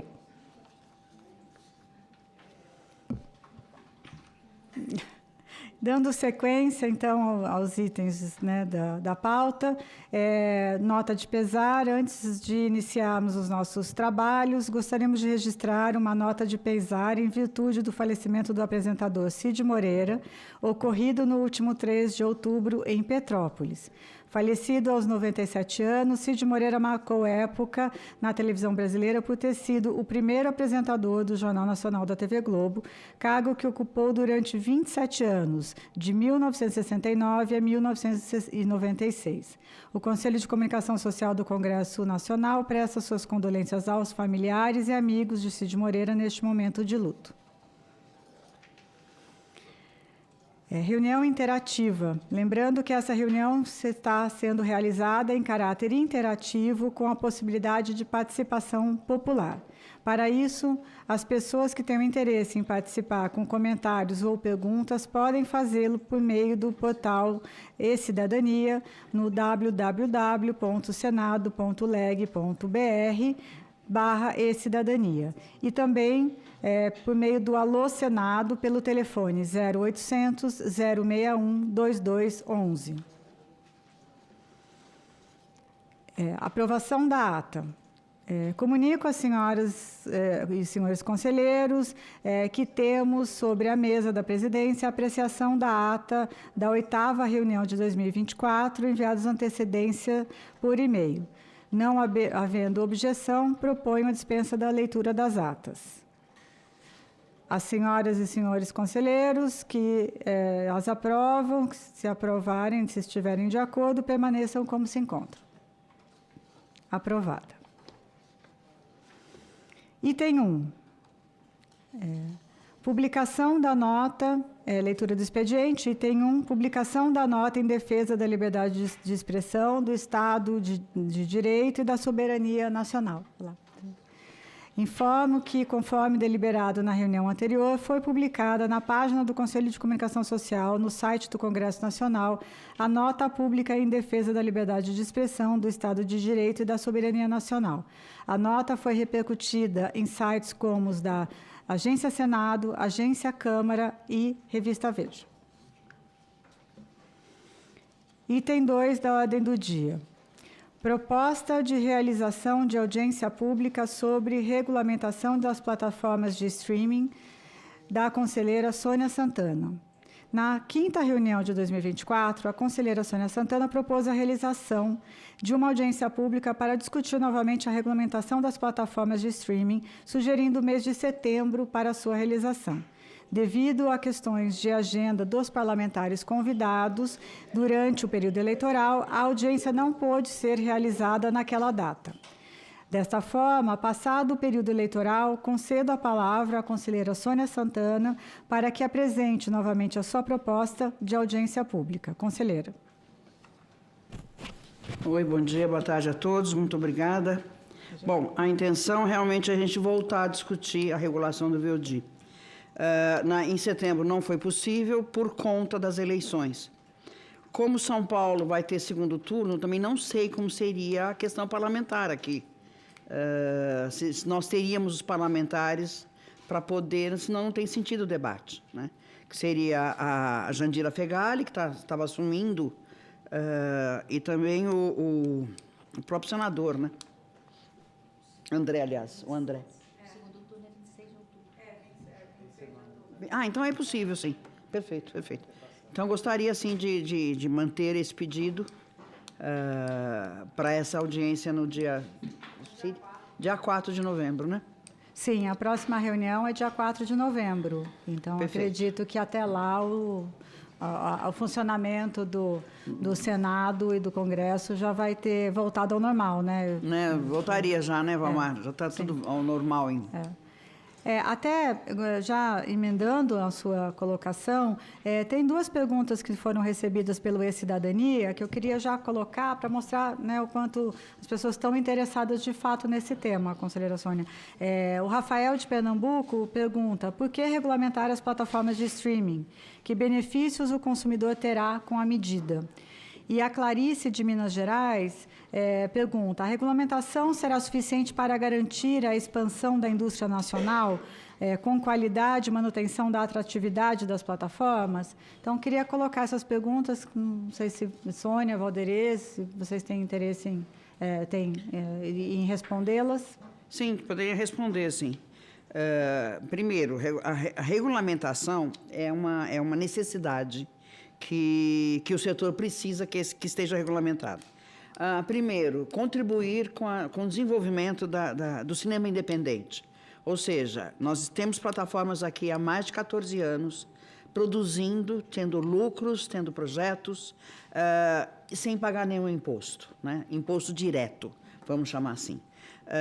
Ao mesmo tempo, eles trouxeram modernidade, trouxeram outras formas de trabalhar, mas também trouxeram um processo de trabalho que está realmente nos exaurindo. Nós temos uma jornada muito pesada, né, por conta dos streamings todos, são 12 horas de estúdio, sem contar tempos de deslocamento entre as diversas locações, muito tempo, né, são projetos que duram 5, 6 meses, 8 meses, a depender do tamanho do projeto. consome grande parte das equipes, porque para dar conta de cumprir com aquela jornada, com aquelas ordens do dia, que são extensas, são necessários muito mais do que uma única equipe. Então, nós tivemos uma falta de mão de obra qualificada, porque todas as séries estavam consumindo muita equipe, né? Então, muitas vezes, até situações de ter uma terceira unidade, a depender da dificuldade dos planos a serem filmados. Então, sim, é necessário, sim, que eles contribuam com o pagamento do Condecine. A proposta que estava sendo encaminhada no Senado, ela é aquém do que o setor precisa. Então, tem uma proposta intermediária do deputado André Figueiredo, que é o que está interessando para o setor. E é isto, né? Agora, a segunda pergunta era sobre a... Clarice. Da Clarice, é se a regulamentação será suficiente para garantir a expansão da indústria nacional e com a qualidade e manutenção da atratividade das plataformas. É como juntar, né, a produção com a... Acreditamos que sim. Apesar de estar havendo muitas fusões a nível internacional, né, diversas, uma plataforma comendo a outra, participando de outras, reduziu realmente o número de contratantes, digamos assim, no Brasil. Mas acreditamos que sim, que isso ajuda a expansão da indústria nacional, porque você teria dinheiro. Apesar de que nós temos agora, com a decisão do Conselho Superior de Cinema, da própria Ancine, uma dotação inédita, né, para o setor, que foi 1,2 bilhão para o setor. Nunca tivemos esse dinheiro. E com certeza, quer dizer, isso é uma conquista, tanto do Ministério da Cultura, como todos os envolvidos, parlamentares progressistas, né, que apoiam o setor. Sem eles, realmente nós não estaríamos aonde estamos, né, diante dessas lutas todas, com um Congresso altamente desfavorável para as artes e o audiovisual. Mas nós sentimos, sim, que tem uma segurada, digamos assim, né, dos projetos por conta de esperar essa regulamentação, né? É necessário, sim, que as empresas paguem o Condecine, que com isso a gente estimula a indústria nacional, né? O cinema independente, super importante, urgente e necessário. Obrigada. Ótimo. Então, a proposta está em discussão. Se todos estiverem de acordo, então agendamos a audiência pública para a 10ª reunião do Conselho, que será realizada no dia 4 de novembro, no período da manhã. E nós vamos, então, recuperar a lista dos convidados, né, que foram feitos, refazer os convites, para que a gente possa, então, realizar e reforçar os convites aos parlamentares, a deputada Jandira Fegalia e ao André Figueiredo. Ok. Então, não havendo mais quem queira discutir, bom, já foi votado, as conselheiras, então, permaneçam como se encontram, dia 4 de novembro. Item 3, proposta de realização de audiência pública sobre a TV 3.0 da conselheira Valderez Donzelli. Na nossa última reunião, a conselheira Valderez Donzelli propôs a realização de uma segunda audiência sobre a TV 3.0, sugerida para o mês de dezembro. Assim, passo a palavra à conselheira Valderez para a apresentação da proposta de audiência pública. Por favor, conselheira. Boa tarde a todos. Então, em dezembro do ano passado, nós fizemos a primeira audiência pública, né, que sobre teve 3.0, e tinham diversos itens ainda em aberto, que ainda estavam em processo de teste pelo Fórum de TV Digital.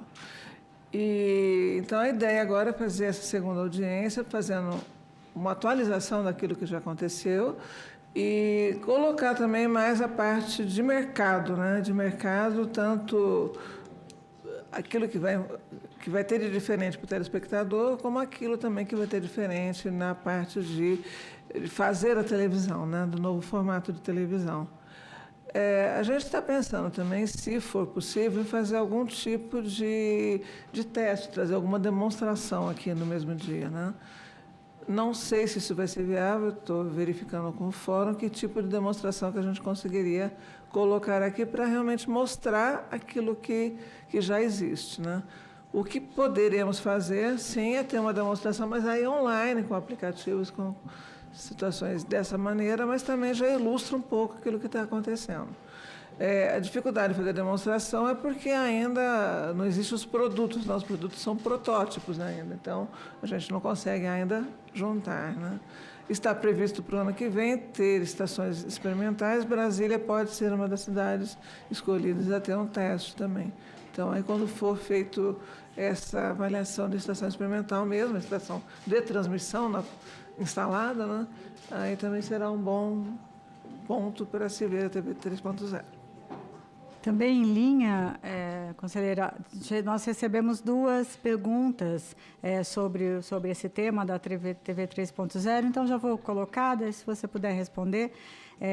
Da Fabiana do Amazonas, como essas alterações impactam a discussão sobre a regulamentação das plataformas de streaming e a transição para a TV 3.0? Se tem uma ligação, né, entre streaming e a TV 3.0. Acho que essa é o cerne da pergunta. E do José de São Paulo, mais uma consideração do que uma pergunta. Esperamos que a TV 3.0 venha para democratizar e trazer mais interação para toda a população. Então, essa primeira pergunta da Fabiana, se você quiser responder, por favor. Então, a TV 3.0, a gente está falando de radiodifusão. Então, é uma regulamentação específica para a radiodifusão. Embora no teu televisor da tua casa você tenha, até hoje já existe a parte da TV conectada, essa parte não é radiodifusão. Radiodifusão é aquilo que é recebido pelo ar, é transmitido pelo ar, é recebido livremente pelo público, não tem nenhuma taxa a se pagar. Então, não se cruza em nenhum momento a regulamentação de stream com a regulamentação de TV 3.0. Tá? Para o telespectador, isso é transparente. Tá? A outra pergunta? A outra era mais um comentário sobre a perspectiva da TV trazer mais, democratizar o acesso para toda a população. Vai facilitar o acesso, né? Vai ser um acesso mais amigável, vamos dizer. Porque voltado sempre à radiodifusão. Porque hoje, quando você liga uma televisão, você tem os canais abertos escondidos, né? Você tem que praticamente procurar os canais abertos, né? E a ideia é você ter a primeira coisa que vai aparecer são os canais abertos. E aí tem uma série de facilitadores para isso, facilitadores em termos de tecnologia, né? Tá ótimo. Então, convido a Fabiana e o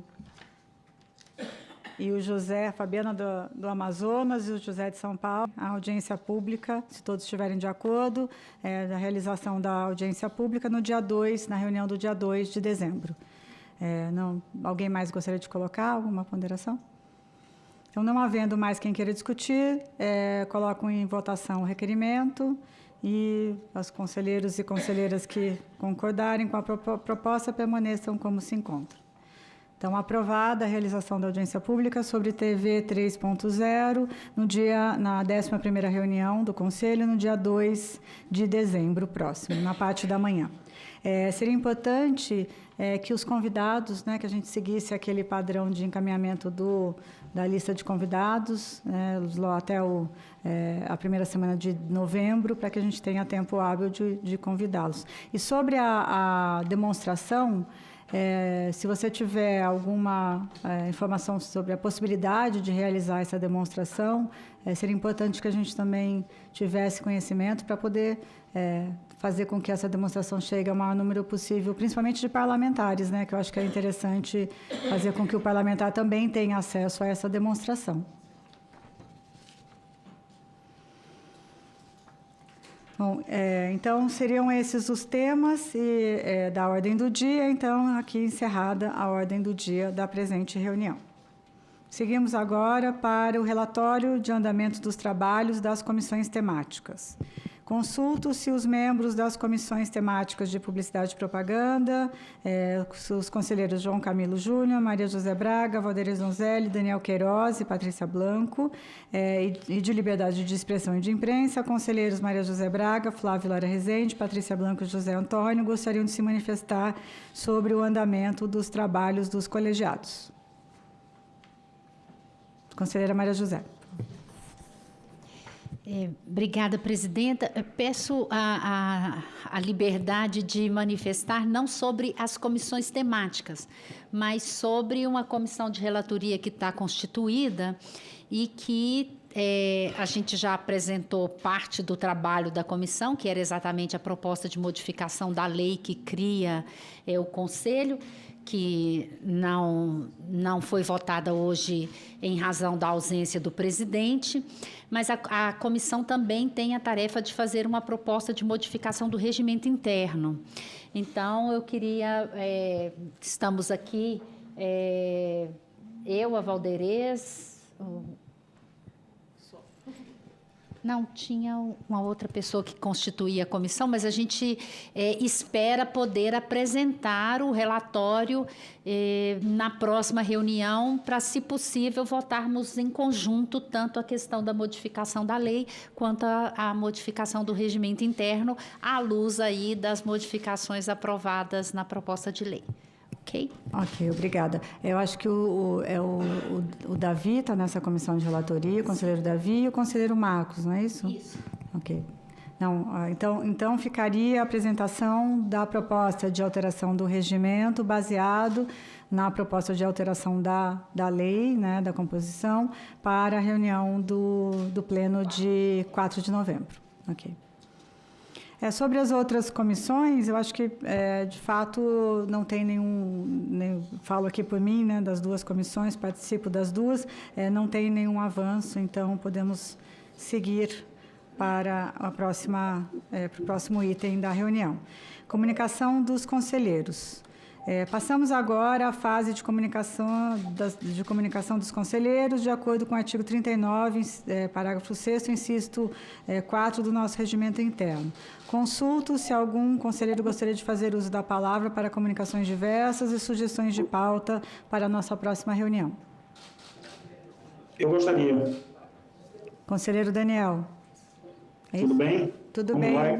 Patrícia, boa tarde. Agora te vejo, desculpa. A minha experiência nova também, está participando online aqui. Não, por favor, pode falar.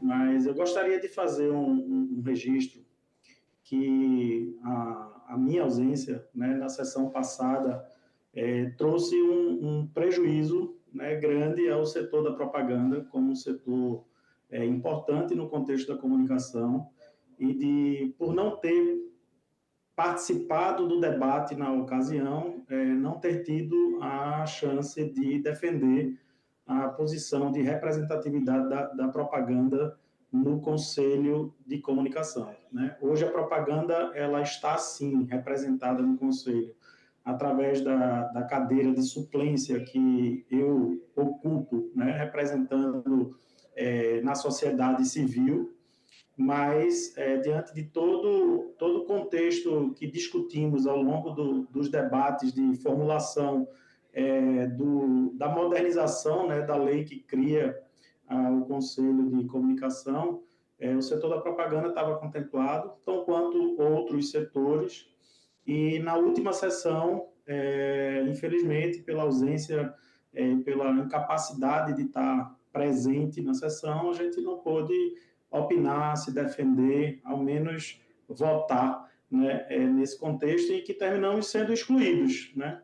Eu vi todo o debate, depois acompanhei todo o debate pelo YouTube, da parte gravada, mas estou querendo fazer uso aqui desse espaço para solicitar aos demais conselheiros, solicitar aos membros do Conselho que reavaliem a dimensão do prejuízo e até da legitimidade mesmo de discussão e de apoio ao Congresso no quesito comunicação, sem a participação da propaganda nesse contexto, né? Eu vi na última sessão, na gravação do YouTube, que o conselheiro Fábio teve também a oportunidade de chegar um pouco depois do debate, com o debate já feito e com algumas decisões já tomadas, e ali ele teve ainda a chance de poder defender a importância da participação do setor de telecomunicação, e com toda a razão, e os conselheiros revalidaram suas posições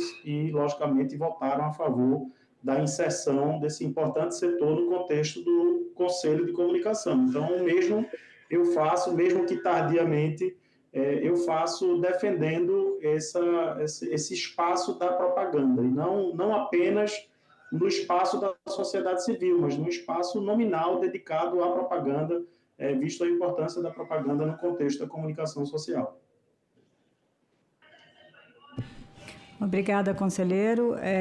Eu acredito que o fato de termos adiado a discussão, né, a pedido do presidente, seja justamente para que seja possível avaliar, né, o seu requerimento e colocar em votação na próxima reunião do Conselho, que será no dia 4 de novembro. Então, seria muito importante até... Desculpa, estou ouvindo vozes. É o conselheiro Ed, é isso? Isso, depois que você concluiu, eu gostaria de falar. Né? Pois não. Então, só para dizer que a gente encaminharemos o seu requerimento para análise e votação na próxima reunião, quando esse item voltará à pauta na reunião de 4 de novembro. Conselheiro Ed. Oi, boa tarde a todos e a todas aí do Conselho, os conselheiros. Eu quero dizer... me manifestar, ser solidário às vítimas do ocorrido em Israel há um ano e também dizer que sou solidário aos palestinos por o ataque que eles vêm sofrendo. Da mesma forma, eu venho aqui me manifestar em nome dos radialistas da EBC, que estão extremamente preocupados com a falta de investimento por parte do governo na instituição e com a possível implantação do TD 3.0, eles estão vendo que poderão ficar fora desse processo evolutório e, com isso, acarretando prejuízo para a emissora. Então, em nome desses trabalhadores da IBC, os radialistas da IBC, nós aqui estamos preocupadíssimos com essa falta de investimento por parte do poder público. Muito obrigado a todos e uma boa tarde aí. Obrigada, conselheiro. Obrigada pelas suas considerações. Ficará registrado aqui. Conselheira Maria José. Obrigada, presidenta. Fazendo coro aí às palavras do conselheiro Ed, eu queria registrar que em um ano de guerra na Palestina ocupada, e agora com expansão para o Líbano, a Federação Internacional dos Jornalistas registra oficialmente o assassinato de 138 jornalistas. Isso é um número maior que em todas as guerras já ocorridas na história da humanidade, e aí sem uma perspectiva de fim do conflito. Então, realmente, eu concordo com o jornalista Breno Altman, que nas suas palestras Brasil e Mundo Afora tem dito que a causa palestina, e agora a árabe-palestina, porque envolve também o Líbano, é a causa humanitária mais urgente da atualidade. Então, a gente tem que estar atento, e aí com os profissionais do jornalismo sendo atacados cotidianamente como alvos mesmo, já que foram atacados em suas residências, já que as empresas, as redações de comunicação foram as primeiras a serem destruídas em Gaza. Também fazendo coro às palavras do Ed, queria chamar a atenção para a questão da EBC, e além do sucateamento, além dos problemas de investimento na empresa Brasil de Comunicação, tem uma questão que é trabalhista, mas eu acho que é importante tratar desse caso aqui, que é uma mudança na forma de remuneração dos trabalhadores da EBC, que vai prejudicar diretamente a categoria dos jornalistas, que tem carga horária diferenciada por lei e que, com essa proposta da empresa, vai perder substancialmente na sua remuneração. Por isso, jornalistas da EBC estão em greve neste momento. Obrigada. Muito obrigada, conselheira. Consulta-se algum outro conselheiro. José Antônio, por favor. Boa tarde a todos e todas.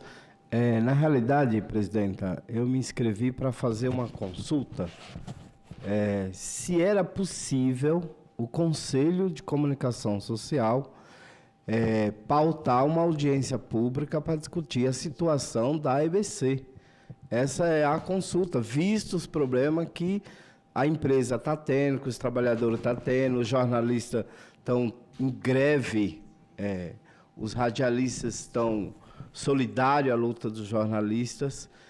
Então, eu acho que é uma situação grave e que o Conselho deveria convidar o governo para discutir a situação da estrutura da EBC. É uma empresa pública que precisa de recurso público, é do povo. Então, a gente precisa discutir isso e o Conselho tem esse papel também de discutir. Não é estritamente das questões de relações do trabalho, é a questão da sobrevivência da empresa mesmo. Obrigada, conselheiro. Eu acredito que sim, que seria importante que a gente recebesse, fosse feito um requerimento, né, de uma solicitação de audiência pública para a gente colocar em votação na próxima reunião, lembrando que a próxima janela que a gente tem para a realização de audiência pública será na reunião de fevereiro, na primeira reunião de 2026.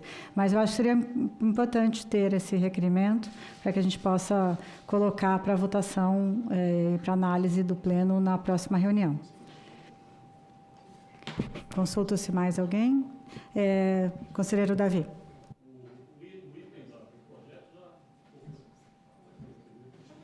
Sim, a pedido, como o presidente teve um compromisso de última hora e não pôde participar, ele solicitou que o item 1 fosse adiado para a próxima reunião, que seria a votação do relatório, né, final da mudança do Conselho, da lei, do projeto de lei que muda, né, o Conselho. Então, ficou para a reunião de novembro.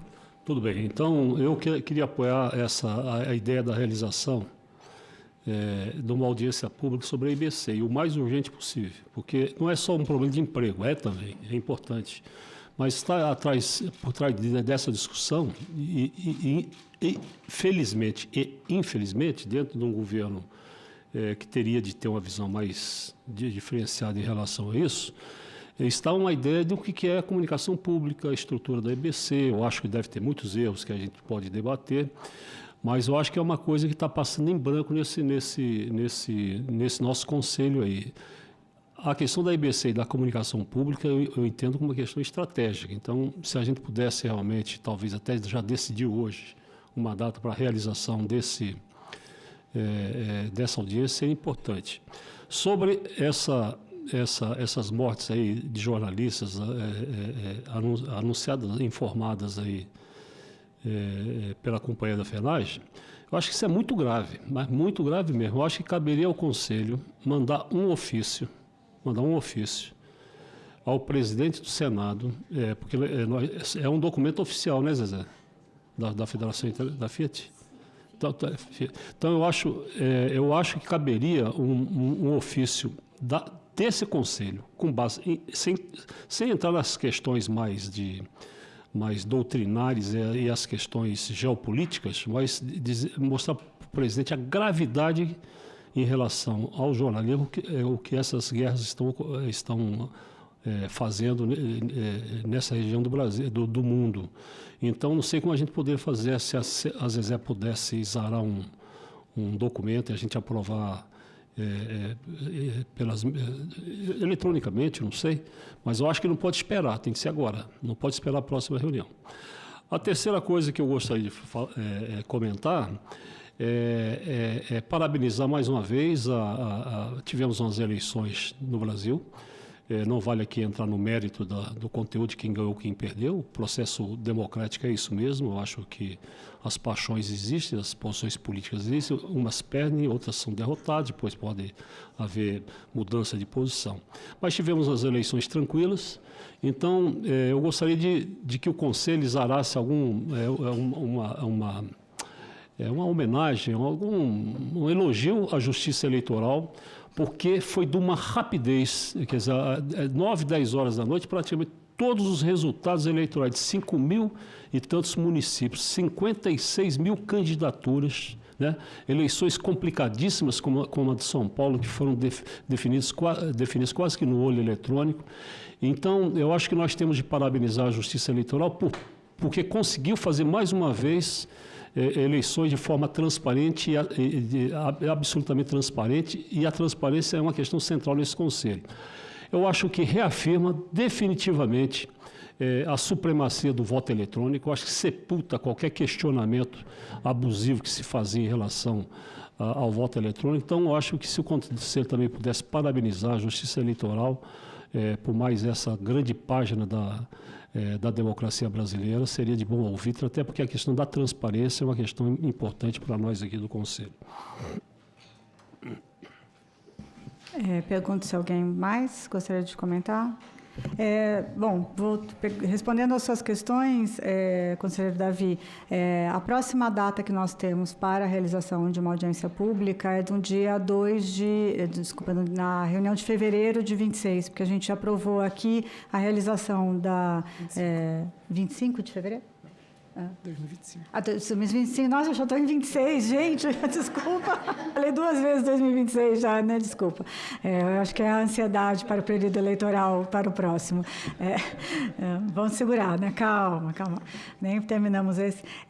Então, seria de fevereiro de 25, porque a gente fechou a audiência pública de streaming em novembro e a da TV 3.0 em dezembro. Então, a gente poderia, se for o caso, reavaliar, mas eu acredito que a gente teria que votar novamente esses pontos.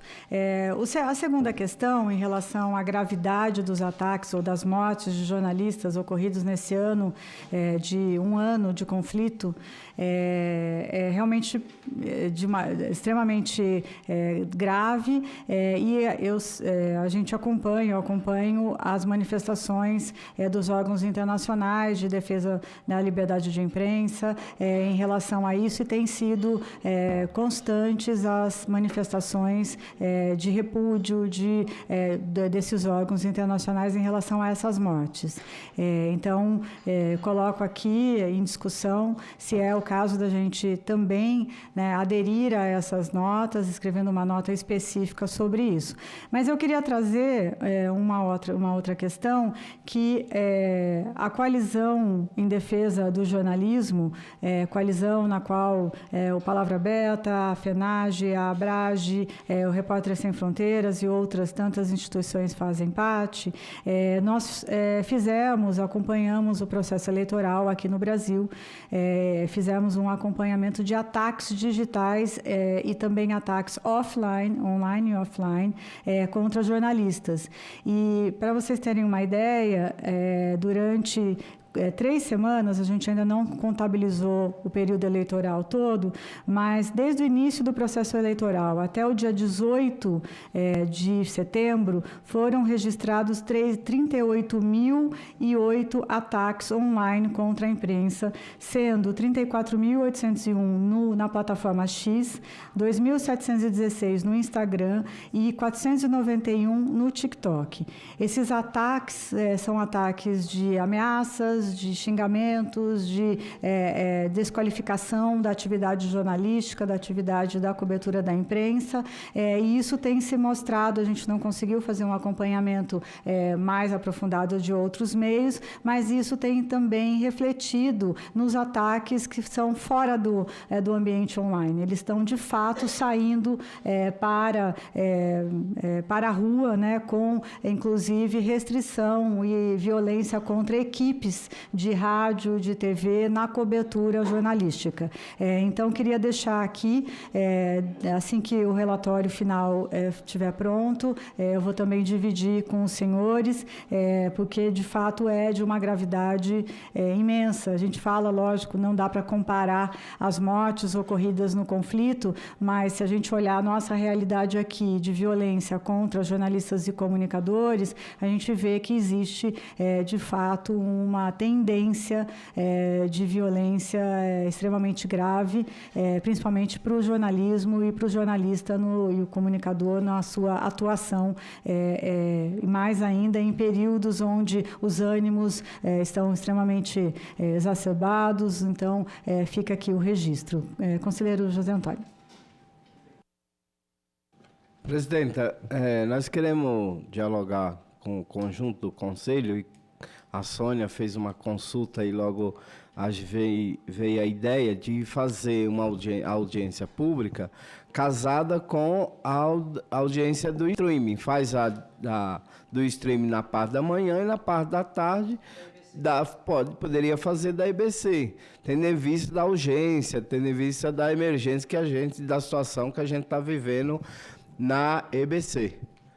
Então, acho que dava para dialogar.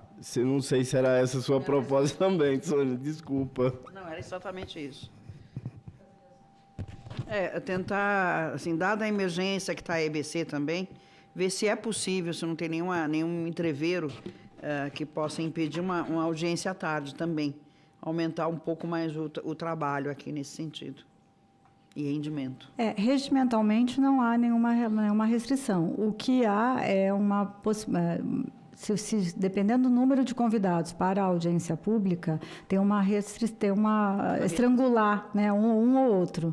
Então, aí teria que, como a reunião ordinária do próximo mês, haverá discussão sobre o anteprojeto, pode ser que a gente tenha mais tempo, seja necessário mais tempo para a discussão do anteprojeto. Então, seria...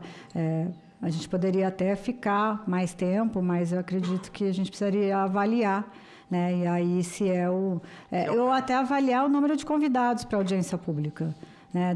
Nessa audiência pública da EBC. Se nós pensarmos em 3 convidados, aí a gente teria um tempo de 15 minutos para cada um, que é o tempo regimental, mais os comentários. A gente poderia ter uma audiência pública mais pocket, né, por exemplo, né, e uma reunião. Só que a gente não teria que, de fato, seguir a agenda da reunião ordinária. Então, eu coloco aqui em discussão. Se todos estiverem de acordo, a gente pode... É isso, né, Valmar? Eu pergunto aqui, porque eu não tenho experiência nisso, mas queria colocar em discussão se é o caso da gente, então, fazer a audiência pública de streaming na parte da manhã, a reunião ordinária entre 2 e 15h30, por exemplo, e depois entre 15h30 e 17h, que é o tempo, né, regimental da nossa reunião, a audiência pública sobre EBC. Coloco em votação, em discussão. Então, acho que se todos estiverem de acordo, podemos seguir. Conselheiro Fábio. Não, eu só queria entender sobre a EBC, em qual sentido, assim? Sobre a situação da EBC, Sobre a falta de investimento, a situação da EBC, um panorama geral sobre a EBC. Então, no sentido mais amplo, não é discussão de, como o conselheiro, foi uma sugestão do conselheiro José Antônio, de olhar, de fato, a falta de investimento, a precarização do sistema público representado pela EBC. E no caso, viria alguém da diretoria da EBC? Seria convidado alguma pessoa da EBC? A partir do momento que a gente aprovar a realização, aí a gente abre o prazo para indicação de nomes e aí os convites serão feitos, né? Então, a gente sempre dá o prazo de 1 semana para que quem quiser encaminhar sugestões de convidados. Lembrando que, como a gente vai ter um curto espaço, eu sugiro que a gente mantenha em 3 convidados para essa audiência. Concordo, presidenta. É um tema bastante pertinente. Então, ótimo, faremos dessa forma, né? Então, de novo, só recapitulando, na próxima reunião teremos a audiência pública na parte da manhã, de streaming, a reunião ordinária, onde serão discutidos os temas colocados, inclusive o item 1 da reunião de hoje, que foi transferido para lá, e na segunda parte da reunião, a audiência pública sobre a EBC. Então, solicito que quem tiver indicação de nomes, que, por favor, nos encaminhem até a segunda-feira, da próxima segunda-feira, lembrando que as sugestões da audiência pública de streaming, os convidados já foram sugeridos, a gente vai retomar o convite para que reforce e veja quem poderá participar. Também, em comunicação dos conselheiros, eu queria fazer uso da palavra para ressaltar, de novo, acho que o conselheiro Davi colocou muito bem a questão da realização em segurança das eleições no dia de ontem. De fato, O que a gente viu foi uma eleição totalmente tranquila, né, sem nenhum grande incidente, não tivemos registro de fato de questões que foram fora do padrão, né, do que a gente tem tido. Ressaltar também que, mesmo no maior município do país, onde a eleição foi disputada ali no voto a voto, e às 9 da noite nós já tínhamos o resultado da eleição, já tínhamos a validação, né, dos 54 membros da Câmara Municipal de São Paulo, e dizer o quanto isso é importante para ressaltar o papel da democracia no nosso país. Queria, até em face ao que eu coloquei anteriormente, dos ataques aos jornalistas, aos comunicadores, que a Justiça Eleitoral tem tido uma postura extremamente relevante. Queria saudar a presidente da Corte, a ministra Carmen Lúcia, que ao longo desse período teve uma atitude de extrema transparência com a imprensa, participou de inúmeros debates, de inúmeros programas de TV, de rádio, não se negou em nenhum momento a colocar, a atender a imprensa a todas as demandas, e dizer também que nós, enquanto Palavra Aberta, mas também outras entidades, como a ANER, tivemos a oportunidade de participar de ações do Tribunal Superior Eleitoral para combate à desinformação. A ANER liderou uma campanha de combate, né, à desinformação, inclusive regional, uma campanha que surtiu muito efeito, colocando, né, mensagens regionalizadas para alertar a população sobre o risco de cair em desinformação, em repassar conteúdos desinformativos. Então, saudar novamente a iniciativa das entidades, aqui na pessoa do Rafael, do conselheiro Rafael, que representa a ANER, e também gostaria de estender a saudação a todo o povo que foi às urnas, né, e votou, né, em prol da nossa democracia. Então, gostaria de, com isso, pergunto se mais algum conselheiro gostaria de fazer uso da palavra. Conselheiro Marcos. Bom, boa tarde. Só para reforçar o que a conselheira Maria José tinha comentado um pouco antes, eu estava acompanhando, e também já para tirar dúvida. Então, na próxima reunião, a gente vai fazer a apreciação tanto do projeto, que seria hoje, quanto o outro que está trabalhando a mudança do regimento interno com a lei da criação do Conselho, né? A instituição do Conselho. Seriam os dois assuntos no mesmo dia, a ideia, né? A ideia é tratar... Isso. Tá? E só reforçar que, né, eu tinha feito aquela proposta na reunião do mês passado, e aí a gente optou por ser incluída aquela proposta dentro do comitê, né, da comissão, que já está tratando sobre alguns temas semelhantes. E então gostaria só de reforçar que, né, a ideia é da gente trabalhar isso esse mês agora, para que de fato em novembro a gente consiga trazer aqui as sugestões e avançar, né, com a votação de alguma coisa aqui, tá bom? Então, só recapitulando, né, o presidente teve um problema de última hora, não pôde participar, então solicitou que fosse adiada a apreciação da redação final da proposta do anteprojeto para modificação da Lei 8.389 de 91. E nesse sentido, o conselheiro Daniel também encaminhou um requerimento solicitando a apreciação, né, desse requerimento, no qual ele solicita a volta, né, da publicidade, propaganda dentro do Conselho de Comunicação. Então, eu acredito que ambos, né, tanto a aprovação da redação final como a análise desse requerimento, será motivo de uma boa discussão na próxima reunião. A conselheira Maria José trouxe também a questão do regimento interno. Então, se nós conseguirmos, na reunião que vem, analisarmos o requerimento do conselheiro Daniel, o anteprojeto e a minuta, né, do regimento interno, acho que a gente terá um grande avanço aí até para o Conselho mesmo e da participação de todos. Coloco agora, então, o quinto item da pauta, a participação da sociedade civil. Consulto se alguma pessoa presente à reunião gostaria de se manifestar como participante da sociedade civil, de acordo com o artigo 38, parágrafo 6º do inciso 5º do regimento interno. Tem uma manifestação aqui que eu queria trazer. Bom, primeiro consulto aqui se alguém gostaria de fazer uso da palavra. Não havendo ninguém, vou trazer, então, duas últimas perguntas que foram feitas, um comentário, na verdade, uma pergunta. Primeiro comentário do Rodrigo, do Rio Grande do Sul, que diz: a discussão é de extrema importância para adaptar a legislação às inovações tecnológicas e ao novo cenário do consumo de mídia. Eu acredito que ele esteja falando sobre a questão da TV 3.0. E uma pergunta do Rodrigo, olha, é o mesmo Rodrigo, então não deixei por último só para ser a mesma pessoa, tá? Acabei de descobrir. O Rodrigo do Rio Grande do Sul, quais mudanças estão sendo consideradas para adequar o Conselho de Comunicação Social aos novos desafios tecnológicos? Eu acho que este também convido, Rodrigo, você a voltar na próxima reunião, porque é isso que nós estamos tratando na questão da atualização do anteprojeto que trata, da atualização da lei que instituiu o Conselho de Comunicação Social em 1991. Então, convido de novo a participação.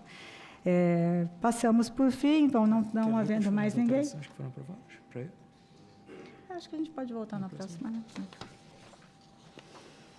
Então, atendidas as finalidades da pauta, declaro encerrados os trabalhos da 9ª reunião de 2024 do Conselho de Comunicação Social do Congresso Nacional, já convocando a 10ª reunião para o dia 4 de novembro, às 9h30. Agradeço a participação de todos. Está encerrada essa reunião. Muito obrigada.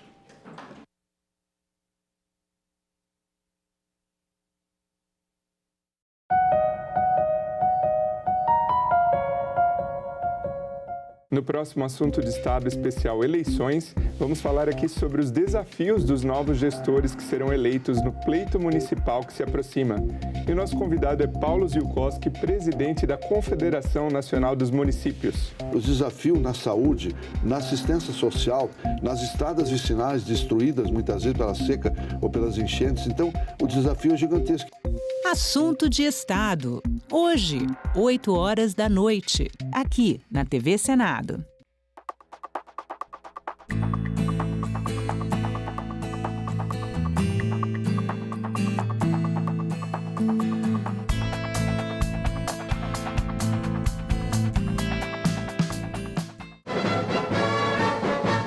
Na esteira da Revolução Constitucionalista de São Paulo, que militarmente foi derrotada, mas politicamente saiu vitoriosa, Vargas é obrigado a assinar um código eleitoral. É a primeira vez que nós vamos ter, na verdade, isso. A criação da justiça eleitoral, a convocação de eleições para uma constituinte e o direito de voto, aí sim, explícito às mulheres. Quem vai ser votada a primeira mulher vai ser a doutora médica Carlota Pereira de Queiroz.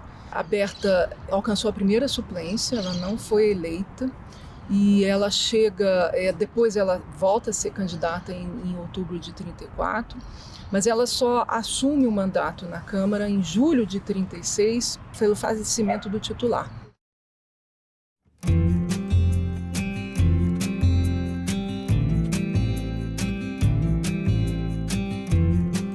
Estar aqui nesse momento, poder estar presidindo esse projeto tão lindo, tão gratificante.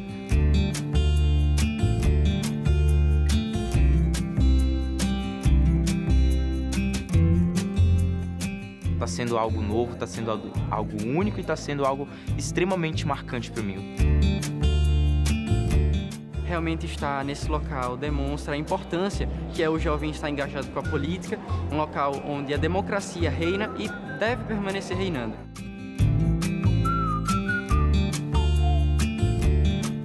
Cada passeio aqui, cada momento é uma janela que abre na nossa mente. Tivemos acesso às constituições, além de, o mais interessante, a versão original da Lei Áurea.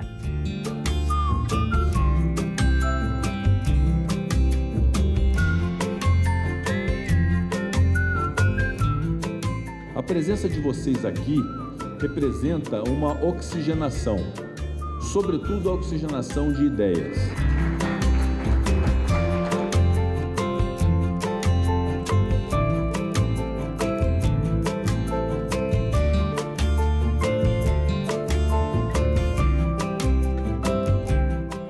sessões mostraram a importância do diálogo. Todas as ideias foram aprimoradas ali e todo mundo discutindo, concordou até que a gente montou o nosso projeto de lei. Que o Senado, em seus próximos 200 anos, continue a ser um símbolo de democracia e progresso. Então, uma salva de palmas à democracia e à educação.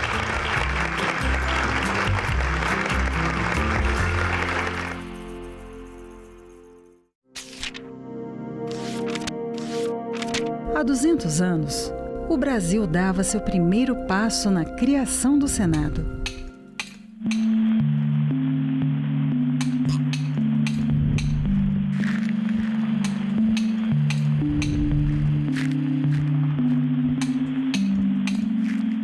E começava a pavimentar o caminho para uma democracia representativa. O Senado teve um papel decisivo para a manutenção da estabilidade política da maior parte do período monárquico do Império Brasileiro. O maior desafio do Brasil era a manutenção da integridade territorial do país. Ao longo de 2 séculos, em 3 endereços diferentes, o Senado foi palco de discussões que definiram os rumos do país. O Senado está presente em todas as decisões que culminam com a aprovação de leis que vão ser decisivas para o andamento da vida brasileira ao longo do século XIX. O Senado participou dos debates e da votação das chamadas leis abolicionistas. E o Senado teve muita importância na resolução de conflitos. Ao longo de toda a República, todas as grandes crises políticas que aconteceram no Brasil foram resolvidas no Parlamento. E quando o Parlamento não conseguiu resolvê-las, houve a ruptura.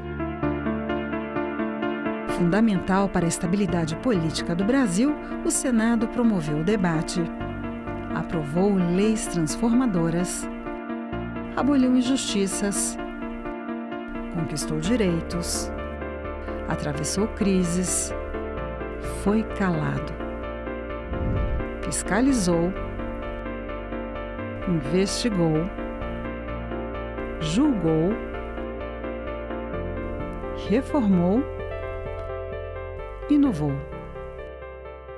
O conceito de democracia que nós temos hoje não existia no século XIX. Nas últimas décadas, o Senado começa a se transformar,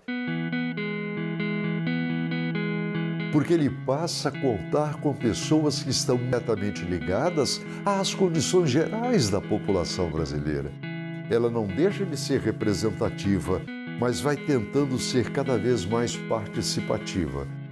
Quanto mais o tempo avança e se amplia a participação política da sociedade brasileira, mais o Senado se aproxima da real fisionomia da sociedade brasileira. Casa da Pluralidade Política. Espaço de diálogo. Berço de leis que expandiram os horizontes do Brasil. Guardião da democracia.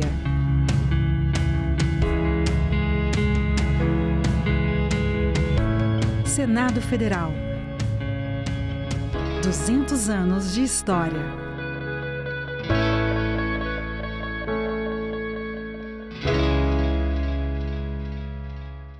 Eleger um prefeito ou prefeita é escolher alguém para cuidar da nossa cidade e dos nossos recursos.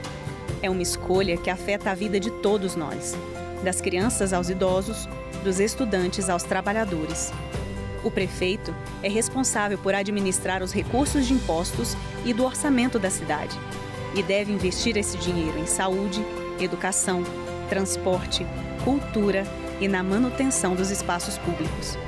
Tudo isso em parceria com a Câmara de Vereadores, que juntos trabalham para que a cidade seja um lugar melhor para viver. Fiscalize, acompanhe e cobre do seu prefeito.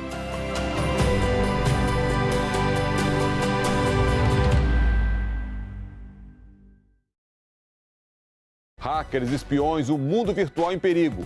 Quem vai cuidar da nossa segurança digital? Ou você me paga aí R$2 milhões, afetam não apenas a segurança nacional, mas também a estabilidade econômica e a privacidade individual. A gente tem hoje um déficit de 500 mil pessoas capacitadas em tecnologia. Em discussão, nesta quinta, 20h, aqui na TV Senado.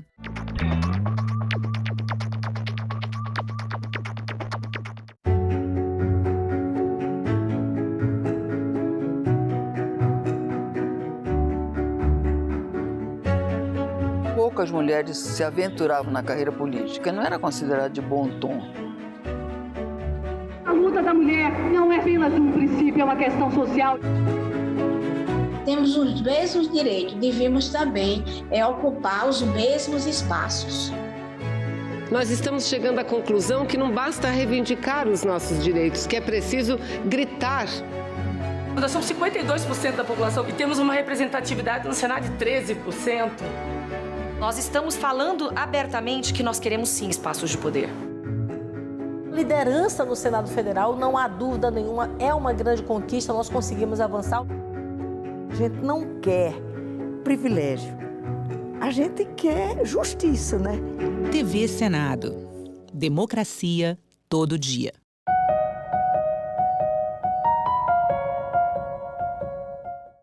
O programa a seguir é livre para todos os públicos.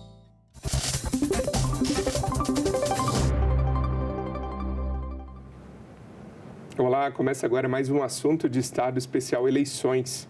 Você sabia que bilhões de reais em verbas públicas do governo federal são liberados anualmente para obras de desenvolvimento urbano? Porém, grande parte desse investimento sequer chega aos cofres dos municípios por falta de projetos que permitam a transferência desses valores. E é sobre a capacitação desses gestores públicos para elaborar esses projetos que vamos falar no programa de hoje. Para conversar comigo, o nosso convidado é Valdivino de Oliveira, professor de Economia. Bem-vindo, Valdivino. Obrigado pelo convite. Estamos à sua disposição. Eu vou começar mostrando justamente quais são os principais obstáculos dos municípios para que esses recursos federais cheguem até os cofres públicos. Vamos apresentar aqui. Então, o primeiro deles, que eu falei justamente na abertura do programa, é a falta de capacitação técnica. A gente também tem burocracia excessiva, recursos humanos insuficientes, vamos falar mais a respeito, e também a dependência de empresas externas, contadores, terceirizados. Começando sobre a falta de capacitação. Quanto essa falta de estrutura e corpo técnico especializado impacta essa ausência de projetos que viabilizem esses recursos federais? Bom, lá no município do interior, os municípios menores, ou médios até, médios a menores, municípios de 40, 50 mil habitantes para baixo, né, não existe uma carreira de funcionário público que tenha uma remuneração que atraia as pessoas mais bem formadas. Municípios com 30, 40, 50 mil pessoas, por exemplo, não tem um auditor fiscal, não tem um advogado especialista em gestão pública, não tem nem um contador, né, especialista em contabilidade pública. Então, as pessoas que lá estão trabalhando normalmente são pessoas que passam pelo município enquanto o prefeito está, e geralmente são nomeados para cargos comissionados que remuneram mal e que, portanto, não os estimula a estarem treinando e qualificando, porque eles sabem que passados 4 ou 8 anos serão substituídos por outros. Essa questão dos comissionados realmente é um dos principais pontos, né? Essa rotatividade de pessoal, em razão dos comissionados, quanto ela abala essa questão de uma estrutura perene? Eu estive, nos últimos 3 anos, num município de tamanho médio, 400 mil habitantes por aí. E até lá a gente percebe que os funcionários que têm estabilidade são os funcionários de menor número e em funções que não tem nada a ver com a execução da atividade fim de cada uma das secretarias. Geralmente são comissionados e que não têm nenhuma estabilidade, nenhuma.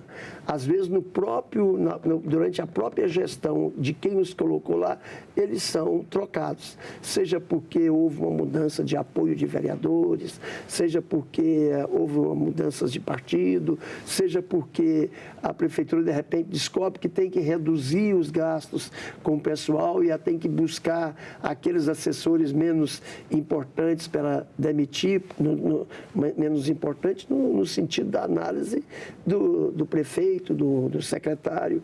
Então, olha, vamos demitir aqui 50 comissionados. E, aleatoriamente, eles pegam 50 comissionados e demitem. Muitas vezes, um desses comissionados está se qualificando, está preparando para fazer determinado projeto, acompanhar determinado projeto, e aí ele sai. Vamos buscar outro, vamos treiná-lo, vamos dar qualidade para ele. Mas até mesmo quem vai treinar e até mesmo quem vai dar qualidade não tem esse conhecimento suficiente para dar esse treinamento e essa qualificação.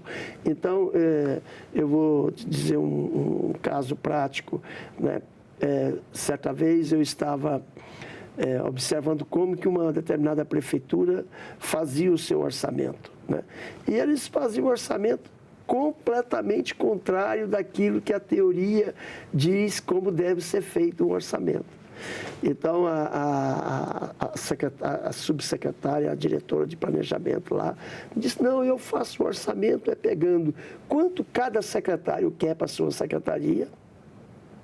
Então, eu quero 20 milhões, 5 milhões para me fazer uma ponte, 3 milhões para me fazer praça, e digamos assim, ele distribui o dinheiro para quem que quer, aí ela vai achar os programas que encaixam essas obras e que dá o total lá, um total aleatório aí de 20 milhões. Depois que ela soma todas essas demandas, ela faz o orçamento da despesa. E aí ela vai fazer o orçamento da receita. É lógico que ela vai ajustar uma receita real para poder atender aquelas demandas todas. Moral da história, quando chega ao final do exercício, que aquele orçamento corresponde, a prefeitura se comprometeu com verbas orçamentárias que ela não tinha receita para suportar.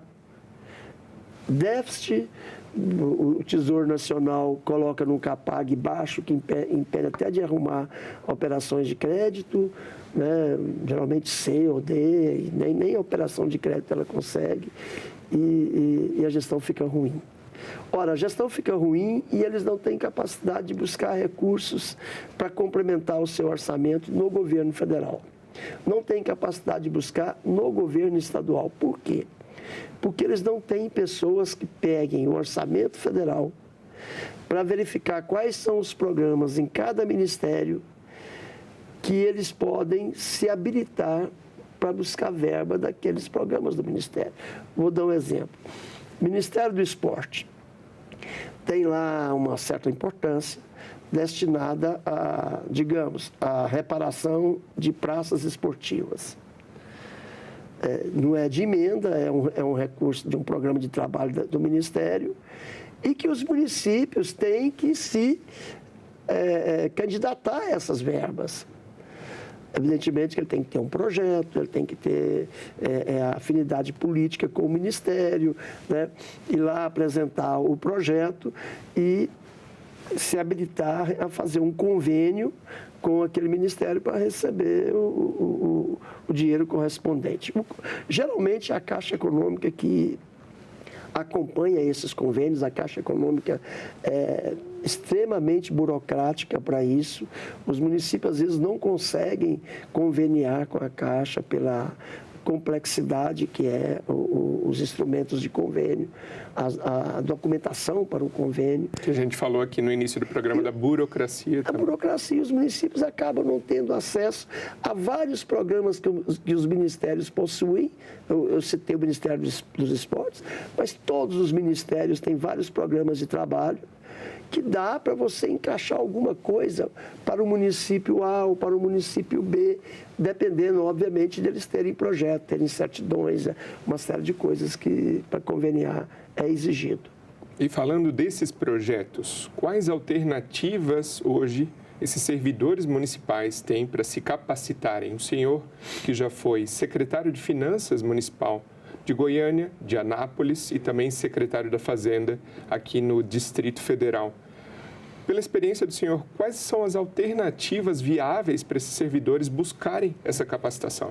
Bom, primeiro passo é o município dar algum treinamento para que esses servidores possam conhecer a peça orçamentária. Muitas vezes eles não conhecem nem a peça orçamentária do município, né? E eles precisam conhecer a peça orçamentária do Estado, a lei orçamentária do Estado, quais são os programas disponíveis nas diversas secretarias estaduais, quais são os programas disponíveis nos diversos ministérios do governo federal e quais os programas que ele pode se habilitar. Lógico, se ele não tem hospital na cidade, ele não tem como se habilitar no Ministério da Saúde a um programa de reforma de hospitais, adequação de hospitais, porque ele não tem hospital. Mas ele pode, muito bem, se habilitar junto ao Ministério da Saúde para construir uma unidade básica de saúde, uma UBS, né? Mas para isso é necessário que ele tenha projetos, certidões e afinidade política para poder conseguir esses recursos. Então, na opinião do senhor, quem que seria o principal responsável por buscar ou por ofertar essa capacitação? Seria a Prefeitura, o Estado, o Governo Federal? O Governo Federal, assim como foi criado o Simples Nacional para as empresas pequenas se relacionar com o Fisco Federal, poderia criar também um convênio simples para convênio, né? Um sistema simples para convênio, para beneficiar as cidades, digamos, até 5, 10, 15 mil habitantes, cidades pequenas, de baixo DH, cidades que não têm condições de crescer o PIB, crescer, digamos, as suas receitas para poder contratar pessoas com melhor qualidade de técnica de serviço, né? Então, acredito que poderia se ter a mesma exigência que se faz para uma cidade como Goiânia, para fazer um convênio com a Caixa, um convênio com o Ministério, é a mesma dificuldade que se tem para um município lá do interior, lá, uma cidade pequena do interior, fazer o convênio. Ora, na capital, você tem economistas, você tem engenheiros, você tem advogados, você tem arquitetos na prefeitura, você tem profissionais de orçamento na prefeitura. Mas lá no interiorzão, você não tem esses profissionais. Então, por que exigir de uma cidade pequena a mesma complexidade para se fazer um convênio, para buscar dinheiro no governo federal, que se exige de uma cidade grande? São Paulo, para fazer um convênio com a Caixa, tem a mesma exigência que Goiânia, que Brasília, e a mesma exigência que tem Valparaíso, por exemplo, que tem Cidade Ocidental, por exemplo, que são cidades pequenas, né? Quer dizer, grandes em população, mas pequenas em gestão. A gente estava conversando aqui antes do programa iniciar sobre o quão paradoxal é essa questão da priorização desses recursos de programas do governo federal para cidades com baixo índice de IDH, Índice de Desenvolvimento Humano, que acaba que uma cidade dessa, por ter poucos recursos, não tem a capacitação necessária para viabilizar projetos que sejam, né, que captem esses recursos. Então, uma das soluções seria, na visão do senhor, tornar menos burocrático para essas cidades. Para essas cidades. Tem como haver justiça nessa questão? Por exemplo, para cidades um pouco maiores vai ter exigências e pré-requisitos XYZ, mas para as menores com baixo IDH eu vou abrir mão dessas exigências. O senhor considera justo e como equacionar isso? Na realidade, a legislação não permite isso, mas o Tribunal de Contas da União, junto com o Congresso Nacional, poderia elaborar uma forma, né, assim como criou o Simples Nacional para as empresas, criar o Simples para as prefeituras pequenas, para os municípios pequenos. Pode até se limitar esses municípios, ou pelo número de habitantes, ou pelo número de eleitores, ou pelo IDH, ou pelo PIB desses municípios, né? Mas o que não pode é tratar os desiguais de forma igual. Municípios grandes, com grande capacidade de gerar projetos, de gerar convênios, de administrar recursos, né? Ter a mesma exigência que os municípios pequenininhos. Eu estava dias atrás conversando com um prefeito de uma cidade pequena lá no estado de Goiás, e ele me dizia, olha, o que eu posso fazer aqui? Eu sou o único empregador que tem na cidade. Então, eu tenho que pegar a pouca renda da prefeitura e distribuir o maior número possível de funcionários. Então, a grande maioria dos funcionários da prefeitura ganha um salário mínimo. Ora, um funcionário que ganha um salário mínimo, qual é a expertise dele para elaborar um orçamento, para analisar um orçamento, para buscar recursos disponíveis nos ministérios ou nas secretarias estaduais, para que o município possa atender esta ou aquela demanda popular, este ou aquele serviço público que é demandado da prefeitura. Então, fica aquele círculo vicioso. O atraso puxando mais atraso e não permitindo que aquelas cidades possam buscar esses dinheiros que está sobrando aí no orçamento federal. Você falou aí, bilhões de reais que sobram porque os municípios não se capacitam para buscar, e municípios que precisam de buscar, né? Às vezes não tem um posto de saúde na cidade pequena, às vezes tem uma escola estadual, uma escola municipal, mas não tem uma creche, não tem um centro de educação infantil, né? Então, recursos que estão sobrando poderia atender esse tipo de demanda pública, de serviço público. E acaba que, por não conseguirem esses recursos dos projetos, os municípios dependem muito de tributos estaduais e também das emendas parlamentares. Qual que é essa relação da dependência de emendas parlamentares, na visão do senhor? Hoje, a emenda parlamentar é o principal refresco, digamos assim, que essas prefeituras têm. É evidente que cada uma delas tem o seu deputado federal. O deputado federal, quando ele tem um número grande de municípios pequenos, ele tem que distribuir o pouco orçamento que ele tem para esse número grande de municípios pequenos, acaba sobrando pouco. E mesmo assim, muitas dessas emendas não são executadas. Não são executadas justamente porque apresentou a emenda, mas o município não tem o projeto, o município não tem certidões para habilitar aquela emenda parlamentar e acaba não executando essas emendas. Quando se criou no seio aqui do Congresso Nacional as chamadas emendas PIX, emendas sem burocracia para liberar, né? O Tesouro Nacional simplesmente faz um PIX para a Prefeitura e ela aplica da forma que ela deve aplicar, né? Muitas delas até com despesa de custeio. As emendas deveriam ser para investimentos, mas muitas vezes, como é emenda PIX, ela acaba também sendo destinada a custeio.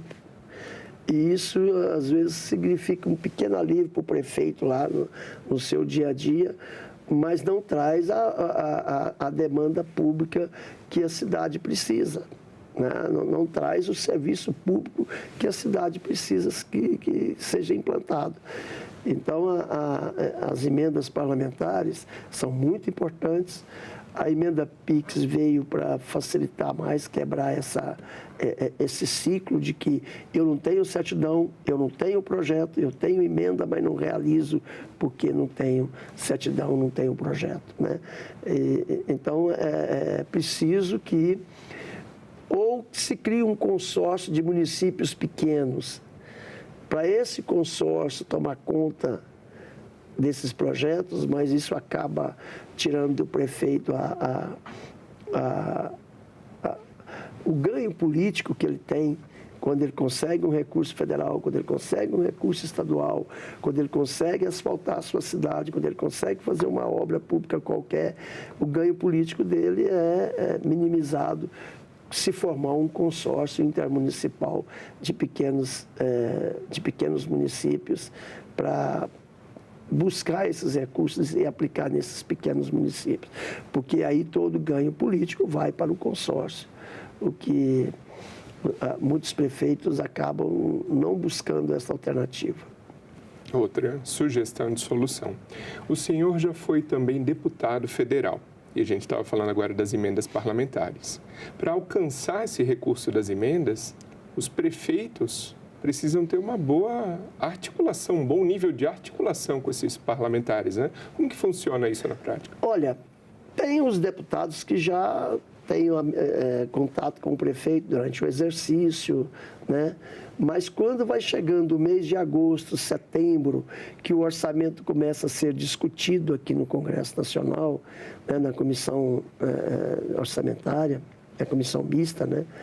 Os gabinetes dos deputados ficam cheios de prefeitos. Eles vêm trazer pedidos para isso, para aquilo. Olha, eu preciso fazer isso na cidade.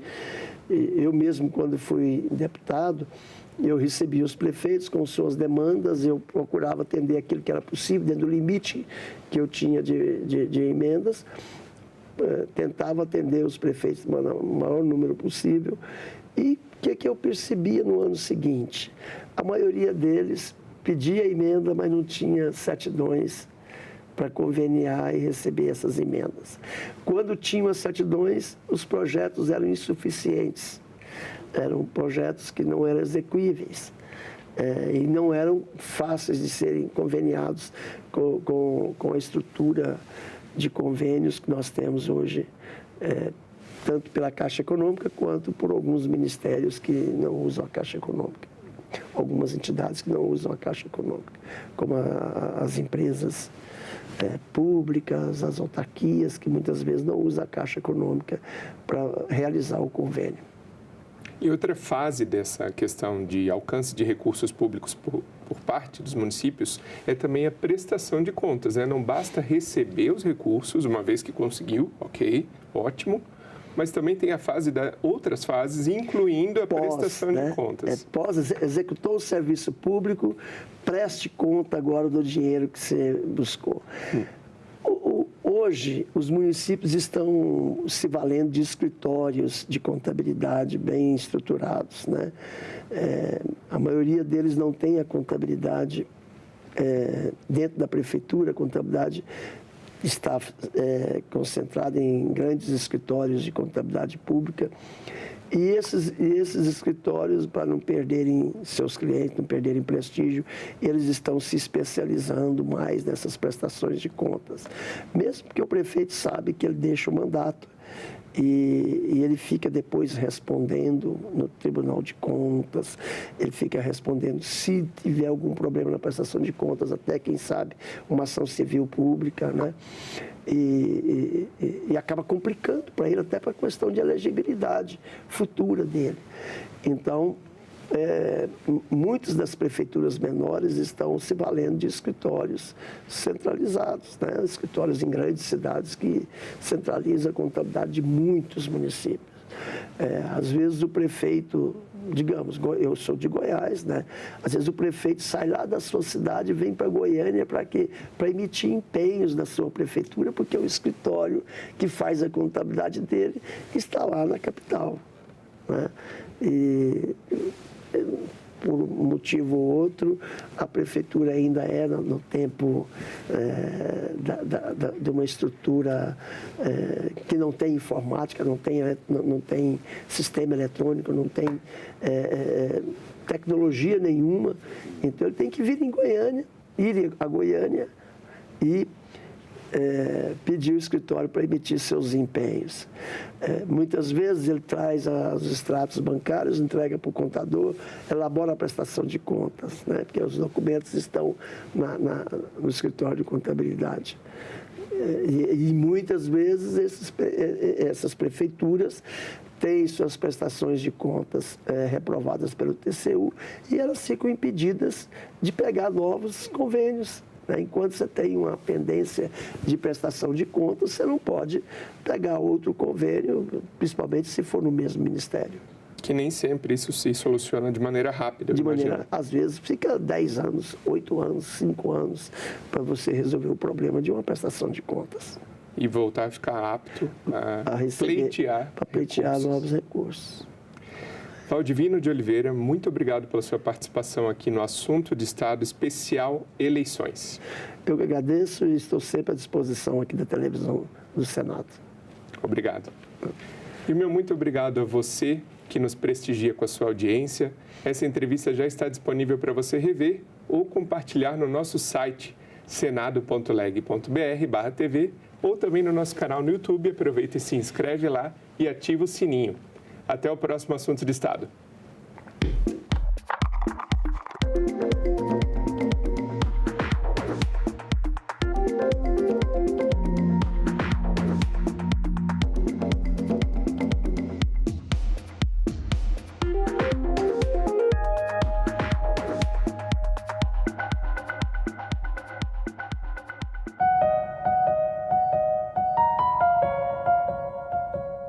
Você não reduz a criminalidade apenas com pena, elevando a pena. Senador, o seu projeto prevê o aumento do tempo de internação para 5 anos para os adolescentes em conflito com a lei. Um rapaz de 17 anos entra numa escola, efetuou vários disparos, matando várias pessoas. O máximo hoje que ele vai ficar internado são 3 anos. Salão Nobre, nesta quarta, 8 horas da noite, aqui na TV Senado.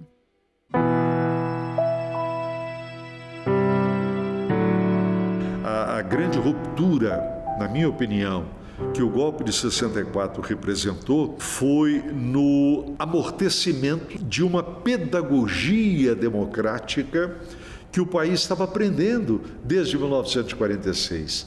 Pelo menos durante os 10 primeiros anos do regime militar, o parlamentar, deputado ou senador que ousasse falar mais alto e de uma forma mais incisiva era cassado. Tinha os seus direitos políticos suspensos.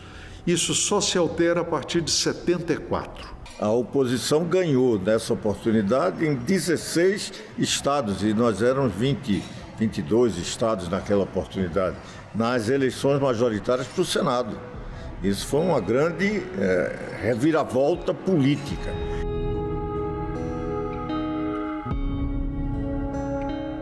Eu sou o filho mais novo de uma família de 3 irmãos. Bom dia, a gente vai trabalhar muito hoje. Minha mãe me teve aos 42 anos. Meu pai foi deputado estadual, era um comerciante, mas depois foi sequelado por um problema de saúde, um AVC. Portanto, ela foi o carro-chefe da nossa família. E eu digo com muita humildade, mas com muito reconhecimento, que ela nos fez gente. Esse nosso espaço aqui de trabalho, ele tem uma presença pernambucana muito grande. Nós temos aqui, por exemplo, a manta do Caboclo de Lança. Isso me foi presenteado pelo prefeito de Nazaré da Mata. Pernambuco é cultura, transpira cultura. Ele fazia da política um espaço de fala, um espaço... Eu estava convivendo desde o início no bastidor da política. Até que o José Jorge, ele é chamado mais adiante para voltar a ser secretário de Educação. Trabalhei 2 anos com ele. O tempo passou. O governador eleito, com quem eu não tinha muita aproximação, me convidou para eu ser o secretário dele da área de infraestrutura. Até que meu ex-governador, que me convidou a passar 8 anos seguidos numa área imensa do governo dele, me chamou e me convidou para ser o seu primeiro suplente. Prometo guardar a Constituição Federal e sustentar a união, a integridade e a independência do Brasil. Ele me convida, ele diz, olha, quando eu lhe chamei tinha uma razão de ser. Eu vou me aposentar e quero que você assuma, você está preparado para assumir o mandato de senador da República. É com esse espírito que chego a esta casa, firme nas convicções. Eu fui colocado aqui em áreas que eu conheço. Comissão de Assuntos Econômicos, Comissão de Relações Exteriores e Defesa Nacional, Comissão de Assuntos Sociais, Comissão de Ciência e Tecnologia. E eu tenho muita gratidão aos meus colegas de Senado e de bancada do MDB. Essa é a minha história, que está pela metade, se Deus quiser, porque eu ainda vou ver muito.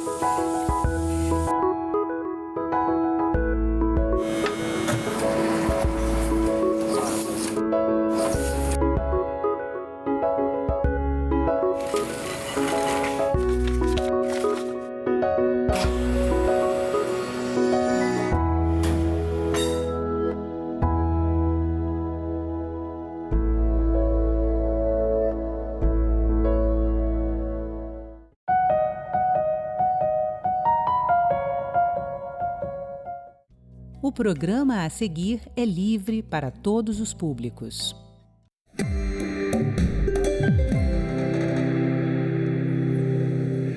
O Congresso já está analisando o projeto da Lei Orçamentária de 2025, que foi enviado pelo governo federal no final de agosto, conforme determina a Constituição. O salário mínimo está fixado em R$ 1.509. A estimativa é de que o PIB cresça 2,64%. E a inflação seja de 3,3%. Para nos ajudar a compreender os números do orçamento anual do país, nós convidamos Diogo Antunes, que é consultor de orçamento do Senado. Muito obrigado por ter vindo, Diogo. Vamos começar a nossa conversa. Nós vamos falar muito de números, né? O orçamento se trata de números, mas antes de entrar nos números, eu gostaria que você explicasse para as pessoas que estão nos assistindo como que é esse processo de elaboração do orçamento do país. Nós temos basicamente dois momentos, né? No primeiro semestre se envia um tipo de lei e no segundo se envia outro. Eu gostaria que você explicasse resumidamente como é esse processo. A lei que é enviada no primeiro semestre é a Lei de Diretrizes Orçamentárias. Ela foi enviada pelo Poder Executivo no prazo previsto na Constituição.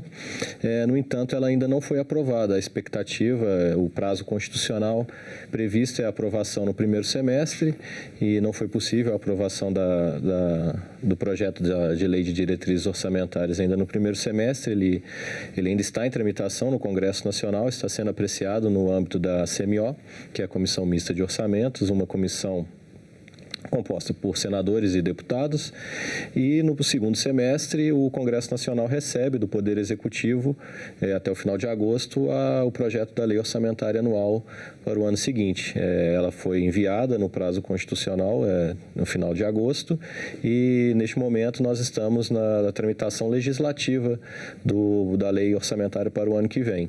Durante o primeiro semestre, o Poder Executivo, os ministérios encaminham suas propostas para o órgão central de orçamento, e ele faz a consolidação também dos demais poderes, os orçamentos dos demais poderes, e essa peça foi recebida e está agora em análise pelo Congresso Nacional.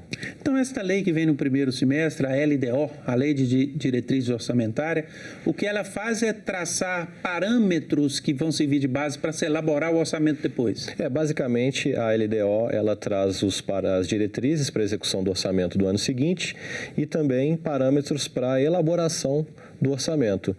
Quando a LDO não é aprovada ainda no primeiro semestre, esse papel de dispor sobre a elaboração da lei orçamentária do ano seguinte esse papel fica um pouco prejudicado, porque as leis ficam tramitando em conjunto. Isso não é o esperado. O esperado é que a LDO já esteja aprovada no primeiro semestre para que a lei orçamentária do ano seguinte seja elaborada de acordo com as suas orientações. Essas orientações ainda não estão fechadas, então nós levamos em conta o que está no projeto de LDO. No entanto, são dispositivos que ainda podem ser alterados pelo Congresso Nacional. Vamos dar uma olhada, então, nesses parâmetros. Nós vamos exibir aqui no nosso telão. Os parâmetros que nós estamos falando, né, são aquelas bases que vão ajudar a compreender o orçamento. Eles estão estabelecidos assim. O PIB, né, seria o crescimento da economia de 2,64%. O IPCA, que é o principal índice de inflação, 3,3%. A Selic, né, que é a taxa de juros de referência, 9,61%. A taxa de câmbio, né, a previsão para o dólar, 5,19%. O salário mínimo fixado em 1.509. Qual que é a importância desses números? Qual que é o impacto desses números no momento de se definir o montante de recursos que o país tem para gastar e investir no ano seguinte? Esses parâmetros macroeconômicos, eles são fundamentais porque, basicamente, eles definem a receita e a despesa do ano seguinte. O Poder Executivo leva em consideração modelos próprios na estimativa dos parâmetros macroeconômicos.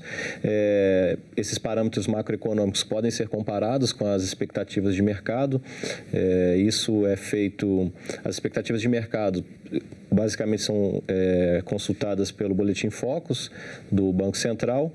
E toda essa avaliação, essa comparação e outros pontos também do projeto da lei orçamentária do ano que vem, nós, das consultorias de orçamento, tanto do Senado quanto da Câmara, nós fizemos um informativo conjunto entre essas duas consultorias, foi publicado semana passada, e existe ali uma descrição que pode ser útil para as pessoas. Isso pode ser consultado no site do Congresso Nacional ou no site da CMO, o informativo conjunto sobre o PELOA 2025. Bom, quando nós vemos esses dados, então, e você falou que eles impactam, né? Se eu vejo ali que a estimativa de inflação é 3,3%, eu consigo calcular o aumento daquelas despesas fixas, baseadas na inflação. E no caso do PIB, eu consigo imaginar também quanto que vai aumentar de receita. Seria mais ou menos isso? Exatamente. Esses parâmetros, eles são muito importantes na definição do orçamento, e um ator, um participante do processo orçamentário que vai fazer essa análise durante a tramitação da peça no Congresso é o relator da Receita. O relator da Receita, no âmbito da CMO, juntamente com o Comitê de Avaliação da Receita, vai estudar esses parâmetros, vai analisar a receita que consta no PELOA 2025 e, finalmente, vai publicar o seu relatório da Receita, indicando se a receita prevista no projeto de lei está adequada ou deve ser alterada. O relator da Receita pode estimar positivamente as receitas para o ano que vem e também pode estimar negativamente. Ou seja, esses índices podem ser alterados, porque faltam 6 meses para o ano acabar, claro. 5 meses. Então, essa estimativa aqui, ela pode ser alterada, então, durante a tramitação da lei orçamentária aqui. Como são estimativas, estão sujeitas naturalmente a alterações. O relator da Receita, como ele tem mais tempo para analisar esses parâmetros macroeconômicos, ele tem uma capacidade de ter uma precisão maior. Isso vai ser realizado provavelmente no mês de novembro. O relator da Receita vai decidir sobre o seu relatório, sobre o montante das receitas do projeto de lei orçamentária para o ano que vem, e certamente os parâmetros macroeconômicos serão considerados nesse estudo, nesse relatório produzido por esse relator, juntamente com o Comitê de Avaliação de Receita. Nós vimos que o governo está prevendo um salário mínimo de R$ 1.509. Eu gostaria que você explicasse para quem nos assiste que houve uma mudança em relação ao salário mínimo, creio que no ano passado, né? Nós temos agora uma política que já define um aumento real. Exatamente. Existe uma lei que prevê aumento real para o salário mínimo. Durante algum tempo, no passado recente, o salário mínimo ele era reajustado apenas pela inflação. Não havia ganho real, era apenas um reajuste nominal. Existe uma nova lei que prevê, além da correção nominal, também um ganho real para o salário mínimo.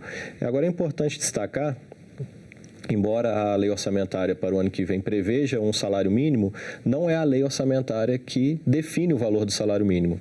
O valor do salário mínimo, que consta da lei, é um valor previsto, e o que define o valor do salário mínimo é uma lei que prevê correção nominal e também correção real, que depende ainda da inflação de 2024. Depois de fechado o ano, será possível identificar o valor com precisão. Por enquanto, nós temos uma estimativa. Ok, vamos ver agora uma outra arte trazendo o grupo de despesas obrigatórias do orçamento. E eu gostaria que você explicasse o que é isso, né? Nós temos um total de 2 trilhões e 710 bilhões de despesas obrigatórias, que são benefícios da Previdência, pessoal em cargos, Bolsa Família e transferência por repartição de receita. Isso quer dizer que essas despesas não podem diminuir nem aumentar, não tem como tirar daí, seria isso? E elas representam também o grosso do nosso orçamento? Quantos por cento do nosso orçamento está vinculado a despesas obrigatórias? É isso mesmo. Uma característica do orçamento brasileiro é que ele é extremamente engessado. Em qual sentido? As despesas obrigatórias correspondem a um percentual muito alto do orçamento brasileiro. Despesas obrigatórias são aquelas decorrentes ou de obrigações constitucionais, a Constituição determina que aquela despesa seja realizada, ou despesas que decorrem de obrigações legais, obrigações da lei. No orçamento brasileiro, para 2025, 92% das despesas são obrigatórias, restando apenas 8% em despesas discricionárias, que são aquelas em que há alguma decisão sobre onde e como investir, como gastar. Ao contrário das despesas obrigatórias, onde não há margem para discricionariedade. São despesas obrigatórias decorrentes de obrigações constitucionais e legais. Bom, então nesse grupo de obrigatórias nós temos, obviamente, aposentadoria e outras despesas da Previdência, não tem como cortar. Pessoal em cargos, salário, né, todo o custo de mão de obra do serviço público. Bolsa Família, que é um programa também determinado como despesa fixa, e o que seria essa transferência por repartição de receita? Os estados e municípios, no âmbito do federalismo brasileiro, eles recebem parte da receita da União. Existem regras de repartição da receita da União, para suportar o Pacto Federativo, parte das receitas da União são transferidas para estados e municípios, e é essa despesa obrigatória, que é essa última que nós estamos falando, que é a chamada transferência por repartição de receita. Por exemplo, o Fundo de Participação dos Municípios entraria aí? Exatamente, o FPE, o Fundo de Participação dos Estados, e o FPM, o Fundo de Participação dos Municípios. Bom, o governo já anunciou que pretende criar ou ampliar um programa do Vale Gás, que entraria como despesa obrigatória. Entretanto, no projeto de lei orçamentária que o Congresso recebeu, não está listado ainda aqui a despesa desse programa. Qual é o impacto e a implicação disso? Esse auxílio gás, o programa Gás dos Brasileiros, ele foi recentemente alterado. Existe uma lei tramitando no Congresso Nacional para expandir o programa Vale Gás. Foi anunciado que mais recursos seriam disponibilizados ao Vale Gás, mais famílias seriam atendidas. No entanto, é interessante observar que ano passado o orçamento, na verdade no ano atual, o orçamento enviado no ano passado, orçamento 2024, ele previa 3 bilhões e 600 milhões e nós vemos agora no orçamento 2025 apenas 600 milhões. Embora, então, tenha havido um anúncio de aumento do programa, o que consta no orçamento atualmente é um valor menor. Por que isso ocorreu? O projeto enviado, ele prevê que as despesas com esse aumento do programa seriam custeados diretamente pela Caixa Econômica Federal, por meio de um encontro de contas com receitas que a União tem direito a receber, mas que não tramitariam pelo orçamento. Essas receitas seriam passadas diretamente para a Caixa Econômica Federal na expansão desse programa. Esse ponto ainda existe uma polêmica sobre esse ponto.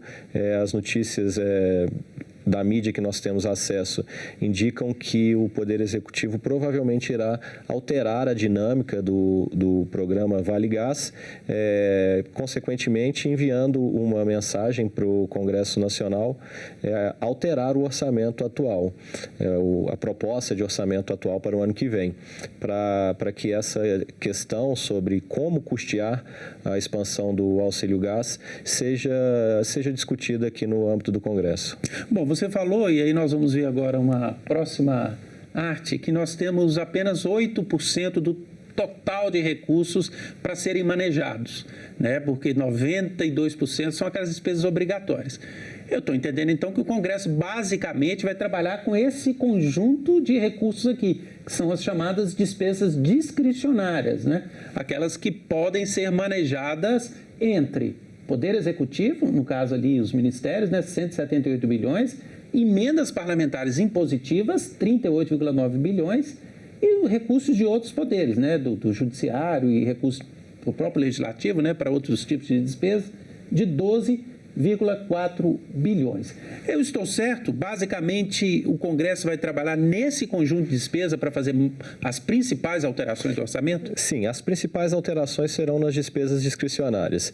Eventualmente, seria possível a alteração das despesas obrigatórias, mas para que isso ocorresse, o Congresso teria que identificar algum erro ou alguma omissão no que diz respeito a essas despesas. Não havendo a constatação de um erro ou omissão no projeto enviado, as despesas obrigatórias não seriam alteradas e realmente restaria ao Congresso Nacional dispor sobre as despesas discricionárias. Como foi dito, as despesas discricionárias, a participação das emendas parlamentares nas despesas discricionárias é uma participação relevante, como nós vemos ali, quase 39 bilhões, e os parlamentares vão discutir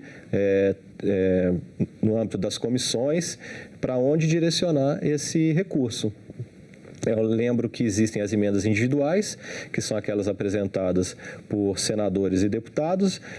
Também existem as emendas de comissão, que são as emendas apresentadas pelas comissões especializadas do Congresso, permanentes e especializadas do Congresso Nacional, do Senado, da Câmara, por exemplo, a Comissão de Saúde, Relações Exteriores.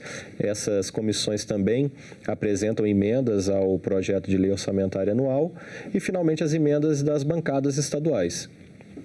As bancadas se reúnem e também têm a prerrogativa de apresentar emendas ao orçamento. Elas decidem, as bancadas, para onde direcionar, para a saúde, para a educação, enfim, para as diversas áreas de governo. E esses recursos que são manejados pelos parlamentares via emendas, eles necessariamente precisam ser vinculados a algum programa ministerial que já existe, ou há a possibilidade de que o parlamentar destine o recurso para outra atividade ainda não prevista em um programa?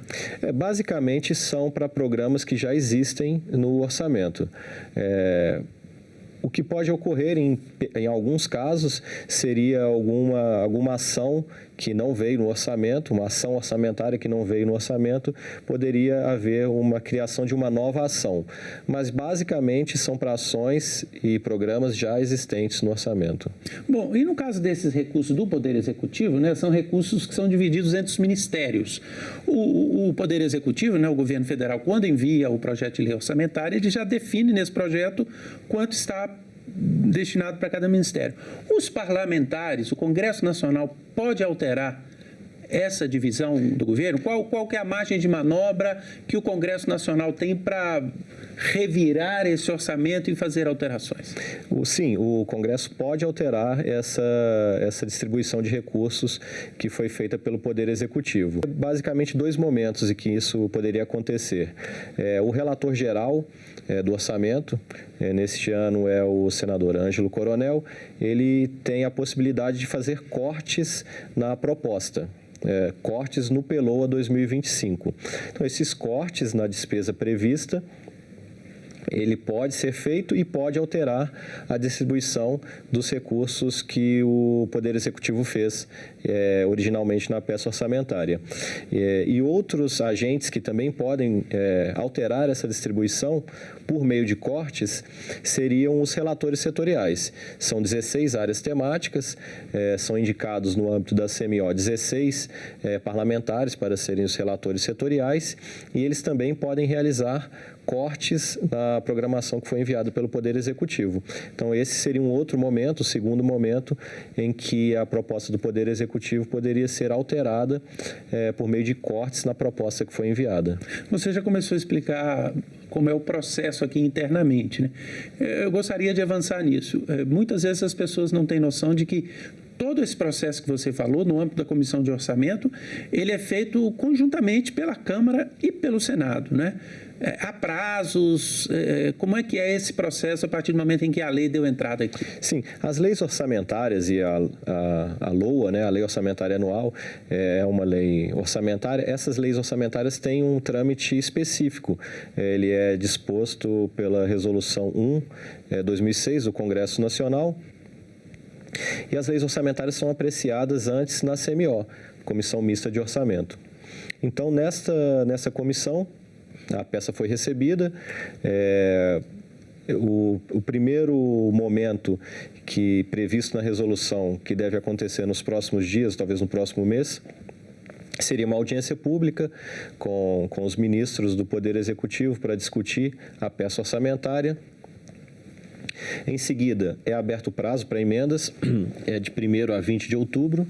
Essas emendas que podem ser apresentadas por qualquer parlamentar, qualquer deputado, qualquer senador, ele pode apresentar emendas como num projeto de lei regular. Sim, tem características específicas, mas sim, deputados e senadores podem apresentar emendas ao projeto. Não só deputados e senadores, mas também comissões também podem apresentar e as bancadas também apresentam emendas.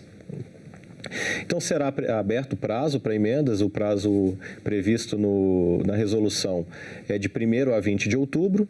Então, nesse período, a peça orçamentária estará sujeita a emendas. Depois de apresentadas as emendas, o próximo momento seria a apresentação do relatório da Receita, como havia mencionado anteriormente. Aí já com parâmetros revisados, uma versão um pouco já mais definitiva dessas receitas. Sim, já estaríamos um passo adiante nesse caminho da lei orçamentária no Congresso Nacional. Então, é apresentado esse relatório da Receita, ele é votado no âmbito da CMO, ele pode reestimar as receitas para cima ou para baixo. Isso vai ser uma decisão que ia ser tomada mais adiante. O documento seguinte é o relatório preliminar, é um documento elaborado pelo relator geral do orçamento. Esse documento vai trazer algumas regras sobre o processo e também vai trazer o corte que será realizado na proposta do Poder Executivo, como nós havíamos falado anteriormente, que essa proposta do Poder Executivo pode ser alterada. Depois disso, os relatores setoriais das 16 áreas temáticas vão apreciar a peça orçamentária no que diz respeito apenas aos seus setores, isso ainda no âmbito da CMO. Posteriormente, é o relatório geral, que aí já é o relatório elaborado pelo relator geral, tratando de toda a peça orçamentária. Esse relatório geral também deve ser votado na CMO. E, por fim, depois da aprovação do relatório geral na CMO, no âmbito da CMO, este documento é encaminhado para o plenário do Congresso Nacional e, finalmente, há uma votação pelo plenário do Congresso Nacional, deputados e senadores reunidos, sobre o relatório e sobre, finalmente, a fase final da LOA. O governo anuncia nesse projeto de lei, ou traz nesse projeto de lei, a previsão de déficit zero. Gostaria que você explicasse o que é isso e qual a implicação disso para a elaboração do orçamento. O déficit zero o que é o resultado primário zero? É a conta que se faz entre receitas primárias e despesas primárias. É um indicativo do comportamento do governo com suas receitas, né? Um resultado primário zero indica que o governo não está gastando mais das suas receitas primárias do que está arrecadando. Só gasto o que é arrecado, seria? Basicamente, ainda tem as despesas financeiras. Que entram fora dessa conta, né? Quando você fala desse déficit zero... Estamos falando das despesas primárias. Excluindo as financeiras, né? Excluindo as despesas financeiras. Nós ainda não temos um resultado nominal, que é o que leva em consideração as despesas financeiras, zero, né? Nós estamos falando apenas do resultado primário. Mas nos últimos anos, nós não tivemos orçamentos fechados com esse déficit zero, né? Não. A proposta, a LDO traz a previsão de meta zero. Existem algumas despesas que estão sendo desconsideradas no cálculo, mas nos termos da lei, o projeto foi encaminhado, sim, respeitando o déficit zero. Se isso vai se concretizar ano que vem ou não, nós ainda vamos ver, depende do comportamento tanto da economia quanto dos gastos do governo no ano que vem. E não sendo possível, se tudo indicar que não será possível atingir o resultado primário esperado, o governo pode realizar os chamados contingenciamentos, que é quando o governo, vendo que provavelmente a meta de resultado não vai ser atingida, ele faz uma contenção de suas despesas.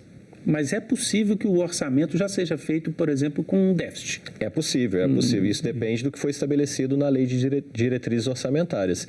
Se a meta foi estabelecida uma meta negativa, seria possível que o orçamento já fosse também elaborado observando uma meta negativa. E, de tudo, a decisão é do Congresso. O Congresso pode decidir que não é possível ajustar esse déficit zero agora e estabelecer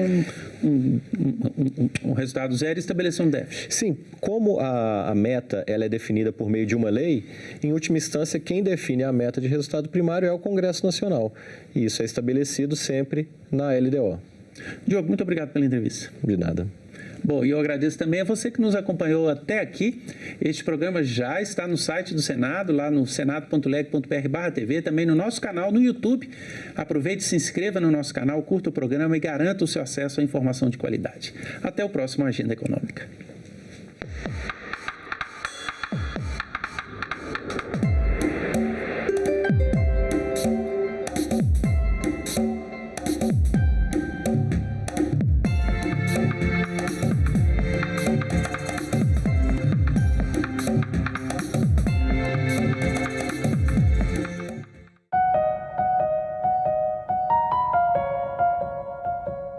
No próximo assunto de Estado especial eleições, vamos falar aqui sobre os desafios dos novos gestores que serão eleitos no pleito municipal que se aproxima.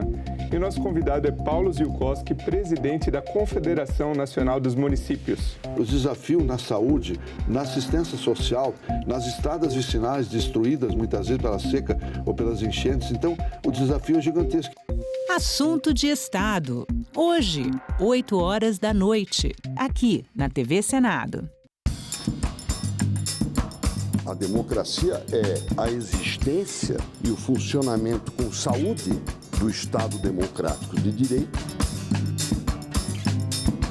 A democracia é, sim, sinônimo de convívio de diferentes, ideias antagônicas, visões contrárias, opiniões conflitantes. A democracia se constrói também com as divergências e divergir no campo das ideias com respeito ao outro. A democracia e os direitos humanos são fundamentais para combater injustiças, discriminações e promover o respeito.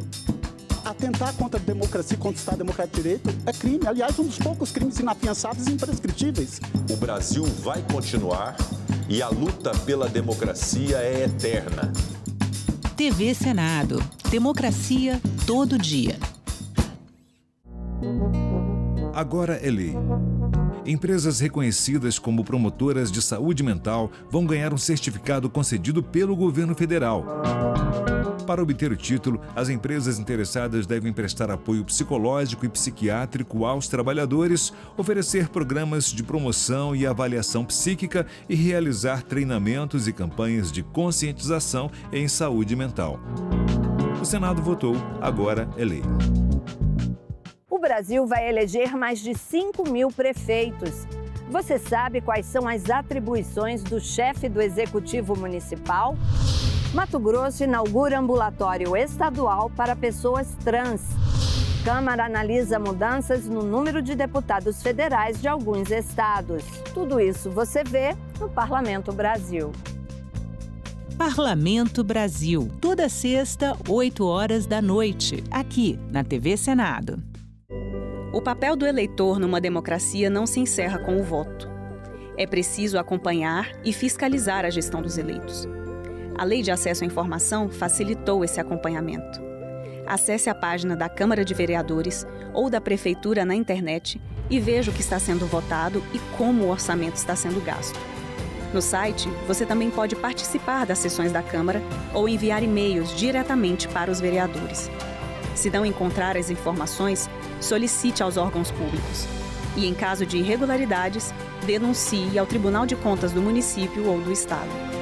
Fiscalize, acompanhe e cobre seus direitos.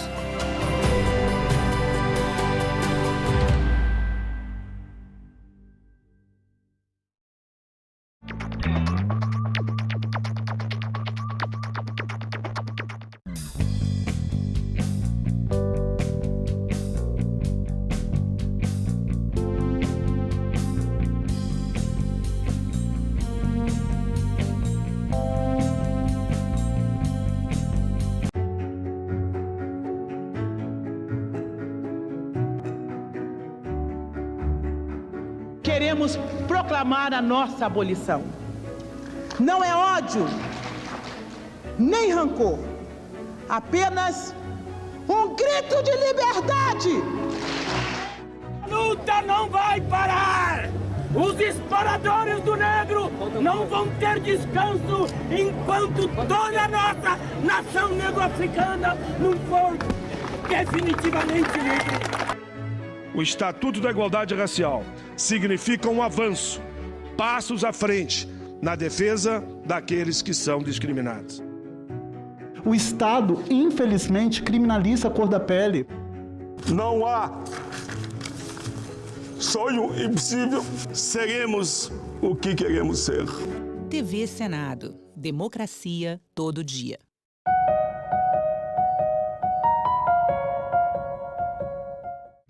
O programa a seguir é livre para todos os públicos.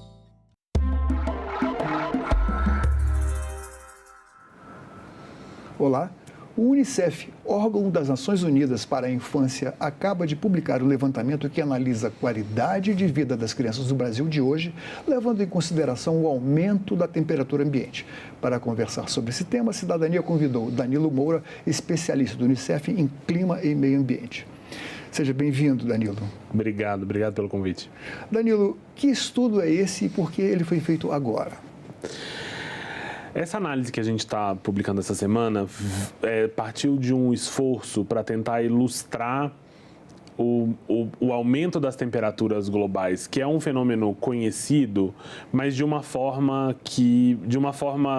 que fique mais claro para as pessoas do que a gente está falando.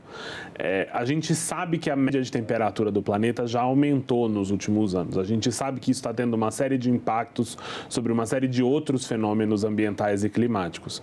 Mas a gente achou que esse era um momento de tentar ilustrar o que acontece quando o calor é um fenômeno extremo.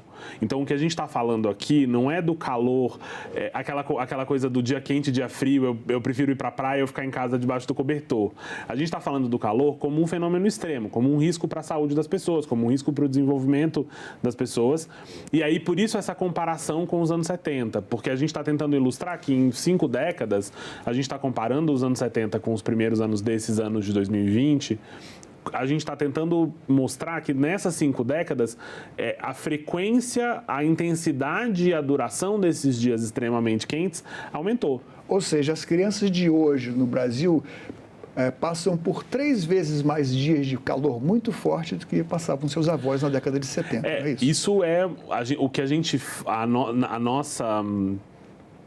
Em média, 31 milhões de crianças, 33 milhões passam pelo menos o dobro, 31 milhões passam pelo menos 3 vezes, e você vai ter um número expressivo de crianças que passam muito mais dias, muito mais que isso. E aí a gente está falando dos dias extremamente quentes. O dia extremamente quente é o dia em que a temperatura passa dos 35 graus Celsius. Né? Então, potencialmente 33 milhões de crianças passam por esse tipo de experiência agora, né? Bom, para se conceituar o dia quente, são acima de 35 graus, né?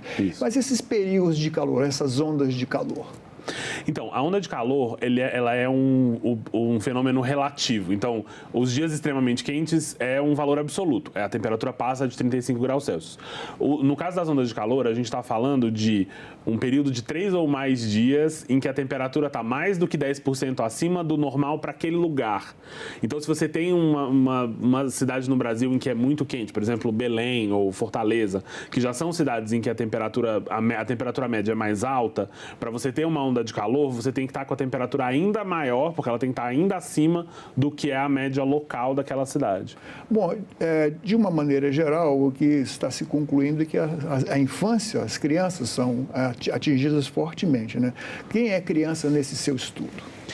Bom, o estudo olha para crianças de 0 a 17 anos, mas quando a gente fala de calor, a gente está especialmente preocupado com as crianças pequenas, porque o calor é um risco imediato para a saúde das crianças pequenas. É um fator de risco, especialmente para bebês. O corpo, a fisiologia de um bebê, os bebês não suam da mesma forma que um adulto. Ele começa a suar quando a temperatura está mais alta. O sistema de transpiração é muito menos eficiente para regular a temperatura do corpo de um bebê do que de um adulto. Então, o risco de estresse térmico, quando você está falando de uma criança pequena, é muito alto. Então, o risco do calor para uma criança é um risco imediato. Você tem um risco de saúde imediato.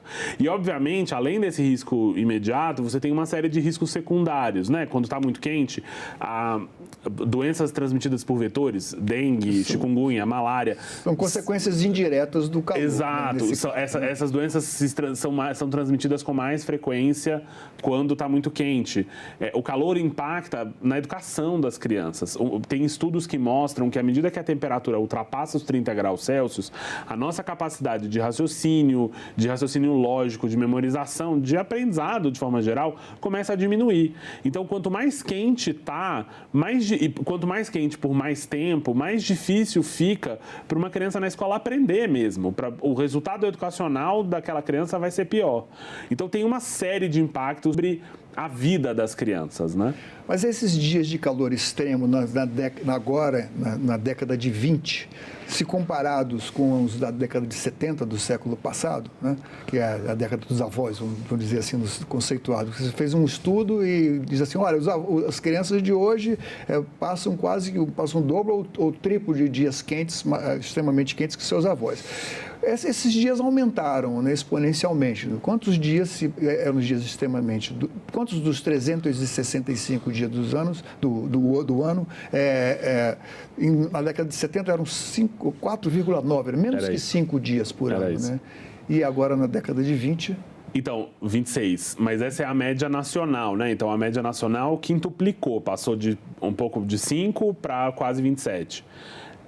Vale dizer que essa média nacional, ela esconde fatores. Você tem regiões em que era muito incomum você ter dias com temperatura acima de 35 graus Celsius, em que hoje não é incomum, em que hoje acontece.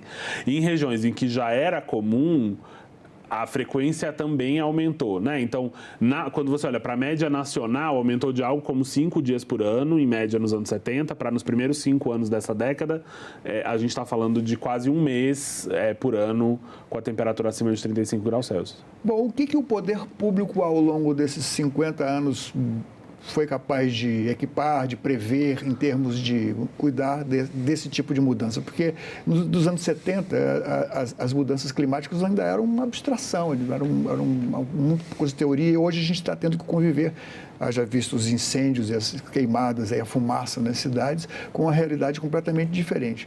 O que mudou no poder público? Não o suficiente. Bom, a gente sabe que, em função das cheias de 2011 em Petrópolis, ali no estado do Rio, o governo federal de então estabeleceu um protocolo nacional para a proteção da infância e das pessoas vulneráveis, idosos inclusive, né? Mas isso saiu do papel ou não? O que acontece é o seguinte, o Protocolo Nacional de Atenção a Crianças e Adolescentes em Situação de Desastre foi desenvolvido, pensado para... você fez um protocolo nacional, mas que ele só funciona se ele descer. É como se fosse um remédio genérico. Né? Exato. As respostas imediatas às crises não vão vir, não vem do governo federal, né? Assim, quer dizer, o governo federal, quando tem uma queimada, o governo federal tem a função de combater a queimada. Mas quando você está falando de você está falando de uma onda de calor, os impactos vão ser sentidos por serviços que são administrados por municípios e, em algum caso, pelo Estado. Você está falando de hospital público, você está falando de escola, você está falando de equipamento de assistência social, né? Você está falando da infraestrutura da cidade, da mobilidade, dos ônibus, você está falando de questões que são de responsabilidade das prefeituras. E o que a gente enxerga é que no geral, né, de forma generalizando, os governos no Brasil são muito despreparados para lidar com eventos extremos climáticos, seja chuva, seja onda de calor, seja qualquer outro, e o que eles têm de preparação não leva em consideração as necessidades específicas de crianças e adolescentes, porque é para isso que o protocolo nacional deve servir, né? Ele está sendo revisado agora. A gente espera que uma nova versão esteja disponível para as administrações de prefeitos e prefeitas que assumem no começo do ano que vem, mas, de toda forma, a responsabilidade por olhar para as necessidades e as vulnerabilidades específicas de crianças e adolescentes tem que estar incorporados nos planejamentos dos municípios. E não só isso, e acho que esse é o ponto desse estudo de comparar os anos 70 com os anos 2020, você precisa que as tuas políticas de preparação e de resposta estejam preparadas para o novo clima. A gente fala de mudança do clima, o clima já mudou. É isso que o estudo está mostrando, né? Esse estudo é uma forma de ilustrar o que a gente já sabe, o que a ciência já está dizendo para a gente há algum tempo. Nós já estamos vivendo em um planeta que tem um clima diferente do clima como ele era há 50 anos atrás e há 100 anos atrás, na verdade, como ele era em todo o período em que a civilização humana se desenvolveu. O ser humano nunca teve que lidar com um planeta tão quente quanto o planeta está hoje. Isso é um ponto que precisa ser pacificado e você precisa incorporar nas tuas políticas de resposta, as políticas de resposta que levem em consideração essa mudança do clima. E só porque se eu não disser isso, eu vou estar sendo irresponsável, mudança do clima que é causada pela ação humana, né? Mudança do clima que é causada pelo fato de que a gente passou os últimos 200 anos queimando combustível fóssil e destruindo floresta. Bom, vocês não executam política de governo. Vocês, como órgão internacional, vocês sugerem medidas e sugerem intervenções. Tomando como base esse protocolo da década do ano de 2012, 2013, que sugestões estão sendo encaminhadas por vocês? Bom, algumas coisas e aí eu estou falando especificamente das coisas relacionadas para lidar com calor extremo, né? Uma coisa que você precisa fazer você precisa comunicar melhor para as pessoas, para as comunidades, para os serviços públicos, para reconhecer os sinais de estresse térmico. As pessoas precisam saber olhar para uma pessoa, olhar para uma criança e saber que essa criança está sofrendo fisicamente com o calor. As pessoas não sabem fazer isso. A gente trata o calor de uma forma... A gente tem uma dificuldade de enxergar o calor como um evento extremo que ele como são as chuvas, como são as secas. Uma segunda coisa você precisa preparar os teus serviços para responder a esse calor extremo. Então, uma coisa que acontece muito comum no Brasil, se você vai para uma sala de espera de um hospital público ou mesmo para o espaço de espera de um posto de saúde, de uma UBS, o que você vai encontrar é um espaço que às vezes é mais quente do que do lado de fora. E se a pessoa já está com problema de saúde, se a pessoa já está passando mal por conta do calor, você coloca ela para esperar atendimento médico num espaço ainda mais quente, você só está compondo, você está piorando a situação. Da mesma forma, você precisa pensar... E assim, esses planos de adaptação precisam ser amplos, eles precisam pensar em muitos temas. Você precisa pensar pedagogicamente como é que você lida com o recreio e a educação física das crianças na escola. Você precisa pensar, no caso de crianças muito pequenas, que às vezes que precisam de uma certa orientação para tomarem a quantidade de água que tem que tomar. Você precisa pensar como é que você muda a rotina escolar para as crianças terem mais intervalos para tomar água. Sabe assim, são coisas que parecem pequenas, que parecem detalhe, mas o conjunto desses detalhes é o que significa você responder a uma onda de calor.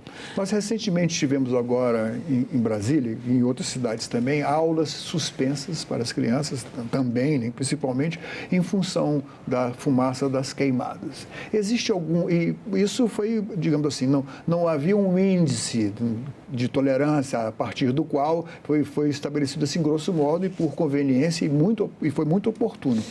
Vocês conseguem estabelecer limites, digamos, de umidade, de secura, de incidência de luz solar excessiva, de infravermelho, etc.? Vocês têm isso listado de forma a recomendar num catálogo esse tipo de providência? Existem alguns padrões internacionais que são reconhecidos, por exemplo, em caso de poluição do ar, a Organização Mundial de Saúde tem uma série de recomendações de níveis de material particulado no ar que você precisa levar em consideração. Existem, obviamente, linhas de preocupação em relação também à temperatura, umidade, etc. Uma coisa que é importante a gente entender é que você nunca vai ter uma linha dura que te diz assim, olha, passou disso aqui, você tem que fechar a escola, por exemplo. Primeiro porque, pra gente do Unicef, você não devia ter que fechar a escola nunca. Você devia ser capaz de encontrar formas de não precisar fechar a escola. E segundo, porque você precisa, no caso, você precisa pensar uma mesma temperatura, o mesmo nível de umidade podem causar muito desconforto ou menos desconforto, dependendo de quanto de área verde você tem, dependendo de qual é a tua capacidade, qual é a arquitetura do prédio de que você está falando, o quanto que está circulando o ar lá dentro. Faz muita diferença se você está numa cidade em que você tem aquelas ilhas de calor, né? Aqueles espaços dentro da cidade em que só tem asfalto, concreto, cimento e vidro, em que não tem nada verde, não tem terra, não tem água, não tem nada que diminui a temperatura, que esvazia o calor, que circula o ar. Faz muita diferença onde você está e como você lida com isso. E esse é o outro ponto. A gente estava falando sobre o protocolo para resposta à emergência, mas tem uma necessidade de adaptação de longo prazo que também precisa ser feita. Como funciona isso nos outros países onde o fundo está presente? De novo, depende muito. O Unicef atua em muitos países. A gente está presente nos 190 países que são parte das Nações Unidas. Em muitos países ricos a gente não tem atuação, né? A gente atua nos países mais pobres. Mas, de novo, a forma como esse fenômeno impacta cada país é muito diferente, né? Assim, se você está falando de escolas nos países do norte da África, por exemplo, os países do norte da África têm uma tradição arquitetônica, inclusive, para lidar com calor, porque os países que estão no Sahel, que lidam com o Saara, eles têm se você visita os espaços de lá, eles sabem construir coisas em que dentro do prédio a temperatura é muito menor do que do lado de fora. Então, cada país precisa encontrar as respostas para o seu problema específico. Mas não há replicabilidade em experiências que vocês tenham, alguma experiência na África ou na Ásia, por exemplo? Claro que sim, claro. Que possa ser replicado aqui. Tem coisas muito interessantes que faz sentido trazer para o Brasil. O Unicef apoia, por exemplo, em muitos países, uma das questões que acontece quando está muito quente é que você coloca muita pressão sobre os sistemas de distribuição de água e de energia, né? A chance de você ter uma falha em um desses dois sistemas é muito grande. E no caso do Brasil, o calor, às vezes, em muitos casos, vem associado à seca, que é o que a gente está vivendo agora, e aí isso coloca uma pressão enorme sobre o nosso sistema elétrico, é um sistema baseado em água também, né? Então, todo o ciclo aí fica prejudicado. O que a gente faz em muitos países como é que você garante o acesso à água para comunidades distantes, por exemplo, de uma forma que essas comunidades não dependam de diesel, não dependam de combustíveis fósseis, que o sistema de bombeamento da água que sai do poço venha por energia solar, porque aí, mesmo que essa comunidade fique isolada, mesmo que essa comunidade esteja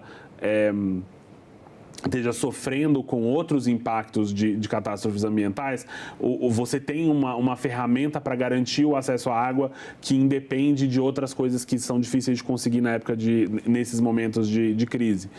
O Unicef tem apoiado uma série de ideias, inclusive aqui no Brasil a gente começou a fazer isso, de como é que você pensa escolas baseadas na natureza, escolas que são onde as crianças têm acesso à área verde, têm acesso à sombra, têm contato com a natureza, têm contato com a terra, têm contato com o animal, tem um distanciamento desse padrão de que o pátio da escola é feito de cimento e de que é uma coisa um pouco que ainda é muito forte, mas que faz uma diferença muito grande. E quando você começa a pensar em como é que você torna as escolas espaços mais agradáveis e mais propícios, né, que ajudam a aprender, você precisa pensar nesses espaços que sejam justamente espaços em que você tem essas ferramentas naturais, vamos dizer assim, que ajudam a lidar com esses momentos extremos, né? Quando está muito quente, a gente sabe a diferença que faz ter sombra de árvore quando está muito quente, né? Assim, a diferença de temperatura é muito grande. Do ponto de vista da prevenção da saúde das crianças, o que você acha mais urgente que seja feito, que você possa fazer no máximo no sentido de prevenir que eventualmente uma onda de calor excessivo ou mesmo a disseminação de doenças que, por exemplo, a dengue no Rio Grande do Sul, que não era comum e agora já é. O que pode ser feito, se vocês encaminham já sugestões nesse sentido? Pois é, para lidar com calor, é muito difícil, a prevenção passa a ser uma coisa muito difícil, né? No sentido de que... Estamos falando basicamente de água, né? De exato, o que você...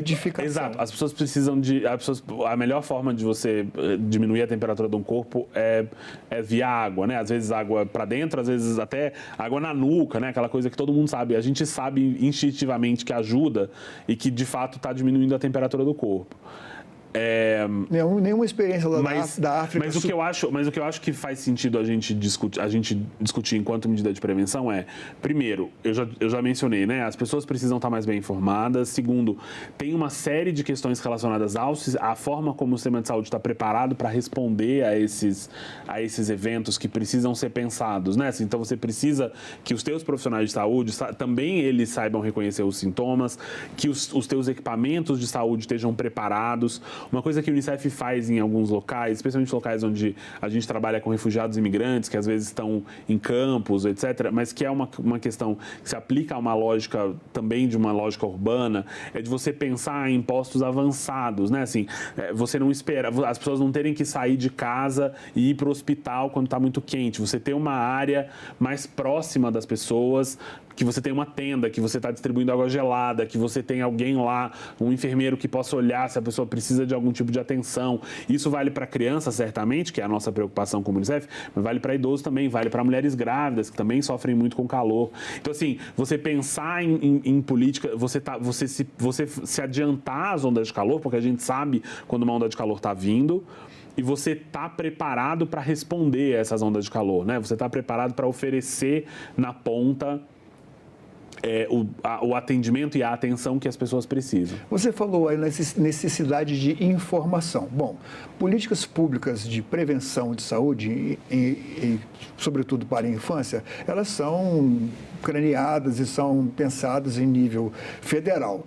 Depois elas chegam ao nível estadual. Mas a implantação deve ser feita lá onde o cidadão vive, que é no município. De que forma vocês pensam em influenciar, em encaminhar essas sugestões, e inclusive as adaptações ao protocolo nacional para os prefeitos, até os municípios? Bom, o que a gente está fazendo nesse momento, que é o momento da campanha, né? A gente está tentando pautar esses temas, a gente está tentando colocar as prioridades das crianças e dos adolescentes no Brasil como parte da discussão. Honestamente, a campanha esse ano está sendo bastante frustrante, né? A discussão está muito aquém do que a gente precisaria que ela tivesse. Não houve uma motivação, as pessoas não se sentem motivadas. Exato, o tema está um pouco distante.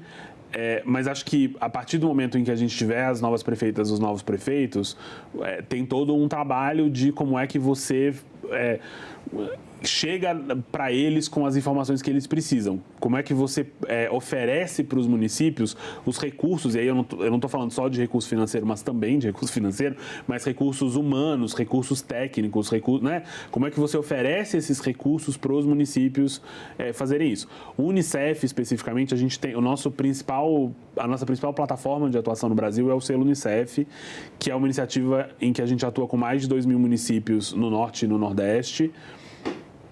E esses municípios são estimulados ao longo de 4 anos, ao longo do ciclo da gestão municipal. O critério foi a carência dos a gente atua nas 2 regiões onde tem mais municípios vulneráveis, né? Onde as crianças sofrem mais com com uma série de violações de direitos e privações de direitos.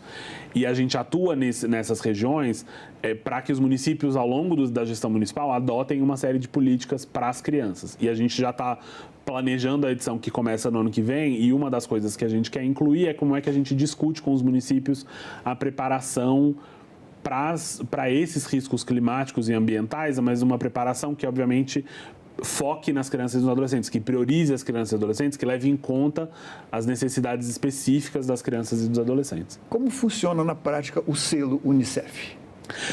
É assim, os municípios, a gente faz uma oferta para basicamente quase todos os municípios, são todos os municípios dos estados do Norte e do Nordeste, além dos municípios de Mato Grosso, porque a Amazônia é legal, e do Norte de Minas, do semiárido brasileiro. Os municípios se inscrevem, é uma adesão voluntária, e o Unicef oferece, a gente tem uma série de resultados, uma série de temas que os municípios precisam implementar, e a gente oferece uma série de ferramentas, treinamentos presenciais, treinamentos online, ferramentas, por exemplo, a gente apoia os municípios a fazer a busca ativa dos estudantes que estão fora da escola. A gente tem uma ferramenta online que os municípios podem usar que ajuda eles a gerenciar esse processo. E com isso, todos os temas que a gente trabalha.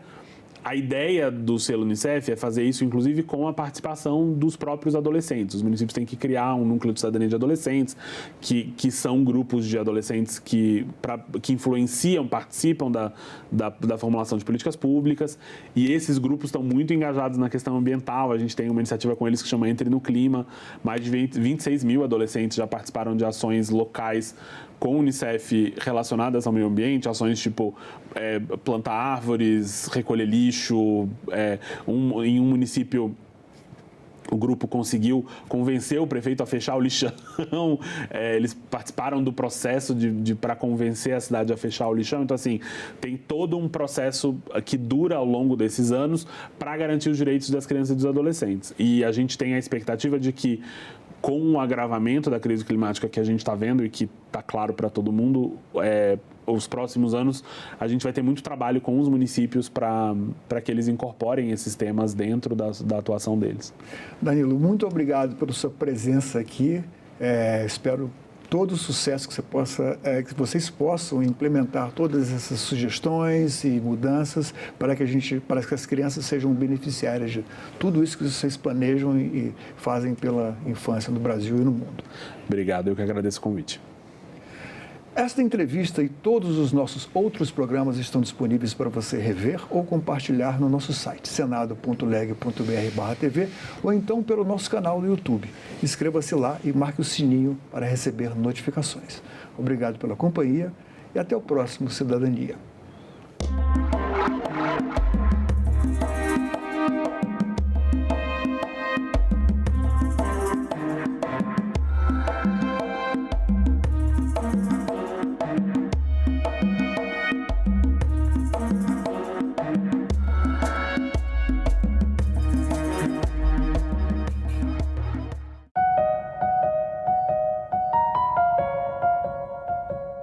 No próximo assunto de Estado especial Eleições, vamos falar aqui sobre os desafios dos novos gestores que serão eleitos no pleito municipal que se aproxima.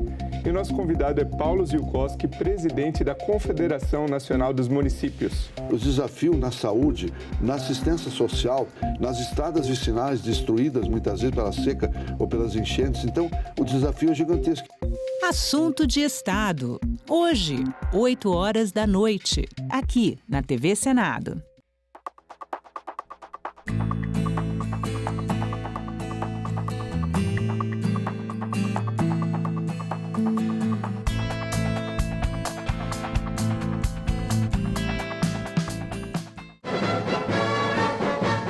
Na esteira da Revolução Constitucionalista de São Paulo, que militarmente foi derrotada, mas politicamente saiu vitoriosa, Vargas é obrigado a assinar um código eleitoral. É a primeira vez que nós vamos ter, na verdade, isso.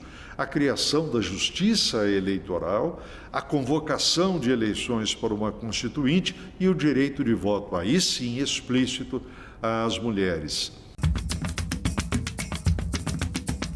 Quem vai ser votada a primeira mulher vai ser a doutora médica Carlota Pereira de Queiroz. A Berta alcançou a primeira suplência, ela não foi eleita e ela chega, depois ela volta a ser candidata em outubro de 34, mas ela só assume o mandato na Câmara em julho de 36 pelo falecimento do titular. Agora é lei. Foi criada a Política Nacional de Trabalho Digno e Cidadania para a população em situação de rua. A lei define que os governos dos 3 níveis de poder que aderirem ao trabalho digno e cidadania deverão priorizar o registro dessa parcela da população no Cadastro Único para Programas Sociais do Governo Federal. O Senado votou. Agora é lei. Hackers, espiões, o mundo virtual em perigo.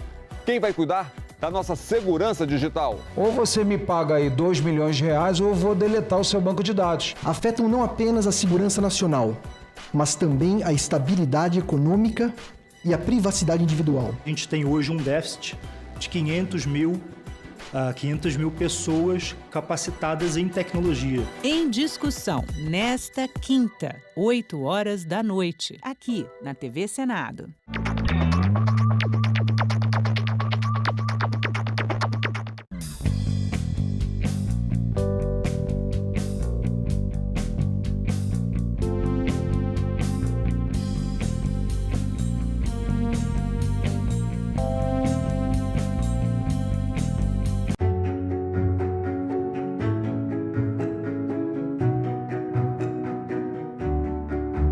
A lei de diretrizes e bases, ela devolve aos secretários de Educação dos Estados e aos professores o direito de fazer experiências.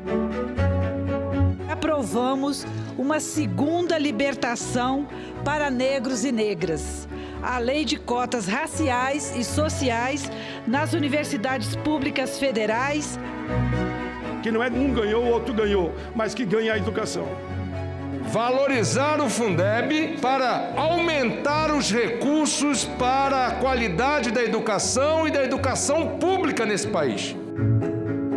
Nós só seremos de fato uma grande nação quando para essa geração de 0 a 18 anos não faltar absolutamente nada no quesito de educação.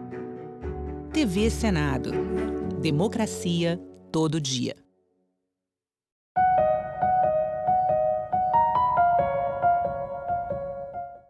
O programa a seguir é livre para todos os públicos. A proposta da Universidade Indígena é uma proposta muito mais ampla, muito mais inclusiva. Essa é uma demanda dos povos indígenas também. É uma necessidade do povo brasileiro, na verdade, uma necessidade da humanidade se apropriar desses conhecimentos que ali estão preservados, antes que eles se percam.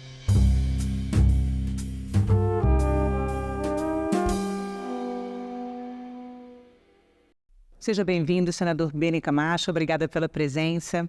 Senador, o governo federal criou um grupo de trabalho para estudar a criação da primeira universidade indígena do Brasil. E o senhor foi responsável por uma audiência pública sobre o tema aqui no Senado. Inicialmente, eu queria saber qual que é a relação que o senhor tem com o tema. Quero cumprimentá-la, Renata, pela oportunidade de a gente debater um tema tão importante para a nossa sociedade e às vezes mal compreendido. Quero também cumprimentar a todas as brasileiras e brasileiros que nos escutam e nos assistem através da TV Senado. A minha relação com esse tema é vivencial, em virtude de eu estar presente em uma região, que é a região de Imperatriz, do Maranhão, que é conhecida como Portal da Amazônia. É a região que faz a transição entre o Nordeste e a nossa região amazônica, e onde há uma concentração bastante grande da população indígena, e Imperatriz fica bem próximo, cerca de 70 quilômetros de Amarante, que é a terra natal da nossa ministra Sônia Guajajara, pela qual eu tenho muito respeito, e pelo fato de, pela primeira vez, dentro da composição do Estado brasileiro, estar presente um ministério voltado para a atenção a população indígena, que é a nossa população ancestral. Senador, já existem experiências internacionais de universidades indígenas em alguns países, né? O México tem, o Equador tem, o Canadá tem a Universidade das Primeiras Nações do Canadá. O que pode ser aproveitado das experiências internacionais na estruturação de uma universidade indígena do Brasil? Bom, a primeira coisa que chama atenção é o fato de, no mundo todo, no momento, praticamente existir 4 projetos de universidades voltadas para os povos originários. Eu digo originários porque a questão indígena tem muita relação com o fato de acharem que os habitantes primitivos aqui era o continente indiano, e na verdade era o que foi chamado depois de continente americano. Então, além dos indígenas do continente americano, há também os aborígenes da Austrália. Então, no mundo todo, existem 4 projetos voltados para essa população ancestral. Os povos originários, né? Na Nova Zelândia, o do México, o do Canadá e o da Bolívia.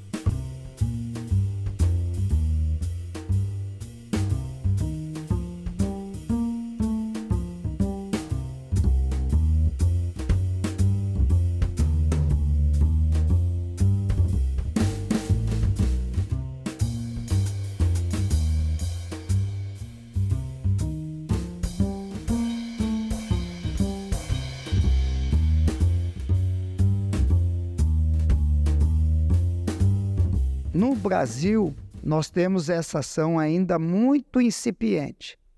Há um projeto de uma faculdade indígena na Universidade Estadual do Mato Grosso, em Barra do Bugre, onde ali funciona uma faculdade voltada para a população indígena.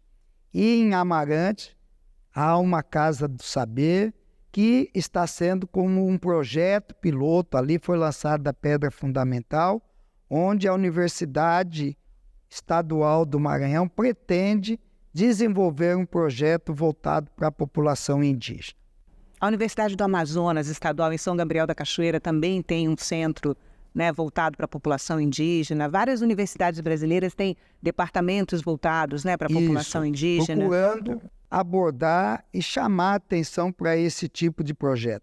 Mas, na verdade, essas ações localizadas, elas são insuficientes em virtude da amplitude do nosso território, do fato de termos cerca de 305 povos dentro do nosso território, cada um com a sua peculiaridade territorial e cerca de 175 línguas. Isso cria uma diversidade muito grande de conhecimentos, de costumes e de saberes que nós devemos nos apropriar para construirmos uma nova realidade do conhecimento brasileiro. Senador, o que muda com a criação de uma universidade de povos indígenas no Brasil? Bem. O que nós devemos entender é que essa população indígena habita o nosso continente há cerca de 10 mil anos. Durante esse período, eles adquiriram um conhecimento inestimável dos nossos recursos naturais e como transformar esses recursos em benefícios para a sua população. Se nós vemos que essa população viveu, sobreviveu, se tratou com os conhecimentos advindos da apropriação desses recursos naturais, e quando os europeus chegaram aqui há cerca de 500 anos, encontraram um ambiente natural praticamente intocável, onde uma população estava ali presente, saudável, em grande número, dominando e vivendo em um território do qual eles tinham pleno conhecimento de como atuar nesse meio ambiente. E os conhecimentos que foram passados ao mundo ocidental naquela ocasião foram extremamente importantes, que construíram e mudaram os costumes, a alimentação e, inclusive, a parte cosmética e medicamentosa do continente europeu. nós poderíamos falar de costumes como tomar banho, andar descalço, dormir de rede. A fonte de informação da base alimentar que o continente americano ofereceu ao continente europeu, através do conhecimento da batata, do milho, do feijão, da mandioca, tá certo? Que foram alimentos que permitiram que o continente europeu e as demais partes da civilização que passavam por crises de fome muito frequentes fossem abastecidos com uma nova fonte de proteína, de carboidratos, tá certo? E se nós pensarmos que qualquer um de nós hoje, que porventura tenhamos feito uso de um antibiótico, de um analgésico, de uma medicação psicoativa, que usamos algum produto cosmético, a possibilidade disso ter vindo em decorrente do domínio de um conhecimento ancestral do povo americano é extremamente grande. E é esse conhecimento imenso que ainda tem muita coisa a ser descoberto, que é transmitida por uma via oral, de conhecimento passado de geração a geração. E há um risco muito grande de se perder esse manancial de informações. Nós não podemos imaginar a quantidade de princípios ativos que são conhecidos dessa população e que ainda não foram passados aos demais membros da comunidade humana. Nós não podemos imaginar a questão de princípios elementares de conduta, inclusive humana, de conhecimento, etc., que estão ali presentes e nós precisamos, além de fixar este conhecimento que pode ser perdido de uma geração para a outra, fazer com que esse conhecimento, agora unido a um conhecimento formal, possa construir um novo conhecer, um novo saber brasileiro muito mais inclusivo e rico. Então seria muito além da formação acadêmica da população indígena. Seria também um centro de pesquisa e construção de conhecimentos que fariam os conhecimentos, os saberes da sociedade ocidental e os saberes indígenas convergirem. Para o conhecimento formal, já existem programas do Ministério da Educação, hoje há cerca de 100 mil membros da população indígena que estudam nas universidades, tanto públicas como privadas, que são amparados por uma série de programas de incentivo, e isso não deve ser interrompido. Isso deve ser continuado. A proposta da Universidade Indígena é uma proposta muito mais ampla, muito mais inclusiva. Quer que dentro das comunidades dos povos indígenas e a maneira como vai ser construído isso, não deve ser um único campus, provavelmente vão ser campos diferentes, com um controle central, onde em cada região conhecimentos diferentes que a fauna, a flora, a natureza regional, as línguas, que são cerca de 175 línguas dos povos originários, tá certo? Toda essa riqueza vai ter que ser construído um modelo em decorrência disso, e essa determinação não foi uma determinação aleatória. Foi uma decisão que partiu do presidente Luiz Inácio Lula da Silva, que em abril de 2024, neste ano, determinou ao Ministério da Educação, ao ministro Camilo Santana e à ministra dos Povos Indígenas, Sônia Guajajara, que organizasse um grupo de trabalho para que elaborasse os conceitos dessa universidade indígena. Mas essa é uma demanda dos povos indígenas também. É uma demanda antiga dos povos indígenas. É uma demanda dos povos indígenas, mas é uma necessidade do povo brasileiro, na verdade, uma necessidade da humanidade se apropriar desses conhecimentos que ali estão preservados, antes que eles se percam dessa transmissão oral.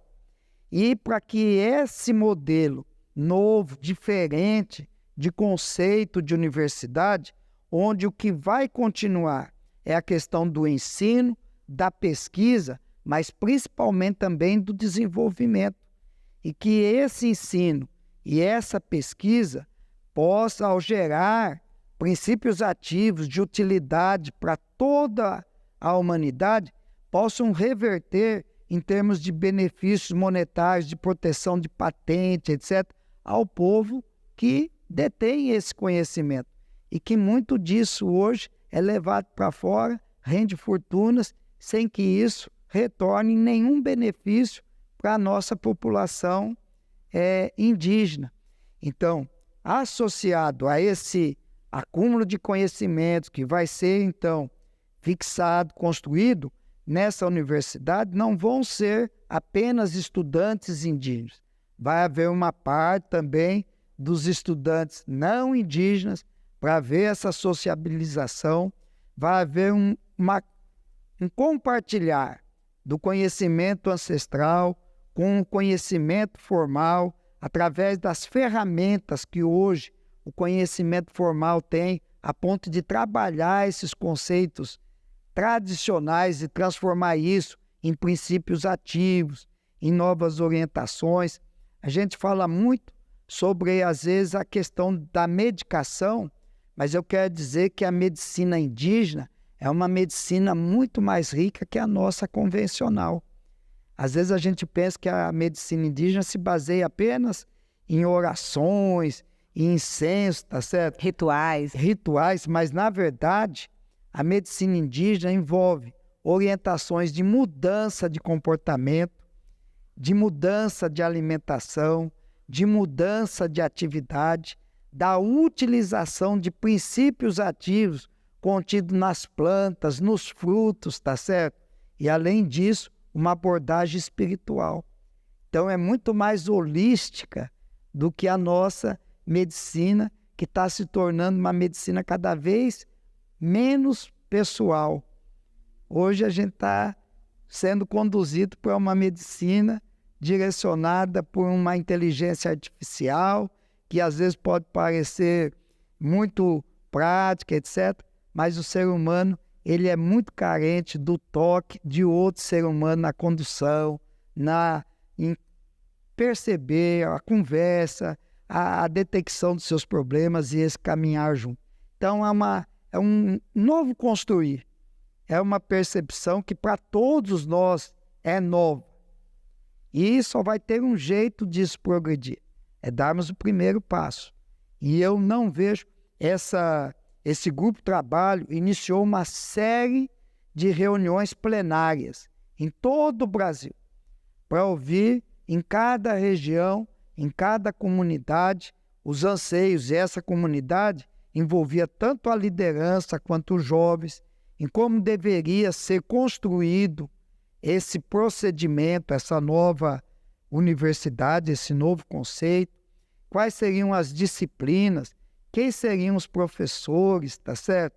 Como seria essa construção? Seriam estruturas físicas? Seriam a exemplo da Universidade do Vaticano, da Universidade da ONU, que tem sedes físicas pequenas e a maior parte dos campos são de forma digital, etc. Há todo um universo de construção que nós vamos ter que aprender juntos, vamos ter que caminhar. E há um prazo para que essa construção desses diálogos, etc., termine, para que tanto o Ministério da Educação quanto o Ministério dos Povos Indígenas apresente um relatório para, a partir daí, ser realmente dado o start na construção desse projeto. O primeiro passo, então, é a finalização desse relatório do grupo de trabalho do Ministério da Educação. De ouvir a quem interessa, que é o povo indígena, a melhor maneira de construir uma universidade, uma casa onde esses conhecimentos que eles detêm possam ser passados de uma maneira bem eficiente, bem eficaz, tá certo? E além dessa orientação, por quê? Porque daqui a pouco mais de um ano nós vamos ter no Brasil, na região amazônica, a COP30. A Conferência do Clima, né? Onde as atenções do mundo todo estarão voltadas para as questões climáticas e principalmente para a maior ferramenta que o mundo hoje tem para enfrentar essa condição, que é o bioma amazônico. Mas, senador, uma estrutura tão complexa como essa que o senhor está falando e tão desafiadora de ser construída, existe alguma condição de ter alguma parte dela de pé já para a COP30 em Belém? No ano que vem? Porque é em 2025, né? Novembro de 2025. Eu acredito que construção depende de vontade política. Eu acredito que quem deu motivo e a ordem para que isso construísse vai colocar isso como prioridade, tá certo? A grande dificuldade desses tipos de projetos é sempre a questão financeira. A questão do custo depende de quanto você almeja que aquilo possa ser concretizado. O fato de ser um projeto que alcance uma população que é emblemática para a nossa região, que alcance uma fala, um discurso que tem muito a ver com a parte de proteção ao meio ambiente, mas principalmente de aproveitamento sustentável do recurso. O mundo ocidental, ele desenvolveu uma teoria econômica em que os nossos recursos naturais deveriam ser utilizados da maneira mais rápida possível para construir uma riqueza material. E o que nós vemos é que o projeto de economia da população indígena do nosso continente era um projeto de preservação do meio ambiente e crescimento com sustentabilidade. Hoje nós vemos que há um pouquinho de atrito entre a parte ambiental e a parte de produtividade. E o que a população e a sabedoria indígena nos ensina é que essas coisas não são antagônicas, elas são coincidentes e devem andar juntas. E esse modelo de bioeconomia que eu vejo presente dentro do conhecimento indígena, juntamente com essa questão outra de domínio de princípios ativos, medicamentosos, etc., é que constrói uma visão de horizonte muito promissora. E com isso, eu acredito que não vai faltar recursos do nosso governo, tanto do ponto de vista do Ministério da Educação. Na nossa audiência, eu sugeri que o Ministério do Meio Ambiente, através do Fundo Amazônia, tivesse participação nesse custeio, no custeio dessas ações, que tem muito a ver com a filosofia do Fundo Amazônia. E eu acredito também que o mundo todo vai se sensibilizar com um projeto que visa trazer um novo horizonte do saber como um todo, não é? Conhecimento ancestral junto com o conhecimento formal, construindo um novo paradigma do saber. Senador, um dos grandes desafios que vários alunos indígenas relatam das suas experiências universitárias é o preconceito e a solidão, que podem ser opressores até para o desenvolvimento acadêmico, além de toda a questão emocional, né? De um garoto, uma garota que morou em aldeia durante toda a vida e sai da sua aldeia para a experiência universitária. A universidade indígena pode assegurar uma situação mais confortável para essas pessoas? Bom, eu acredito assim. Ninguém chegou a um ambiente... Porque o senhor mesmo falou da quantidade de indígenas que hoje estão em universidades e passando por vários desafios, né? Ninguém chegou a um ambiente universitário preparado para aquele ambiente. Eu não estou dizendo só dos indígenas, não. Eu digo você, eu. Quando você entra numa faculdade, em uma universidade, é um novo ambiente para você. Um ambiente em que você vai ter que vencer uma série de desafios e construir um projeto de conhecimento que você acreditava ser adequado para você. Agora imagine você que está habituado com um ambiente urbano, que está habituado e domina plenamente o português, você que já tem o costume das matérias, das disciplinas convencionais que são passadas, tem essa dificuldade, imagine quem foi criado em uma outra língua, em um outro ambiente, com um outro tipo de cultura, de repente ser colocado em um ambiente dessa natureza.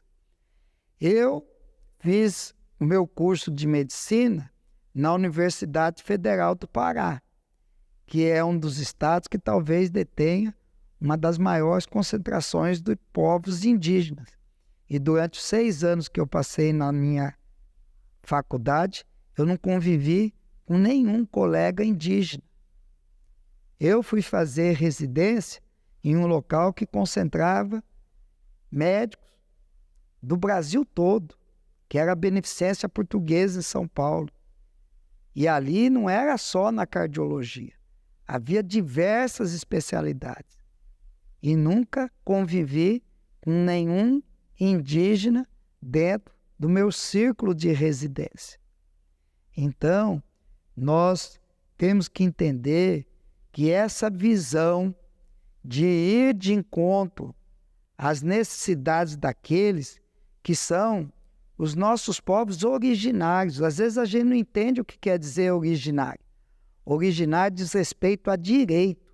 É um direito que precede o direito constitucional. Se o direito constitucional é um direito básico, o direito originário de quem estava aqui antes que o Estado fosse organizado tem que se sobrepor.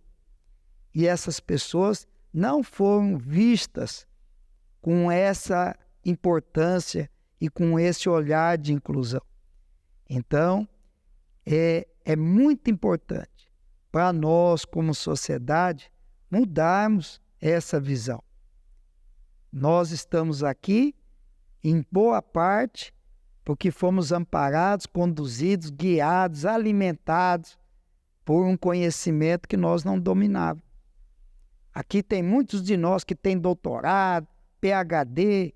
Se você estivesse num avião e caísse em plena selva amazônica, eu queria ver o que você faria com todo esse seu conhecimento para conseguir se manter vivo. Então, devemos abraçar, mudar e fazer um conhecimento de mais inclusão, levar para dentro dessas comunidades indígenas o conhecimento formal para se associar a esse conhecimento tradicional dentro do ambiente que seja o dele, para que ali ele continue dentro da sua comunidade. Se quiser sair, vai sair por opção, para que esse enriquecimento, quando ele sai de lá e vai para uma universidade fora do seu ambiente, eu creio que a possibilidade dele retornar para a sua comunidade vai se tornar muito pequena. E às vezes o conhecimento que ele construiu não chega a traduzir um benefício concreto na sua comunidade de origem. Então, é um desafio? É um desafio. É um desafio que merece ser encarado, não tenho dúvida. Tem pessoas de visão muito maior do que a minha, voltados para essa situação? Tem.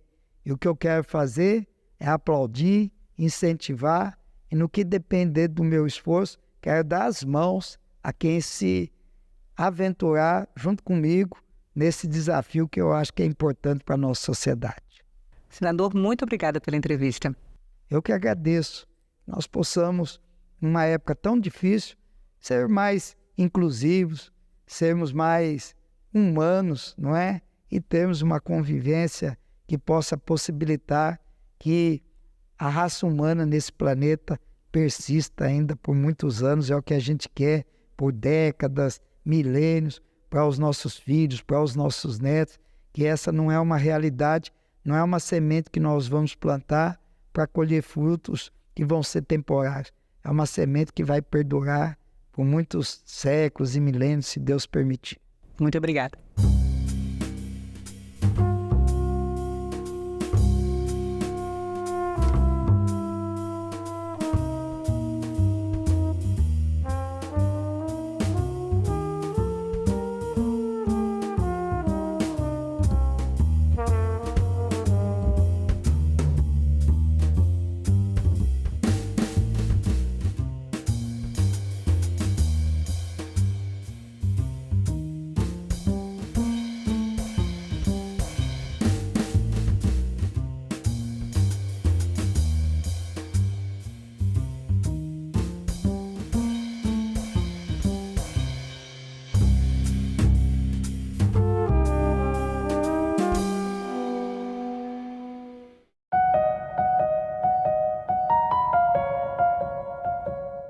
No próximo assunto de Estado especial Eleições, vamos falar aqui sobre os desafios dos novos gestores que serão eleitos no pleito municipal que se aproxima.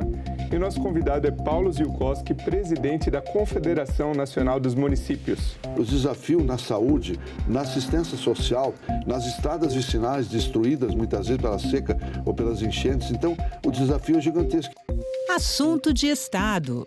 Hoje, 20h, aqui na TV Senado.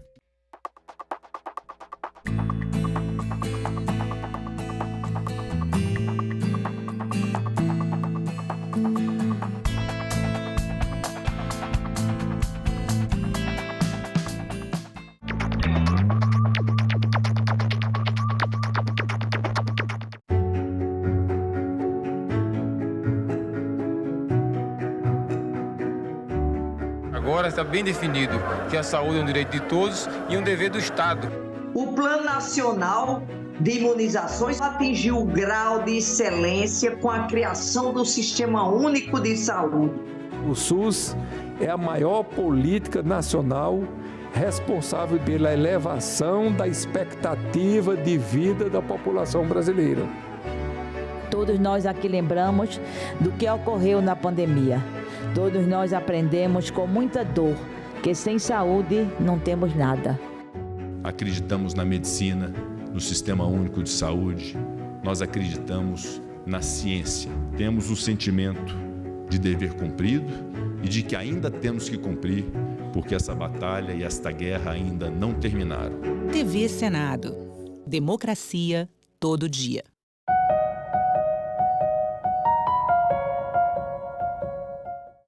O programa a seguir é livre para todos os públicos. O pedestre tem responsabilidade, ciclista... Uma cadeira na academia me foi negado pela história e pelo meu país. Hoje nós podemos, com o nosso megafone, que é o diploma na mão, nós não podemos recuar nesse debate. Declaro aberta a 7ª reunião da Comissão Senado.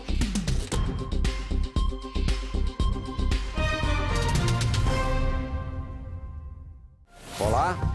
Mais de 15 mil mortes nos últimos 3 anos, média de 13 mortes por dia, somente no ano passado. Vítimas de todo tipo de violência, homicídio, feminicídio, mortes decorrentes da ação da polícia.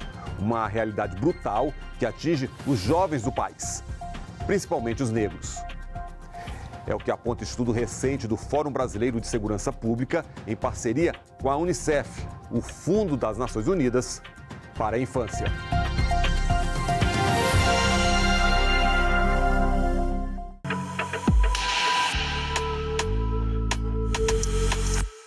Dentro de casa, nas ruas, não importa o local. Mortes violentas, intencionais. As vítimas, crianças e adolescentes. A maioria negros. E não é de hoje. O tema foi discutido na Comissão de Direitos Humanos do Senado. Por um tempo havia um entendimento de que havendo o investimento ou a capacidade do país, o país demonstrando capacidade de crescer economicamente, de combater as causas da desigualdade, da miséria, nós teríamos condições de automaticamente também reduzir esse cenário de violência, de mortalidade violenta. Pelo menos há 10 anos nós podemos dizer que esse argumento ele é insuficiente. Então vamos aos números. Entre 2021 e 2023, mais de 15 mil crianças e adolescentes assassinados no Brasil. Ano passado, média de 13,5 assassinatos por dia. E a questão racial chama a atenção. Mais de 64% das crianças de 0 a 4 anos vítimas de morte violenta e intencional são negras. Já para os adolescentes negros, de 15 a 19 anos, o número sobe para mais de 83%.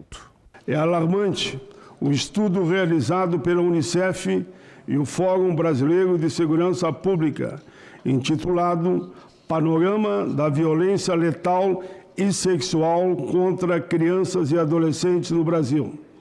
Há uma realidade devastadora que aqui foi revelada. Nos últimos 3 anos, mais de 15 mil crianças e adolescentes com idade entre 0 e 19 anos foram mortos de forma violenta em nosso país. Além disso, no mesmo período, vejam só, 165 mil meninas e meninos dessa mesma faixa etária, de 0 a 19 anos, foram vítimas de violência sexual. Esses dados nos deixam mais do que preocupados, tristes, até envergonhados que isso aconteça no nosso país. Como vimos aí, os fatores raça, idade e sexo prevalecem na pesquisa. O risco de um jovem negro do sexo masculino ser assassinado no Brasil é 4 vezes maior em relação a um adolescente branco.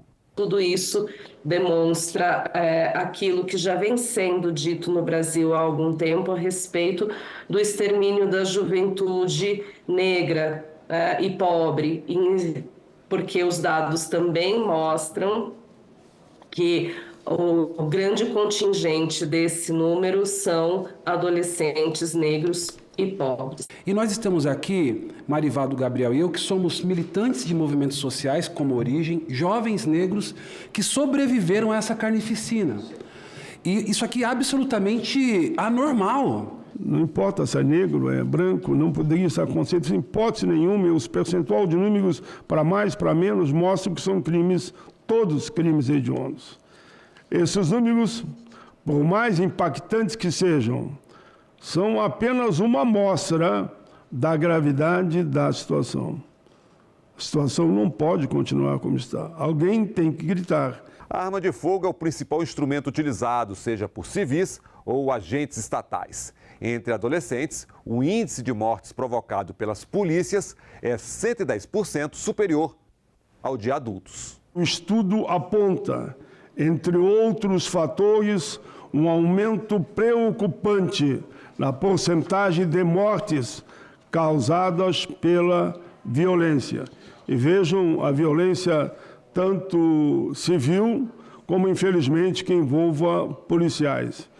Um dado, em 2023, quase 1 em cada 5 crianças e adolescentes mortos no Brasil foi vítima de balas da segurança pública. Chama a atenção que as mortes provocadas pelo Estado também têm essa mesma resiliência. Também sempre acima de 70%. E quando nós falamos das mortes provocadas pelo Estado, nós temos então que reconhecer aqui que o Estado, então, nesse caso, é indefensável que ele não tenha a capacidade de produzir políticas públicas eficazes para evitar essas mortes. E como criar controles e qualificar a ação policial para evitar as mortes violentas? E em relação às mortes do Estado, a gente também tem uma agenda importante a tratar e uma agenda em relação à qual esse Senado já avançou no debate, inclusive por meio de comissão parlamentar de inquérito e também da construção de propostas legislativas com forte participação da sociedade civil. Eu destaco aqui um PL, que é o PL que põe fim aos autos de resistência. Infelizmente não conseguimos votar e a gente não queria nada demais, a gente só queria que quando houvesse morte em operação policial, a gente tivesse o local do crime isolado, fosse realizada a perícia e o Estado investigasse para saber o que aconteceu. A gente não queria nada demais, a gente só queria isso. Só queria isso. Mas mesmo assim encontramos uma resistência muito grande. A gente fala dos autos de resistência e eu me lembro há quantos anos de fato a gente vem falando a respeito desse projeto de lei. Eu acompanhei também boa parte, pude fazer parte do coro da sociedade civil pelo fim dos autos de resistência e de fato foi um assunto que sumiu depois de um tempo, mas a gente precisa resgatar, porque essas investigações, elas também vão nos levar a uma maior elucidação dos casos, a uma resposta de justiça para essas famílias. Câmeras corporais, uma forma de prevenção, de redução das mortes.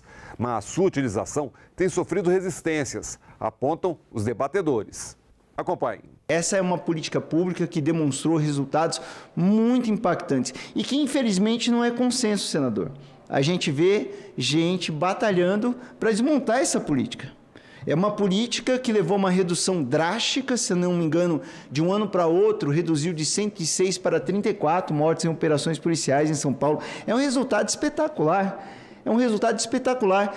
E, por incrível que pareça, uma política bem-sucedida como essa, que deveria ser consenso, é fonte de constantes ataques. Sim, em outra pesquisa feita em São Paulo, demonstra uma redução alarmante do número de homicídios em confronto com a polícia, especialmente de adolescentes. Então, ela é uma medida importante, ela era fundamental. O Ministério da Segurança Pública, de Justiça e de Segurança Pública, fez uma recomendação nesse sentido. Se você é autorizado a utilizar a violência em nome do Estado, em nome da sociedade, você tem mais ainda o dever de transparência. A sociedade tem o direito de saber para o que você está usando a violência em nome dela. Então isso é muito importante. Eu acho que as câmeras corporais é um ponto muito importante para que a gente mude esse cenário. Abordagem policial, controle de armas, clubes de tiro. Outras questões também discutidas durante a audiência pública. O projeto de lei 5231 de 2020, que trata da abordagem policial, apresentado por mim aqui no Senado, foi aprovado e está na Câmara dos Deputados há alguns anos. O país não pode mais aceitar abordagens truculentas, racistas, discriminatórias, preconceituosas, que são um veemente ataque aos direitos humanos e à dignidade. Nesse momento em que os dados apontaram que a maioria preponderante das mortes provocadas contra crianças e adolescentes ocorrem por arma de fogo, nós sabemos do esforço de Vossa Excelência e de forças comprometidas com a vida das crianças e adolescentes no Brasil para evitar a votação de um projeto de decreto legislativo que retrocede na política de controle de armas. Temos que melhorar os programas de gestão do uso da força e redução da letalidade policial, onde entram aí as câmeras, mas não só. A gente precisa de um modelo integrado de controle de armas, uma vez que se aumenta a circulação de armas no país, aumentam as mortes de crianças e adolescentes fatalmente. Eu passo diariamente, porque eu deixo todo dia e busco o meu filho na escola. E eu passo na frente de um clube de tiro, na rua da frente, senador. Ah, mas há um direito adquirido a ter um clube de tiro na frente de uma escola? Eu tenho que explicar todo dia para o meu filho que é normal ter um clube de tiro? Ah, ele é um espaço discreto. Senador, tem uma imagem toda mostrando que aquilo é um clube. As pessoas que frequentam, não estou as criminalizando, podem ser pessoas que cumprem a lei, que tomam todos os seus cuidados, mas eu quero falar da mensagem, eu quero falar dos riscos, eu quero falar do projeto de sociedade e dizer que é fundamental o compromisso de todas as pessoas que se importam com a vida dessas crianças e adolescentes em passar a mensagem que a prioridade para a defesa das suas vidas é investir em educação, em esporte, cultura e na proteção da sua vida. Gabriel, meus cumprimentos. Fiz um encerramento dando exemplo da tua caminhada, do teu filho, em direção à escola, e um clube de tiro bem na frente, e tu tem que explicar para o menino por que isso. E querem votar essa questão aqui no Senado. Tem algumas votações aqui que, de fato, me deixam muito, muito triste. Eu sou um defensor permanente da liberdade de expressão, da democracia, mas tem alguns temas que não são favoráveis à vida, os temas que atacam a vida das pessoas. E a educação? Segundo números apresentados na audiência, crianças e adolescentes negros do sexo masculino, maiores vítimas da violência, têm acesso tardio e maior evasão escolar. 19% dos meninos pardos e negros acessam a escola com 8 anos ou mais. No ensino fundamental, cerca de 36% deles foram reprovados pelo menos uma vez e 17% já abandonaram a escola também pelo menos uma vez nessa trajetória. O quadro apresentado pelos dados educacionais do ensino fundamental expressa um fato inexorável que a escola de educação básica brasileira é avessa aos meninos negros, que perfazem suas respectivas trajetórias educacionais, via de regra, de forma irregular. Na cidade, meninos negros, por serem meninos negros, estão mais afetados à ausência escolar. Isso precisa ser alvo da política, ou seja, tem que ter fomento específico, para além do território, no sujeito, no perfil. A escola não apenas como um local de formação, mas também de proteção. O desafio é tirar o jovem da violência das ruas, garantir a permanência na escola e promover a inserção social desses estudantes. Se eu tivesse que escolher, Paulo Paim, querido senador, uma ação reparatória radical no nosso país, do ponto de vista da reparação histórica, seria o investimento pesado, bilionário, em manter com bolsa, com recurso, com dinheiro, nossos jovens negros nas escolas. Isso mudaria o país radicalmente, drasticamente, num curto espaço de tempo. Nós não temos política para fazer permanecer jovens negros nas escolas. Então, se tem algo que precisa ser feito para estancar outros processos de violação e de deteriorização social, é o investimento pesado na manutenção de jovens negros nas escolas, especialmente dos meninos negros. Agora vamos à geografia da violência contra crianças e adolescentes. Em 2023, os estados com maiores taxas de mortes foram o Amapá, Bahia, Espírito Santo, Pernambuco e Ceará. A proposta é investir nas regiões mais violentas. É evidente que é importante ter as políticas gerais, mas se o Estado identificar e tiver a capacidade de identificar as políticas públicas para os territórios mais violentos e mais específicos, ele vai ser mais eficaz. E aí, nesse caso, incide um dado importante. O pesquisador Daniel Cerqueira correlaciona, por exemplo, o investimento em educação. Tem um investimento geral em educação para promover a educação dos nossos jovens, mas tem um investimento naquela região onde as mortes violentas são mais agudas.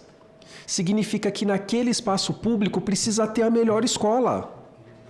Significa que naquele espaço público precisa ter o melhor acesso ao esporte, o melhor acesso à cultura. Porque nós estamos falando da necessidade de enfrentar um fenômeno e de trazer alternativas sociais que sejam eficazes para aquele contexto de território. Estamos falando de um país que tem mais de 5.500 municípios, e se nós falarmos de 200 dos municípios que têm maior incidência dessa violência, nós vamos enfrentar a parte mais preponderante do dado. Então, é política pública focalizada. Educação, esportes, lazer, atividades comunitárias, políticas integradas de prevenção, mas treinar também quem cuida desses jovens. Escola, trabalho e renda, ambiente comunitário, né? São pontos em que o Estado poderia ser muito mais efetivo e há, sem dúvida nenhuma, possibilidades de bons resultados. De acordo com todos os levantamentos, pesquisas, dados que nós temos, esses são elementos fundamentais para manter jovens na escola, para garantir uma trajetória regular, para o acolhimento familiar, para que a juventude trabalhada nos espaços comunitários e educacionais possam estar menos sensíveis ao apelo do crime organizado, por exemplo. Quem tem poder de chegar com política pública ou com ação efetiva nos rincões desse país é o Estado brasileiro.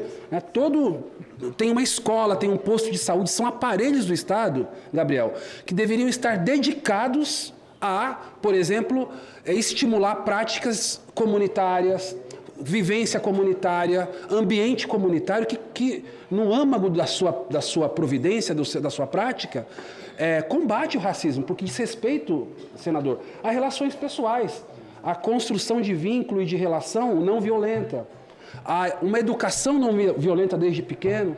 Então, isso tudo contribui como um todo, porque não é uma ação só que vai dar resultado, né? A gente tem algumas políticas muito importantes que vale destacar aqui, como, por exemplo, o Convive, que é a construção de equipamentos em áreas com altos índices de violência que gerem oportunidade de esporte, lazer e educação para a juventude.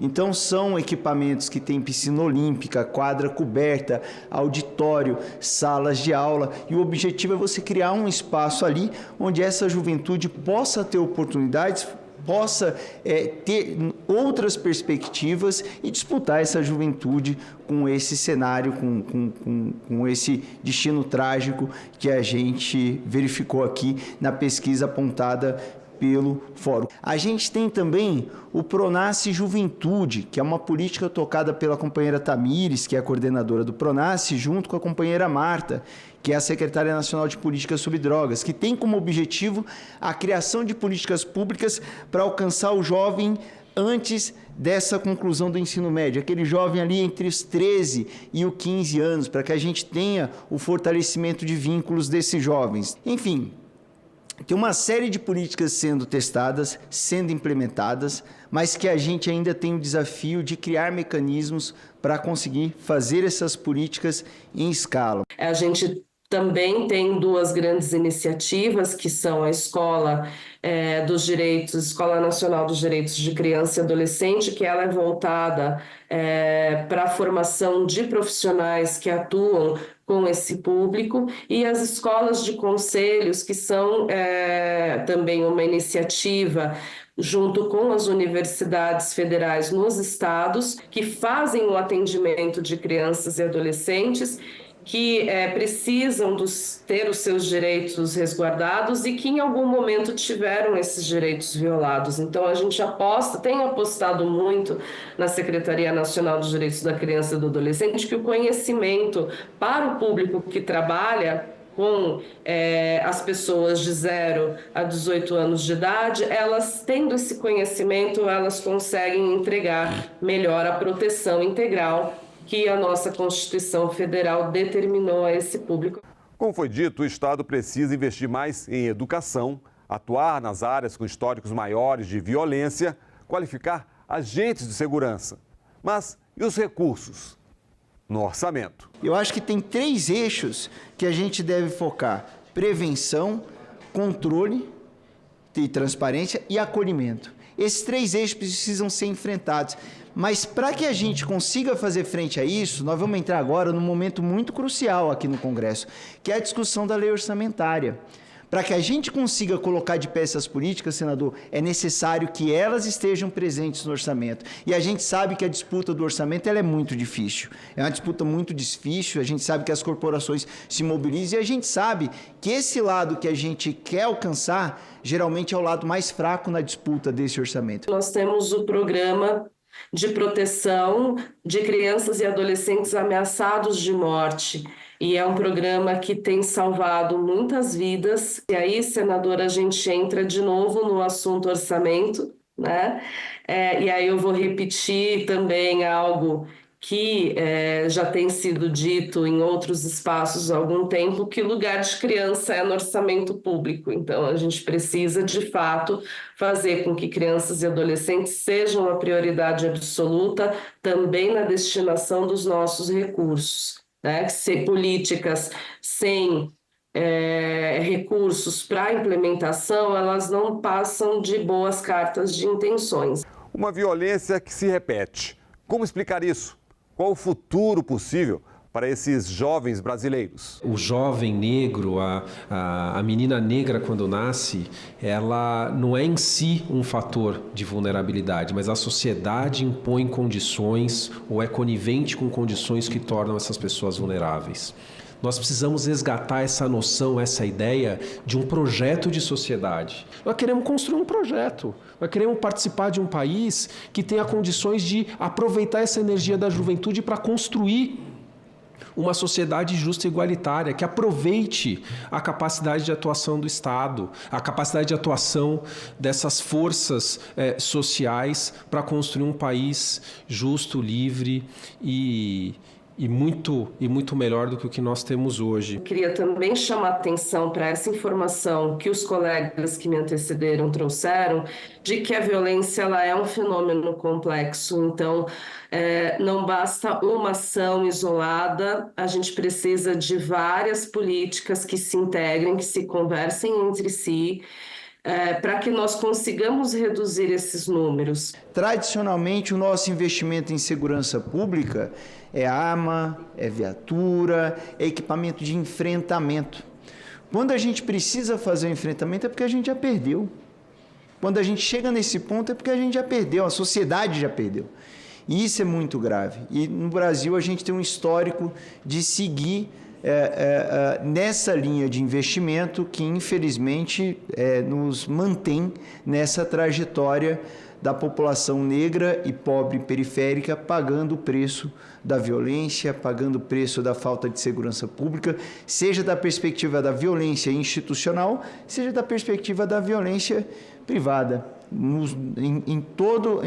resultado final será sempre um corpo negro tombado em alguma esquina e ninguém vai responder por isso, infelizmente. Então, é mais um apelo assim, para que a gente tenha, de fato, essa união de família, de sociedade, de Estado, e aí compreendendo dentro dessa sociedade não só os indivíduos, como também as empresas, as organizações sociais, porque é uma responsabilidade de todos, né? Garantir um futuro, garantir uma vida plena para crianças e adolescentes com pleno desenvolvimento também, como Douglas nos coloca, né? Não só o direito à vida, mas o direito ao desenvolvimento pleno, isso é um dever de todos. A Comissão de Direitos Humanos vai fazer a sua parte aqui no Congresso Nacional, mais especificamente no Senado, e estamos dispostos a deslocar para qualquer região do país para aprofundar o debate e que se tome medidas cabíveis para que esses crimes hediondos não continuem acontecendo. O Brasil precisa agir com urgência e firmeza no combate à violência contra nossas crianças e adolescentes. Todos nós sabemos que a omissão é uma forma de cumplicidade.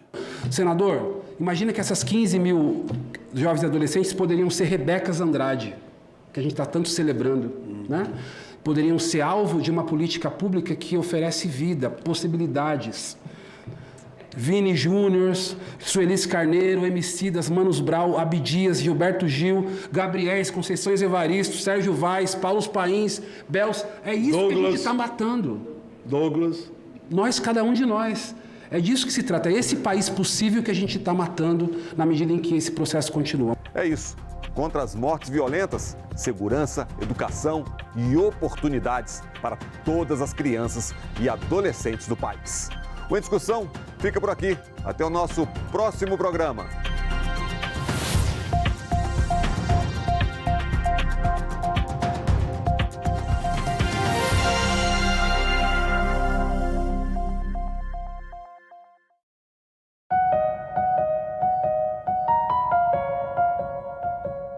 No orçamento brasileiro, para 2025, 92% das despesas são obrigatórias, restando apenas 8% em despesas discricionárias, que são aquelas em que há alguma decisão sobre onde e como investir, como gastar.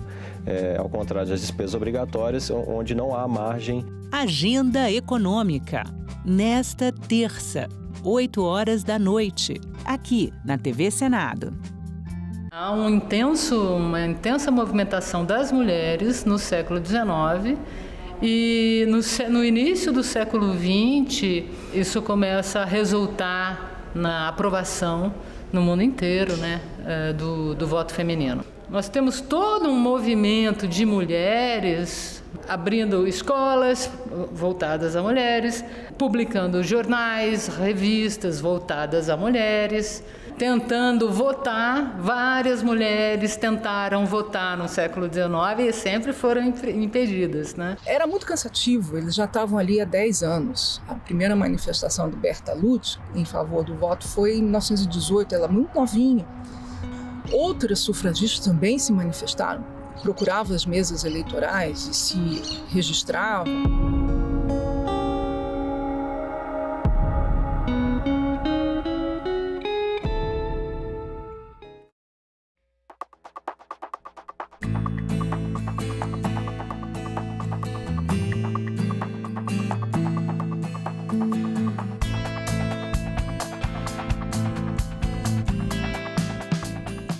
Maria acordou com uma missão: escolher o prefeito ou a prefeita que vai administrar o dinheiro dos impostos que ela paga para manter a cidade limpa, melhorar a escola dos filhos, solucionar os ônibus lotados e acabar com as filas nos postos de saúde.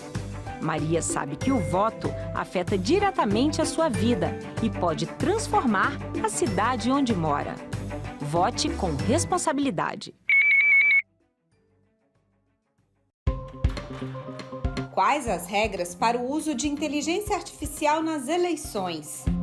Como lidar com as novas tecnologias? Especialista em marketing político e eleitoral Marcelo Vitorino e o professor de Direito da USP, Juliano Maranhão, respondem a essas e outras perguntas. TV Senado Live, nesta sexta, 8h30 da noite.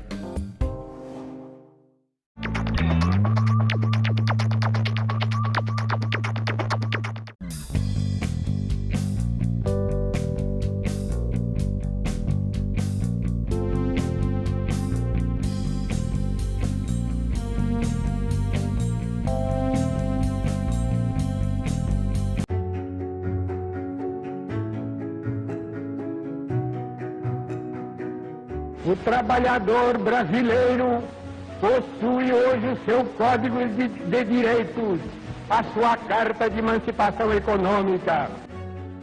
Os direitos trabalhistas serão, a partir de agora, de todos. É o enterro de mais um preconceito, de mais uma intolerável discriminação. Foram necessários muitos anos para que o direito à previdência, o direito básico ao descanso na velhice, após uma vida inteira de trabalho, se estabelecesse de forma ampla no nosso país. Colegas profissionais da enfermagem, esse é o tempo de vocês, esse é o tempo da valorização da enfermagem do Brasil. Prevalece a sensação de que ainda nos resta muito chão a marchar em nome dos trabalhadores brasileiros. TV Senado. Democracia todo dia.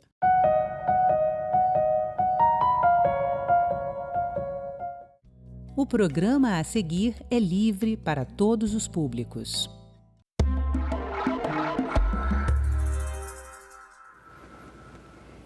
O que é o contrato de namoro e como funciona esse tipo de acordo cada vez mais popular entre casais brasileiros? Direito de família é assunto de cidadania e é sobre isso que eu converso agora com a advogada Renata Cisne.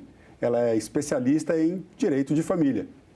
Renata, obrigado pela sua presença em nosso programa. Seja bem-vinda ao estúdio da TV Senado. É sempre uma alegria poder participar, Marcelo. Obrigado pelo convite.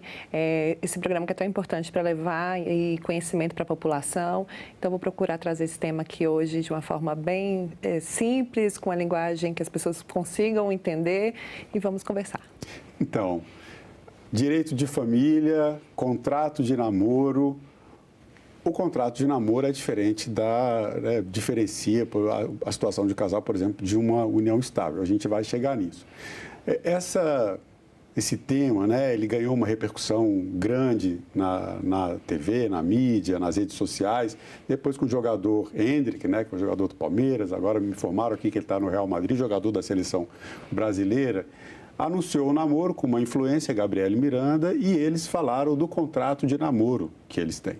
Isso causou muita repercussão na internet, as pessoas querendo saber as cláusulas desse contrato. São dois jovens e o contrato de namoro deles basicamente fala sobre as regras de convivência entre os dois. Se pode discutir, se não pode, se é exclusivo, se não é. Até coisas como dizer eu te amo em todas as situações e até multas para quem infringir, qualquer um dos lados que infringir o contrato. Mas para que serve? Explica para a gente o que é o contrato de namoro. É para isso? É só para essas questões das regras de convivência ou vai além? Então, eu acho que a primeira pergunta é por que fazer um contrato de namoro? Sim, por quê? Né? Porque o contrato de namoro, o namoro em si, ele tem uma certa informalidade. Né? Assim, a gente, quando pensa em namorar, pensa no afeto, pensa em poder ir ao cinema, né? Essas coisas. Não está pensando muito em caráter patrimonial, nem em regras. Então, por que a gente fala de contrato de namoro? Qual é a necessidade do contrato de namoro e por que isso tem repercutido tanto? O primeiro ponto, Marcelo, que é importante a gente observar, é que nós temos hoje no nosso mundo jurídico a união estável. E a união estável, ela tem critérios que são subjetivos. A gente não tem critérios objetivos na união estável. Então, para caracterizar a união estável, eu preciso ter uma união pública, duradoura, com o objetivo de constituir família. Então, eu tenho esses critérios que vamos combinar, que não traz nenhum caráter objetivo ali, né? Então, depende muito de como o juiz vai entender aquela relação. É uma relação pública, ela é duradoura, ela tem o objetivo de constituir família. Então, assim, a gente não tem o requisito tempo. Então, não existe essa história de que para caracterizar a união estável tem que estar 3 anos junto com a pessoa, tem que ter 4 anos. Qualquer período? Qualquer período pode se caracterizar. Um mês pode ser caracterizado? Precisa ser união pública duradoura, então em um mês eu não tenho uma relação tempo, duradoura. Né? A gente teria Isso, mas a gente sabe que tem namoros que duram 8 anos. Sim. Então, namoros que duram 5, 2, 3. Então, como que eu faço para distanciar? Se eu quero namorar, de não correr o risco de ter aquela relação considerada uma união estável.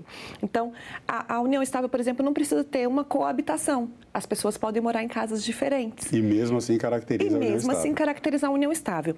Então, diante desses elementos tão subjetivos, e aí, com risco de se caracterizar uma união, uma relação que é namoro em união estável, as pessoas começaram a buscar formas de se proteger.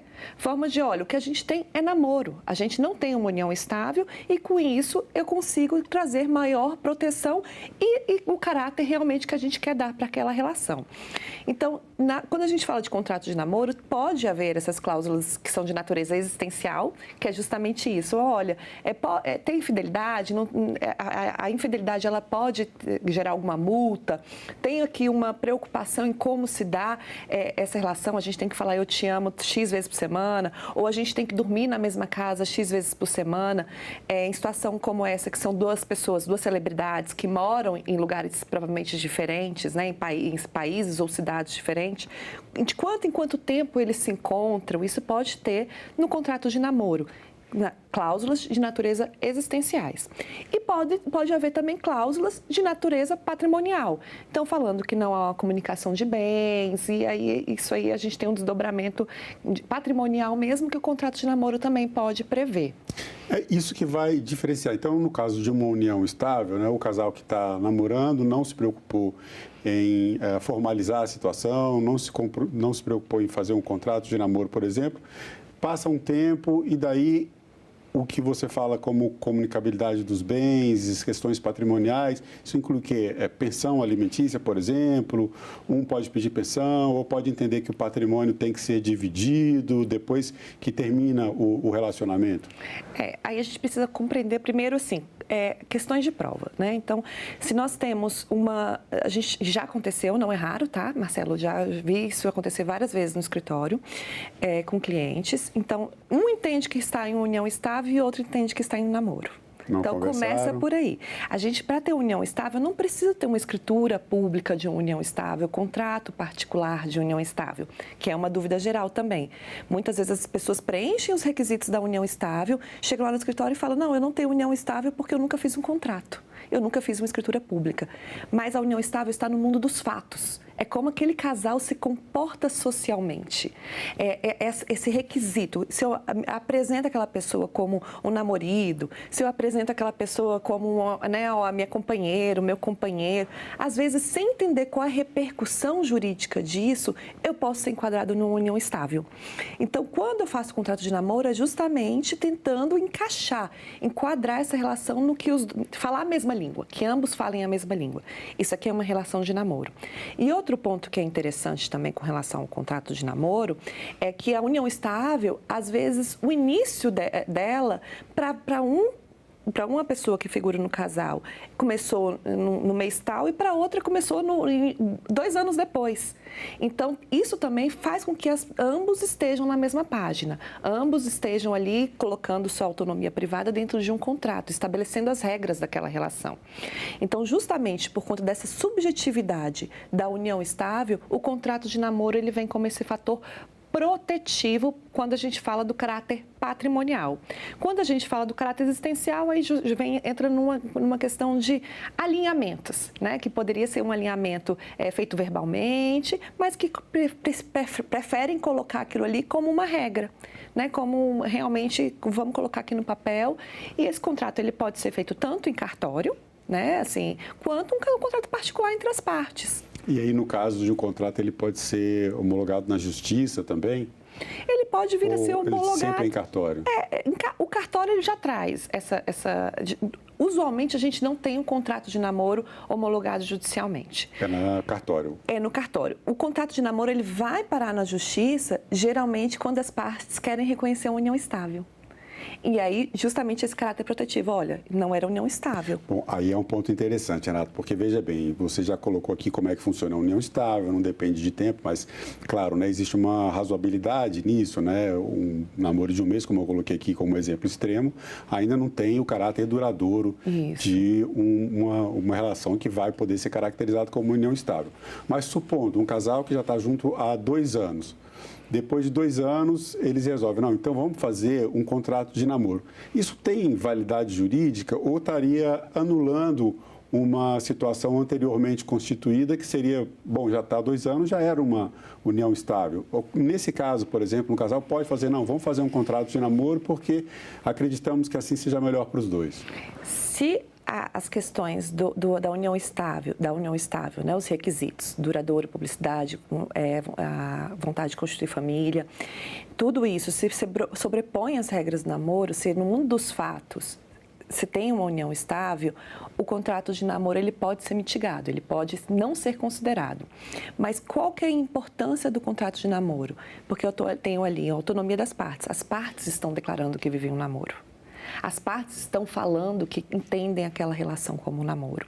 E isso tem um peso jurídico significativo. Não quer dizer que necessariamente eu vou afastar uma união estável, mas eu vou tornar muito mais difícil o reconhecimento daquela relação como união estável. Porque há uma declaração das partes, há o exercício da autonomia de vontade ali, falando o que é aquela relação.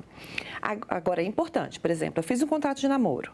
Aí aquela relação perdurou por mais 2, 3 anos e eu começo a preencher os requisitos da união estável, pode ser que eu tenha um período reconhecido como namoro e outro como união estável. Então, a importância também de estar repactuando isso conforme o tempo passa, porque o caráter subjetivo da união estável é sinônimo de risco, porque se eu quero que essa relação seja um namoro, isso significa que ela não vai ter desdobramentos patrimoniais. Não há comunicação de bens, então eu não tenho um regime de bens ali estabelecido. Então, numa situação de ruptura dessa relação, a outra parte não tem direito a uma parte do meu patrimônio, por exemplo. Não tem uma obrigação alimentar, né, de prestar alimentos. No caso de falecimento de uma das partes, não tem os efeitos sucessórios que o companheiro teria. Então, quando a gente tem uma união estável, Marcelo, e essa união estável, ela não é registrada, eu não tenho ali um contrato, seja particular, seja uma escritura pública, falando quais são as regras que aquela união estável, que regulam aquela união estável, a nossa norma já fala quais são as regras. Então, eu tenho ali, por exemplo, a aplicação do regime da comunhão parcial de bens. Automaticamente, se eu tenho uma união estável, registrada ou não, mas o judiciário entende que ali há uma união estável, eu vou ter o regime da comunhão parcial de bens. E com isso significa que os bens adquiridos, por exemplo, né, um dos efeitos, os bens adquiridos durante a união estável, durante a união estável, são partilháveis.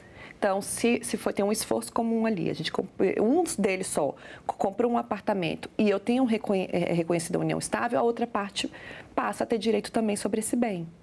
Então, é um efeito automático da união estável. E o contrato de namoro busca justamente pontuar isso. Olha, não é uma relação de união estável, é uma relação de namoro. E numa relação em que você tem um contrato de namoro, ele precisa ter um tempo determinado?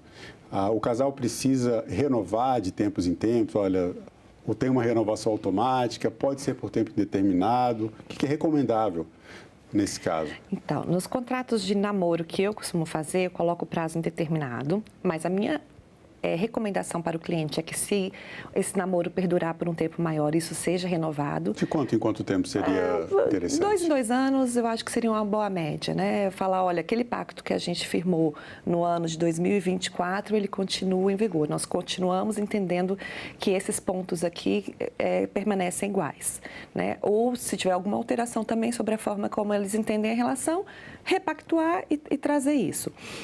E o que é mais importante, que eu coloco também nesse contrato, Marcelo, é que caso o judiciário entenda que não é namoro, que ele essa relação preenche os requisitos da união estável a qualquer momento, as cláusulas que vão ser aplicadas serão essas. Então, eu trago também a possibilidade, porque a gente não tem um controle sobre isso, né? Então, tem um contrato de namoro.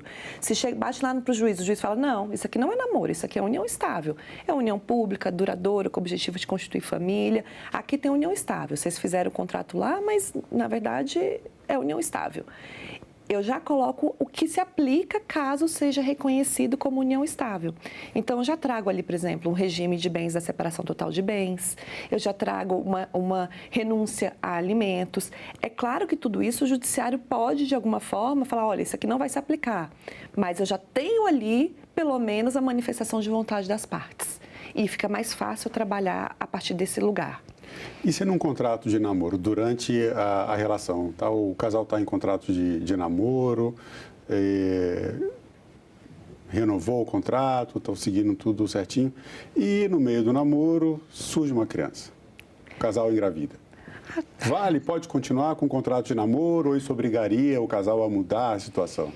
Então, o objetivo de constituir família está muito além de ter filhos, ter ou não ter filhos. Essa é uma outra pergunta boa, né? O que caracteriza isso? Mas vamos lá. Assim, então, o fato de ter filho, a gente tem filhos hoje de aplicativos, né? Tinder. Saiu uma noite, teve o filho, é namoro? É união estável? Não. É fruto de uma relação casual. O fato de ter filho não quer dizer que aquela pessoa tem uma união estável, tem um namoro. Né? A gente sabe que hoje as relações, elas, né, já diria Bauman aí na modernidade líquida, né, que as relações, hoje em dia, elas não se estabelecem como elas se estabeleciam antigamente. Então, realmente, a gente tem aí a questão do filho, ele não quer dizer que tem namoro, muito menos que tem união estável, que as pessoas são obrigadas a se casar. Né? Então, não, o filho por si só... Pode seguir. O filho por si só não quer dizer isso. Inclusive, no contrato pode colocar essa cláusula, pode se conter, que no caso de filhos, né, de haver a situação de, né, um filho comum daquele casal, não necessariamente repercute numa união estável, que eles ainda assim mantêm a questão do namoro.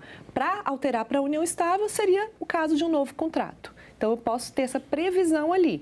Mas é claro que se eu preencher os requisitos da união estável, pode ser que o judiciário reconheça aquela relação como uma união estável. A justiça brasileira, nossas leis, elas reconhecem, né? As leis brasileiras reconhecem, né? A justiça reconhece o contrato de namoro, a validade jurídica desse contrato. Existe jurisprudência nesse sentido? Em que pé está isso dentro do ordenamento jurídico? A gente tem jurisprudências tanto favoráveis quanto contrárias à questão do contrato de namoro. É algo que ainda está caminhando. É relativamente novo, né, o tema do contrato de namoro. Mas o que é importante é que a gente tem ali um indício de manifestação das partes, então a autonomia das partes, a liberdade de contratar. Então, para eu poder fazer um contrato, eu preciso estar ali em plenas faculdades mentais, então eu preciso preencher os requisitos para o contrato. E tem a autonomia das partes. Então, isso vai para o processo com peso. Não quer dizer que o contrato de namoro ele é determinante para afastar uma união estável. Eu não posso falar isso hoje em termos de entendimento jurisprudencial. mas que é um elemento muito significativo e com peso muito relevante dentro de um processo de reconhecimento de união estável, porque estão ali as partes firmando em condições normais, né, que se todos os requisitos do contrato estiverem lá presentes, que eles têm um namoro e não uma união estável. E isso tem um peso significativo dentro do elemento prova numa ação de reconhecimento de união estável. Então, a gente tem uma jurisprudência ainda se acomodando com a situação. É um tema novo, né? Mas no caso, por exemplo, das multas, né? O casal estipula essas regras existenciais, como você colocou, e define multas. Olha, quem infringir as regras vai ter que pagar determinada multa. Pode ser um presente, pode ser qualquer tipo de acordo entre os dois. Isso é uma validade jurídica ou isso fica só no campo do casal, fica só entre eles?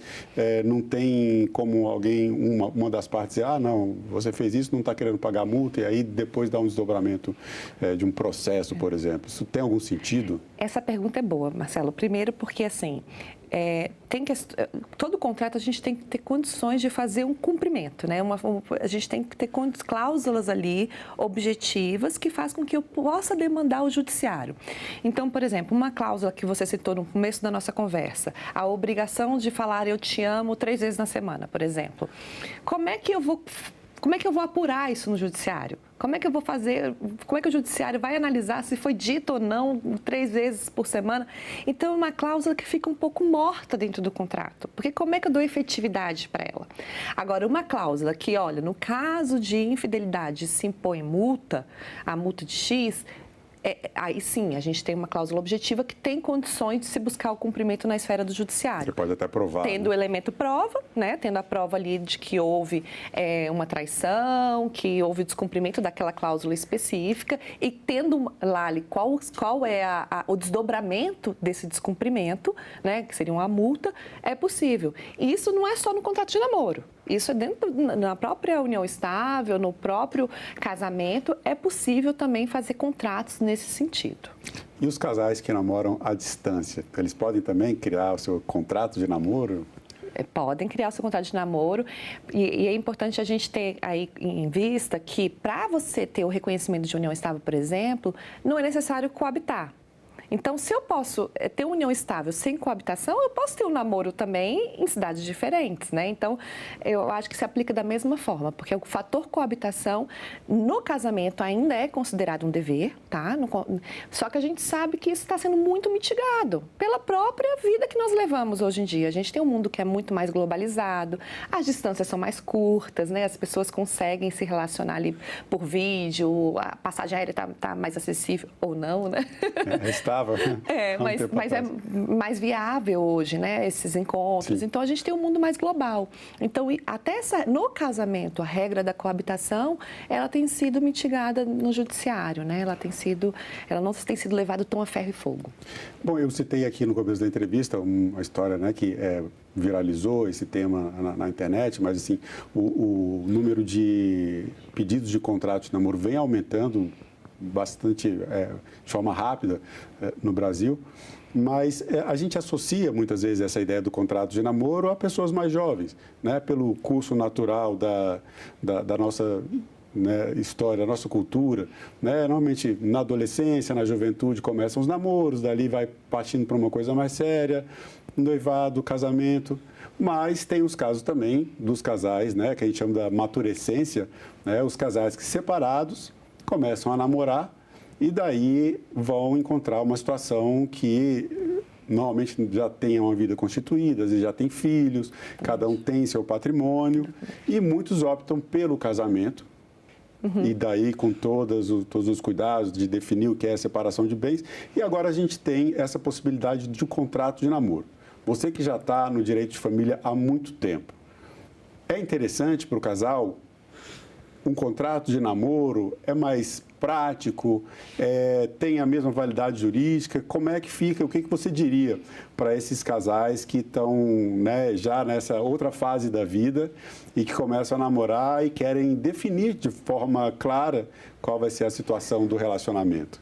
Na verdade, o contrato de namoro ele tem sido mais utilizado até por pessoas que já estão em uma etapa da vida mais avançada, com que já tem um patrimônio, que quer proteger esse patrimônio, que já tem filhos de outras relações, que também querem de alguma forma resguardar os interesses desses filhos, do que por casais que estão começando a vida. Porque geralmente quem está começando a vida não está com patrimônio ainda, não tem filhos. Então, os desdobramentos de um reconhecimento de uma união estável são muito menores de quem já tem ali um patrimônio, quem já construiu uma caminhada na vida.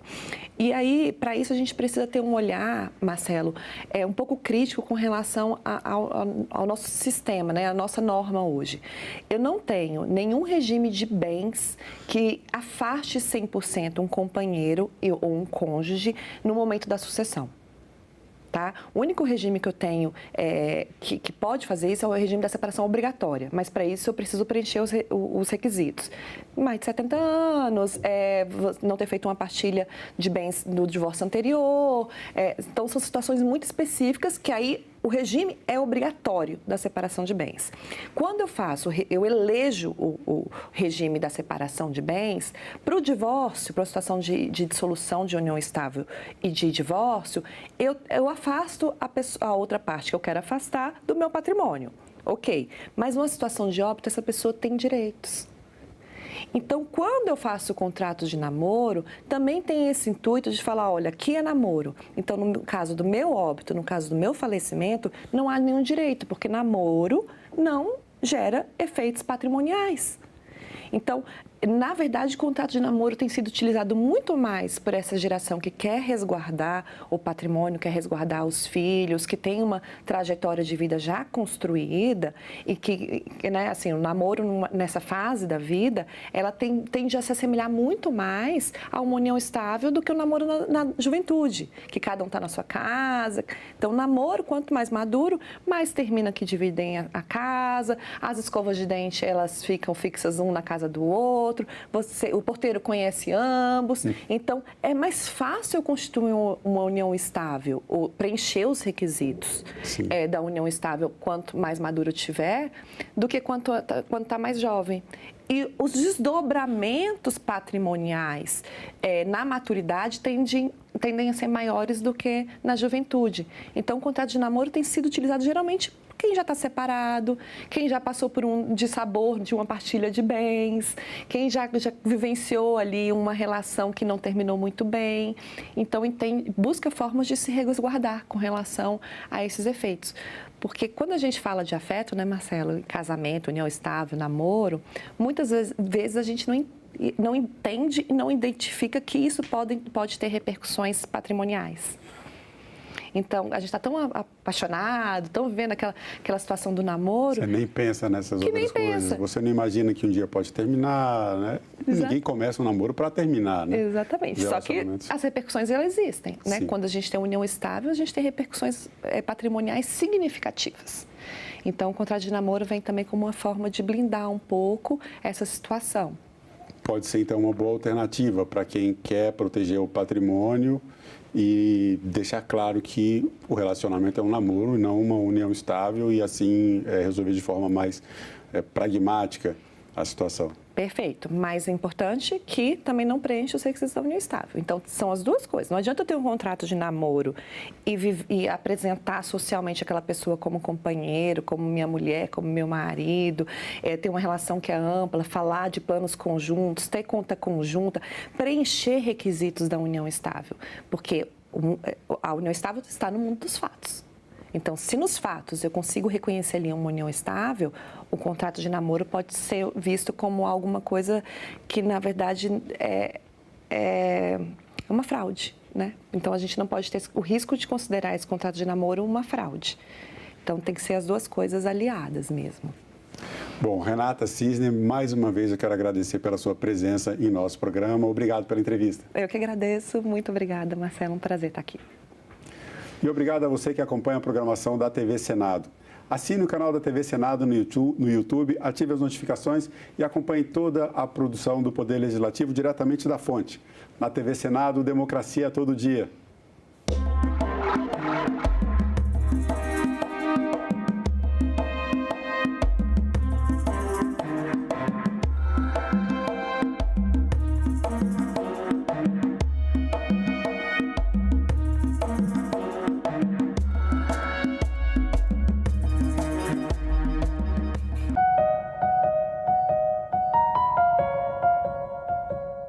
No próximo assunto de Estado especial eleições, vamos falar aqui sobre os desafios dos novos gestores que serão eleitos no pleito municipal que se aproxima.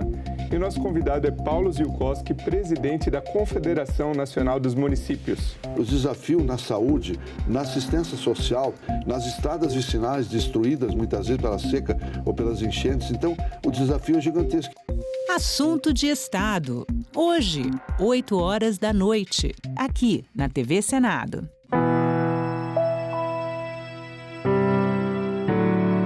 A grande ruptura, na minha opinião, que o golpe de 64 representou foi no amortecimento de uma pedagogia democrática que o país estava aprendendo desde 1946. Pelo menos durante os 10 primeiros anos do regime militar, o parlamentar, deputado ou senador que ousasse falar mais alto e de uma forma mais incisiva era cassado, tinha os seus direitos políticos suspensos.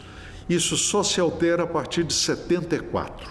A oposição ganhou nessa oportunidade em 16 estados e nós éramos 22 estados naquela oportunidade, nas eleições majoritárias para o Senado. Isso foi uma grande reviravolta política.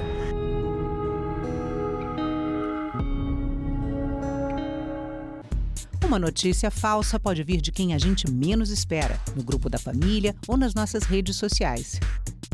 Mas como saber se uma informação é verdadeira? Agora, as informações sobre o Senado podem ser checadas pelo WhatsApp. Envie texto, link, foto, captura de tela ou vídeo de qualquer notícia duvidosa sobre o Senado Federal. Nossa equipe vai analisar o material e responder se a informação é falsa, verdadeira ou imprecisa. Ficou na dúvida? Senado verifica.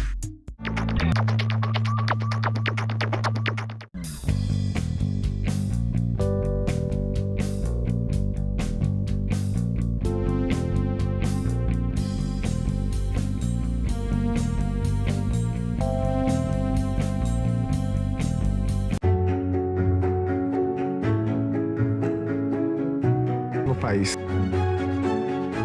Conservar a natureza também é preservar a dignidade humana. O campo de luta da utopia chama-se ecologia e educação. É através da educação que a gente vai conseguir proteger a natureza. Nós sabemos que o Brasil já está sob o efeito das mudanças climáticas. Temos que nos adaptar e trabalhar para prevenir essas situações. É um problema econômico, é um problema social grave. Esta nação tem a obrigação de ter a preocupação equivalente com o meio ambiente. TV Senado. Democracia todo dia.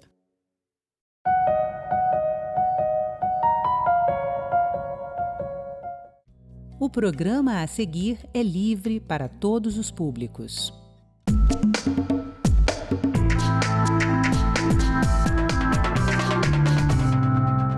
Hip Hop no Legislativo. A LERJ celebra os 51 anos do movimento. O hip hop praticamente salvou minha vida, né? Eu vim de comunidade e comunidade só tem dois caminhos, né? Ou o caminho errado, ou você encontra um caminho para fazer as coisas certas. Câmara debate aumento das cotas para negros, indígenas e quilombolas em concursos públicos. Existem pessoas que nunca foram atendidas por um médico indígena, existem pessoas que nunca tiveram aula com professor negro, com professor indígena. A comunidade quilombola fica excluída do direito ao espaço público. Conheça a cidade de Buíque, uma joia do sertão pernambucano.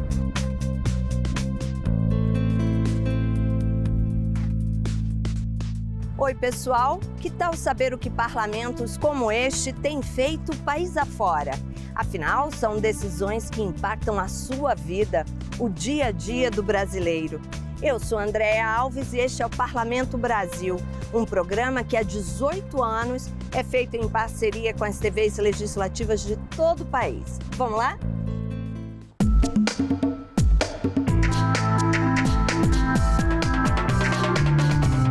Muito bacana quando a sociedade se sente representada no parlamento. É poderoso. A galera do hip hop tem uma frente parlamentar que a representa na Assembleia Legislativa do Rio de Janeiro. É muito comum ouvir de quem participa do movimento que o hip hop salvou a vida da pessoa. Os 51 anos do hip hop foram celebrados na sede histórica da Alerj, o Palácio Tiradentes. Dança, música e arte tomaram conta do Palácio Tiradentes em comemoração aos 51 anos do movimento hip hop. Grafites, rap, DJs, MCs e street dance fizeram parte do evento Hip Hop no Palácio, que aconteceu na sede histórica da Alerj. A celebração foi uma ação da Frente Parlamentar em Defesa do Hip Hop em parceria com a Diretoria de Cultura da Casa. Para a deputada Dani Monteiro, que é autora de leis como a que cria o Programa Estadual do Hip Hop nas escolas e a que declarou as rodas culturais e batalhas de rima como patrimônio imaterial do Estado, promover encontros com grandes nomes da cena do hip hop na Casa do Povo é mais um incentivo ao movimento. A gente traz os 4 elementos físicos do hip hop e tudo isso é enlaçado pelo 5º e mais importante elemento, que é o conhecimento, que é essa comunidade produzindo e combinando junto uma mesma cultura, uma cultura de paz, uma cultura de comunhão, uma cultura de afetividade. Isso é o hip hop que, há 51 anos vem salvando vidas, libertando mentes e construindo novos futuros possíveis a partir da arte, a partir da cultura, a partir do posicionamento cidadão e social. Para quem já colhe frutos com o hip hop há anos, fazer parte desta comemoração é motivo de muita dança e sorrisos. Uma batalha de rimas e de breaking reuniu b-boys e b-girls na pista montada nas escadarias do Palácio Tiradentes. O hip hop em si, né, ele já faz essa parte da conexão, do conhecimento.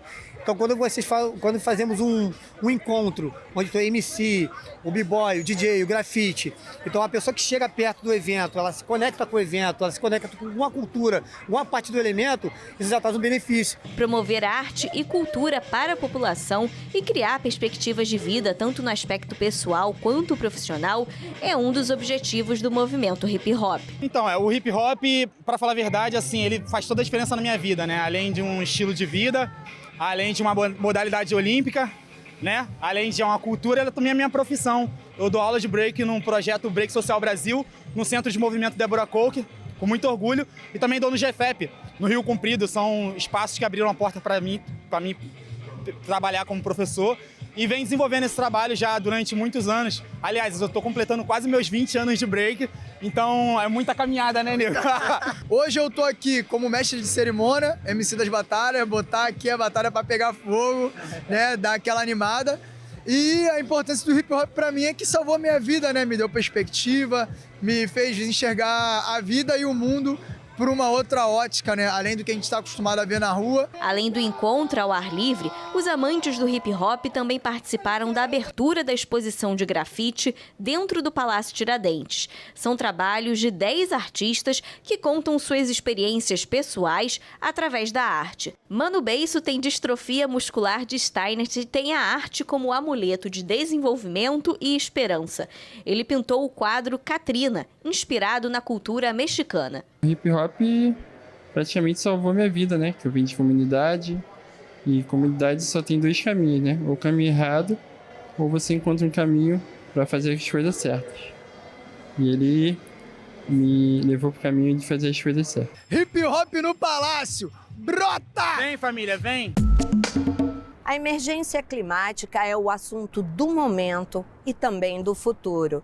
No Distrito Federal, futuros adultos, estudantes que foram deputados distritais por um dia, debateram a crise do meio ambiente e apresentaram projetos de lei. Veja o que foi notícia nas casas legislativas do país.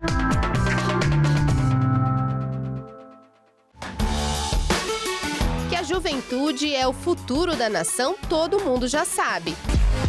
Mas aqui na Câmara Legislativa, o futuro é agora. Por isso, lá estão eles, os jovens, tomando conta da mesa diretora e da tribuna da Casa Legislativa. Como parte das atividades escolares de uma escola privada de Brasília, os adolescentes comandaram uma sessão especial em que apresentaram projetos de lei voltados para a preservação do meio ambiente e para incentivar a sustentabilidade. Vestidos a caráter, como manda o figurino, eles subiram à tribuna, defenderam seus projetos, debateram sobre a viabilidade de colocá-los em prática e votaram e aprovaram medidas para solucionar problemas ambientais do DF. Uma grande responsabilidade que a gente tem e eu acho que é extremamente importante, porque a gente pode decidir novas leis e automaticamente o que a gente pode fazer com o nosso estado. Até chegar ao plenário da CLDF, os alunos passaram 6 meses estudando sobre como funciona a casa, quais as etapas para apresentar, votar e aprovar um projeto de lei e ainda sobre os temas que foram defendidos na tribuna. Trazer para cá é mostrar para eles que eles impactam, né? Que eles podem mudar o mundo. Então, acho que ter a experiência de vir, conhecer a casa e depois ter a oportunidade de fazer a simulação aqui, traz para eles uma importância do papel deles na sociedade. Isso reforça a importância do estudo, a importância de aprender bastante, de estudar sobre um tema e também trabalhar a parte da oralidade, da fala, dessa experiência que é muito nova para eles e super importante. A iniciativa da participação dos estudantes no plenário é da deputada Paula Belmonte, que preside a Frente Parlamentar em Defesa dos Direitos da Criança e do Adolescente. Além da defesa do projeto que eles tinham também, você percebia ali que tinham parlamentares, né, os jovens, questionando de onde se tirar o dinheiro, como que nós vamos estar administrando esse dinheiro. Então isso para nós é uma grande iniciativa. A Câmara Legislativa abrindo as portas para os nossos jovens e que isso esteja mais presente no nosso dia a dia. Por quê? Porque é dessa maneira que nós vamos trazer cidadania para o nosso presente, que são esses jovens, e daqui a uns dias para o nosso futuro. Então eu fico muito honrada de ter participado e muito feliz aqui com o nosso trabalho legislativo para que a gente possa cada vez mais trazer a população para dentro da Câmara Legislativa, que é o lugar da população, é onde nós temos que respeitar e principalmente representar a todos eles.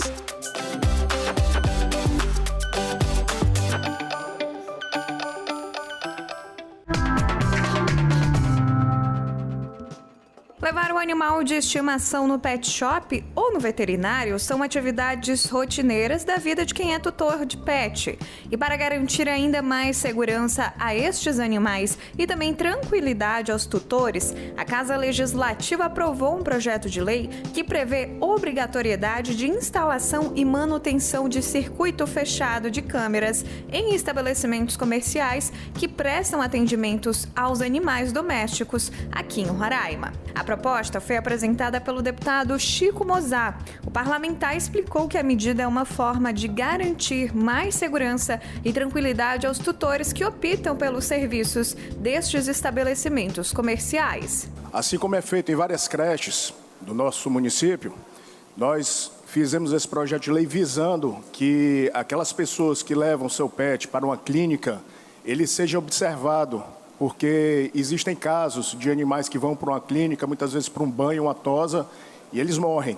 Então a gente pede que os colegas se sensibilizem e possam fazer esse gesto de atenção às pessoas. Antes mesmo do projeto de lei ser aprovado no Parlamento Estadual, esta clínica veterinária já adotava o sistema de monitoramento. A medida é uma forma de garantir que os serviços prestados serão de qualidade, sempre respeitando o animal. A gente vê com bons olhos essa aprovação dessa lei. Por quê?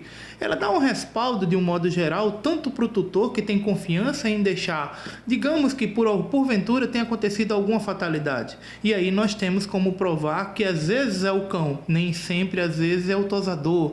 Às vezes o cão, por algum descuido, o cão muito danado, o cão brinca muito, salta muito. Às vezes ele pode ter uma tendência a se machucar. E com o auxílio da câmera, além do monitoramento, onde a gente pode estar em outra sala monitorando as clínicas, toda a clínica, de um modo geral, principalmente a parte de banho e tosa, que requer um pouco de mais atenção, a gente pode mostrar para o tutor, em alguma dúvida, em alguma coisa, aquelas imagens. Com a aprovação da matéria, agora o médico veterinário André Nascimento pretende ampliar o circuito de câmeras nas salas de cirurgia e de pós-operatório. Dentro do limite permitido pelos próprios conselhos, no caso o Conselho Regional de Medicina Veterinária aqui, a gente não pode, dentro de um centro cirúrgico, expor algumas imagens, mas a gente pode sim mostrar algumas coisas, a preparação, o antes como é que é, o depois da cirurgia. E no pós-cirúrgico, a gente quer colocar no futuro bem próximo uma câmera lá para que os tutores acompanhem desde a saída do centro cirúrgico até nós entregarmos de volta depois da cirurgia.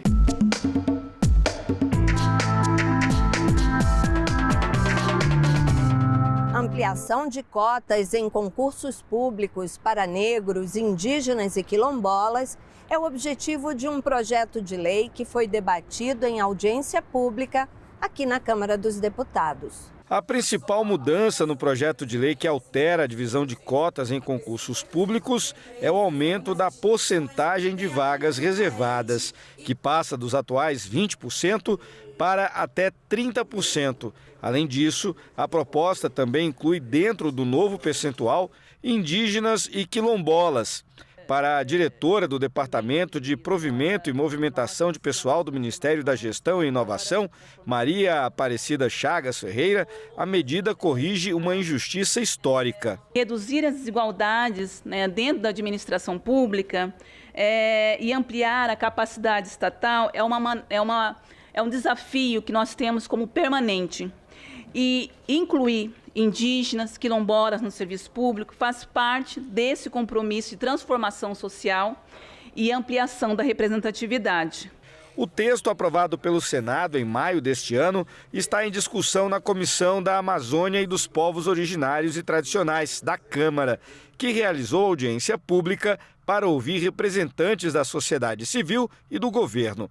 O diretor do Departamento de Língua e Memórias Indígenas do Ministério dos Povos Indígenas, Eliel Benites, lembrou que abrir espaço para diferentes povos no serviço público é garantir a diversidade. Para os povos indígenas é necessário que esteja cada vez mais presente no âmbito dos espaços de decisões políticas, e também de pensamento estratégico do governo e da sociedade como um todo, para que a própria sociedade conheça o que é os povos indígenas. A atual legislação sobre cotas para negros e pardos em concursos públicos está em vigor desde 2014 e perderia validade em junho deste ano. Porém, uma decisão do Supremo Tribunal Federal prorrogou a lei até que o Congresso conclua a discussão sobre a nova regra. Para a deputada Carol D'Artora, do PT do Paraná, relatora do projeto na comissão, ampliar o alcance da lei de cotas é garantir maior representatividade da população brasileira no serviço público. É muito triste o Brasil não se ver nos serviços públicos. Existem pessoas que nunca foram atendidas por um médico indígena, existem pessoas que nunca tiveram aula com professor negro, com professor indígena, a comunidade quilombola fica excluída do direito ao espaço público. Então, são esses pontos que a gente vê que o projeto tem a condição de nos ajudar a superar. Na verdade, o principal ponto é a superação do racismo institucional. O grande número de queimadas que tem assolado o país foi tema de uma sessão de debates aqui no plenário do Senado Federal. Especialistas cobram mais recursos para órgãos ambientais. Mais de 203 mil focos de incêndio foram registrados até agora no Brasil, mais que o dobro do ano passado. Segundo dados do INPE, o estado mais atingido é o de Mato Grosso, com quase 45 mil focos, seguido pelo Pará, com 35.570, e pelo Amazonas, onde foram registrados 21.612 incêndios este ano. Os impactos desses números alarmantes foram discutidos por senadores, autoridades e especialistas durante a sessão de debates no plenário do Senado. Parlamentares defenderam que o Brasil não pode esquecer os compromissos ambientais assumidos internacionalmente. A destruição da Amazônia, do Cerrado e do Pantanal compromete nossa ambição climática e coloca em risco nossa credibilidade como líder na preservação ambiental. ambiental. O Acordo de Paris, do qual somos signatários, exige de nós ações robustas de combate ao desmatamento, incentivando a economia de baixo carbono e políticas públicas eficazes para enfrentar queimadas e os incêndios florestais.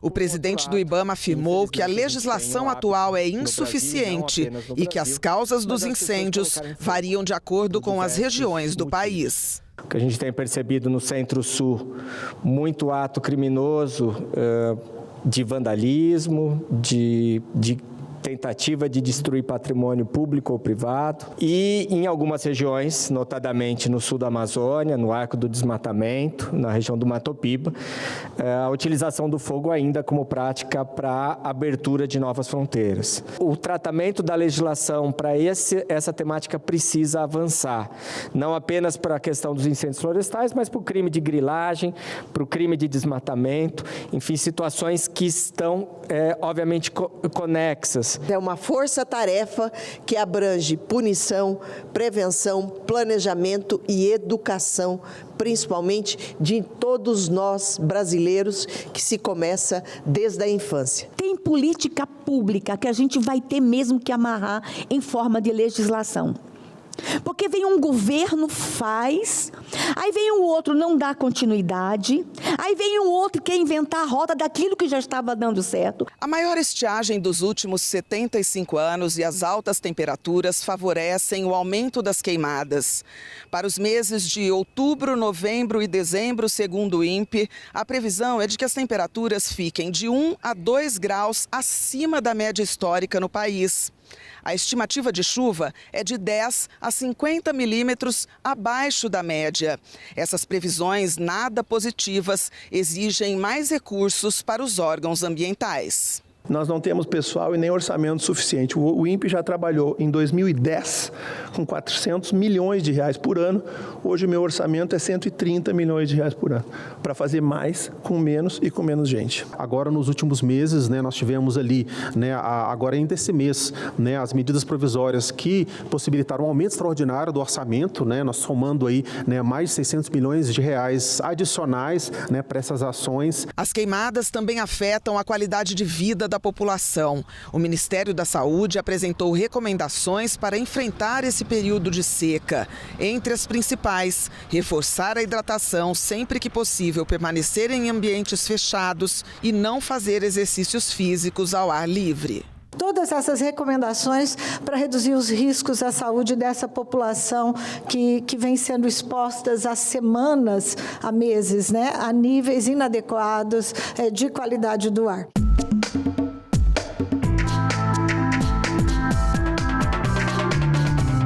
Pernambuco tem lugares incríveis para visitar.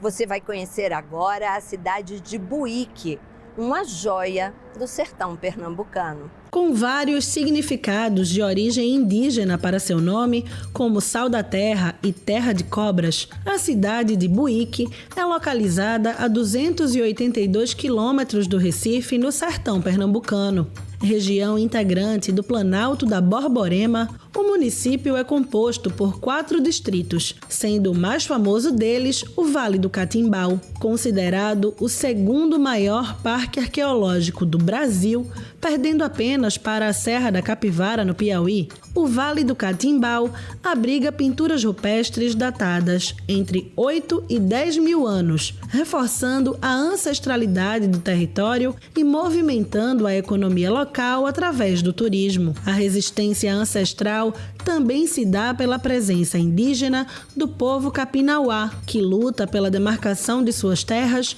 e manutenção da sua identidade. Outra curiosidade é que, apesar do bioma predominante ser a caatinga e ter um solo demasiadamente seco, na área da serra há um grande aquífero de água potável que abastece toda a região. O artesanato de Buíque ganhou fama nacional com o trabalho do mestre Zé Bezerra, que encabeçou a cultura do entalhe de madeira, adotada por diversos artesãos e famílias na região do sítio Igrejinha, na zona rural do Vale do Catimbau. Resgatando troncos e galhos, Zé Bezerra mudou a maneira de criar arte e gerou uma nova fonte de cultura e renda para Buíque. Hoje existem iniciativas que incentivam a produção artística, como o Espaço Municipal de Artes de Buíque e ateliês como o do mestre Luiz Benício. O artesanato se incluiu no meio das trilhas do Catimbau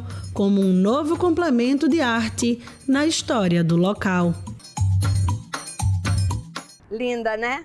Olha, o vídeo que você acabou de ver é parte do programa Pé na Estrada da TV Alep. Bom, você fica agora com os visitantes do Congresso Nacional. Sabia que são mais de 3.000 todas as semanas? A visitação é super bacana, viu?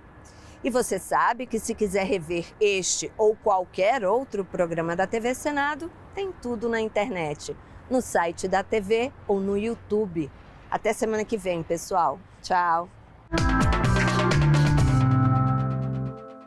Eu acho que fundamental, quando a gente vem a Brasília, é conhecer todo esse circuito do poder, né? Que a gente veio aqui, visitou a Câmara, o Senado.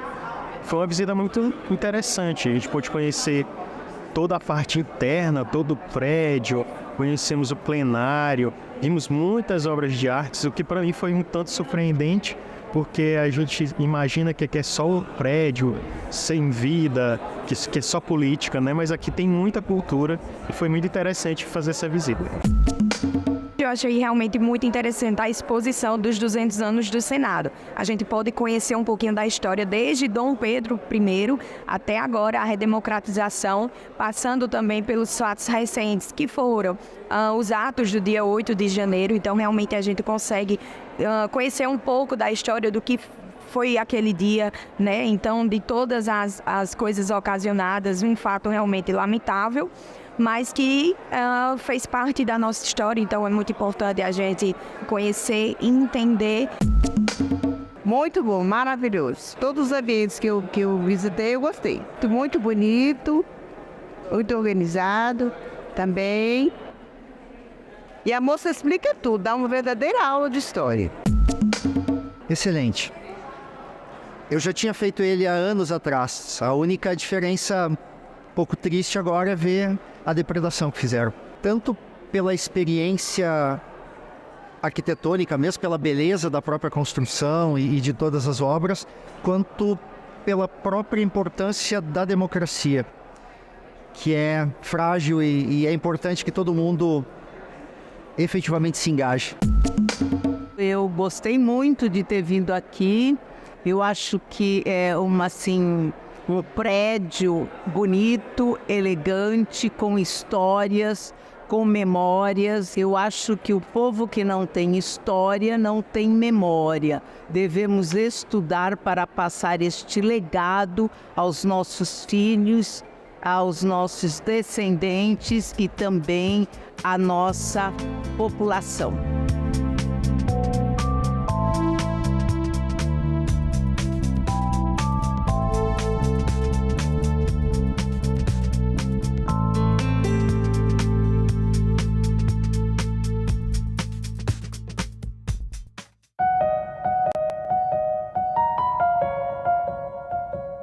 No próximo assunto de Estado especial Eleições, vamos falar aqui sobre os desafios dos novos gestores que serão eleitos no pleito municipal que se aproxima.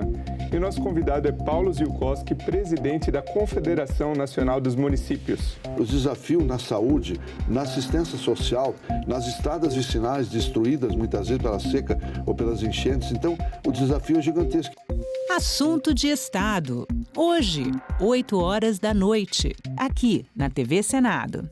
A partir de novembro de 1937, o chamado Estado Novo, que é um regime proto-fascista. Aí não há voto popular, as eleições estão suprimidas, é uma realidade que vai perdurar até 1945, quando termina a Segunda Guerra, com a derrota do nazifascismo e a impraticabilidade da manutenção da ditadura de Vargas. Marmiteiro, marmiteiro, todo mundo grita. Marmiteiro, marmiteiro. E é isso que vai explicar as eleições presidenciais com voto direto no dia 2 de dezembro de 1945.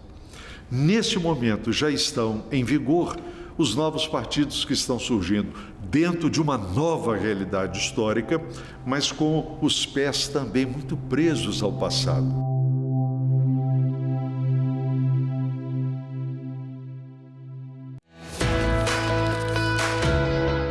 Essas 3 letras têm a enorme responsabilidade de transformar a Constituição, de atualizar. Desde 1988, a gente tem em vigor a chamada Constituição Cidadã, que marcou a retomada da nossa democracia. São exatamente essas 3 letras que representam as transformações da sociedade. E daí o nome, Proposta de Emenda Constitucional.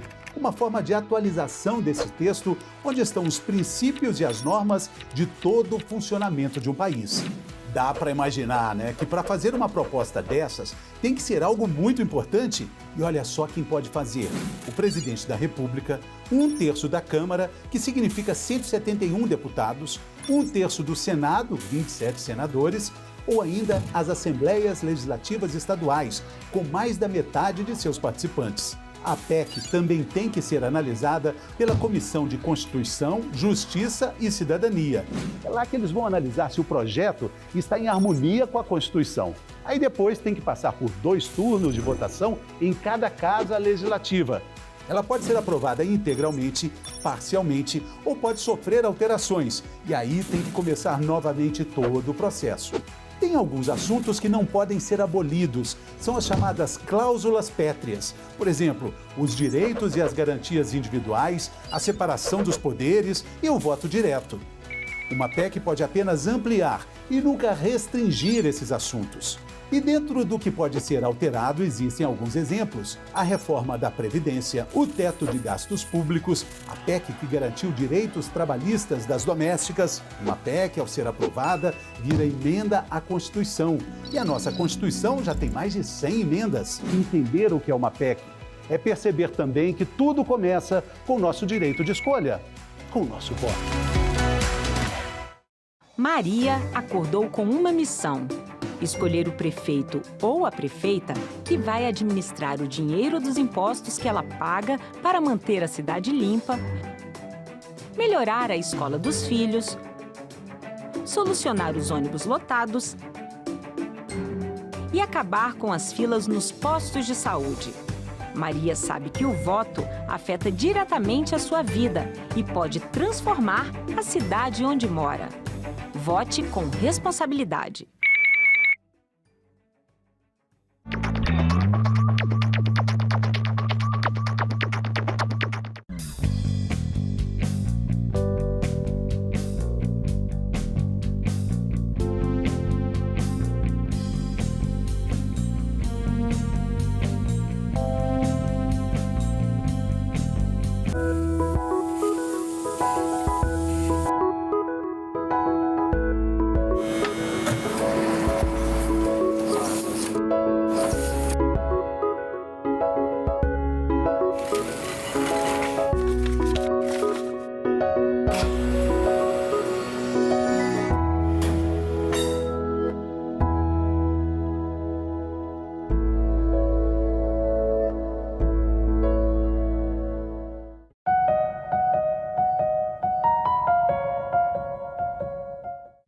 O programa a seguir é livre para todos os públicos. Bem-vindo a mais um programa Ecosenado. Você vai ver na edição de hoje. Outubro já chegou e muitos locais do país ainda sofrem com a falta de chuvas e muitos focos de incêndios. A gente está vivendo a maior seca de todos os tempos. Nós entramos esse ano com uma crise já instalada. O que a estiagem faz é manter o combustível, as plantas mais secas, o vento mais forte, o calor mais intenso, então o fogo se propaga mais. Eleições municipais. Que desafios ambientais terão os próximos prefeitos e vereadores? Investir, por exemplo, em parques alargáveis, investir em áreas verdes nos centros urbanos, calçadas com bordas verdes. Então é pensar e ir atrás dessas adaptações frente a essas mudanças climáticas. Em 1 ano e meio, o desmatamento no Cerrado emitiu mais CO2 que o setor industrial brasileiro. E no quadro Ideias Verdes, um biocarvão magnético feito de farelo de coco verde para ajudar no tratamento de água e esgoto.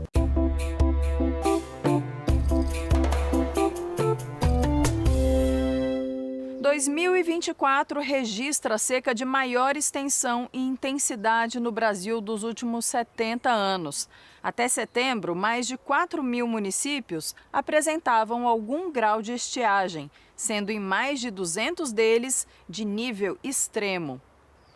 A condição prolongada de falta de chuvas agrava o cenário de incêndios florestais em grande parte do país. A gente está vivendo a maior seca de todos os tempos. Nós estamos vivendo um episódio climático extremo. O ano passado nós tivemos o fenômeno El Niño extremamente amplificado. Esse fenômeno fez com que uma boa parte dos rios amazônicos, o Rio Paraguai, não tivessem a reposição do seu volume de águas. Então nós entramos esse ano com uma crise já instalada. Um estudo do Instituto Nacional de Pesquisas Espaciais mostra que o número de dias com ondas de calor no país aumentou mais de 7 vezes nos últimos 30 anos.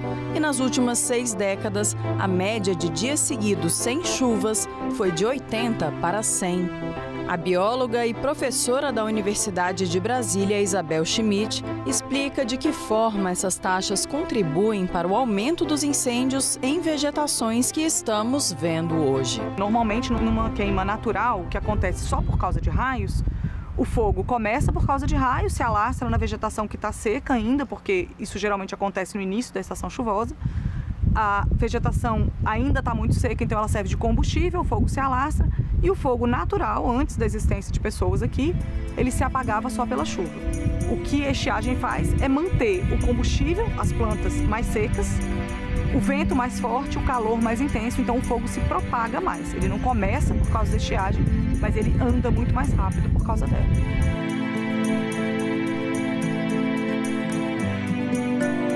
Os incêndios florestais no país já destruíram este ano mais de 11 milhões de hectares. Tivemos um volume muito grande na Amazônia e no Pantanal. Na Amazônia, os incêndios estão ligados diretamente a uma tentativa de ocupação das áreas. A gente está falando na Amazônia de mais de 10 milhões de hectares. 70% disso são áreas já desmatadas ou área de campos nativos.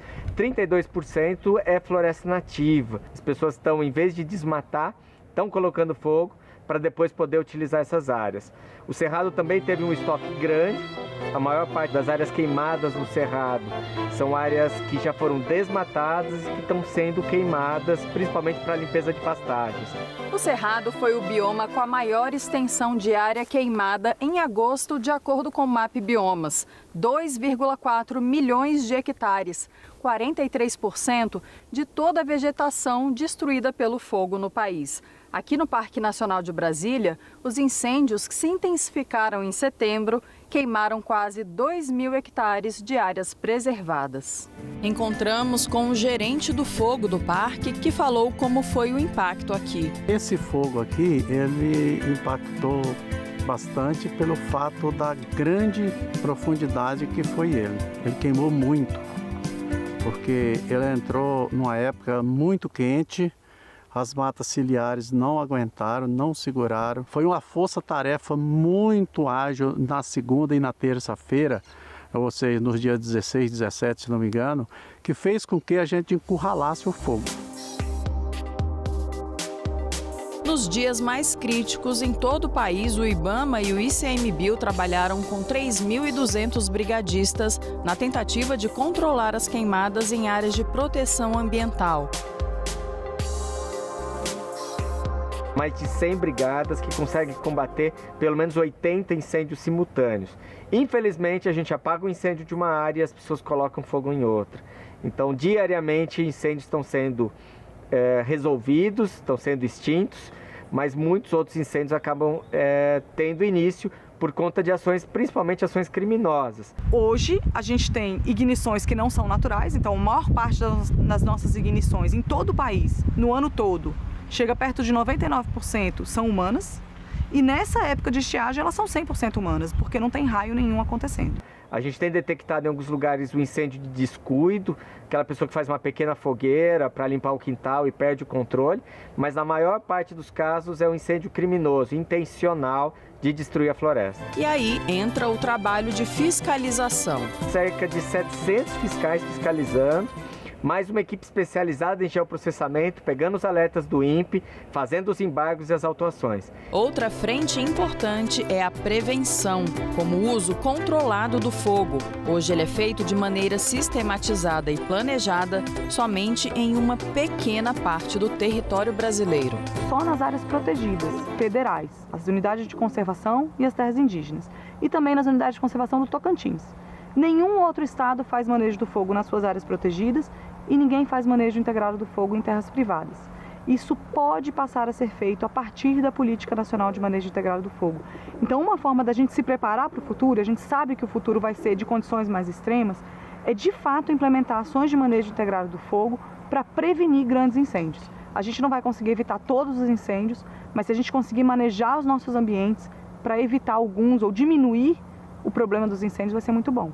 Os incêndios aqui teriam sido muito piores se muitas áreas não tivessem sido manejadas antes. Aqui, por exemplo, dá para ver que em vários pontos onde o fogo vinha avançando, ele parou exatamente onde houve as queimas prescritas. Uma técnica que também é importante é o resfriamento do solo. Os brigadistas jogam água na região afetada pelo fogo subterrâneo, ou seja, na matéria orgânica abaixo da terra, nas raízes, e assim identificam onde a queima ainda está ativa.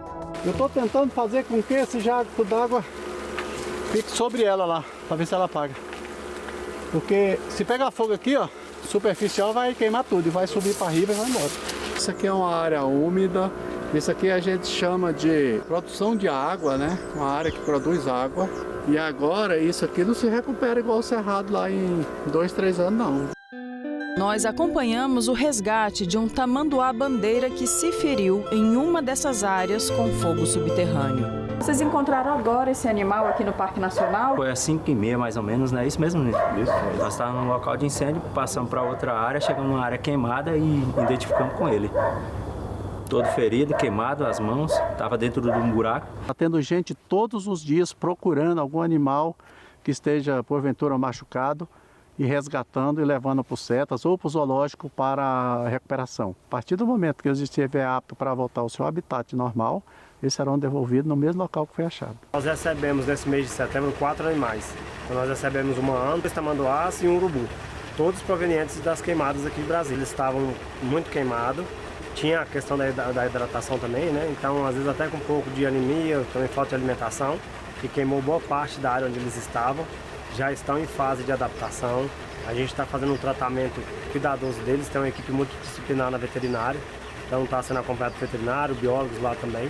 Então tem feito esse cuidado deles e a gente espera que nos próximos meses a gente possa voltar com eles para a natureza. Nas áreas mais sensíveis, nas áreas com maior fauna, a gente tem trabalhado de maneira muito intensa na busca ativa por animais feridos, no resgate, na reabilitação desses animais. Até o mês de setembro, mais de 900 animais foram resgatados no Pantanal.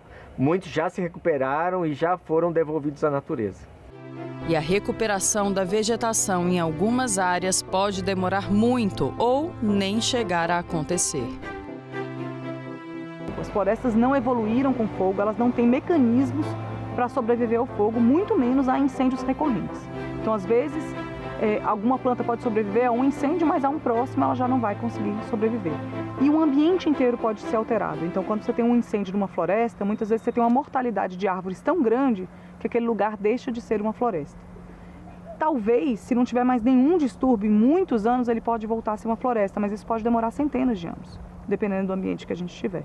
E muito provavelmente o que acontece é, por exemplo, uma área de floresta no Cerrado, ou na Amazônia, ou no Pantanal, atingida por um incêndio, ela vai ser atingida por outros distúrbios, por exemplo, as espécies exóticas invasoras. Então é muito comum uma mata de galeria no Cerrado ser queimada e ser incendiada, muitas árvores morrem e em vez de a gente ter regeneração de árvores e de plantas que são daquele ambiente, a gente tem invasão de capins invasores, por exemplo, que aí crescem muito, produzem muita biomassa, muita palhada seca que vai servir de combustível para um novo incêndio.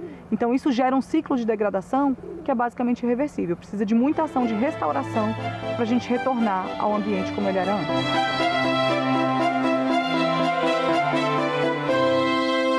Mais Mais de 155 milhões de eleitores devem ir às urnas para escolher os prefeitos e vereadores que vão representar seus municípios nos próximos 4 anos. E uma das agendas mais urgentes e desafiadoras certamente é a ambiental e climática. Secas, enchentes, alagamentos, erosão, poluição. O brasileiro tem convivido com esses eventos ambientais e climáticos mais de perto nos últimos meses, reflexo da ação do homem, como mostra a ciência. O IPCC, que é o painel intergovernamental de mudanças climáticas, já tem estudos científicos que comprovam isso, que as mudanças climáticas, na verdade, não é um fenômeno natural, é efeito totalmente da ação antrópica, e do modelo de desenvolvimento também que as nossas sociedades têm adotado. E grande parte desses efeitos, eles têm sido sentidos justamente nas cidades, A gente vai começar a perceber esses eventos de forma mais intensa e mais frequente. Tem um outro ponto, que foi o aumento muito expressivo das taxas de desmatamento na Amazônia.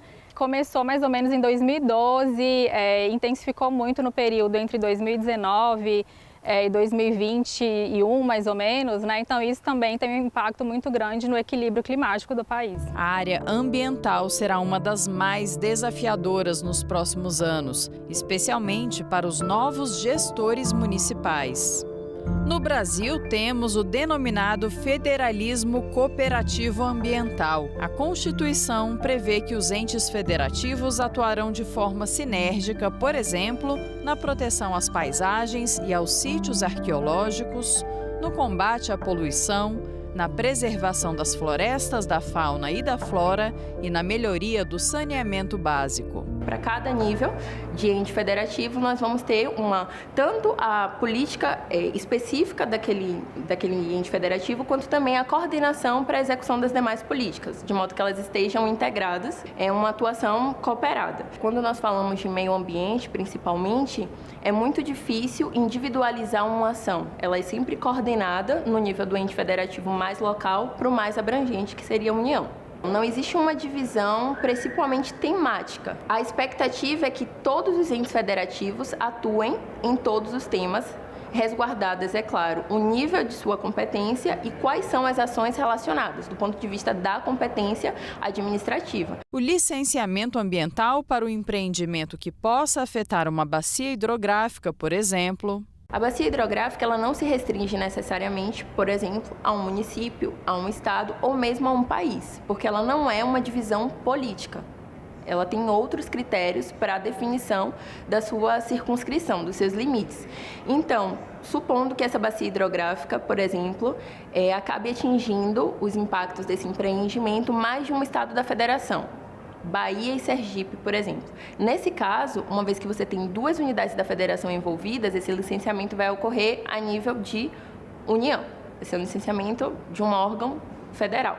Supomos agora que a gente está trabalhando com um empreendimento que tem um impacto apenas local, e esse local tanto é referente à sua magnitude, quanto também à circunscrição territorial disso, que é definido de acordo com o Conselho. E aí você tem, esse empreendimento está localizado numa unidade de conservação municipal, com exceção das áreas de proteção ambiental. Esse licenciamento desse empreendimento, que é numa unidade de conservação municipal com impacto local, vai ser feito pelo órgão ambiental municipal. Pensando na preservação do meio ambiente, os próximos prefeitos e vereadores vão precisar se empenhar na criação de políticas públicas. E cada município tem uma peculiaridade, dependendo, por exemplo, de qual região do país ele é, ou até mesmo em qual bioma ele está inserido. Depende também do nível de urbanização desse município. Por exemplo, o caso do Pantanal, do bioma Pantanal. Então, tem dados do MAP Biomas Águas que mostram, que já mostram que o Pantanal tem sido um dos biomas mais afetados pela seca. Os próximos prefeitos, vereadores, eles têm que olhar para essa questão. Então, eles podem investir, por exemplo, em políticas de contenção de queimadas, reforçar a fiscalização ambiental também para inibir incêndios criminosos, investir em educação ambiental nessa área. No Pantanal também, uma peculiaridade interessante é que apenas 4% do bioma se localiza em unidade de conservação, É um dos biomas que menos tem unidade de conservação. Então, uma ação interessante na área ambiental também seria investir em unidade de conservação. E ao contrário da Amazônia, que está na maior parte em terras públicas, no Pantanal predominam as propriedades privadas, o que demanda um investimento em reservas particulares de patrimônio natural. E aí os prefeitos têm uma série de artifícios que eles poderiam utilizar para estimular a criação de RPPNs. Uma ideia seria transferir parte dos recursos do ICMS ecológico para remunerar, né, os proprietários que criarem RPPNs ou mesmo ajudar na manutenção das RPPNs. Já para as regiões Sul e Sudeste, a prioridade é o enfrentamento às enchentes. É muito importante dar uma atenção para aumentar a capacidade da cidade de drenagem, de absorção da água. E aí algumas cidades no mundo têm adotado esse conceito, essa ideia de cidade esponja, né? Que é justamente investir, por exemplo, em parques alargáveis, investir em áreas verdes nos centros urbanos, calçadas com bordas verdes. Então é pensar e ir atrás dessas adaptações frente a essas mudanças climáticas. Os municípios nem sempre precisam pensar em soluções individuais, sobretudo porque o meio ambiente não se distribui apenas numa circunscrição política. Às vezes, um determinado bioma, uma determinada unidade de conservação tem uma distribuição que abrange ou um determinado problema, como, por exemplo, a questão da gestão de resíduos sólidos, que atinge mais de um município. Então, você pode trabalhar através de consórcios intermunicipais, é possível que existam convênios. Um dos pontos-chave para que as problemáticas relacionadas à preservação ambiental não se agravem é o planejamento do crescimento urbano, por meio dos planos diretores municipais. Pode ser um instrumento muito importante para estimular o desenvolvimento sustentável. Então, esse tipo de planejamento vai justamente pensar quais são as áreas prioritárias para certos tipos de atividades, né? Como atividade industrial, atividade residencial, atividade comercial e também áreas destinadas para a preservação urbana. Também é muito importante para evitar crises hídricas, né? Que é algo muito comum nas nossas cidades. Duas inovações legislativas aprovadas recentemente pelo Congresso orientam as prefeituras quanto à atuação na área ambiental. A primeira delas é a Lei 14.904 de 2024, que traz as diretrizes para a elaboração de planos de adaptação às mudanças climáticas. A expectativa é que se tenha um plano nacional de adaptação e, a partir das orientações gerais trazidas por esse plano, que os estados, municípios e Distrito Federal desenvolvam os seus respectivos planos de adaptação. A segunda inovação legislativa é o Decreto 12.041 de 2024, que institui o programa Cidades Verdes Resilientes. O objetivo desse programa é aumentar a sustentabilidade e a resiliência das cidades brasileiras nessa interface, tanto de adaptação às mudanças climáticas, quanto também a atuação em defesa e proteção civil. É nas cidades onde acontecem e são sentidos os problemas que demandam intervenções. Só que muitas vezes, na hora de viabilizar políticas e planos ambientais, as prefeituras se veem sem orçamento ou capacidade técnica e intelectual suficientes. Por isso, é preciso, pelo menos, que a cidade tenha um sistema de gestão ambiental estruturado. É necessário que a gente tenha um órgão de meio ambiente, é necessário também que a gente tenha um conselho para viabilizar e aproveitar o potencial da participação social nas decisões relativas às construções ambientais. Nós também é importante se ter um fundo municipal de meio ambiente, porque é através desse fundo municipal instituído por lei que nós vamos ter a captação dos recursos a serem direcionados para esses planos municipais, esses planos de ação.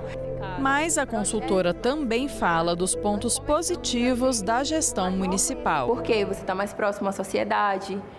Quem está no município consegue fazer o diagnóstico e reconhecer as especificidades daquele município de forma muito mais adequada, ao ponto de determinar quais são as intervenções realmente pertinentes. Então, assim, é a questão do diagnóstico relativo às especificidades que é feito também por quem mora e conhece aquele local. Ainda que a política pública a nível nacional e estadual seja mais abrangente, é no nível municipal que a gente consegue reconhecer quais são os efetivos problemas, os efetivos gargalos e, dessa forma, definir quais são as atuações mais estratégicas e mais efetivas.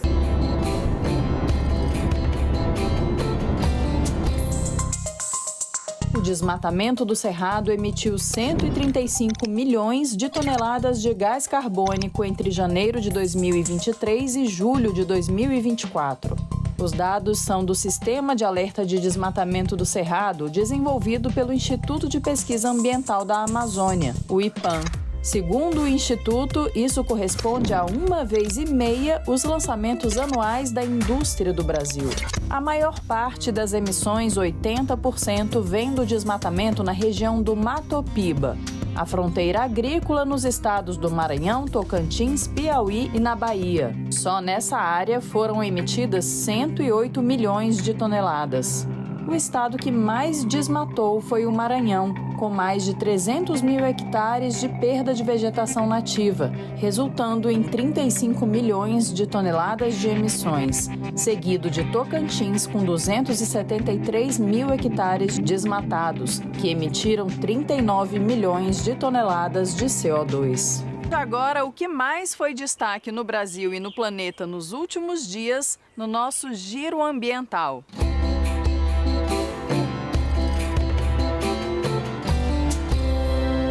As mudanças climáticas foram um dos destaques do discurso do presidente Lula na 79ª Assembleia Geral da ONU. O chefe do Executivo Federal destacou que as metas de redução de carbono são negligenciadas e os auxílios financeiros aos países pobres não chegam. O planeta já não espera para cobrar da próxima geração e está farto de acordos climáticos que não são cumpridos. Os desastres ambientais no Brasil e no mundo, a bioeconomia e fontes de energias renováveis também foram citadas na fala do presidente. Lideram em Nova York o Pacto do Futuro.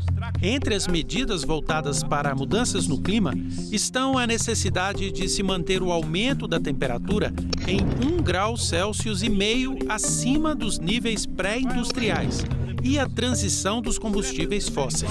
Os incêndios na Amazônia entre junho e agosto de 2024 emitiram 31,5 milhões de toneladas de gás carbônico na atmosfera, um aumento de 60% comparado ao mesmo período de 2023.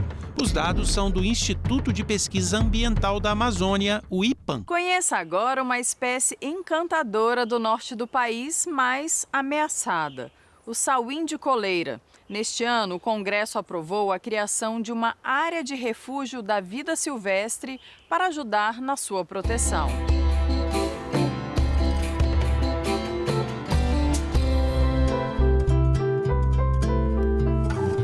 O sauim de coleira é uma das joias da Amazônia. Este pequeno primata, também conhecido como sauim de Manaus, vive em uma área restrita de apenas 7.500 quilômetros quadrados, entre os municípios de Manaus, Rio Preto da Eva e Itacoatiara. Com uma pelagem bicolor marcante, metade branca e metade castanha, e cabeça pelada e preta, o sauim de coleira é um mamífero territorialista e se organiza em grupos de 2 a 3 indivíduos. Ele se alimenta de frutos, néctar, insetos e até ovos de pássaros. Mas essa espécie encantadora enfrenta sérios desafios. A expansão urbana de Manaus e a destruição do seu habitat resultaram em uma perda alarmante de 80% da população desde 1997. Classificado como criticamente em perigo pelo ICMBio, o sauim de coleira ainda luta por sobrevivência, com apenas 36 mil indivíduos estimados na natureza. Para proteger essa espécie ameaçada, em junho deste ano, o governo federal criou o Refúgio da Vida Silvestre Sauim de Coleira, localizado na zona rural de Itacoatiara.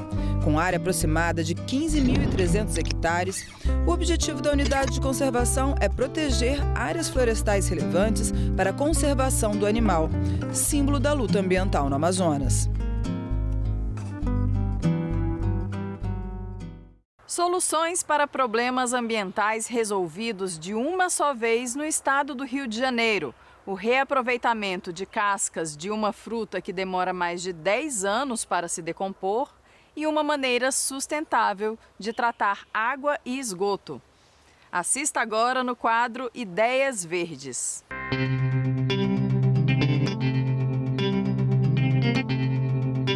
Fármacos Os produtos de higiene pessoal e microplásticos têm se tornado uma grande preocupação por estarem cada vez mais presentes em corpos d'água. Os chamados contaminantes emergentes representam risco para a saúde e para a natureza, porque não são removidos por completo no tratamento de água e esgoto. Uma pesquisa da Universidade Federal Fluminense, no Rio de Janeiro, busca mudar esse cenário e ainda contribuir para o aproveitamento de cascas de coco verde descartadas nas praias de Niterói. A fruta leva até 12 anos para se decompor, sobrecarregando aterros sanitários. O método foi desenvolvido durante o doutorado do químico Bruno Salarini e consiste na transformação do farelo de coco em biocarvão, por meio de um processo chamado pirólise. O material, quando entra em contato com contaminantes, funciona como um coletor e faz com que a substância líquida fique retida na sólida. Depois do preparo do biocarvão de coco, partículas magnéticas são incorporadas ao produto para facilitar o seu resgate nas estações de tratamento de água. Dessa forma, substâncias químicas são removidas da água e cocos verdes descartados são utilizados. Solução para 2 problemas ambientais. E nós ficamos por aqui. Obrigada pela sua audiência. Para rever ou compartilhar este e outros programas, acesse senado.leg.br/TV ou o nosso canal no YouTube. Até o próximo Ecosenado.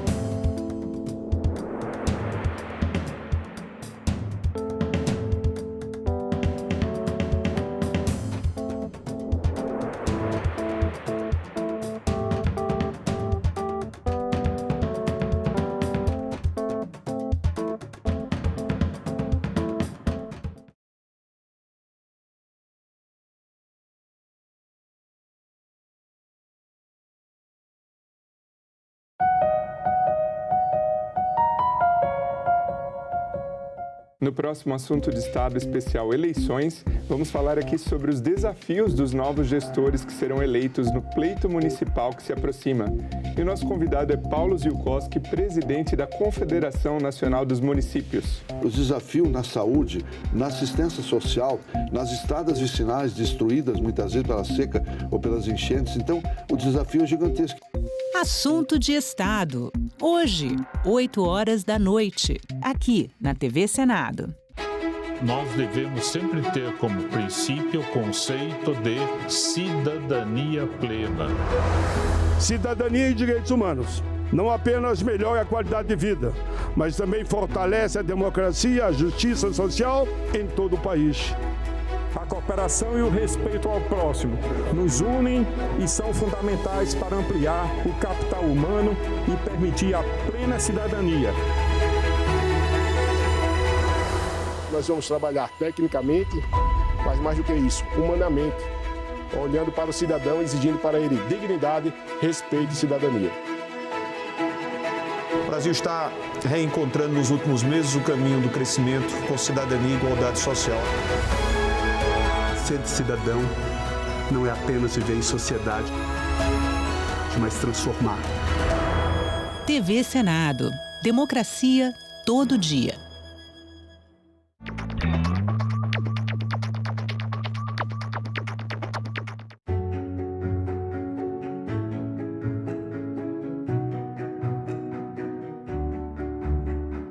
Queremos proclamar a nossa abolição.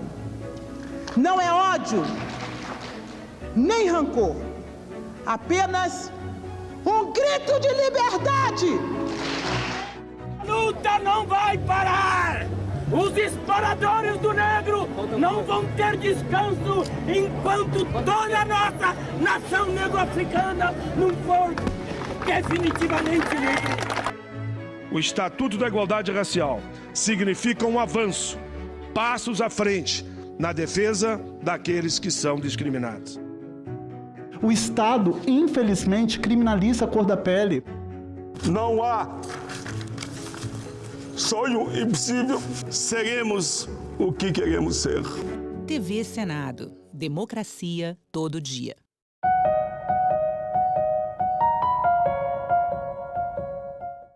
O programa a seguir é livre para todos os públicos.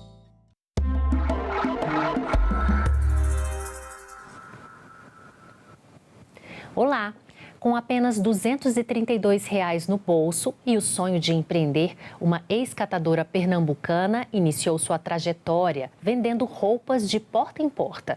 Hoje ela é referência no setor de moda evangélica, com 3 lojas e um faturamento de R$ 200 mil por mês.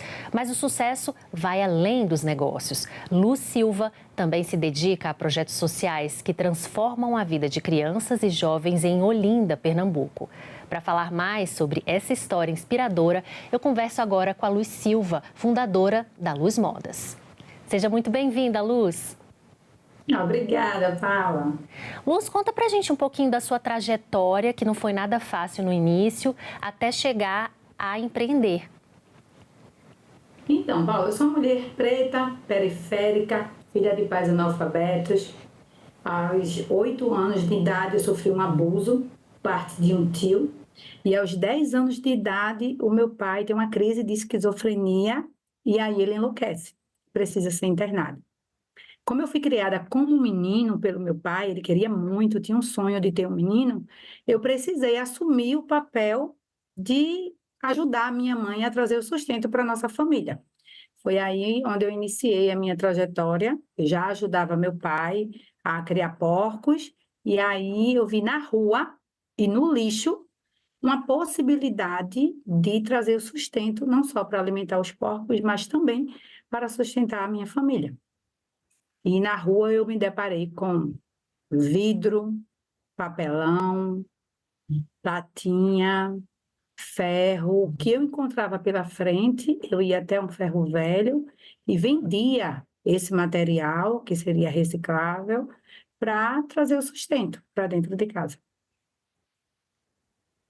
Essa transição de você sair desse trabalho na reciclagem de lixo para você ir para empreender, para você começar a empreender e ter esse dinheirinho na mão para poder comprar umas peças de roupa. Conta pra gente esse início.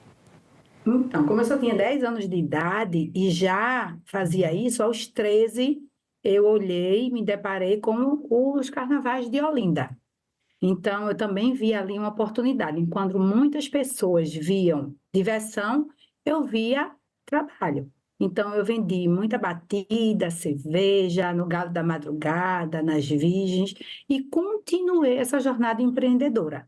Eu vendia cosmético, vendia outras coisas, perfume, também fiz fralda descartável, até chegar ao magistério, fazer o magistério. Quando eu cheguei no magistério, no Colégio Estadual de Olinda, também foi muito difícil essa jornada, porque a gente só tinha 2 passagens de ônibus, mas eu sentia que eu precisava concluir e seguir. Então, eu trabalhei 4 anos na prefeitura da cidade de Olinda, como professora de educação infantil, mas eu sentia o desejo de mudar a realidade da minha família. Meu pai e minha mãe me deram 2 princípios, eles eram analfabetos e a minha família vivia abaixo da linha da pobreza. Então, minha mãe sempre dizia estude, meu pai dizia trabalhe, e esses 2 princípios foram bastante para que eu despertasse esse olhar, não só para ter essa busca pelo conhecimento, mas também para mudar a minha realidade, o gostar de trabalhar desde pequena. Então, daí eu fui ser técnica em enfermagem. Eu fiz o curso técnico em enfermagem e fui trabalhar em hospitais, fazendo prova de função pulmonar, auxiliando em pequenas cirurgias dermatológicas, mas eu sentia, sabe, o gosto, o desejo pela transformação era maior dentro de mim. Então, eu fiz concurso para a Polícia Militar do Estado de Pernambuco e me tornei sargento da Polícia Militar, onde eu exerci a função por 14 anos. E daí, já na polícia, casada, com o nosso filho de apenas 2 anos, o meu marido fica doente. E ele era vigilante, perdeu a renda na época, como muitas mulheres precisam ter uma renda extra, eu me vi mais uma vez tendo que sustentar a minha família. E como fazer nesse momento? Foi daí, então, que eu peguei R$230, fui até um local, comprei 6 peças de roupa e comecei a vender de porta em porta, no fiado e sem maquineta, como é a realidade de muitas mulheres pretas, periféricas, sacoleiras e lojistas, porque hoje eu represento muito essas mulheres. Nós temos 12 mil sacoleiras cadastradas, são mais de 28 mil clientes no varejo. Então, a grande maioria talvez não acredite nem nessa transformação de que ela é capaz de fazer isso. Então, quando eu conto a minha história, é justamente para inspirar essas mulheres. Então, eu comecei a vender, sim, de porta em porta, no fiado, sem maquineta, e minha meta era vender uma peça por dia, porque ao longo do mês eu teria vendido 30 peças e com esse dinheiro eu conseguiria aí repor o que meu marido tinha perdido. Você falou que teve muitos problemas com relação a vender fiado, de porta em porta, alguns desafios muito complicados para quem começa, né, essa trajetória de empreendedorismo. Como é que você superou esses desafios? Como é que você fazia para fazer essas vendas e dar certo para você continuar no mês seguinte tendo renda para comprar mais produtos e revender? Então, todo o início ele é muito difícil. Ninguém está dizendo aqui que é fácil. Então, eu comecei a vender e começou a faltar dinheiro, e é a realidade de muitas mulheres. E aí eu comecei a colocar onde? O cartão de crédito. E foi virando uma bola de neve. Quanto mais eu comprava peças no cartão, em um dinheiro que aparecia, mais eu vendia. Até chegar um ponto de eu ter que fazer uma tomada de decisão. Então, com 5 ou 6 meses, eu já tinha mais de 8 mil reais vendendo de porta em porta no fiado, e eu não conseguia receber, eu não conseguia caminhar. Então, eu tomei uma decisão que nem todo mundo tem coragem de tomar, mas é preciso. Eu disse, eu não vou vender mais fiado. E decidi abrir a loja na sala da minha casa. Afinal de contas, não é todo mundo que tem dinheiro, e eu também não tinha dinheiro para alugar um espaço, colocar segurança na porta, meninas maquiadas. Então, eu fui até um ferro velho, comprei um provador enferrujado por R$5, 2 metros de tecido, 2 manequins usados e uma bancada de vidro. Peguei no cheque especial um valor maior e inaugurei a loja na sala da minha casa. Foi assim que eu fiz a transição de vender de porta em porta para começar na sala da minha casa. Mas o que é muito, assim, o que me surpreendeu e que eu não esperava, apesar de ter divulgado tanto em grupos de Facebook e ter trabalhado arduamente nessa inauguração, é que no dia não veio ninguém. Eu levei um banho de água fria. Essa foi a verdade. Ninguém apareceu. E eu me desesperei. Eu disse, meu Deus, o que eu fiz da minha vida? Eu não tinha dinheiro. E aí eu disse, não, agora eu preciso voltar a vender de porta em porta. Então, ninguém cresce sozinho. Então, uma grande amiga, que hoje é minha gerente geral, ela disse, fica tranquila, eu fico aqui olhando a sua casa, a sua loja, e você vai vender de porta em porta. E aos poucos os clientes foram chegando, foram comprando, e eu fui encontrando outras mulheres que também sentiam o desejo de revender. A transição não foi fácil, mas é possível. Você foi passando por aquele caminho de dificuldade do início, né? Até para conseguir consolidar sua clientela e também mostrar que tinha um espaço, mostrar que era bom ter esse espaço para as pessoas poderem experimentar, ver todas as roupas com maior facilidade, mas com o tempo... você foi ganhando esses clientes com o tempo, né? Porque a sua clientela já estava muito sólida de porta em porta, né? Nos endereços. E aí você conseguiu, foi rapidamente, você criar uma outra loja, você inaugurar uma segunda loja, porque hoje você tem 3, não é isso? 3 estabelecimentos. Isso. Então, veja, o que é que acontece? Quando eu fui continuar vendendo de porta em porta, mas eu deixei o comércio, a minha sala aberta, a minha casa aberta, então é importante que hoje a maioria não vá de porta em porta, mas tem o virtual, tem os e-commerce, né, as plataformas de venda. Então, eu fui vender de porta em porta, deixei esse canal aberto e no percurso eu fui encontrando outras mulheres que também gostariam de revender. elas queriam também vender para outras pessoas. E eu só vendia, então, no varejo. Então, ouvir o seu cliente é fundamental para que você entenda a dor do seu cliente, você entenda a necessidade dele. E foi isso que eu fiz. Eu encontrei mulheres que queriam não só empreender, mas eu também encontrei mulheres que tinham dificuldade de encontrar peças evangélicas. Luiz, eu vou no shopping e eu não consigo encontrar vestidos, eu não consigo encontrar moda evangélica. E por que não fabricar alguns vestidos para essas mulheres? Então, eu comecei a criar parcerias, visitei outros estados. A princípio, as parcerias foram à distância, mas encontrei uma pessoa, e ela, a Carla, um beijo bem grande para você, minha parceira de anos, que ela disse, Luiz, eu fabrico e você vende. Ah, que legal, vamos montar uma equipe? Vamos. E aí montamos uma equipe, fabricamos algumas peças de moda evangélica e foi sucesso. Foi aí que você descobriu... Foi aí que você descobriu o nicho que você tinha ali, né? É um espaço nas vendas que é a moda evangélica. Você se especializou mais nisso? As suas lojas hoje são direcionadas para a moda evangélica? Isso. À medida que nós fomos vendendo a moda evangélica para as pessoas, outras pessoas começaram a surgir e contar para a gente a dificuldade. E eu percebi que o público evangélico cresce muito, principalmente no Nordeste, são muitas igrejas. As pessoas querem estar todo domingo com uma roupa diferente, tem muitas festividades na igreja, são cultos, aniversários, apresentação de coral, e elas foram também trazendo para mim a necessidade de fardamento.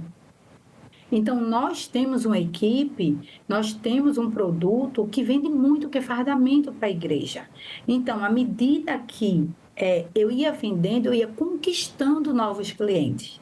E aí, essas clientes também queriam vender para outras igrejas. E aí, eu fui descobrindo, né, esse público-alvo, que é um público-alvo que consome muito, e é um público-alvo muito exigente, mas que é possível, sim, atender não só diretamente no consumidor final, né, no varejo, os evangélicos, mas também mulheres que querem empreender, que querem comprar e revender essas peças. E até hoje, o mínimo de peças aqui na minha loja são 6 peças, porque foi assim que eu comecei. Então, elas podem adquirir 6 peças e iniciar o próprio negócio delas. É aí que entra aquele projeto social, ou seja, você ensina mulheres que estão começando a ter um negócio, que querem uma independência financeira, a trabalharem com a venda de roupas, e aí você dá todo o suporte. Como é que é esse trabalho social que você faz com essas mulheres? Então, esse trabalho porque ninguém ensina a gente. Na escola a gente não aprende a precificar, a gente não aprende a identificar o público-alvo. A gente não aprende empreendedorismo. A gente, infelizmente, não aprende a gerenciar o tempo, que é um desafio muito grande. E a gente vai falar um pouquinho mais sobre o desafio da gestão da mulher. Então, a gente vai aprender isso na prática. A grande maioria, né? Então, eu tenho um canal, que é o Luiz Silva _mentoria, onde lá eu passo informações para essas mulheres, faço live de como fazer uma precificação correta, o que é um faturamento bruto, o que é um faturamento líquido. Muitas vezes elas acham que tudo que elas faturam é lucro. E o maior erro está na precificação. Como ajudar essas mulheres a desenvolver técnicas para negociar aquilo que está vendido no caderno do fiado e deixar de vender no fiado, porque existe uma forma de fazer. Então, lá, nesse canal, eu vou passando informações. Também tem outros infoprodutos, que é mentorias para empresárias, para sacoleiras também. E também ensino a como conduzir aí as vendas dentro de plataformas de venda. Você também tem um projeto social com crianças, né? Conta pra gente um pouquinho desse trabalho social que você faz com crianças. Isso. Aqui em Olinda, na comunidade de Jardim Fragoso, na qual eu moro, existe uma carência muito grande. Na verdade, não existe nenhum projeto, não existe apoio, né? nem investimento, nem político, nem privado. Então, eu cuido de 50 crianças, é um projeto social de futebol, onde existe um profissional de educação física, o Edu Cabral, onde ele coordena junto comigo e as 2 auxiliares, esse projeto. Então, as crianças, elas treinam 3 vezes por semana.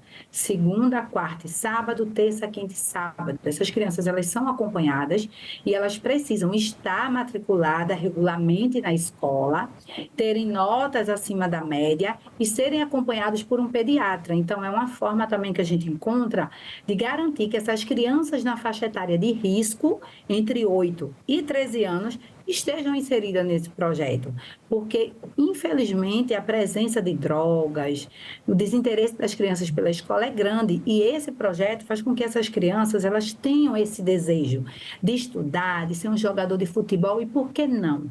Por que não sonhar? Por que não ajudar essas crianças a sonhar? E as mães também são acompanhadas, a gente tem crianças que são autistas, nós temos crianças órfãos, nós temos crianças que têm TDAH, mas que a gente abraça assim, né, junto aí com esse acompanhamento pediátrico, junto com a escola, com a família. Fazemos reuniões periódicas para acompanhar não só a criança, mas essas famílias bem de perto. E a gente acaba também acolhendo Páscoa.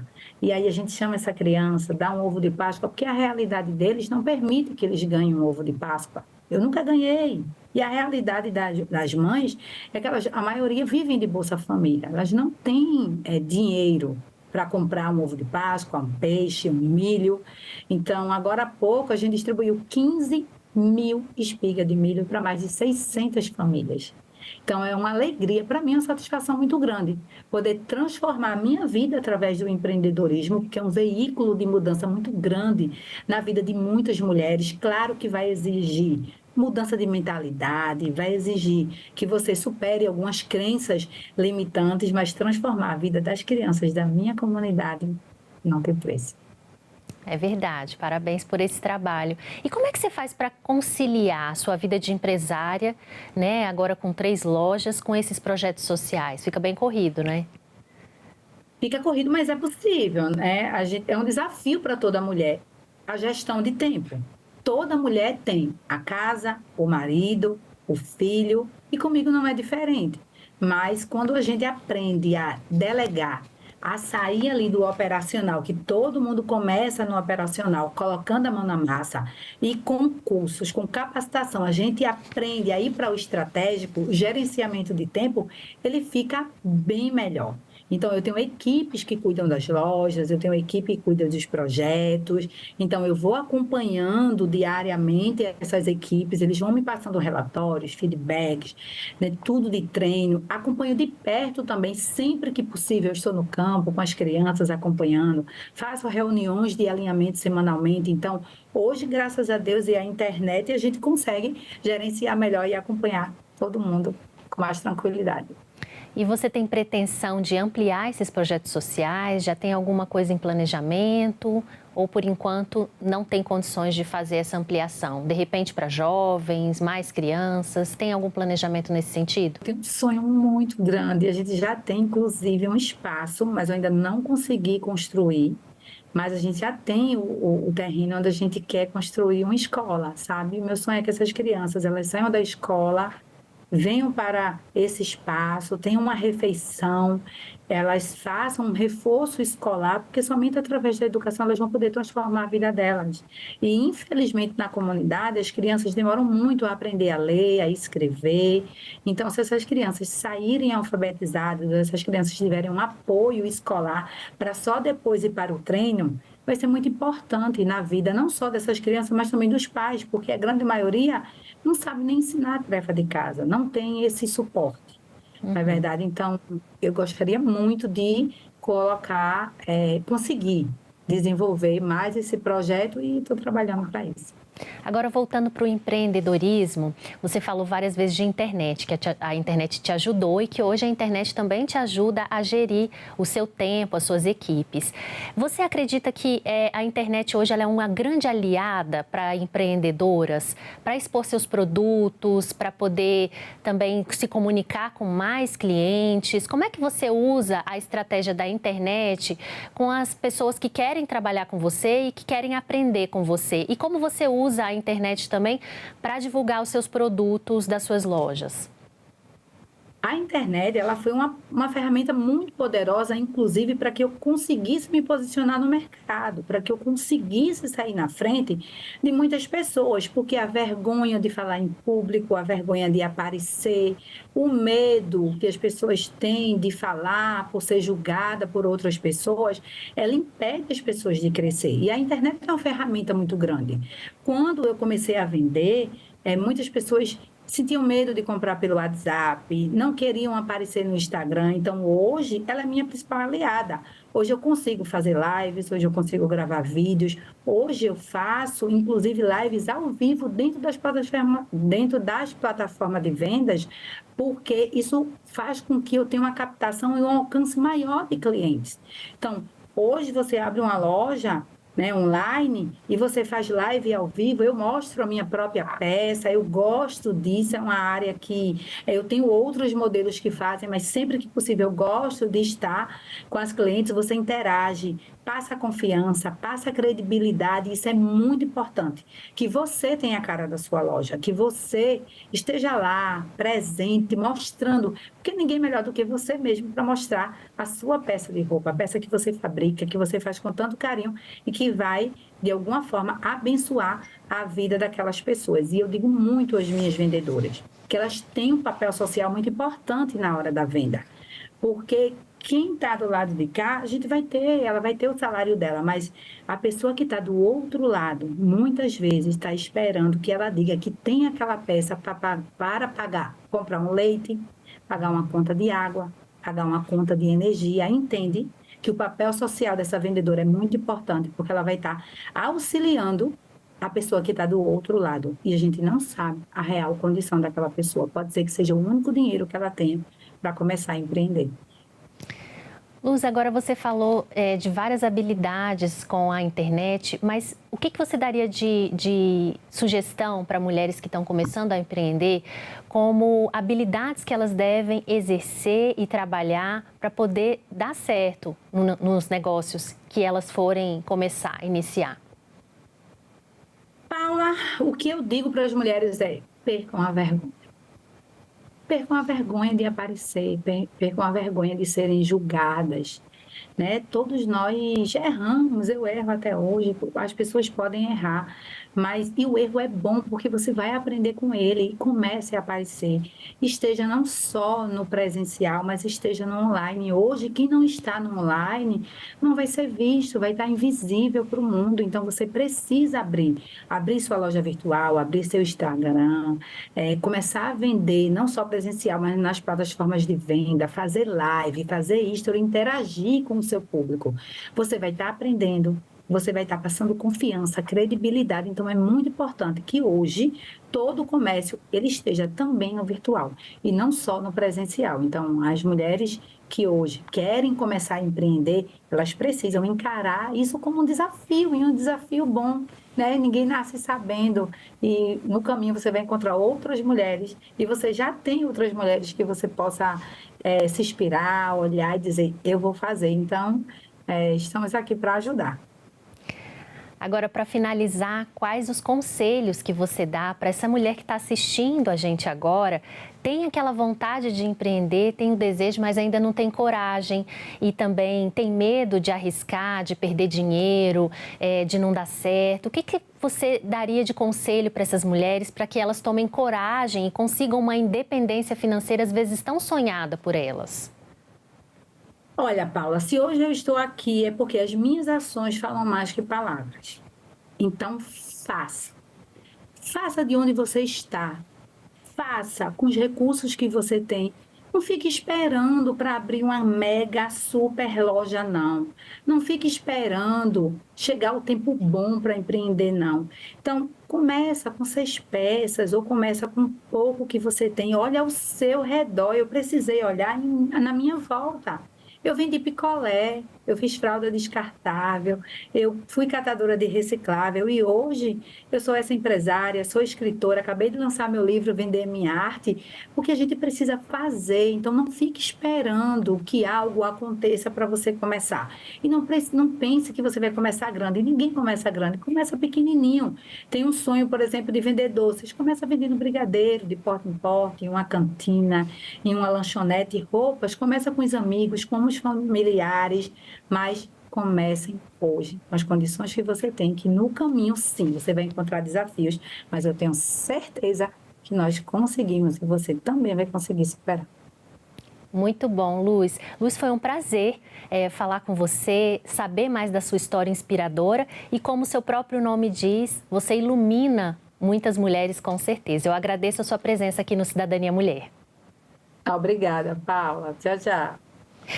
Bom, essa entrevista e todos os nossos outros programas estão disponíveis para você rever ou compartilhar no nosso site senado.leg.br/TV ou então pelo nosso canal no YouTube. Inscreva-se lá e marque o sininho para receber as notificações. Obrigada pela companhia e até o próximo Cidadania Mulher.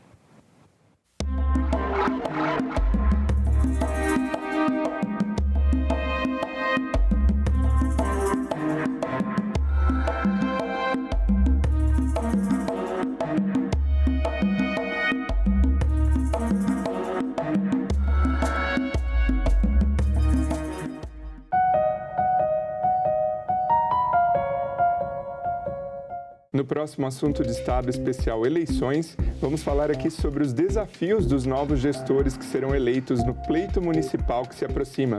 E o nosso convidado é Paulo Zielkowski, presidente da Confederação Nacional dos Municípios. Os desafios na saúde, na assistência social, nas estradas vicinais destruídas muitas vezes pela seca ou pelas enchentes. Então, o desafio é gigantesco. Assunto de Estado.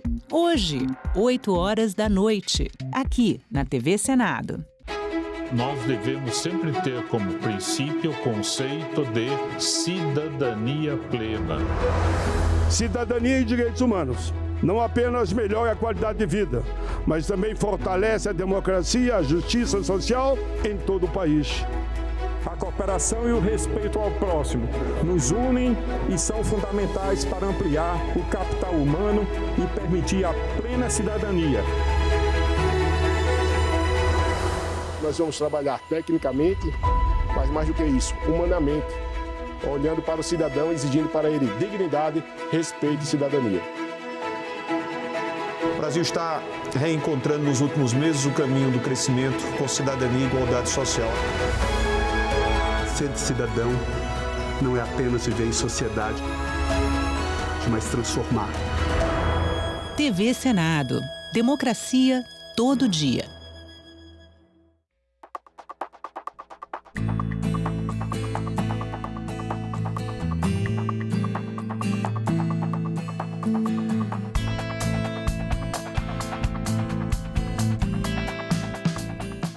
Agora é lei. Já está em vigor a legislação que incentiva o direito de brincar e a parentalidade positiva fundamentada no respeito, acolhimento e não violência, com o objetivo de proteger crianças e pré-adolescentes de maus tratos.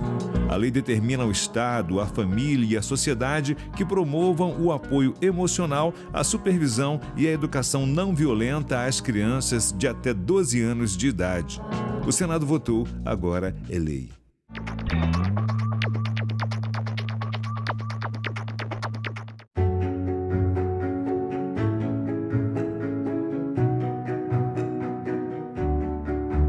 A lei de diretrizes e bases, ela devolve aos secretários de educação dos estados e aos professores o direito de fazer experiências.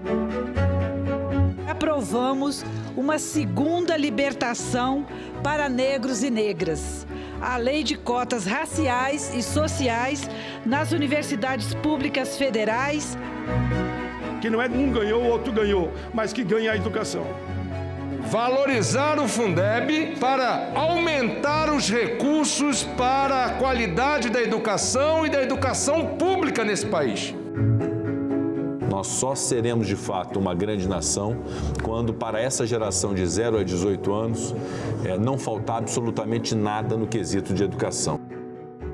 TV Senado. Democracia todo dia.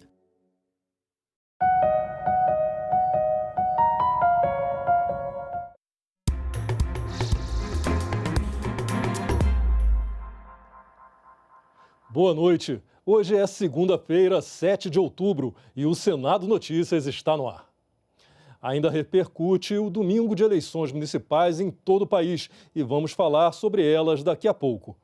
Mas antes, vamos falar do trabalho legislativo do Senado, porque amanhã o economista Gabriel Galípolo vai ser sabatinado pela Comissão de Assuntos Econômicos às 10 da manhã.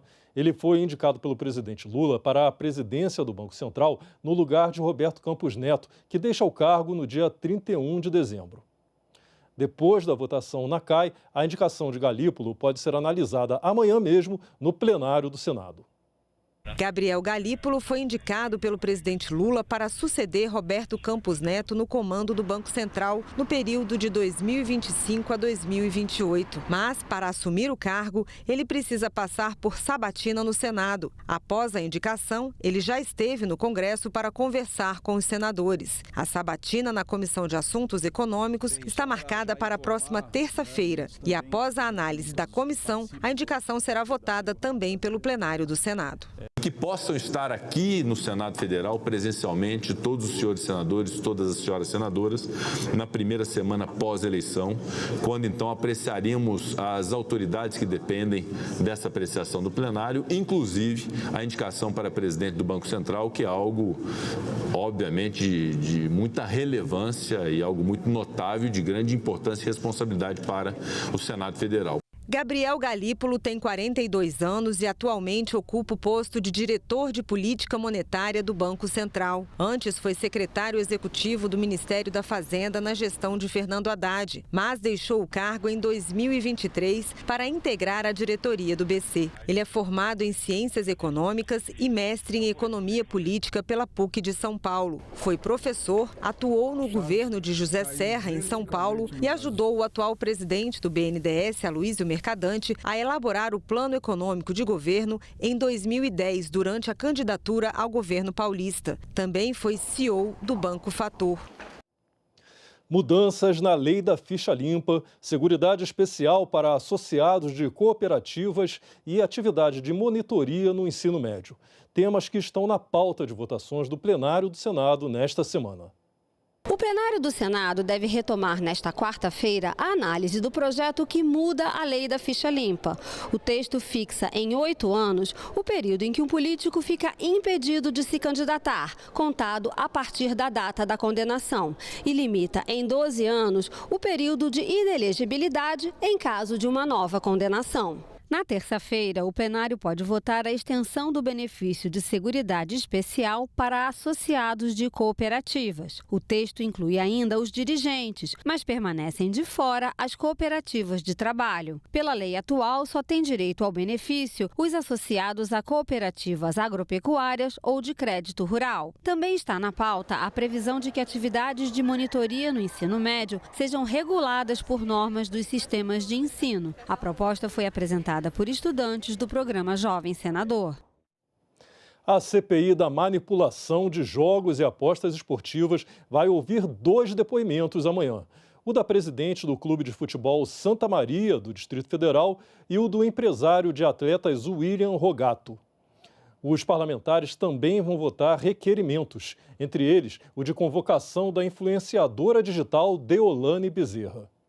O pedido de convocação da influenciadora digital foi feito pelo senador Eduardo Girão. Segundo o requerimento, Deolane Bezerra foi alvo de busca e apreensão pela Polícia Civil de São Paulo por suspeita de ter relação com a BetZord, empresa de apostas esportivas na internet, e também com traficantes do Complexo da Maré. O senador acredita que a convocação de Deolane pode ajudar a Comissão Parlamentar de Inquérito de Manipulação de Jogos e Apostas Esportivas a desvendar possíveis implicações de facções facções criminosas com as empresas que atuam no mercado de jogos de apostas online. Os senadores irão votar ainda requerimentos de convite e de convocação de autoridades como o diretor da Polícia Federal, de jogadores de futebol e de representantes de empresas de apostas esportivas. Após a análise dos requerimentos, os senadores da CPI irão ouvir 2 depoimentos.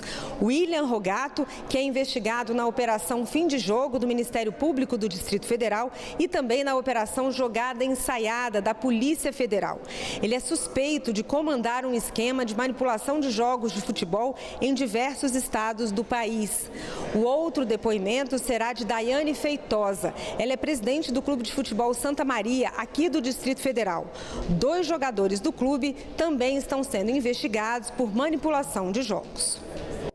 Além da análise de Gabriel Galípolo para o Banco Central e da audiência na CPI dos jogos e apostas esportivas, o Senado tem várias outras atividades nas comissões nesta semana. Vamos conferir como está a agenda aqui no nosso telão. Amanhã, às 9 horas da manhã, a Comissão de Infraestrutura deve se reunir para examinar projetos. O primeiro da pauta é o que cria o regime especial de tributação para obras de reconstrução de infraestrutura básica em casos de catástrofes e aquelas de relevante interesse nacional. Às 9 horas de quarta-feira, a Comissão de Meio Ambiente tem reunião marcada para examinar projetos. Um deles é o que estabelece medidas de transparência relativas ao Plano Nacional sobre Mudanças do Clima e aos planos de ação para prevenção e controle do desmatamento nos biomas. Às 9h30, a audiência pública está prevista na Comissão de Esportes para debater o projeto que inclui a Confederação Brasileira de Games e Sport, CBGE, no Sistema Nacional do Desporto e destinar a ela recursos oriundos da arrecadação de loteria. E às 9 horas de quinta-feira, a Comissão de Infraestrutura deve se reunir em audiência pública para debater as concessões ferroviárias e a ampliação da participação do modal ferroviário na matriz de transportes brasileira. A Comissão de Educação fez hoje a 7ª audiência pública do ciclo que está promovendo sobre o novo Plano Nacional de Educação, atualmente em análise na Câmara dos Deputados.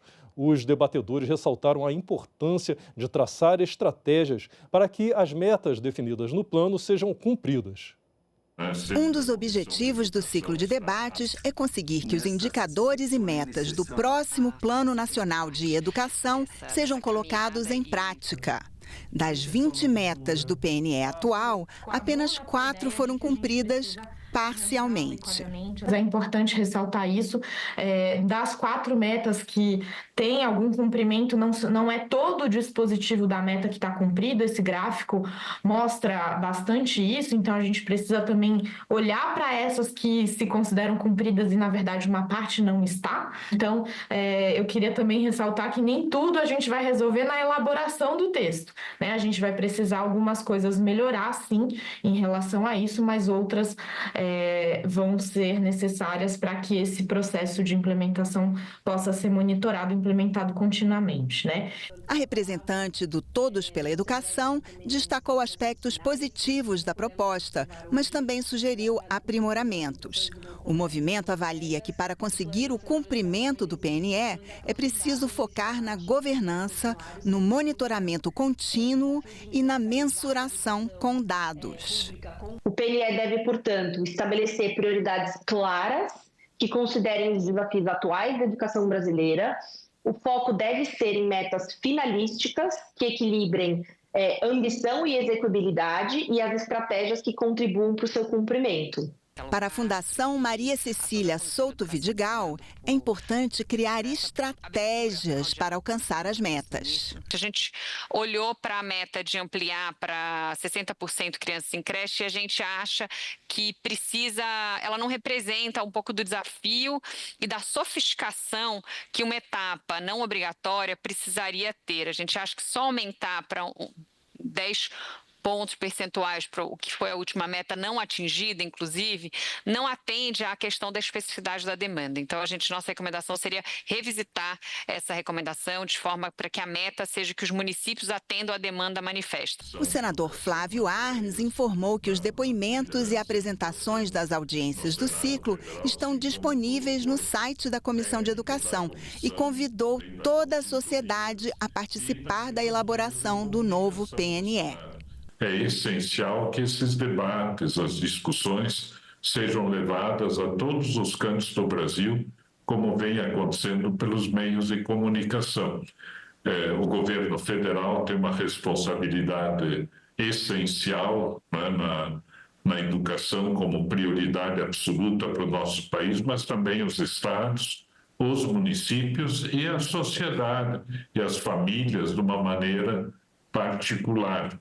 Então, todos nós, no fundo, somos responsáveis e esperamos no Congresso Nacional fazer a versão do Plano Nacional de Educação muito sintonizada com esses anseios de toda a sociedade. O Conselho de Comunicação Social do Congresso Nacional aprovou hoje requerimentos para a realização de audiências públicas para debater a situação da EBC, a regulamentação dos streamings e a TV 3.0. Os conselheiros também registraram nota de pesar pela morte de Cid Moreira. O Conselho aprovou a realização de audiências públicas. Uma delas será no dia 4 de novembro e vai tratar da estruturação da Empresa Brasil de Comunicação, a EBC, a precarização do sistema público de comunicação e o movimento grevista dos trabalhadores da empresa. Tem uma questão que é trabalhista, mas eu acho que é importante tratar desse caso aqui, que é uma mudança na forma de remuneração dos trabalhadores da EBC, que vai prejudicar diretamente a categoria dos jornalistas, que tem carga horária diferenciada por lei e que, com essa proposta da empresa, vai perder substancialmente na sua remuneração. Eu acho que é uma situação grave e que o Conselho deveria convidar o governo para discutir a situação da estrutura da EBC. É uma empresa pública que precisa de recurso público, é do povo. No mesmo dia, outra discussão, a regulamentação das plataformas de streaming. A autora do requerimento pontuou problemas do setor, o que inclui a necessidade de pagamento da contribuição para o desenvolvimento da indústria cinematográfica nacional por essas plataformas. Nós temos plataformas aqui há mais de 14 anos, produzindo, tendo lucros, tendo projetos, sem pagar nenhum imposto, né? Imposto direto, vamos chamar assim. Ao mesmo tempo, eles trouxeram modernidade, trouxeram outras formas de trabalhar, mas também trouxeram um processo de trabalho que está realmente nos exaurindo. Outra audiência aprovada será realizada em 2 de dezembro e vai continuar a discussão sobre a TV 3.0, um novo padrão de TV aberta que promete mais qualidade e interatividade para o público. A gente está pensando também, se for possível, fazer algum tipo de teste, trazer alguma demonstração aqui no mesmo dia, né? Não sei se isso vai ser viável, estou verificando com o fórum que tipo de demonstração que a gente conseguiria colocar aqui para realmente mostrar aquilo que já existe, né? Os conselheiros ainda se manifestaram sobre as eleições municipais, ressaltando a consolidação do processo democrático e o reconhecimento pela Justiça Eleitoral do papel da imprensa, mas também mostraram preocupação com ataques a jornalistas nestas eleições. Esses ataques são ataques de ameaças, de xingamentos, de desqualificação da atividade jornalística, da atividade da cobertura da imprensa. A morte de jornalistas na atual guerra no Oriente Médio também foi motivo de pronunciamento dos conselheiros. Eu queria registrar que em um ano de guerra na Palestina ocupada, E agora, com expansão para o Líbano, a Federação Internacional dos Jornalistas registra oficialmente o assassinato de 138 jornalistas. Isso é um número maior que em todas as guerras já ocorridas na história da humanidade, e aí sem uma perspectiva de fim do conflito. O Conselho registrou ainda uma nota de pesar pela morte do apresentador Cid Moreira, ocorrida em 3 de outubro em Petrópolis, no Rio de Janeiro.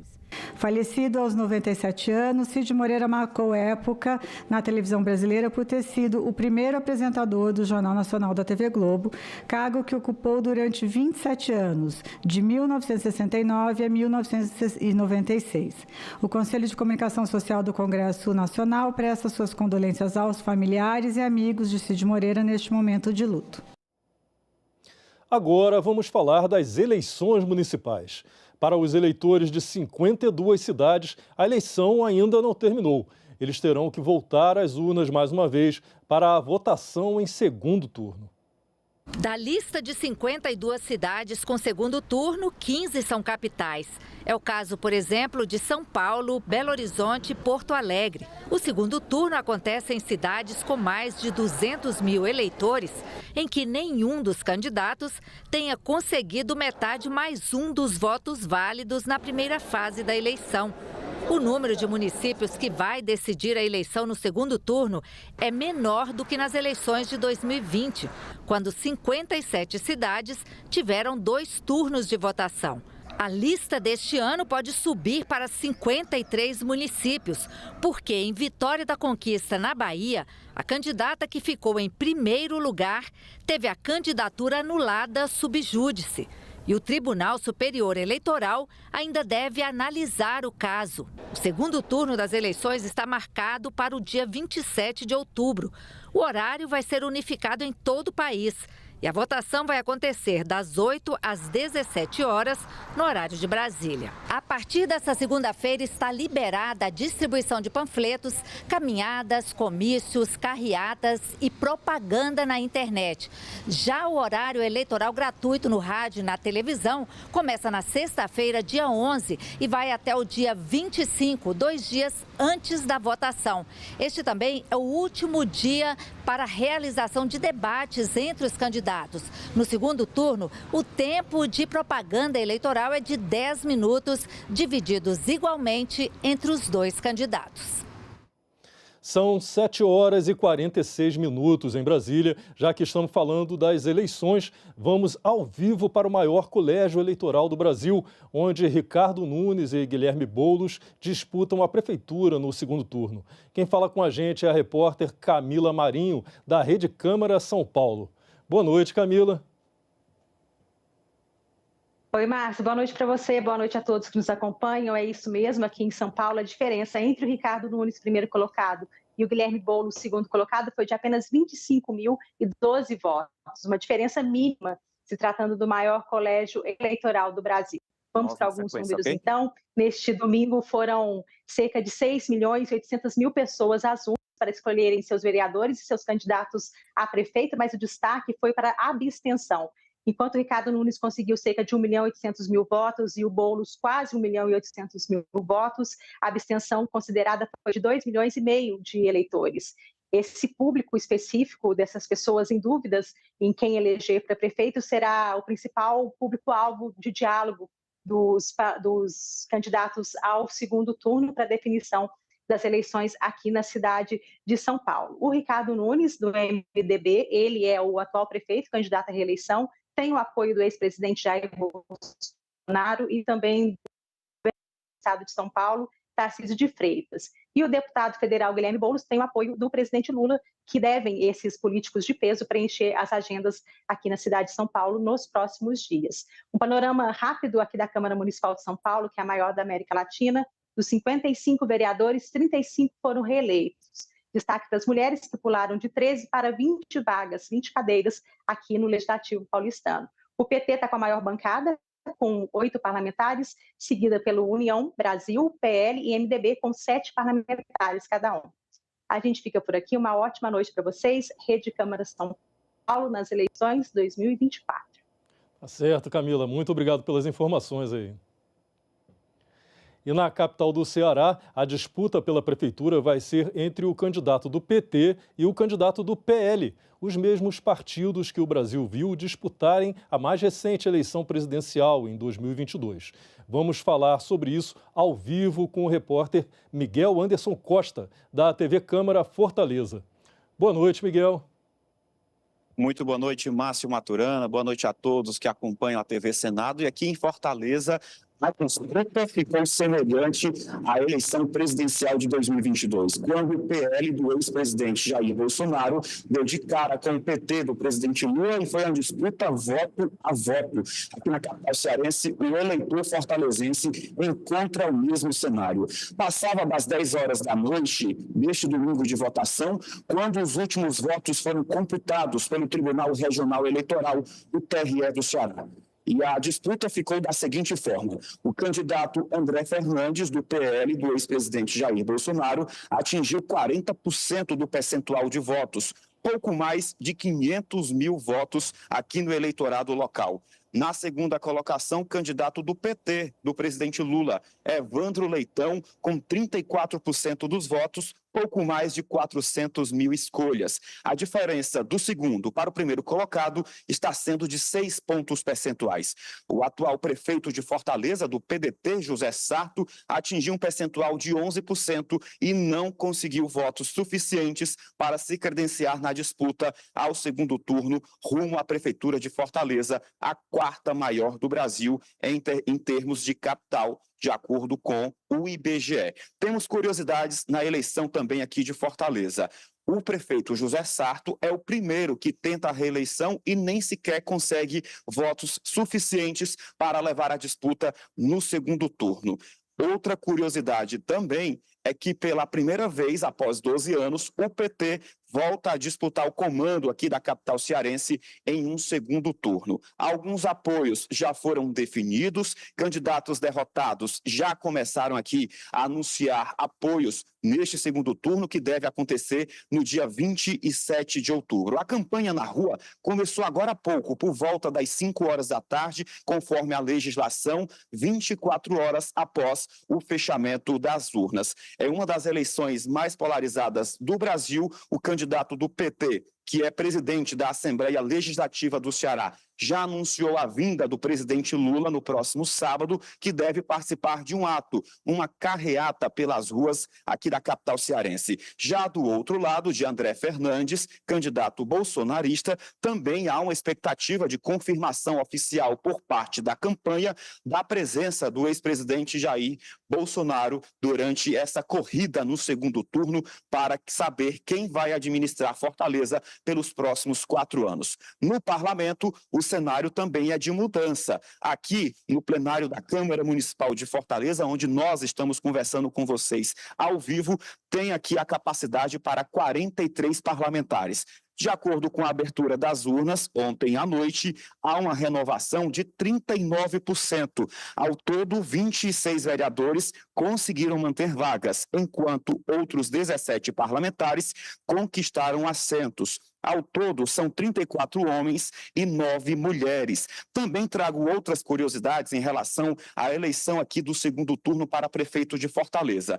Independentemente de quem ganhar, de quem levar a maioria dos votos aqui na capital, o deputado federal André Fernandes, do PL, com apoio do ex-presidente Bolsonaro, ou o candidato do PT, Evandro Leitão, com apoio, inclusive, do presidente Lula, do ministro da Educação, Camilo Santana, e do governador do estado, Eumano de Freitas, todos do PT, essa dança das cadeiras também pode acontecer aqui na Câmara Municipal. Caso André Fernandes venha a se eleger, ele abre uma vaga na Câmara Federal. E a vereadora mais bem votada de Fortaleza, Priscila Costa, também do PL, acaba assumindo uma vaga até então que ela continua na suplência. Se André Fernandes levar a melhor, ela assume uma vaga na Câmara Federal. Já no caso do deputado Evandro Leitão, que preside a Assembleia Legislativa, caso ele venha a se eleger, tem uma vaga em aberto na Assembleia Legislativa e um vereador eleito, Apolo Vix, do PSD, também pode assumir uma vaga no Legislativo Estadual. Portanto, é uma eleição acirrada, é a mais difícil dos últimos 30 anos. As pesquisas de intenção de voto confirmaram essa tendência, inclusive quem largou na frente foi o candidato Capitão Wagner, do União Brasil, nas pesquisas. Ele disputa o comando da capital pela terceira vez. Já o candidato prefeito José Sarto, que tentava a reeleição, até então, nas primeiras pesquisas, ele se figurava ali na segunda colocação e terminou a disputa em terceiro lugar. Portanto, uma eleição acirrada, a televisão e o rádio devem ter uma contribuição importante na conquista, principalmente dos votos dos eleitores indecisos. A campanha começa no rádio e na TV na sexta-feira, conforme a legislação eleitoral, e desta vez, cada candidato vai ter 5 minutos para apresentar as propostas, diferentemente do primeiro turno, quando o candidato do PT, Evandro Leitão, tinha 5 minutos sozinho, diante do arco de alianças dos partidos em que o apoiavam. Já o candidato José Sarto, que tentava a reeleição, ficou com pouco mais de 1 minuto, assim como André Fernandes, do PL, e também Capitão Wagner, do União Brasil. O senador pelo Novo, Eduardo Girão, também concorreu à Prefeitura de Fortaleza, mas não atingiu nem sequer 3% do percentual de voto e já anunciou apoio ao candidato André Fernandes. Voltando a falar aqui da bancada na Câmara Municipal de Fortaleza, temos mudanças na configuração também. O PDT do atual prefeito de Fortaleza continua sendo a maior bancada, com 8 representantes. Na sequência, temos uma surpresa. A segunda maior bancada aqui no parlamento é a do PL, com 5 representantes. Depois vem a Federação Brasil da Esperança, composta por PT, PCdoB e PV, com 4 representantes. E na sequência, o PSD, com outros 4 representantes. É uma eleição acirrada e a gente vai conferir tudo no voto a voto durante a nossa programação e em contribuições para a TV Senado. De Fortaleza, Miguel Anderson Costa para o Senado Notícias. Tá certo, Miguel. Muito obrigado por essa participação aí com informações atualizadas de Fortaleza. Obrigado. Dos 11 eleitos no primeiro turno das eleições municipais, 10 conseguiram a reeleição para mais um mandato. Em 15 capitais, incluindo São Paulo e Fortaleza, como vimos, a disputa pela prefeitura vai para o segundo turno. Na região norte, em Macapá, no Amapá, está reeleito o atual prefeito Dr. Furlan, do MDB, com 85,08% dos votos. Tião Bocalon, do PL, também foi reeleito para um novo mandato na prefeitura de